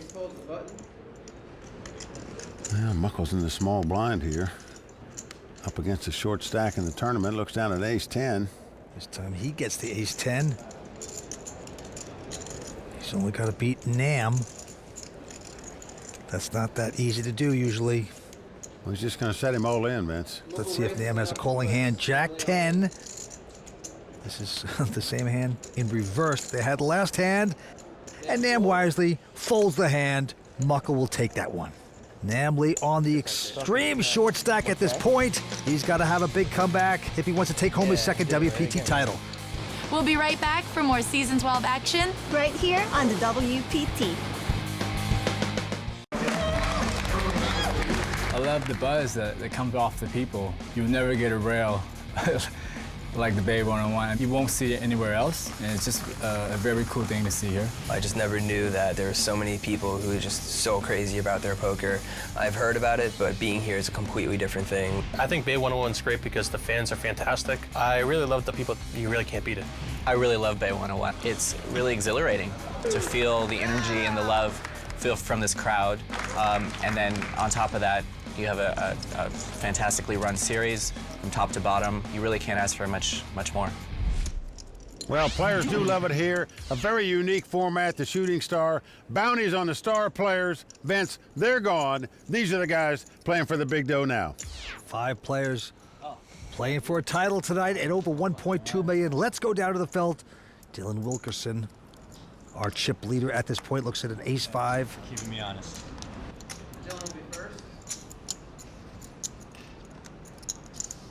They're just going to raise it up under the gun here. Now James Carroll right behind him. Quick fold by him. Muckle out. And Nam Lee will not play. Around to the Hawaiian. Sean Suller. He's got king 10. He likes his hand. He's going to call. He's in the big blind, so he's got money invested. Opts to take a flop, and here it comes. Well, Jack 10-4, so Sean moves out in front. With the 2 10s, he's going to check. And now Dylan with no continuation bet going to check as well. Oh, good feel by Dylan there that his opponent might have hit a jack or a 10 there. 6 on the turn. Here comes the Hawaiian. He's made 2 final tables, this Sean Suller. He's going to bet $250,000. And Dylan wants no piece of that, so Sean Suller, a former insurance professional. We're gonna have laryngitis before we're done here. No more voice. We're buying drinks for the staff over there. Come on, this is too much fun. And there is the life of the party. That's Pat Lyons. Yeah, he was actually a bounty in this event himself, Vince. Finished 33rd, and he's having a good time here tonight. The rest of this table is pretty quiet. A very serious, intense mode tonight, Vince, and why not? They are playing for serious money tonight. Right now, Nam Lee in a serious position. He's got ace-3 on the short stack.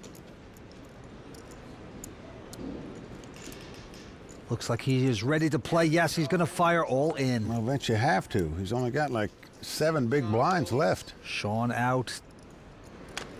Dylan out, and now James Carroll will make this call with the 5s, though.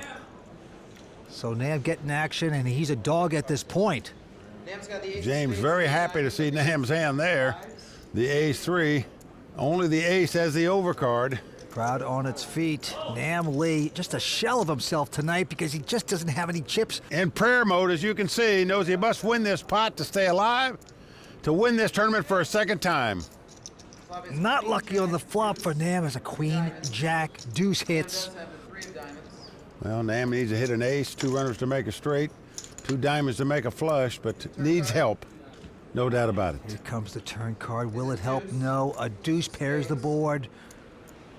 Now, once again, down to the river, Nam must catch an ace to survive. An ace on the river. Can he do it? Can Nam get lucky? No, it's a 10 of clubs on the river. Wrap it up for our WPT champion, Nam Lee. The ever-classy Nam Lee out tonight in 5th place. Nam Lee, a WPT champion, bites the dust here at Bay 101. Going to take home $225,000. He's going over to talk to Executive Tournament Director Matt Savage. Nam, you never really got anything going tonight. Does it feel good to be back at the final table on the WPT? Oh yeah, I mean, it definitely does. Anytime you're here playing for a lot of money, it sucks not to win, but you can't really complain. Either way, you make a good amount of money. Well, you were the crowd favorite tonight, and we're happy to have you back in San Jose. Oh yeah, anytime. Yeah. All right, for sure. Well, that's going to do it for the always classy WPT champion, Nam Lee, out tonight in 5th place. But Vince, look at the 4 remaining players that we have. These young guys are terrific players, one online superstar, and the other 3 guys all in serious contention to be the Season 12 WPT Player of the Year. Whoever wins tonight will certainly have a leg up on that. It is so true. No fools at this table. Believe me, they are great players. They're the hottest players on the tour right now. This thing is up for grabs. Back to you, Lynn. Thank you, gentlemen. Please join us next time for continuing coverage of the Bay 101 Shooting Star here in San Jose. For Mike Sexton, Vince Van Patten, Tony Dunst, the Royal Flush Girls, Matt Savage, and everyone at the World Poker Tour, I'm Lynn Gilmartin. See you next time on the WPT. I don't understand what this is for. The World Poker Tour is brought to you by ClubWPT.com. Never lose a dime playing poker. Guaranteed.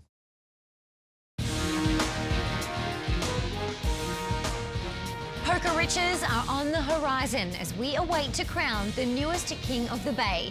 The $5.1 million Bay 101 Shooting Star continues tonight on the WPT.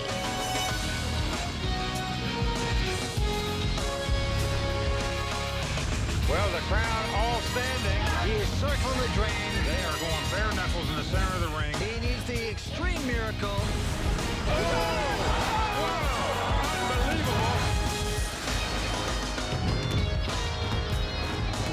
Hi everyone and welcome to the World Poker Tour. I'm Lynn Gilmartin.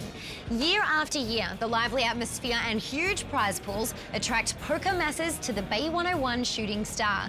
This season's $7,500 buy-in drew its largest field to date, 718 entries, which created a record prize pool, and with over $1.2 million going to the champion, all of our remaining players surely have their eyes on the big score. For now, let's check in with Mike Sexton and Vince Van Patten to see what we've got in store for tonight's final table. Guys, set the stage for us. Well, Lynn, you're right. We have 4 great young players left fighting it out for this title. And the top 3 guys in chip count are having a heck of a season 12 on the World Poker Tour. All of them have made the money at least 3 times. This is all of them's second WPT final table appearance. And whoever wins will most likely go on and take the WPT Season 12 Player of the Year award as well. Our current chip leader is Dylan Wilkerson with a little over $7 million in chips. Right on his heels, however, is Mukul Pahuja.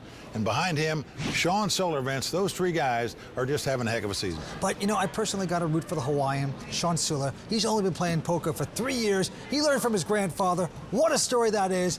It's pretty wide open. It'll be a lot of fun. Thank you, gentlemen. I'm looking forward to seeing how this final table unfolds, so let's get back to the game. Well, there you see what they're playing for. Winner tonight taking over $1.25 million. The next guy out gets $320,000, so big payday for all these guys. Yeah, the Andes are $10,000 and the blinds are $40 and $80. Let's go to the felt. A quick fold by James Carroll. And now Mukul Pahuja. Well, Mukul just having a phenomenal poker year. He's going to raise it here to $200,000. Sean Suller from Hawaii goes out. And now Dylan Wilkerson with an ace-5. He will call. So we're going to see a flop here between the two chip leaders. Now flop is Jack 3 deuce. Dylan has flopped the gut shot straight draw. He's going to check. Muckle has no hand, no draw. Is going to bet. Just trying to pick it up makes it 150,000. But gets called by Dylan. Oh, and a king comes off now. Great card for Muckle. He now has the lead with 2 kings. Dylan checks it again. So Muckle, who was bluffing on the flop, now is value betting the kings here. 380,000. Into Dylan. Dylan's from San Francisco, 29 years old. But what is he doing? He's getting the plaques out, it appears. That's going to be a raise here, Vince. He's going to check raise with just a gut shot straight draw. Boom. Yep, total of 850 to go. Muckle, though, with kings, is not going anywhere. Muckle's brother's in the house here. Vinny, phenomenal poker player himself. There you see him. Rooting on Muckle tonight. And we are going down to the river. Dylan has to be disappointed with that call he gets, but then he hits the ace. Well, incredible luck for Dylan here. Check raised on the bluff, got picked off. Now he's got a hand he can check down. The 2 aces. Muckle happy to check him, but he's not going to be happy when he sees this hand of Dylan's. Look at him. Oh, boy. Watch the pain. I'll tell you, the financial analyst just feels like the cash register rang out and bonked him in the head right there on that river card. Wow. Boil a pot of coffee on his head right now. That hurts.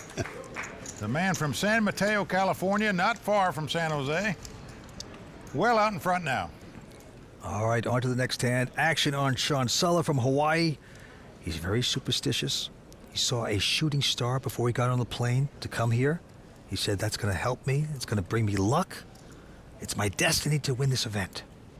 And I certainly got a good shot at it. Here he looks down at the queen 10. He's going to limp in under the gun. Just make the call. Now it's on Dylan. He's going to fold. And James Carroll also going out. Check. And Muckle with the 8-3 of clubs. Happy to see a flop. So here we go. Heads up to the flop. Well, the flop is an ace-9-5. No help to either player. Muckle is checked, and here comes Sean. Gonna fire at the pot, 125,000. Muckle saying to himself, hey, this guy didn't raise before the flop. I don't think he's got an ace. I'm gonna raise him here. Wow. Muckle, aggressive. He was laying down the hammer when he got all the chips yesterday and just was smashing. He makes it 310 to the Hawaiian, but look at this. Sean's not going anywhere. He's making this call. He's just floating here, Vince. Gonna try to steal the pot on a later street. 7 comes up. Sometimes you try to float and you drown. Now, the problem with floating here is the guy in front of you could fire out at the pot like he's doing now, and your float just goes to the bottom of the river. Bingo, bango. That's what he did. 550 bet, and Sean Suller says goodnight. What a play there by Muckle Pahuja. Just to analyze things, didn't put his opponent on an ace, kept firing, had the heart to fire a check raise and then another big shell. Bombed him out of there by betting. Back to the action on Sean again. Takes a breather. And now Dylan, our chip leader, 29-year-old poker pro. He's got ace-4. He will raise to 175. James Carroll out. James not to call with the king 8 of hearts, but Muckle is going to see a flop with the 10-9. Well, the flop comes up king 10-8. 3 diamonds. Muckle has the best hand with 2 10s, but it's a hand you're not going to like very much. You don't have a flush draw. There's an overcard out there. Your opponent raised before the flop. He's betting again. But Muckle is making the call with just 2 10s. Going to the turn, 4 clubs. Dylan does make bottom pair now. He's got 2 4s. Muckle checks, and so does Dylan. Going to the river. And it means nothing. Deuce of hearts. Let's see what Muckle will do with his 10s. He's going to check, and Dylan's just hoping the guy's got a straight draw or a flush draw. And the 2 4s might somehow be good, but they're not. As Muckle turns up the 2 10s and is going to take down the pot. And he is happy to pick one up off this guy. The nice call by Muckle there. Doing well right now.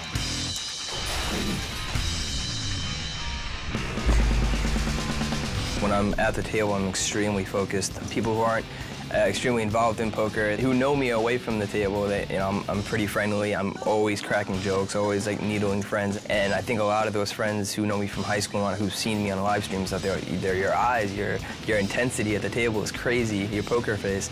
And I never really realized until people started telling me that. It just came natural. There might be some emotion come out for sure here or there, but as far as when decisions are still at hand, I try to just kind of stay in game, stay focused, and try to make the best decisions possible.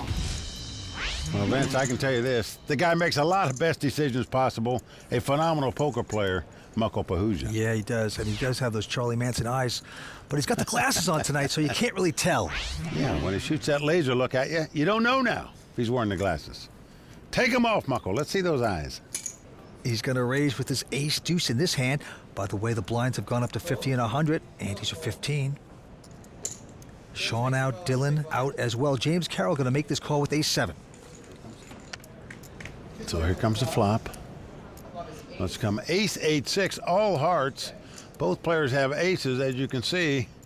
James not only has him out-kicked, he also has the flush draw, but Muckle is going to make the bet with the 2 aces, 300,000. Raised before the flop, and he's betting now. But James Carroll, not going anywhere, makes this call. Going to the turn. And it's another heart. Look at this, king of hearts. 4 hearts on the board now. Again, James checks, even though he has a flush. Fearful his opponent's got the queen or jack hearts in his hand, maybe. And look at the heart that Muckle has, betting with no heart. Just sticks it in there, 375. I bet he doesn't have any hearts on his cards, but I can tell you, he's got heart where it counts when it comes to playing this game. Yep. A lot of creativity there. And James, though, with a nice solid call. As we go to the river, that's going to be discouraging if you're Muckle, but another heart hits the board. James' 7 of hearts is going to play. Check. James checked and Muckle checking. Well, Muckle playing the board, but not good enough. The 7 of hearts plays. James Carroll taking down that pot. Yep, the 27-year-old James Carroll, a top online poker professional. He has won millions at the game, playing good here in this tournament. You know, James's hobbies are golf and basketball. He likes to play a lot of online poker, so he's moved between Mexico, Canada, Prague, and Amsterdam. Moved to all those places to play online poker, just checking out the environment. Okay, on to this hand. Look at this. Mr. Honolulu, Sean Suller picking up 9s, will make the raise, goes to 200,000. But behind him, Dylan, who's the chip leader at this point, he's going to pop it. He's going to 3-bet here with the ace-5, makes it 475,000 to go. James and Muckle both go away. Sean Suller.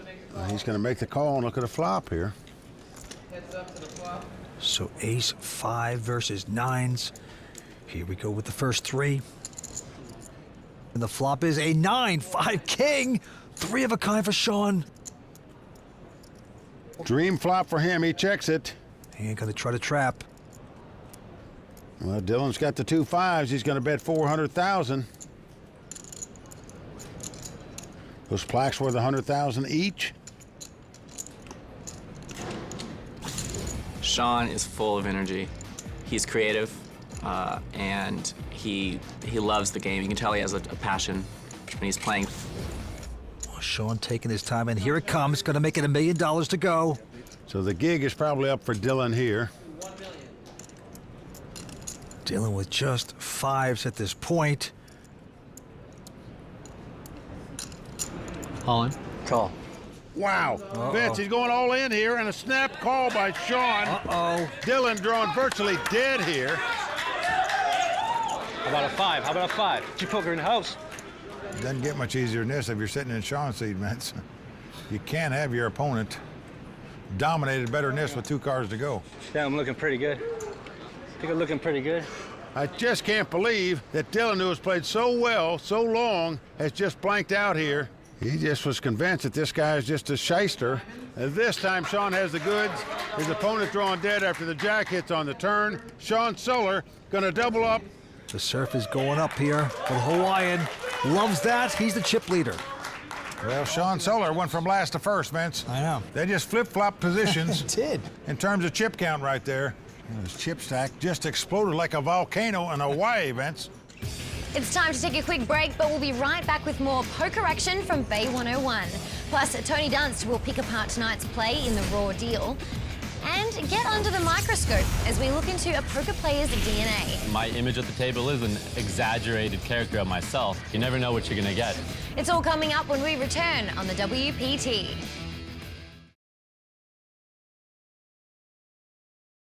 Welcome back to San Jose and the action-packed Bay 101 Shooting Star. The game is ready to start back up, so let's send it over to Mike Sexton and Vince Van Patten for the call of the action. Well, thanks, Lynn. The chips sure have been flying here at Bay 101, as we just saw before the break in the monster hand of the day. Now, the man from Hawaii, Sean Suller, flops a monster set of nines. And, of course, he couldn't call any quicker when Dylan Wilkerson got a little crazy on him. He puts them all in. All in. Call. To Sean's delight, Sean says, mahalo, thank you for the double up. And we still have 4 players left. For the first time tonight, Sean Suller on top with $6.4 million. But the bottom man, as you can see, Dylan Wilkerson, now has $4.2 million. So everybody has chips. It's anybody's game. All right, back to the felt we go. Dylan Wilkerson taking a big hit in that last hand.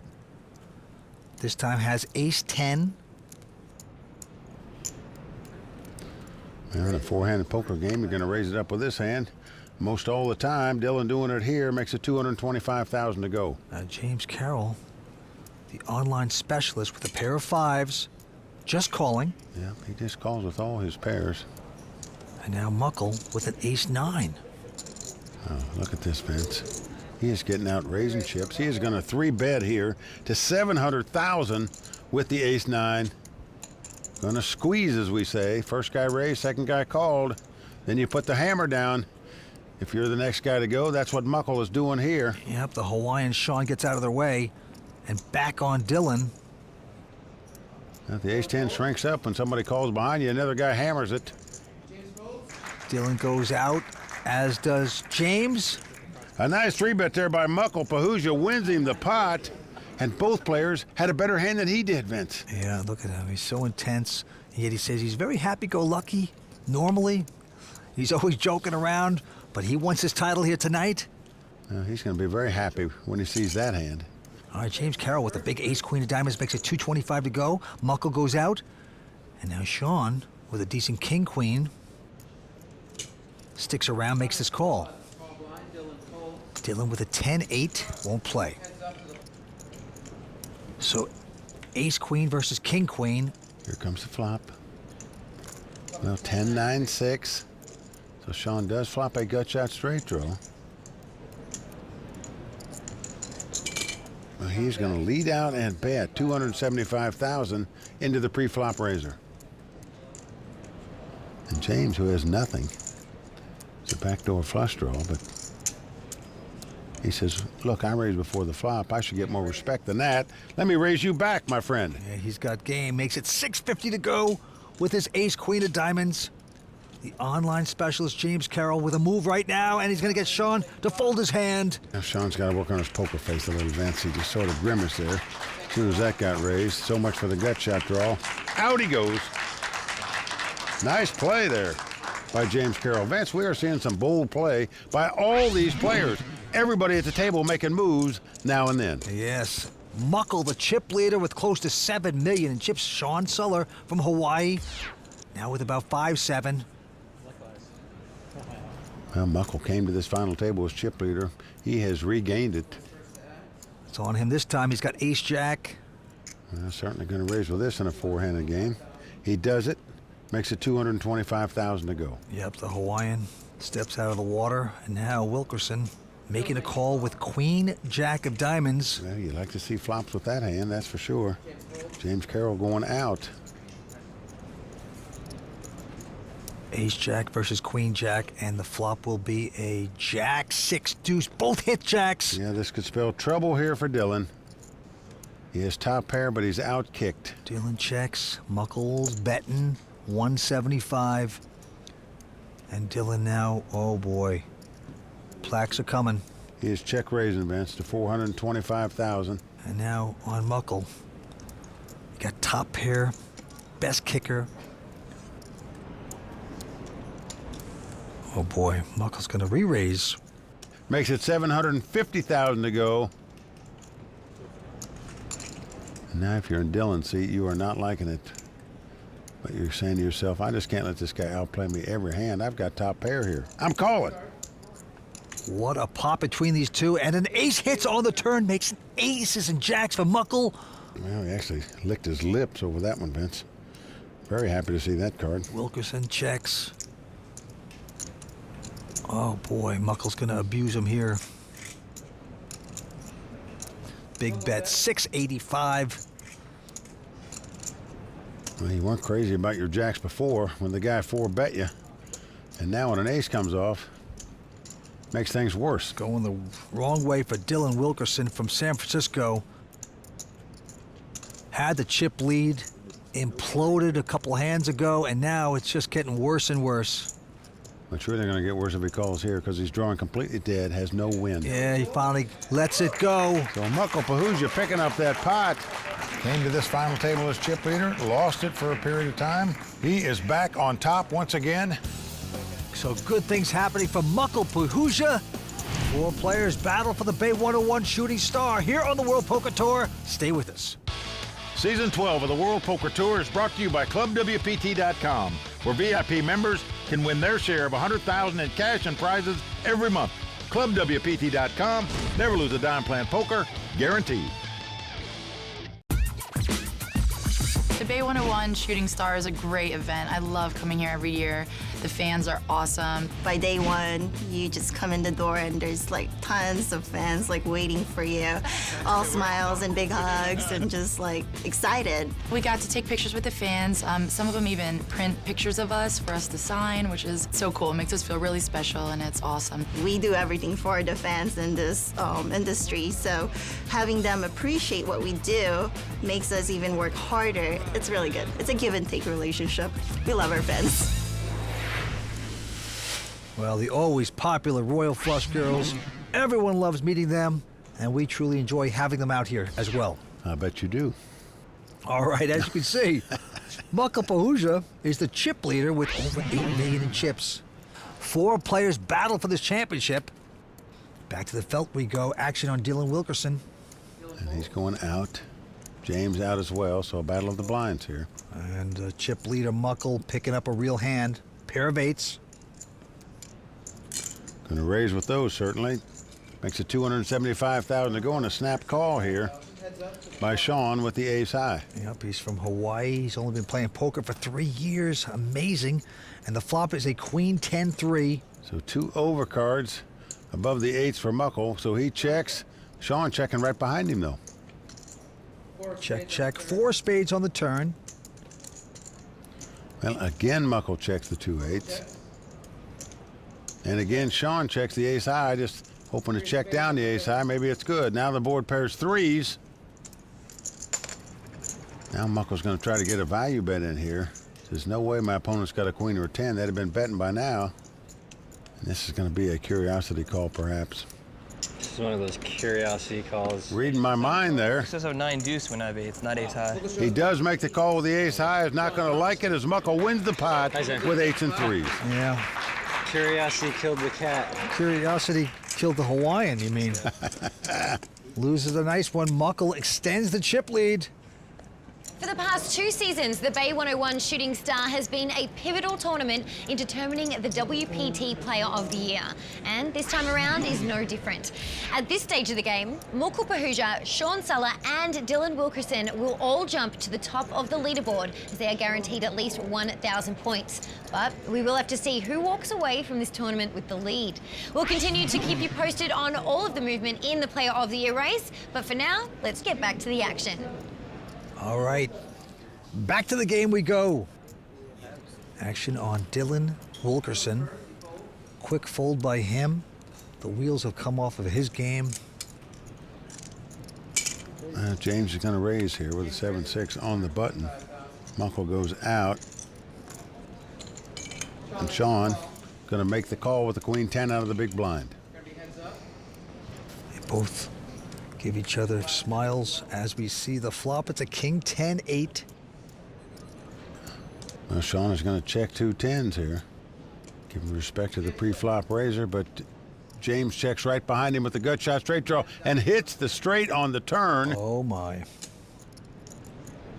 But then Sean's got to think the 2 10s are the best hand here.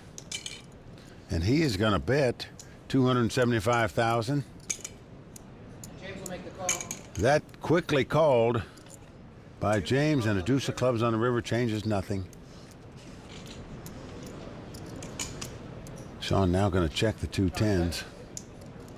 There is 3 diamonds out there, but you got to feel pretty safe. Your straight's good here, of course.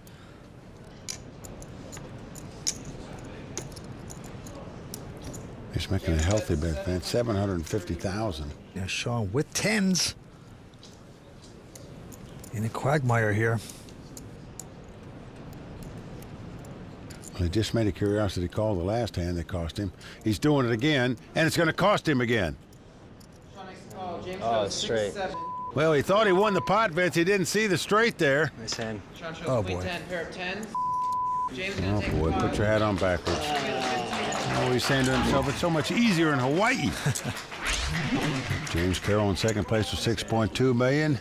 Sean, 3.7. And as you can see, Dylan bringing up the rear right now with 2.4. Muckle Pahuja with 9.1 million. So he is in a healthy chip position to win his first WPT title. Second final table, also had an 8th place finish, but he is looking for number 1 tonight. Well, the antes are going up to 20,000. Blind 60 and 120. All right, a couple folds around to Dylan, who looks at just a 9-6 offsuit. But he has chosen to call. He will splash around and speculate, and James Carroll with the king 4 says, let's go. Yep, he's happy to see a flop as well, and here it comes. Oh, what a flop. 6-4-4. James has flopped 3 4s. Dylan has flopped 6s up. This could spell trouble for him. He's going to check the 6s up. And look at this. No slow playing here by James. He fires right out 160,000 with the 3 4s. He's got to be delighted. He's getting action. He gets a call by Wilkerson. Turn card. It's another 6. Just like that. Dylan has the top full house. He now has the best hand. All of a sudden, your 3 4s just shrunk up into oblivion. Dylan wisely checking 6s full, but James even smarter to check 4s full right behind him. Smells a rat. King on the river. This gives James 4s full of kings. So in case the outside chance that Dylan had a 4 in his hand, he would be beat now. Oh, boy. Dylan Wilkerson putting in a nice bet of 300,000. I just call. And Carroll wisely says, I just call. He feels it happened to him. He is correct. He got out for the minimum there, Vince, as it turns out. But still, you're just sick your opponent hit a 2-outer on the turn to knock you out of this pot. That's pretty gross. It can get ugly here at the poker table. That's what happened to James Carroll right now. 4 players going after this title here tonight. Stay tuned for more poker action from San Jose right after this. This episode of the World Poker Tour is brought to you in part by DraftKings. If you like poker and sports, then you gotta love daily fantasy sports at DraftKings. Go to DraftKings.com, enter promo code WPT, and start playing today. We are back here at the Bay 101 Shooting Star. 4 players remain. Yeah, Vince, we had a tournament record 718 entries here. All put up 7,500 each, except for one guy, Vince. Oh, yes. Well, Club WPT qualifier, and that was Chuck Ignatowski from Toledo, Ohio, played the tournament, had a shot at the big money, Mike. Yeah, he won his entry just by being a member of ClubWPT.com. Had a shot at the big bucks. Didn't happen, but he had a great time this week. Got to hang out with the Royal Flush girls, meet the top players in the world. You too could possibly do that. Go to ClubWPT.com today. Sign up. Who knows? You might be able to win a seat out here in the World Poker Tour yourself. ClubWPT.com. Never lose a dime playing poker. Guaranteed. Back to the felt we go.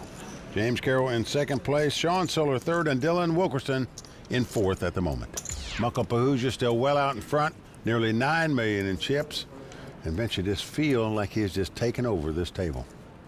Dylan Wilkerson from the Bay Area, San Francisco, a local. He's got a nice hand, ace-queen. This time he's going to raise to 250. James Carroll out. And now Muckle with a queen nine. Muckle Pahuja has become what we call boss at the poker table. He's been 3-betting. He's the most aggressive, and now that he's got the chip lead, they better duck. Well, here comes the raise right here, the 3-bet to 650,000. Sean out. And Dylan Wilkerson. On. There you go. Well, that's what I think you have to do in that spot with this chip count. Yeah. He pulled the trigger, he moved it in, and he's picking up the pot because of it. Yep, to the discomfort of Vinny Pahuja. That is Muckle's brother, of course. Right back at him this time. Action on Dylan, a poker professional. He's got a 10-4. He has to fold. Over and out for him. James is going to raise it up here with an ace-9 on the button. Yeah, he makes it 250 to go, and now Muckle has it ace-5. He's getting out raising chips. Yes. He is going 3-bet crazy right now, Vince. Every hand, he is re-raising. And look at this. The Hawaiian has picked up the Hula Girls, the pair of queens. Well, it's 685,000 to call. What a time to get him. And there's another re-raise. Well, there's the 4-bet to 1.5 million. Online specialist James has to fold his hand. Muckle says no mas. So the Hawaiian, only been playing poker for 3 years, Sean Suller taking down a good one.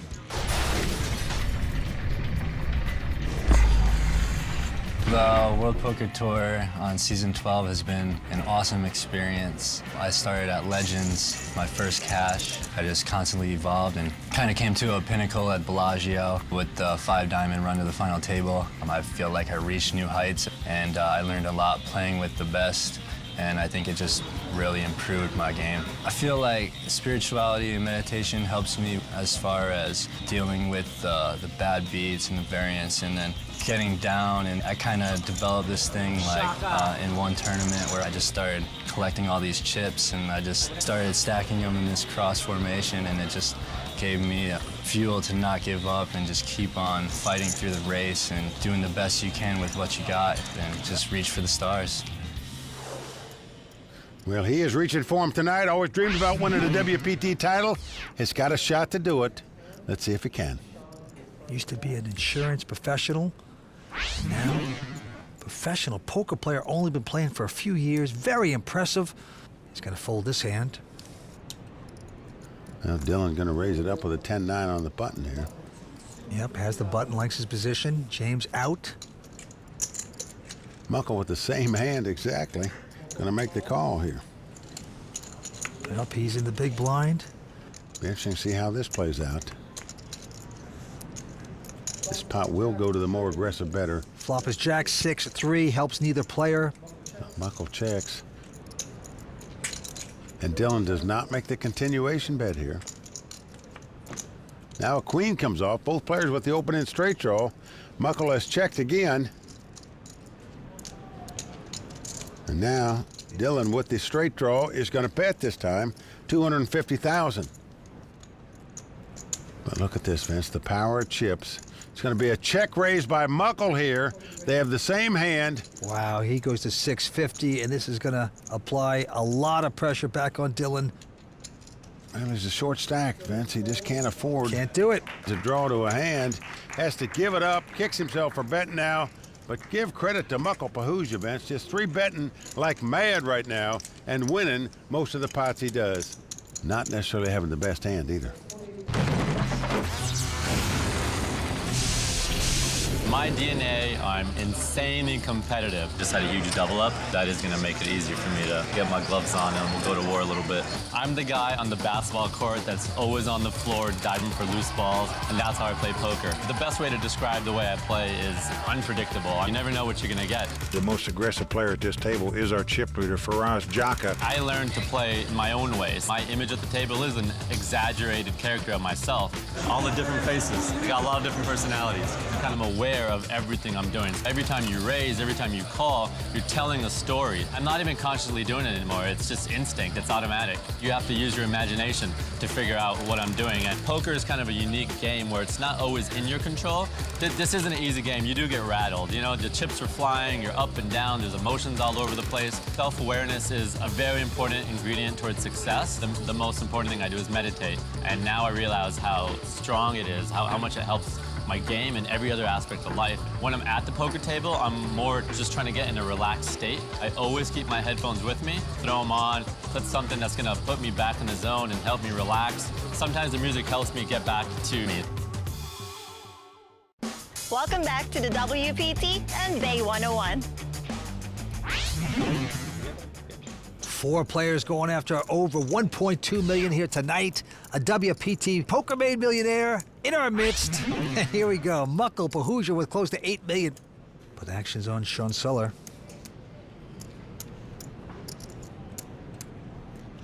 From Honolulu, will fold his hand.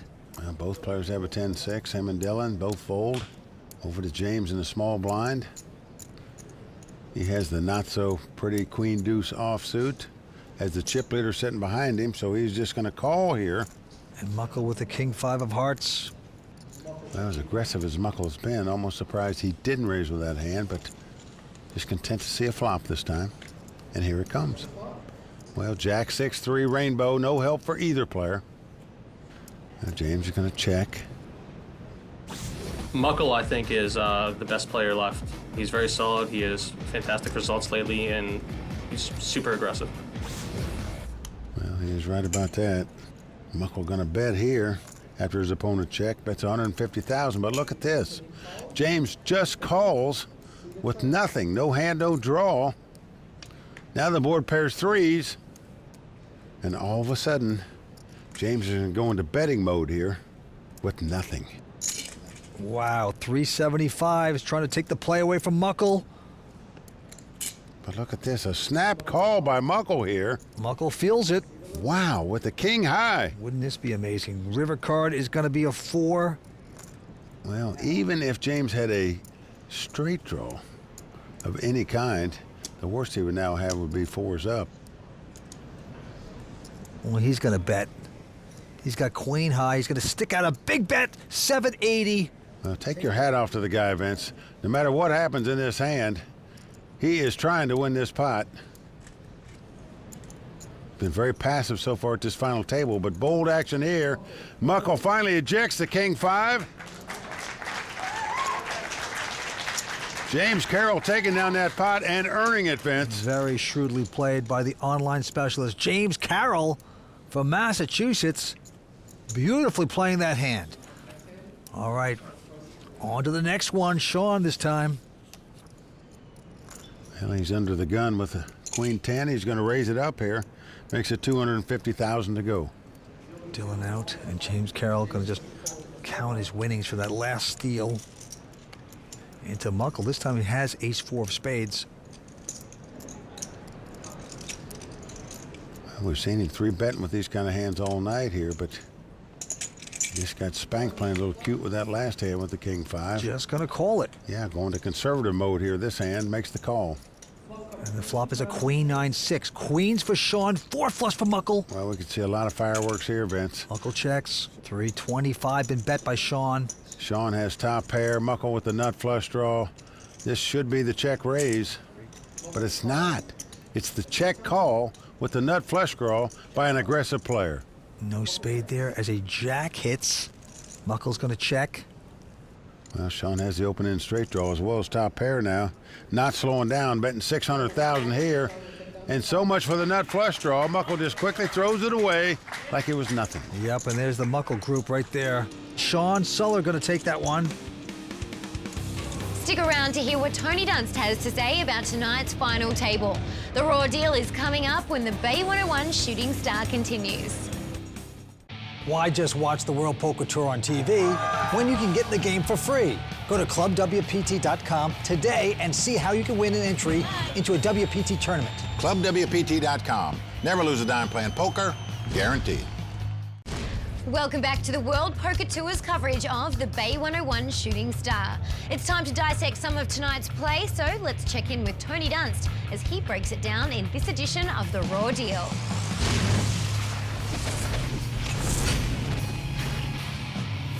Chopped pots are an everyday occurrence in poker, and those hands usually finish with one player looking at the other and saying, "You play that crap?" But every now and then, both players have the same cards and never make it to showdown because someone gets bluffed out. And you'd never know if it weren't for the hole cams at the table. So how does this happen, you're wondering? Let's break it down. Dylan Wilkerson and Muckle Pahuja are two of the hottest players of Season 12. And in this pot, they square off holding the same hand while wearing the same sunglasses. Dylan raises the button with 10-9 and gets a call from Muckle in the big blind with his own 10-9. Both players miss on the Jack 6-3 flop, though Muckle has the slightly stronger hand with the backdoor flush draw. It's a little surprising to see Dylan check back with 10 high on a fairly uncoordinated board, but I also think there's some good logic to it. Nearly every turn card from 7 through King improves his equity and allows him to call a turn bet from Muckle. Dylan's check on the flop makes his hand appear like something with showdown value more so than a draw, because most draws bet in his position. In the event Dylan turns a draw and misses on the river, a river bluff may look more credible because of his flop check. The turn brings the draw Dylan was looking for, a red queen. Muckle checks again, and Dylan likely believes he'll win the pot with a bet. He places $250,000 in the pot, and Muckle raises his own draw to $650,000. I'm guessing Muckle prefers a check raise instead of a bet, because he felt that betting the turn would rarely get a fold, and that by checking, he could either get a free card or check raise a bet and create fold equity. The raise gets the job done, and Dylan correctly folds his hand away because he doesn't have the odds to call for his draw. I doubt Dylan gave the hand much thought after it was finished. After all, both his flop check and turn fold were sensible plays. But he couldn't have known Muckle had the same hand until he saw the replay. So somewhere out there, Dylan is yelling at the TV, "He plays that crap?" Well, he's more than likely yelling at himself, Vince, for not making the continuation bet on the flop, where he would have most likely won the pot. All right, 4 players battle for this championship, and the antes are up to 25,000. Blinds 75 and 150. Sean Suller, the Hawaiian, with the baseball jersey on, is going to fold his hand. Dylan Wilkerson looks at the Jack 4 offsuit, not too attractive, lays it down, so it's a battle of the blinds between James and Muckle. And James going to raise with his ace-7, makes it 375 to go. Well, pretty standard play that most players would make. Muckle with a pair of 5s here. Now the question is, does Muckle come back over the top with a small pair? Answer is no. He's just going to make the call and look at a flop. Yeah, he's definitely changing gears, playing more passive now. Early on, with any hand, he'd come over the top, but he's mixing it up beautifully. And here's the flop. It's a king 3-3. Now 2 clubs. Here comes the continuation bet by James. 350,000. And Muckle going nowhere with the 2 5s quickly makes the call. But James doesn't like that. Now a 7 comes off. So he's got to like that a little bit. At least it gives him 7s up. But you're fearful your opponent's got a king or a 3 when they call you on the flop. Now it goes check, check. And now a 9 comes off. So because Muckle checked on the turn, James thinks the 7s are the best hand here. The 7s and 3s. He's going to get a little value bet in of $675,000. And what do you do now with the 2 5s if you're Muckle? Wow. Is Muckle going to pay him off? He's thinking about it. Pretty nice pot, and he is going to pay him off. James lays down the 7s up, going to take down the pot. Muckle kicking himself for not raising before the flop or on the flop. Yeah, he is completely discouraged. Well, Vess, with that pot, all four of these players have had the lead at one time or another at this final table. And things are starting to go James Carroll's way. 27 years old, online champion, looking good here in this live tournament game. The guy started with just $2 million in chips. Yeah. Now he's up to over $7.5 million in chips. This guy is going to be a force to be reckoned with, no doubt about it. Oh, you got to respect the value bet on the end. Very impressive. He's the chip leader right now, but all four of these guys are great players. Three of them are up for the Player of the Year. This is very exciting. Back to you, Lynn. Please join us next time for the dramatic conclusion of the Bay 101 Shooting Star. For Mike Sexton, Vince Van Patten, Tony Dunst, the Royal Flush Girls, Matt Savage, and everyone at the World Poker Tour, I'm Lynn Gilmartin. See you next time on the WPT. I don't understand what this is for. The World Poker Tour is brought to you by ClubWPT.com. Never lose a dime playing poker. Guaranteed.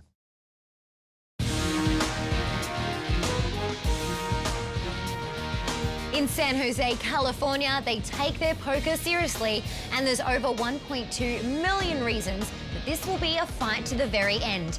The dramatic conclusion of the Bay 101 Shooting Star is happening now, tonight on the WPT.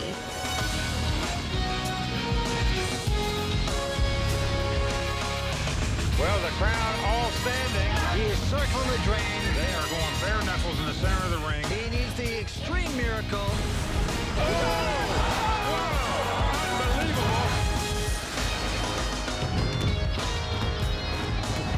Hi everyone, and welcome back to San Jose for the WPT's coverage of the Bay 101 Shooting Star. I'm Lynn Gilmartin. Poker destiny is often determined by the turn of a card, and tonight that destiny comes with a $1.2 million first place prize. Right now I'll turn to Mike Sexton and Vince Van Patten to get more analysis on this final table. Gentlemen, with 4 players left, what is your take on these guys? Well, Lynn, we've seen some great poker at this final table, and I look for an exciting finish. With 4 players left, 3 out of the 4 are in strong contention to win the Season 12 Player of the Year award.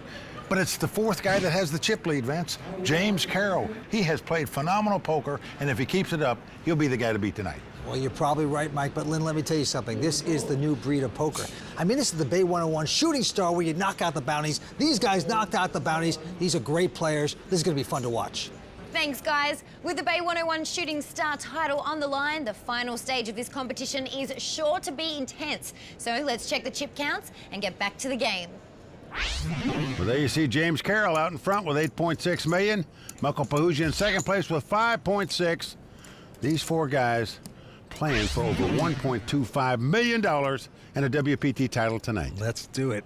$25,000 ante, $75,150. A quick fold by the Hawaiian Sean Suller and Dylan Wilkerson. And now it's the online pro James Carroll. He's made millions online. He's got 8-6, and he's going to raise it up to $400,000. Well, he's trying to be the boss now with the chip lead, just like Muckle was when he had the chip lead. Muckle's called with King Jack, and here we go. Flops a Queen 9 deuce, Mike. Yep, James is going to check. Muckle with the gut shot draw doesn't want to be check raised out of this pot, so he checks right behind him, and the 10 comes right off. Oh boy. Well, James has a gut shot straight draw to a sucker straight and a sucker flush. He is drawing completely dead in this hand. But he's going to donate $375. This Muckle has the king high straight and a bigger flush draw. And Muckle hitting the lottery there, and he's going to raise. Look at those eyes, huh? Well, he may be looking over him like he's shooting lasers at him, but I don't see him going any farther in this hand at all, under any circumstances. No, you got to be disappointed, and just like that, Muckle gonna take that one. There's his brothers, Vinny and Sandeep, rooting Muckle on, and as you can see, winner's gonna take home over $1.2 million. Well, the first guy out with these 4 left is gonna get over $320,000, so huge payday for all these guys. They are loving it at the Bay 101 this week. Action on Sean Suller. Only been playing poker for 3 years. Pretty incredible. He's got Queen 9 of clubs, and he's going to make it $300,000 to go. Now Dylan goes out. James Carroll with the king deuce is going to raise, Vince. $975,000. He has opened up his game. That's for sure. He played so conservative early on at this final table. He's taking the chip lead. He's the new man. Muckle's out. Sean Suller. Hawaiian, a superstitious kind of guy. He's going to fold. Hard to call a big re-raise with a queen nine. He's got to go away. James Carroll taking charge right now.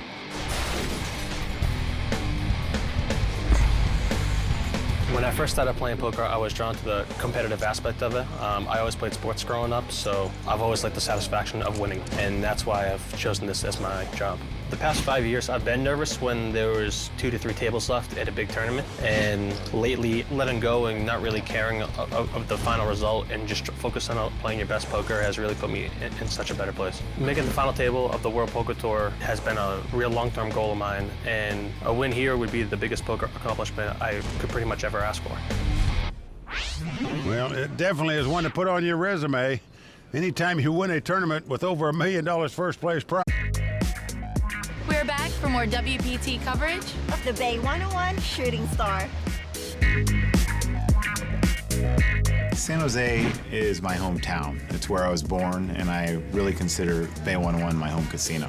I'm as much of a fan of this event as the fans are, for sure. If somebody comes up and says, I want to get that player's autograph, that's somebody that we want as a shooting star. A lot of the local players are just happy to win a bounty. I mean, they didn't have to cash in the tournament. But if they knock out one of these superstars of the game and win $2,500, I just think that it's a great experience. It makes me feel good about poker and good about being in the game. Well, Matt's right. Players do love playing here. They love knocking out the bounties, the big names, the superstars. None of them are left. These are the 4 guys fighting it out for the title. Great champions play here. Great crowd. And right now, 4 players battle.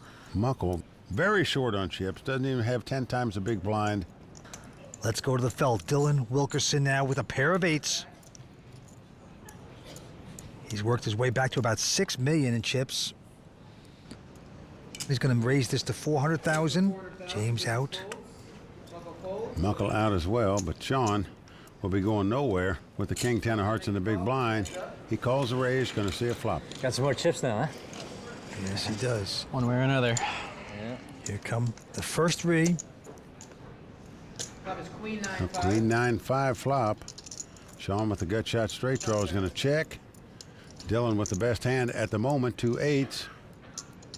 He's going to bet. No free cards, betting $350. Sean will stick around and pray. He's going to make the call. To 4th Street we go. A 10 of spade comes off, so Sean now makes 2 10s, has the best hand, but scared of that board. He checks it. Dylan checking behind him. Down to the river, it's a jack of spades. Well, both players have made a straight. Sean the high straight, Dylan the low straight, but 4 spades on the board. Doesn't seem to scare Sean. He leads out for $400,000. Now Dylan's saying, what's this guy got? Does he really have a spade? If he doesn't, my straight might be good. Maybe he's just bluffing. Tough to call this without a spade, though. Call. But he is going to make the call. Straight. His opponent shows him a king eye straight and is going to win the pot. Dylan's got to be confused by that. Well, there you go. Oh, look at that's the Hawaiian sign. It's aloha, aloha, aloha. There we go. There we go. There we go. A lot of Hawaii in here tonight. They like this guy, Sean Suller. Only been playing poker for a few years. Got on the plane, saw a shooting star, Mike, before. He said, that's my destiny. I'm going to win this tournament. Now look at this. Muckle Pahusha has gone all in. He's on the short stack with Queen 8. He's been whittled away. Now Sean's got ace deuce. He is running good. Yep, he's going to make this call. He's just going to try to eliminate Muckle right here, right now. Everybody else out, so they show the hands. Muckle certainly due for a break after that horrid beat he took a minute ago. Let's see if he can get one here. I agree. He said he likes to spend time at home with the wife and the dog. That's where he'll be going if he doesn't get lucky. Well, there's a dog right now, but here come the first 3 cards. It's a Queen Jack 8. He's flopped 2 pair, and he's well out in front. He's got to like that. Well, a massive favorite now, about 19 to 1 to win this pot. Oh, yeah, the Muckle fans loving it. His brothers Going to the turn card, 3 of hearts. That's going to wrap it up. And Muckle needed a little luck. Well, he got some there as he doubles up to stay alive. His contingent very happy about that. So 4 players sticking around. James Carroll, the great online professional player, out in front with 9 million. Sean from Hawaii, 6.3. 3 out of these 4 players in strong condition to become the WPT Player of the Year. Whoever wins this tournament, other than James Carroll, will take the lead in the Player of the Year status. Okay, onto this hand, Sean folding. And now Dylan will raise with a queen 10. Yeah, Dylan finished second in the Fallsview tournament in Canada earlier this season. It's his 3rd cash this season. James mucks the pair of deuces, kind of surprising. But Muckle with an ace queen, he's pushed all in. Call. And Dylan's going to call it. So Muckle has him dominated again. This time it's ace queen versus queen 10. And surely Muckle can't lose another pot where he's got his opponent dominated. I don't know. Can he? Welcome back to San Jose and the WPT's coverage of the Bay 101 Shooting Star Tournament. Well, Vince, as you know, there's always exciting action here at the Bay 101, but I must say this place holds a special place in my heart because it's the first place that I made a WPT final table as a player. That is so true. And I'll tell you something, I was actually watching one of the old tapes. And if you're a member of ClubWPT.com, you can do that. You can look at all the old tapes and study them. And I saw you against Mike the Mouth give you that awful beat. Oh, man! Oh, that must have been. Don't remind me, Vince. I'm trying to put that out of my mind. But nevertheless, as Vince said, you can access all the old episodes of the World Poker Tour by simply becoming a member of ClubWPT.com.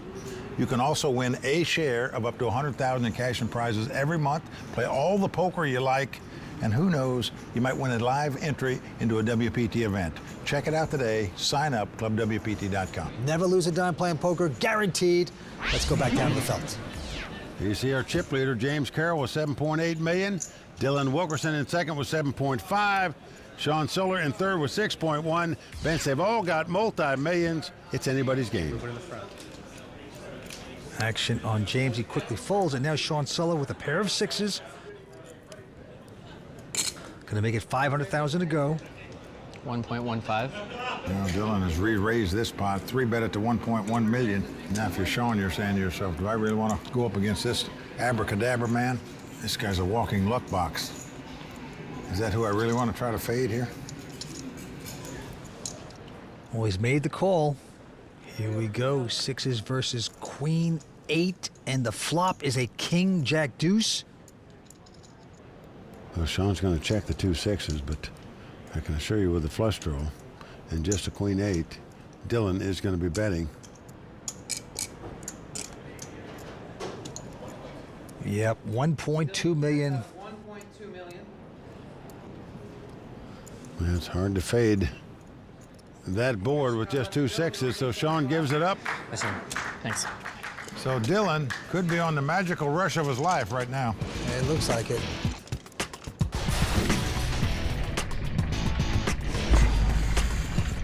I got into poker in college. I really loved the simplicity of the game, but the overall breadth of knowledge that it takes to beat the game. To be WPT champion would be great. I came up just short a couple weeks ago, so to have the chance to do it again and really do it right would be excellent.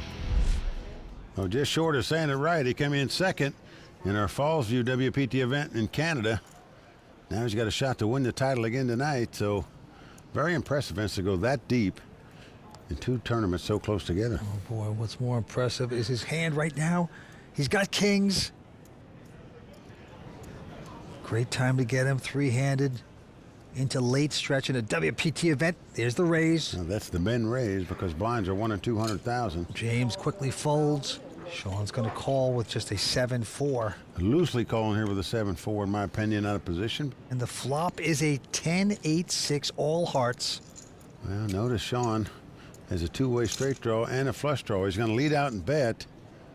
Unfortunately for him, Dylan's got an overpair and a bigger flush draw. 475. And Dylan just calling. Going to the turn. It's a 4, which gives Sean a pair of 4s as well. And he's going to check now. Just like to draw at this hand for free, but Dylan's not going to have any of that. He's going to make a healthy bet here. 850,000. Sean not happy with that development. If he knew for sure his flush draw was good, he'd probably call here with two-way straight draw and a pair of fours, but it's tough to put your money in on a draw. Time to get real. And he finally does the right thing, folds the hand, and Dylan will take that. Rabbit hunt that one. And he wants to rabbit hunt. Take a look at the last card for free, and it's an 8, so yes, Sean, you made Gotta follow your heart. a good decision. Not calling. Huh, heart. No pun intended. Well, Dylan is definitely all heart at this final table, as we saw earlier in the monster hand of the day. Now, poker, sometimes you need luck on your side, that's for sure. Not too long ago, Dylan needed it in spades. On. Call. Because his tournament life was on the line when he was all in against Muckle Bahuja's dominating hand. But Dylan definitely remained cool. It's a start. It's not the worst. And of course, he hit the monster card on the river. That's right, that's how you do it. Kept him in contention to win this WPT title. That's how it happens. All right, well, there you saw Dylan, who was in last place a little while ago, fight his way back to become the big chip leader now with 9.3 million. Sean on the short stack. Blinds are 1 and 200. Andy's a 25. James Carroll, first to play here with an ace-10, makes it 400,000. Sean with Queen Jack makes the quick call. And not even Dylan can play this hand, I don't think. Throws a 7-deuce away. Queen Jack versus ace-10. And the flop is a king 4-deuce.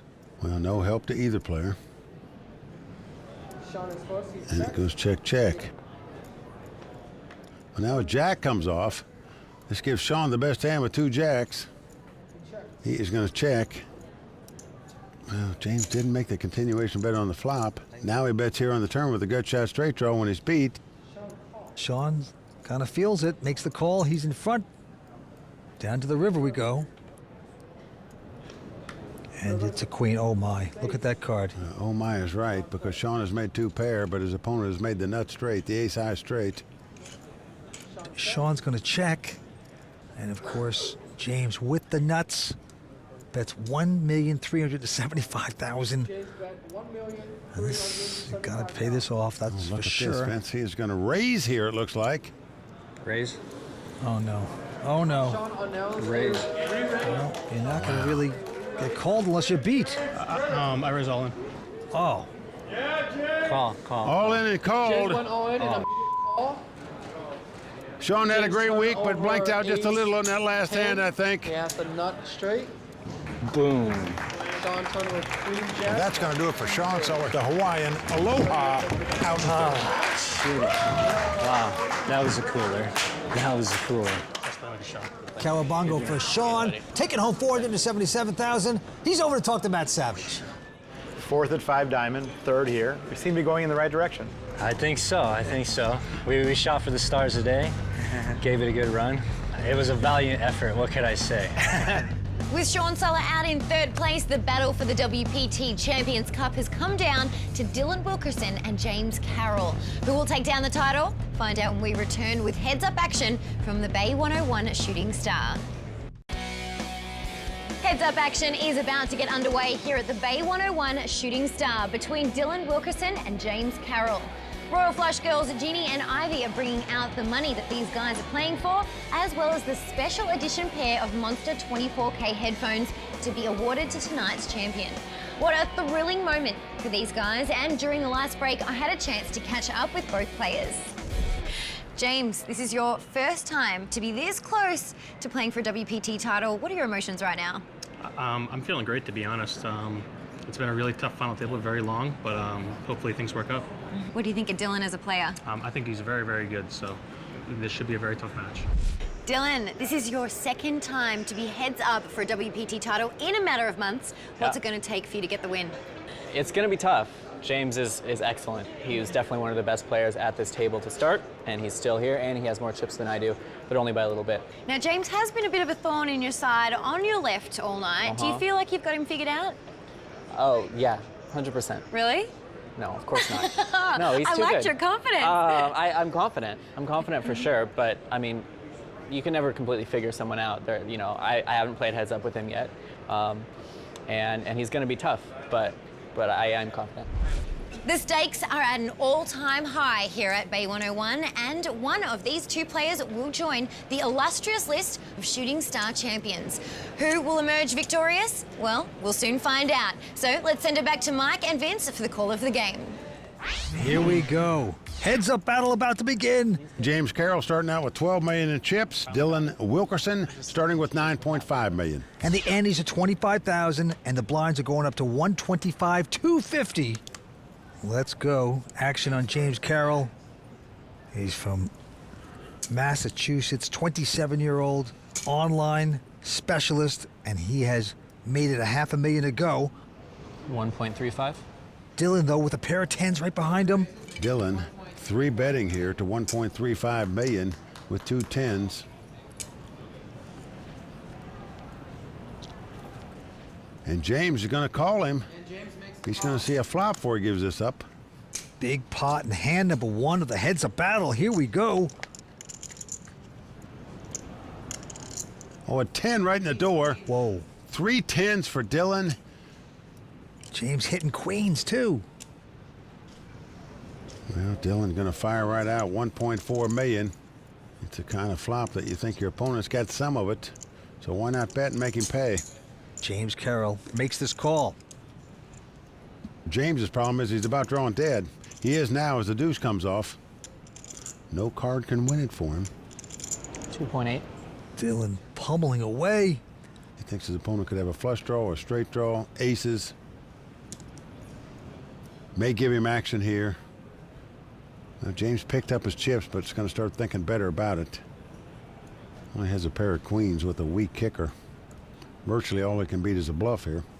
Yep. And the bluff is not what Dylan has. He's got 3 tens, 30 miles. Flint to Saginaw takes down the pot. Dylan playing so well this season. Of course, he was second at the Falls View event for the World Poker Tour. He'd love to take down this title and be a winner. He's the new chip leader. They have just flipped. Stacks of blacks. Dylan is a local from San Francisco. Probably can't even see mine.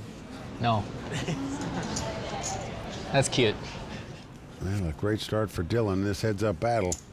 How things change so quickly when you're playing heads-up poker in terms of chip count. On this hand, James is going to raise with just a 6-3. Well, he believes in position raising, that's for sure, if he's raising with this hand. Dylan just calls with the ace high, so we're going to have a flop here. The flop is queen 7-4. No help for either player. Does give James a gut shot straight draw. Dylan's going to check it. Now here comes the continuation bet, 600,000. Dylan just going to call him with the ace high here. Maybe he thinks ace high is good. In fact, it is.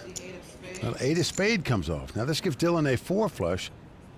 He's going to check. And look at this. James is going to fire another shell, Vince. He is not slowing down. He knows to win this hand, he's just got to bluff at it. Dylan with a nut flush draw. Who's Dylan now? Stretching his neck. See how many chips his opponent has. This is something that's mind-boggling to me. You're playing heads up, you have to know how many chips are in play. Just count your own chips, you know how many chips your opponent has. Well, Dylan is going to make the call here for 1.4 million. River card doesn't get the spade. 8 pairs the board.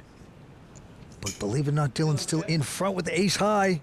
And he's checked. Now, Vince, a long time ago, Stu Unger told me a lot of guys will bluff at a pot. Some will fire 2 shells. There's not many that'll fire 3. Well, James Carroll is firing 3 shells. Big time here. 2.9 million. Gotta have a lot of nerve to do that.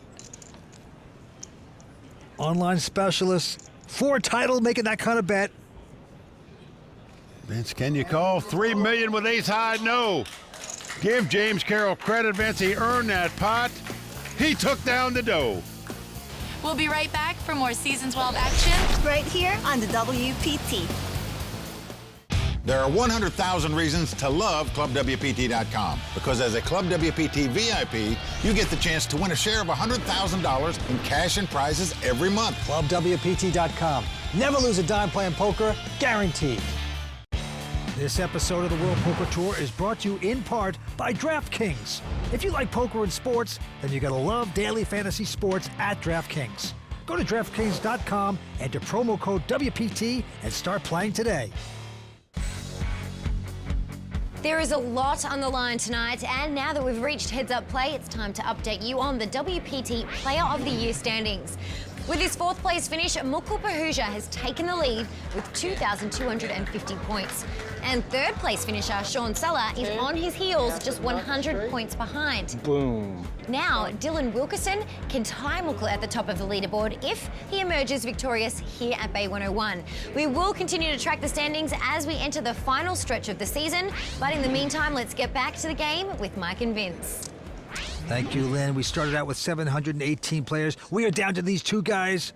And Vince, I am still in awe of that three-barrel bluff by James just a moment ago. It virtually puts these guys in a chip tie at the moment. Action going to be on Dylan. Looks down at the king deuce of spades, going to raise it. Makes it 500,000 to go. James makes a call. James beats him in the pot. So fast you couldn't even show your cards. Quick call by James with queen nine. So here we go. Oh, and James has flopped a queen, the top pair. He checks. Dylan reaching for chips. Going to make the continuation bet here. 450,000. Yeah, you bet before the flop. Bets after the flop. Yeah, those are raisin chips, folks, that he's getting out. Let's see how much. Looks like 1,350,000. And there it is, the check raise. Yeah, James Carroll speeding things up, and Dylan's got to lay it down.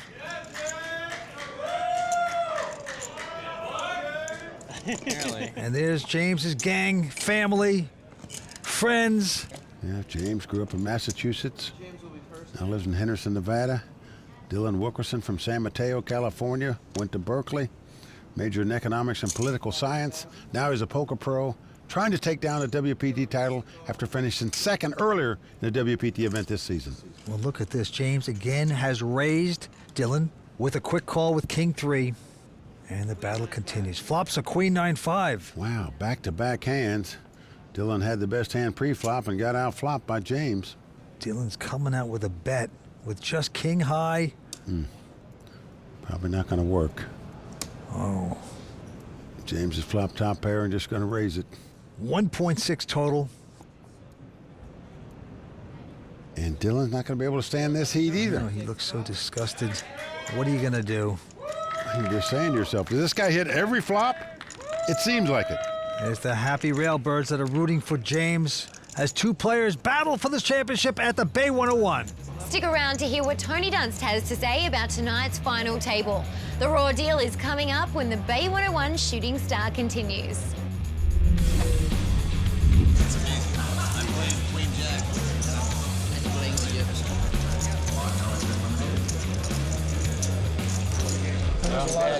Too bad. Only one winner. Yeah, that's true. One point. Thanks. Good luck. Good luck, guys.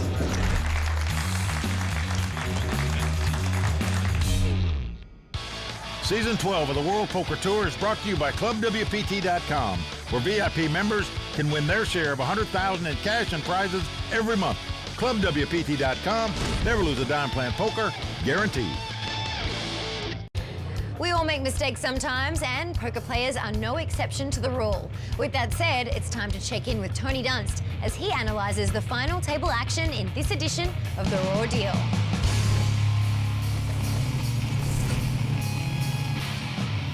Whenever you run a bluff that involves betting on multiple streets, always keep in mind which cards help and hurt the hand you're trying to represent. That means hoping to see the cards that complete draws that are plausible, while avoiding cards that don't change the texture. Cards that pair the board are the worst in this situation because it's unlikely to complete any of the draws. So when should you keep firing when the board pairs? Let's break it down. James Carroll is a young man with a calm demeanor and an aggressive reputation. It's no surprise to see him open 6-3 on the button, and when he flops a gut shot straight draw against Dylan Wilkerson, James naturally follows through with a bet. Dylan has ace high with a backdoor straight draw and backdoor nut flush draw, which is enough to continue with heads up. The turn brings an 8 of spades, one of the better cards in the deck for Dylan. But James isn't done trying to win this pot, and when Dylan checks, James bets 1.4 million. Although James has a very weak holding, the 8 is a great card to bluff because it completes both the flush draw and 5-6 straight draw on the flop. Of course, Dylan can't fold on a turn that gives him so much equity, and he knows it's still possible he has the best hand. When the river brings the 8 of clubs, both players miss their draws. Dylan checks, and James brings out a pile of chips for a bet of 2.9 million. Although the river didn't help his actual hand, it also doesn't alter the fact that every strong hand he was representing on the turn would still bet on the river. Plus, James knows his 6-high can never win at showdown, and that Dylan can have drawing hands that will never call a bet, which is exactly what he happens to have here. So when faced with the river bet, Dylan doesn't spend much time thinking and throws his ace-high away. So remember, firing when the board pairs isn't always a bad idea, especially when the hands you're representing would still bet as well. James Carroll clearly understands this concept. But if he keeps doing it on TV, he'll never lose that aggressive reputation. Well, in my view, he has earned this chip lead of 15 million to 6 million by making that 3-barrel bluff and continuing to stay aggressive in every pot. The question is, can he close the deal? Let's see. This time, action on Dylan. He's got ace high, ace 5. Min raise makes it 500,000 to go. Yeah, if the guy wins the pot with 6 threes, why not play the 6 fours? Right, splash around, and good luck. Here we are. It's a 4, 9-4 deuce, so James out-flopping Dylan again. He checks. Well, Dylan's going to make the continuation bet. He does have the wheel draw, the gut shot straight draw. It's a $500,000 bet. It looks like another check raise by James Carroll, and that's exactly what it is. And Dylan's got to be saying to himself, you got to be kidding me. This guy can't hit every single flop. Every time I bet the flop, he raises me. Dylan is making this call, hoping to hit the 3, but no, it's a deuce, pairs the board. Now, action's on James. And he checks. All in. Wow, he is pushing all in. He's going to try to bluff for all his money. And it actually could work. It's a hefty bet. And the tournament on the line. Usually players don't bluff off all their money this kind of bet when they don't have something pretty strong out in front. This could be a really bad call. Well, James even laughing about it. Could be a really bad call here. It could be a great one that gets him the title, Vince. That would be incredible.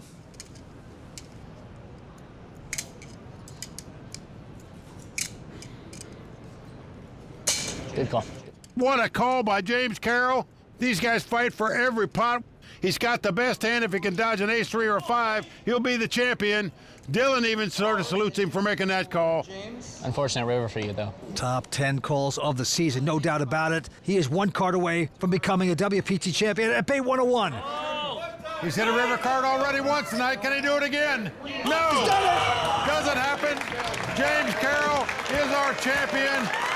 And Vince, you gotta say, the guy deserved this title. You said it all along. He played the best poker at the table. His luck finally paid off. He gets congratulated by his friends and his girlfriend, Brittany. But right now, let's go over to Matt Savage, who's talking to our runner-up, Dylan Wilkerson. Dylan, 2 final tables, 2 second-place finishes. Does it hurt to come so close? Of course. Of course it hurts. It's never fun to get second. But I guess it's better than many of the alternatives, so, you know, nothing I can really do. Yeah, the money has to help. Over $700,000 for your second-place finish here. Congratulations. Thank you. All right, Mike, over to you in the winner. Okay, here we are with the Bay 101 Shooting Star champion, James Carroll. Yeah. James, congratulations to you. You came to this final table in 4th chip position. Vince and I felt you played by far the best poker at this table, are well deserving of this title. You got to feel good not only about your performance tonight, but all week long to get to this final table. This has been the best week of my life. Well, I can believe that because you're getting over $1.25 million, first place prize. You also get your name engraved on the WPT Champions Cup, and you also get a customized set of Monster 24K headphones to commemorate your victory, and you also get a seat in the season-ending WPT World Championship. Fantastic job, well done. How about your railbirds here? They're pretty lucky for you. Yeah, it's been really great. Okay, Lynn, back to you. So there you have it. James Carroll is the Season 12 Bay 101 Shooting Star Champion. For Mike Sexton, Vince Van Patten, Tony Dunst, the Royal Flush Girls, Matt Savage, and everyone at the World Poker Tour, I'm Lynn Gilmartin, and we'll see you next time on the WPT. I don't understand what this is for.